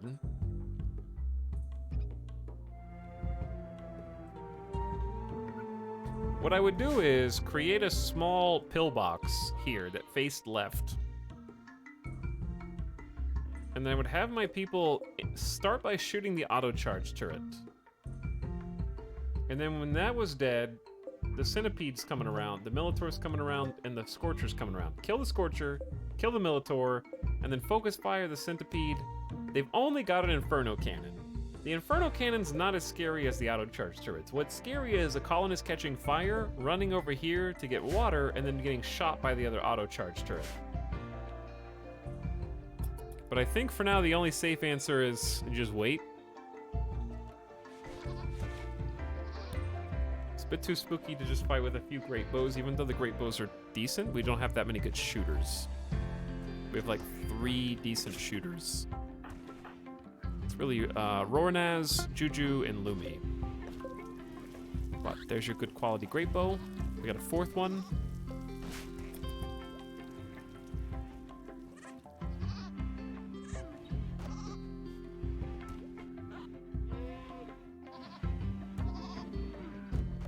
And we're out of kibble. How have they eaten all of it? I made like hundreds of it. Gonna unsuspend the kibble bill? Hey, build inexpensive prosthetic body parts to replace lost limbs.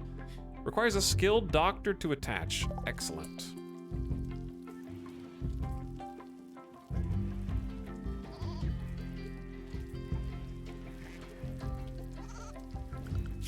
So those are built at a machining table. Speaking, I talked all this about Devil Strand. Maybe we should actually research it. And or beer brewing, just to have something for the, like, beer is a pretty good thing to have for the next spring.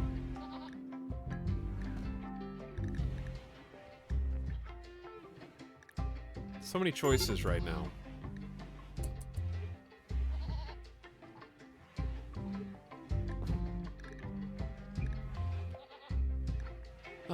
You could go gunsmithing to mortars and get some early mortars. Could get some flak armor right away. That's not bad either. Smoke pop packs.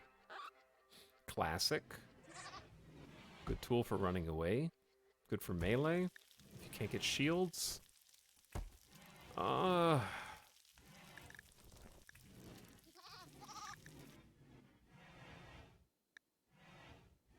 think let's just go over to flak armor and get a couple pieces. Like, flak helmets are just so good. Okay, so the smelter is turned off. We really need to get that machining table built. But this is a pretty congested building. What I'm probably gonna do is just expand it.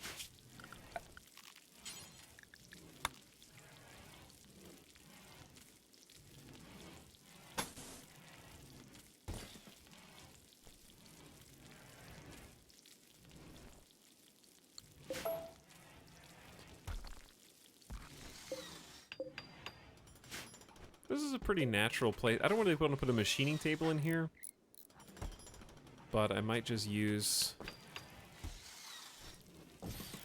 like, maybe kill that door.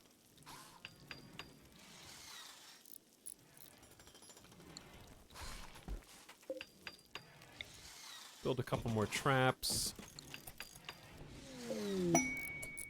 Oh my god, we're safe. Finally! A merchant. Oh. Hallelujah. The only trader that we've seen to date. Well, today, I guess. A caravan from the Camarero Covenant is approaching. They are a war merchant. Good luck with your pathing. Careful, watch your step. I don't like this. Do not snuggle them. Boomalope, there are pointy bits, and you have round bulbous bits. Okay, just keep back a little bit.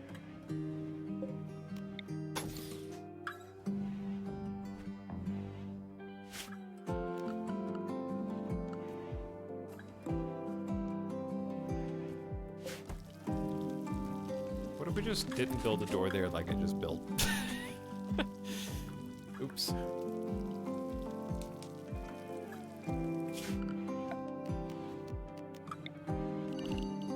That's 19. Half of 19 is 10.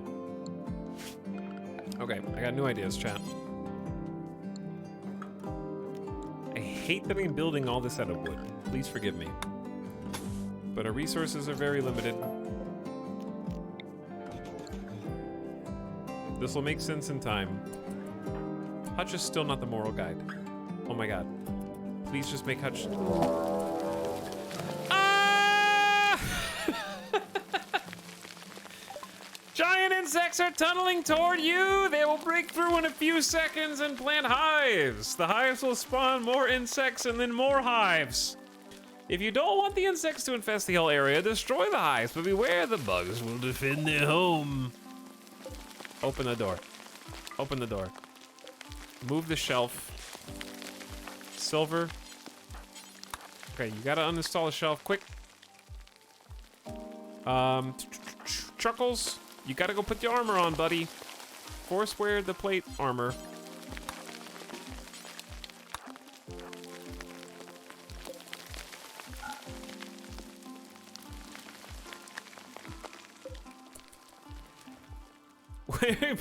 I wish I could lead them outside to the war merchant.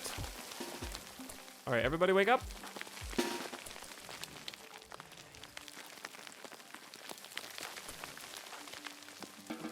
Oh shit, I interrupted the plate armor. God.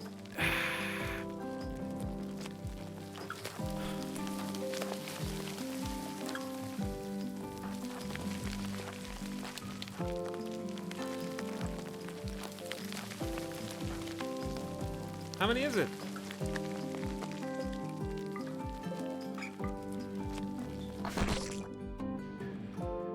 Okay, that's not too bad. This guy's spooky. Chuckles? Get to the front.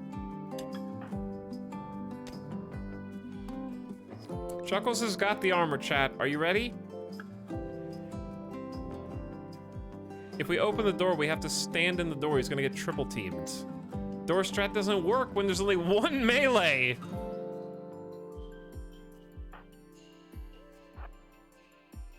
Okay, here's my question. How fast is Chuckles in the armor? Move speed's 3.61, but is that with armor? How fast are Spilopedes? 3.65, they're faster.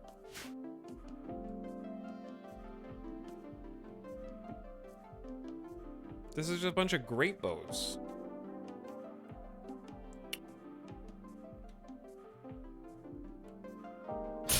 Wait, maybe they can expand the cooking room a bit first. Maybe they can. Chuckles, are you tough? No, you have a 2 melee skill.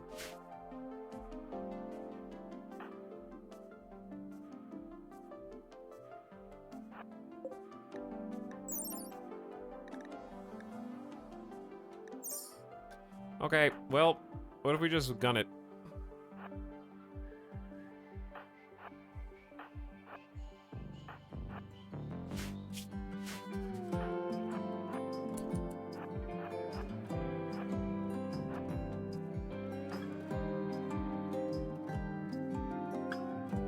I don't think it's gonna work.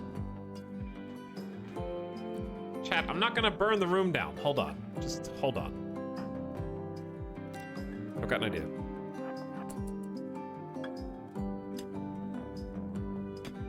Oh, okay. Okay,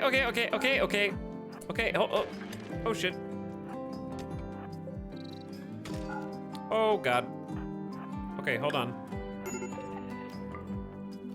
Major break risk, we gotta go. It's gotta go fast.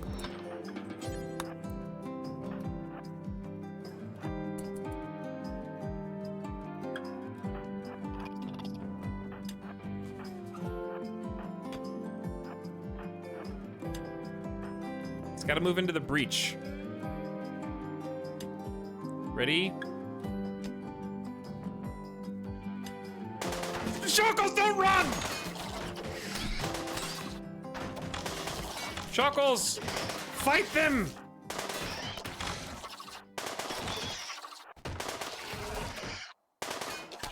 Okay, we got the mega spider. Good job, everybody.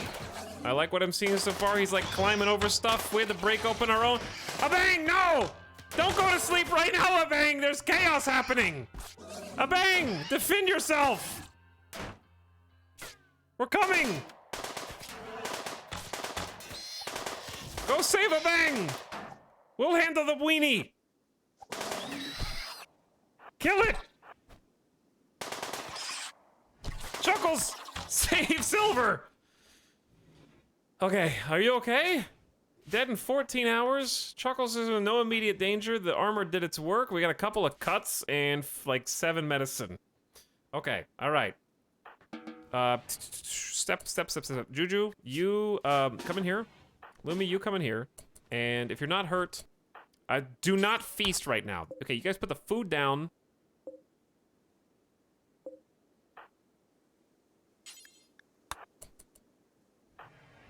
Lumi is gonna tend Juju with medicine. Wait, do you not have medicine? You have 3 heal root. Yeah, tend Juju.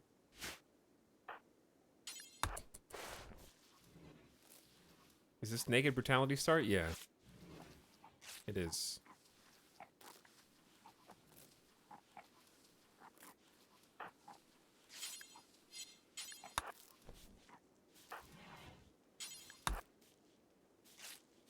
Okay, we help Juju first.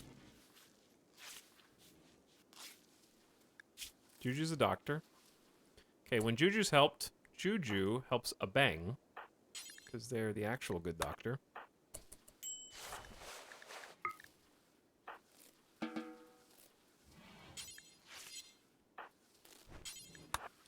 Trying to clean all this up as much as I can.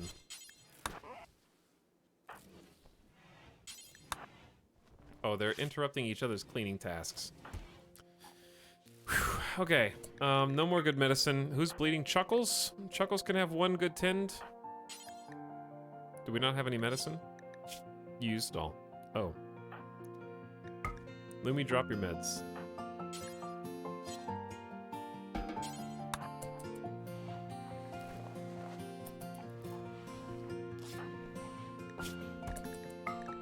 Okay, everybody's fixed.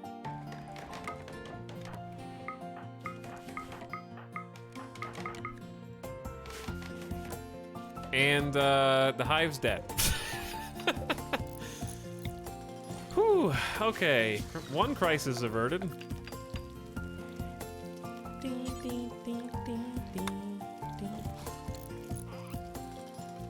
This is kind of a mess.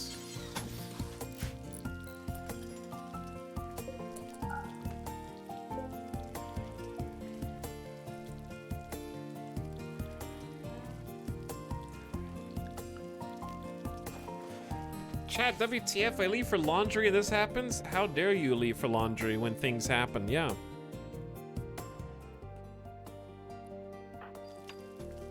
What are you thinking?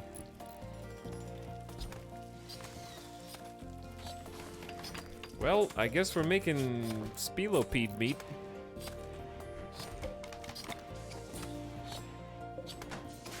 People have got plenty of jobs to do to catch up on this.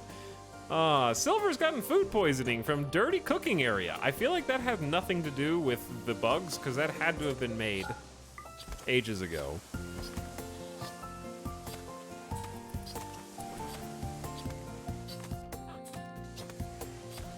Merchants just here. Oh, the merchants!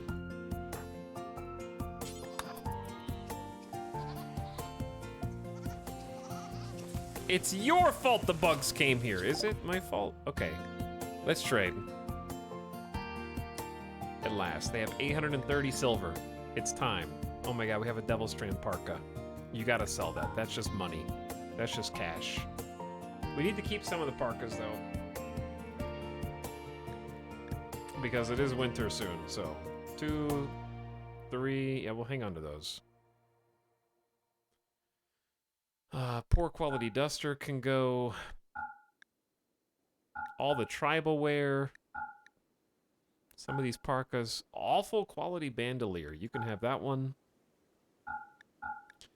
Chucky's all grown up, so Chuckles is going to sell the Kid Romper and parka that we made ages ago. Those are just decent pants. Poor quality parkas, dog leather shirts. Oh, all this old stuff. Man, we are just about to clean all the shelves.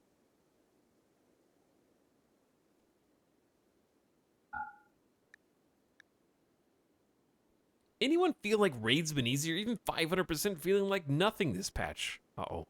We got a gamer over here, Noper. You've been gaming too hard, bro.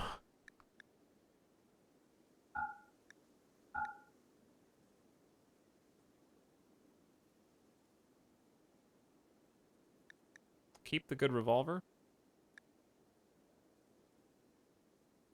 Sell the bows. Short bow's gone. Recurve bow's gone. We could do better than the normal Warhammer, but I'm still going to hold on to it. Okay, everything else. Look at all these clubs. Oh. Chat, we are... Oops, that was the Death Rest Capacity Serum I almost just sold.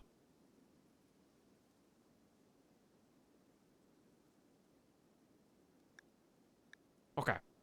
I could also sell the insect jelly if I wanted. It's a nice source of joy, but it's also a nice source of money. And I don't care really if I sell it. I want to buy all the heal root. 17 heal root.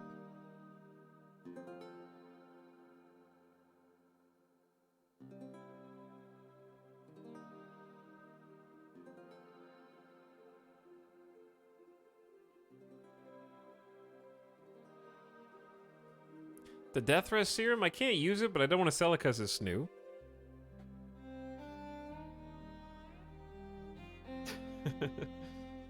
Can't even ask genuine questions, Sag. Aw.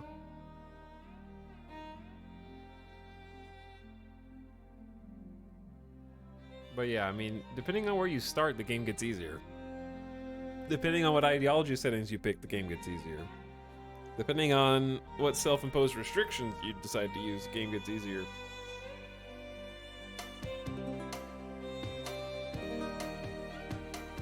But I guess my question to you is, how far along is your colony? Did you win? Because I feel like the people that are like, game too easy are like, I just got my first geothermal plant.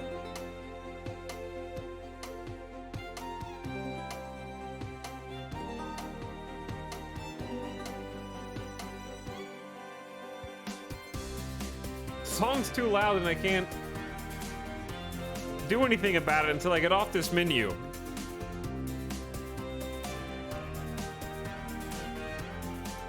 I can't think straight. They don't have 1,200 bucks, so I gotta buy some more things. Louder! What are they even selling?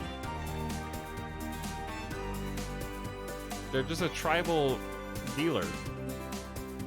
Bing, bing, bing, bing, bing. There's a bunch of axes and clubs and heal root. Alright, we'll keep the insect jelly, and that's pretty much it.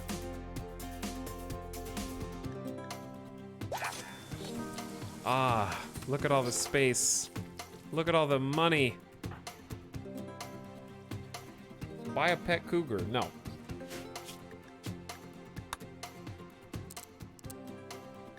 Alright, it's a little better. Etel's amazed that people play on more than 1 times speed.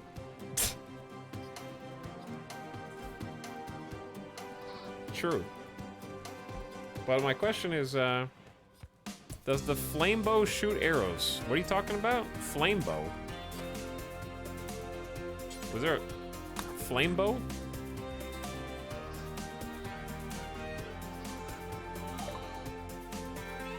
Oh, there is a flame bow. A simple, short self bow with a load of incendiary arrows. They carry fuel and an igniter. Upon impact, they spray fuel around. Biotech. Whoa. New bow. New content.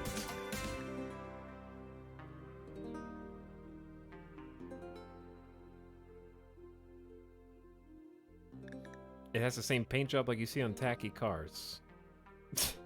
Might be right.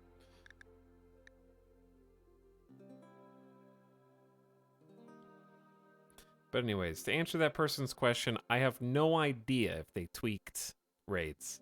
I doubt it very much.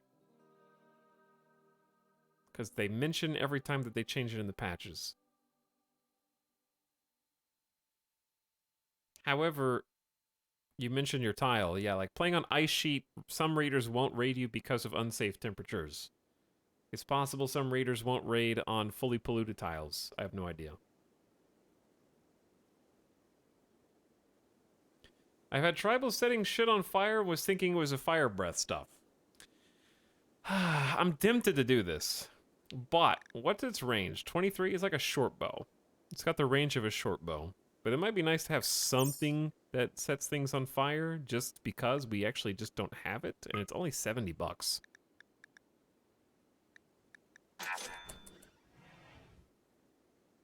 So why not?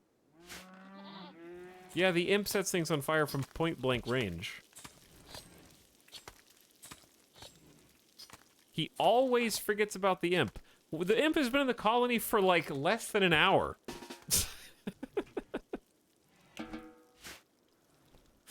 What do you mean, always? Yes, I can set things on fire one time with a fire spew. Or I can shoot infinite fire arrows. Let's test out the fire arrows. Lumi is pissed. Drowsy, chilly. Okay, we're gonna switch clothing outfits. New outfit. Cold guilt. 51% or higher hit points. I guess poor or higher. Headgear, nothing. Armor, basically nothing, just a helmet.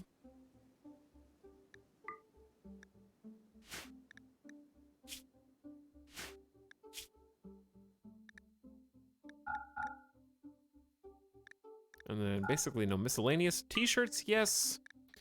Parkas, yes. Pants, yes. Jacket, if we have it.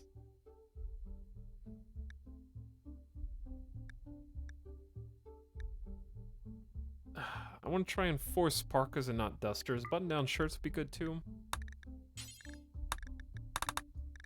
Okay, we might need to make some more parkas. But we also might need to hunt some more animals so we can make some more parkas.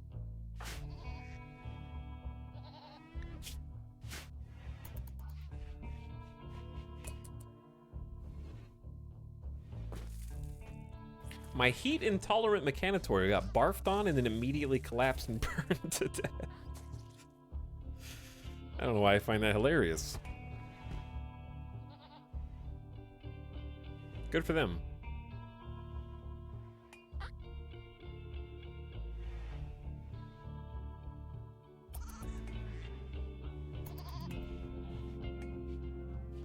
God, that went better than expected, actually, I'll be honest.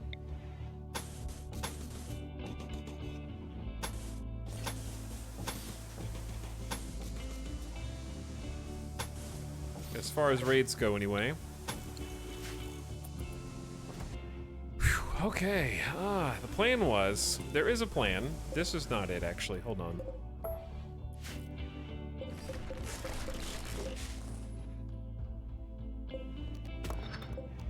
I'm trying to make 2 separate rooms.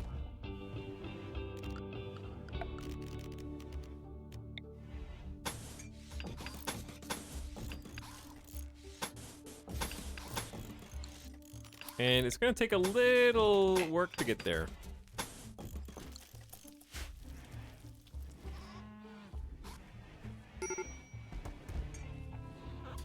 Let's start with this. This is Naked Brutality. Losing is fun, Randy Random. Ah! you know? Taking care of a paralytic Abasia child from day 2. You feel me?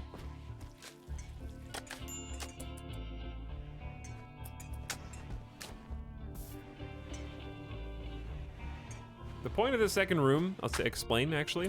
I basically just need a little bit more space for storage, stockpile, and crafting. So this is our production room for now. It's kind of a dumb base. We need to expand. But before we can expand, we need to make sure we have room for different buildings. Lumi's gotten sick from food poisoning. It might happen once or twice. 148 silver, that's a huge refund. They just paid us money. We have like 1,000 silver now. Hello, Addy was done up. What's up? We have too many builders. It's a weird problem to have.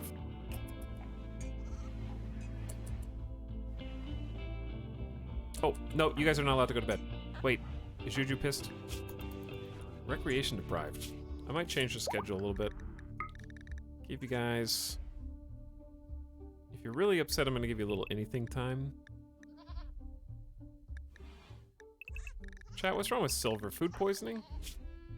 Major food poisoning and they are totally incapacitated. Oh.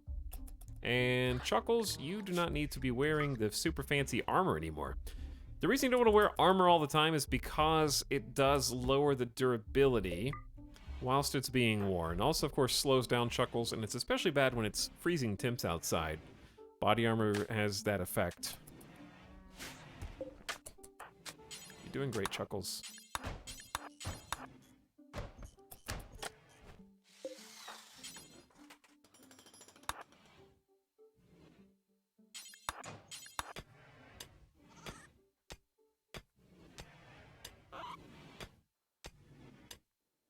But yeah, base is doing pretty decent.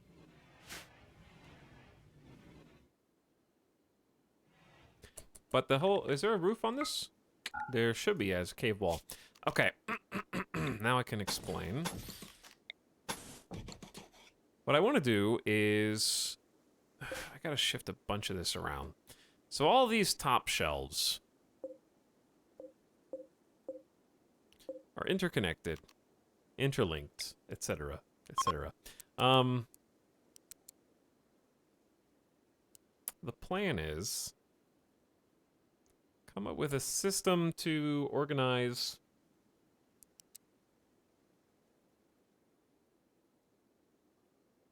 I think we have a little extra space. We don't have to push them all the way back up against the wall. But actually, if you do, that works. Hold on, let's do this. Okay, reinstall you here. Reinstall you over here.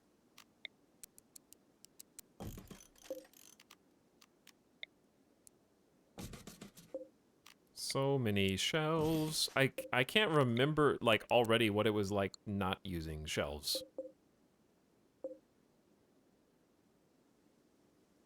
Okay, so we need to move these first. Then move... We're just gonna go back and forth.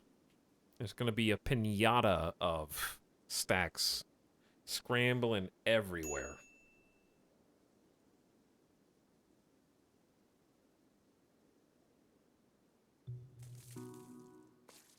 But I want to get... Okay, I didn't actually explain anything. I did not actually explain anything.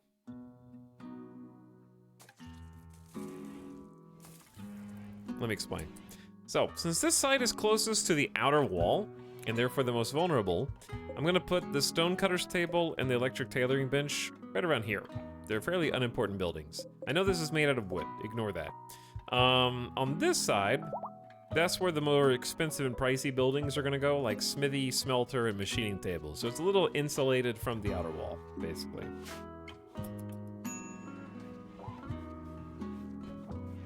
Thanks for hanging out, Vadim. Much appreciated. And have a good rest of your night. Okay, Silver is recovering from food poisoning. A Bang is back. Juju, this is not time for corpse obsession. I need to make Hutch the moral guide still. But now... who is it this time? Kazrov the Gatherer.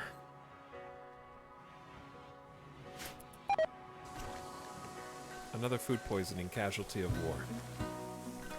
Doing some repairs around the base. This is chaotic, but it's getting there.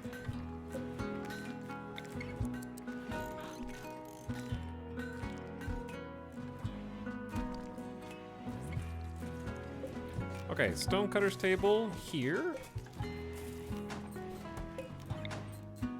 With chair.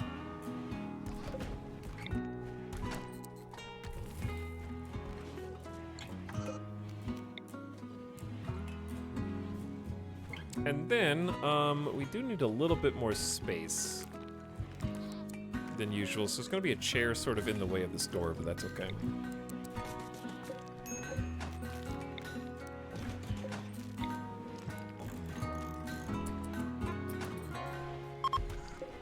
Okay, now there's a little bit of room for shelves.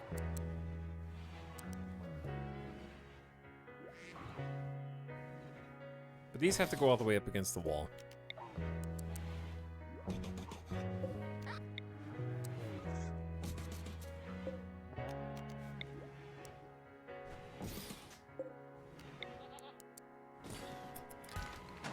Ugh, this is gonna be so organized, it hurts.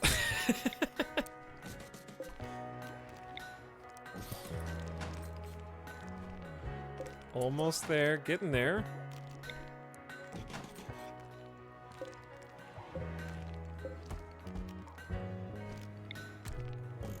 Wait. What?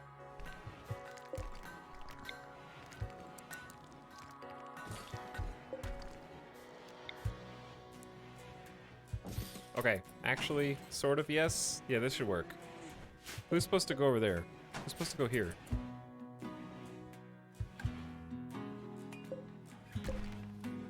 I don't know what these shelves are linked to. Linked.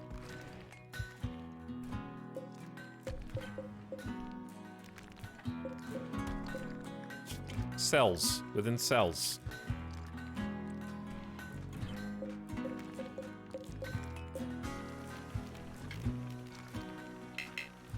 They're already, these are already linked? What about these? Okay, unlink these. Link those. There we go.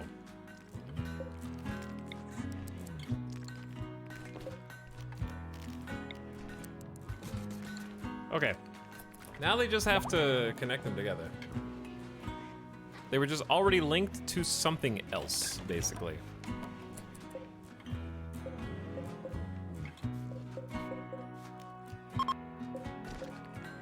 There we go. Okay, now we just need to actually like haul stuff, move stuff. And last but not least, Bill, all that work was just to fit in room for a damn machining table against one of these walls. That shelf is a little off, huh? It'll have to do for now. Until we get an actual proper... I want a future like base room for every single one of these things. Your baseline is way off the charts, Etel. Thanks for recent subs. Wild Omelet said thanks again, Feng Shui Gorilla, for 27 months. Hey, thanks for subbing, Wild Omelet. And Hailson says, oh, hey, hey yourself.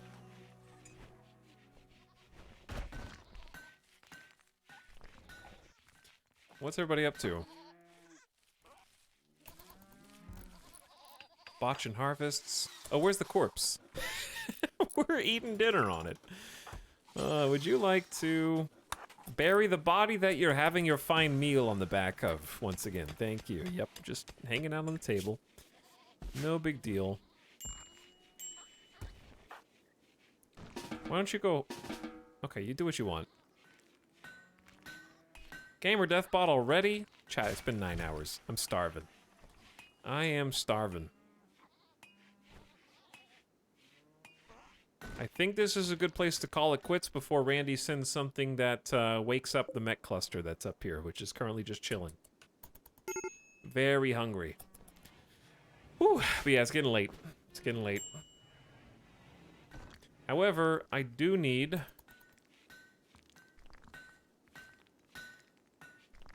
to write myself a note for the future. Also, we're going to be streaming again tomorrow. Tomorrow is either going to be More RimWorld or Victoria 3. I don't know what Paradox's early access plans are yet, so or if there are any. So I need to just do some research on that, talk to some people and see what's up and when the embargo is lifted, because some people get different embargoes than others. So just because you've already seen other content creators do something on YouTube doesn't mean that applies to me also. So we'll check, but it'll be either RimWorld or Victoria 3. Okay, and we'll do more RimWorld, of course, as soon as possible if it's Victoria, and we'll do Victoria as soon as possible if it's RimWorld, and we'll just be doing back and forth. There might even be a day, like Tuesday, the game comes out. I might just do both games. I don't know. We'll see how it goes. And Marvel Snap. Okay, make Hutch moral guide and proselytize? How do you, is that how you spell it? I don't know. Nothing that happens after this point is canon. We've gone to a different timeline. But thanks also Hales once again for 17 months of sub at the end of the stream here. I hope you guys had fun. Good day. A couple raids. Not too much action, but honestly still a fun day anyways. We got to see some new content. Getting to see some new mechs. I'm anxious to fight against the Scorcher and the Militor and check that out. We got a flame bow. Got our first little baby infestation. So things are starting to amp up. And I think Randy has officially awoken now, and things are probably going to be heading back in the other direction. We've had some time to sort of get our feet underneath us and get some food, organize some crafting, get some production up and running, and maybe we can start thinking about Mega Base next time after we secure energy, because right now we just need to worry about batteries, and that's actually a good idea. Turn off the smelter. There's no way I'm going to remember that in the future. Turn off that other thing. Machining table is 350 watts. I'm gonna toggle that too. Okay, thanks, future me. You're welcome. It is canon now. Now it's canon. I made it canon. I was gonna forget that. All right, chat. It's been good. It's been fun. I hope you guys had as much fun as I have, and looking forward to more. So we're gonna just bang out some more RimWorld this week. I'm expecting to play only exclusively RimWorld and Victoria 3 this week. So probably a little bit more RimWorld, just because we're already like, I'm emotionally invested in the future of this colony and seeing where it runs. But yeah, should be a good time. Thanks all the new viewers, new followers, people that stuck around from the raids, and more besides. All these first-time chatters.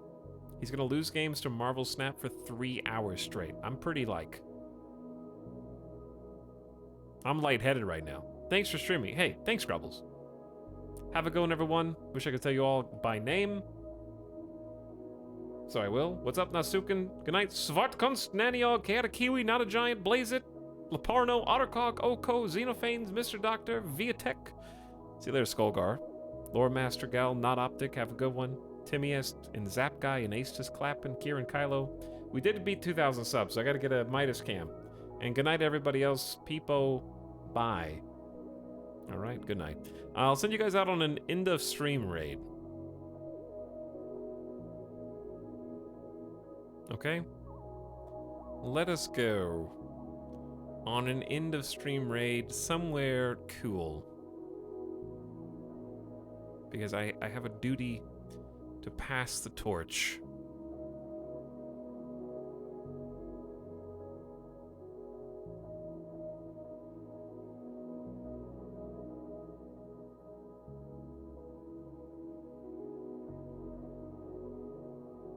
Okay.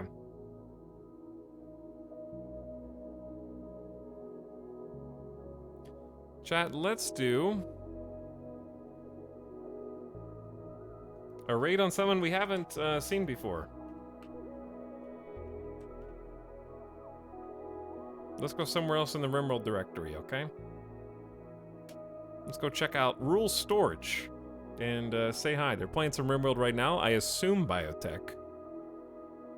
Also. Well, let's give a nice strong raid, okay? And I will see you guys over there. And toss them a follow if you like what you see.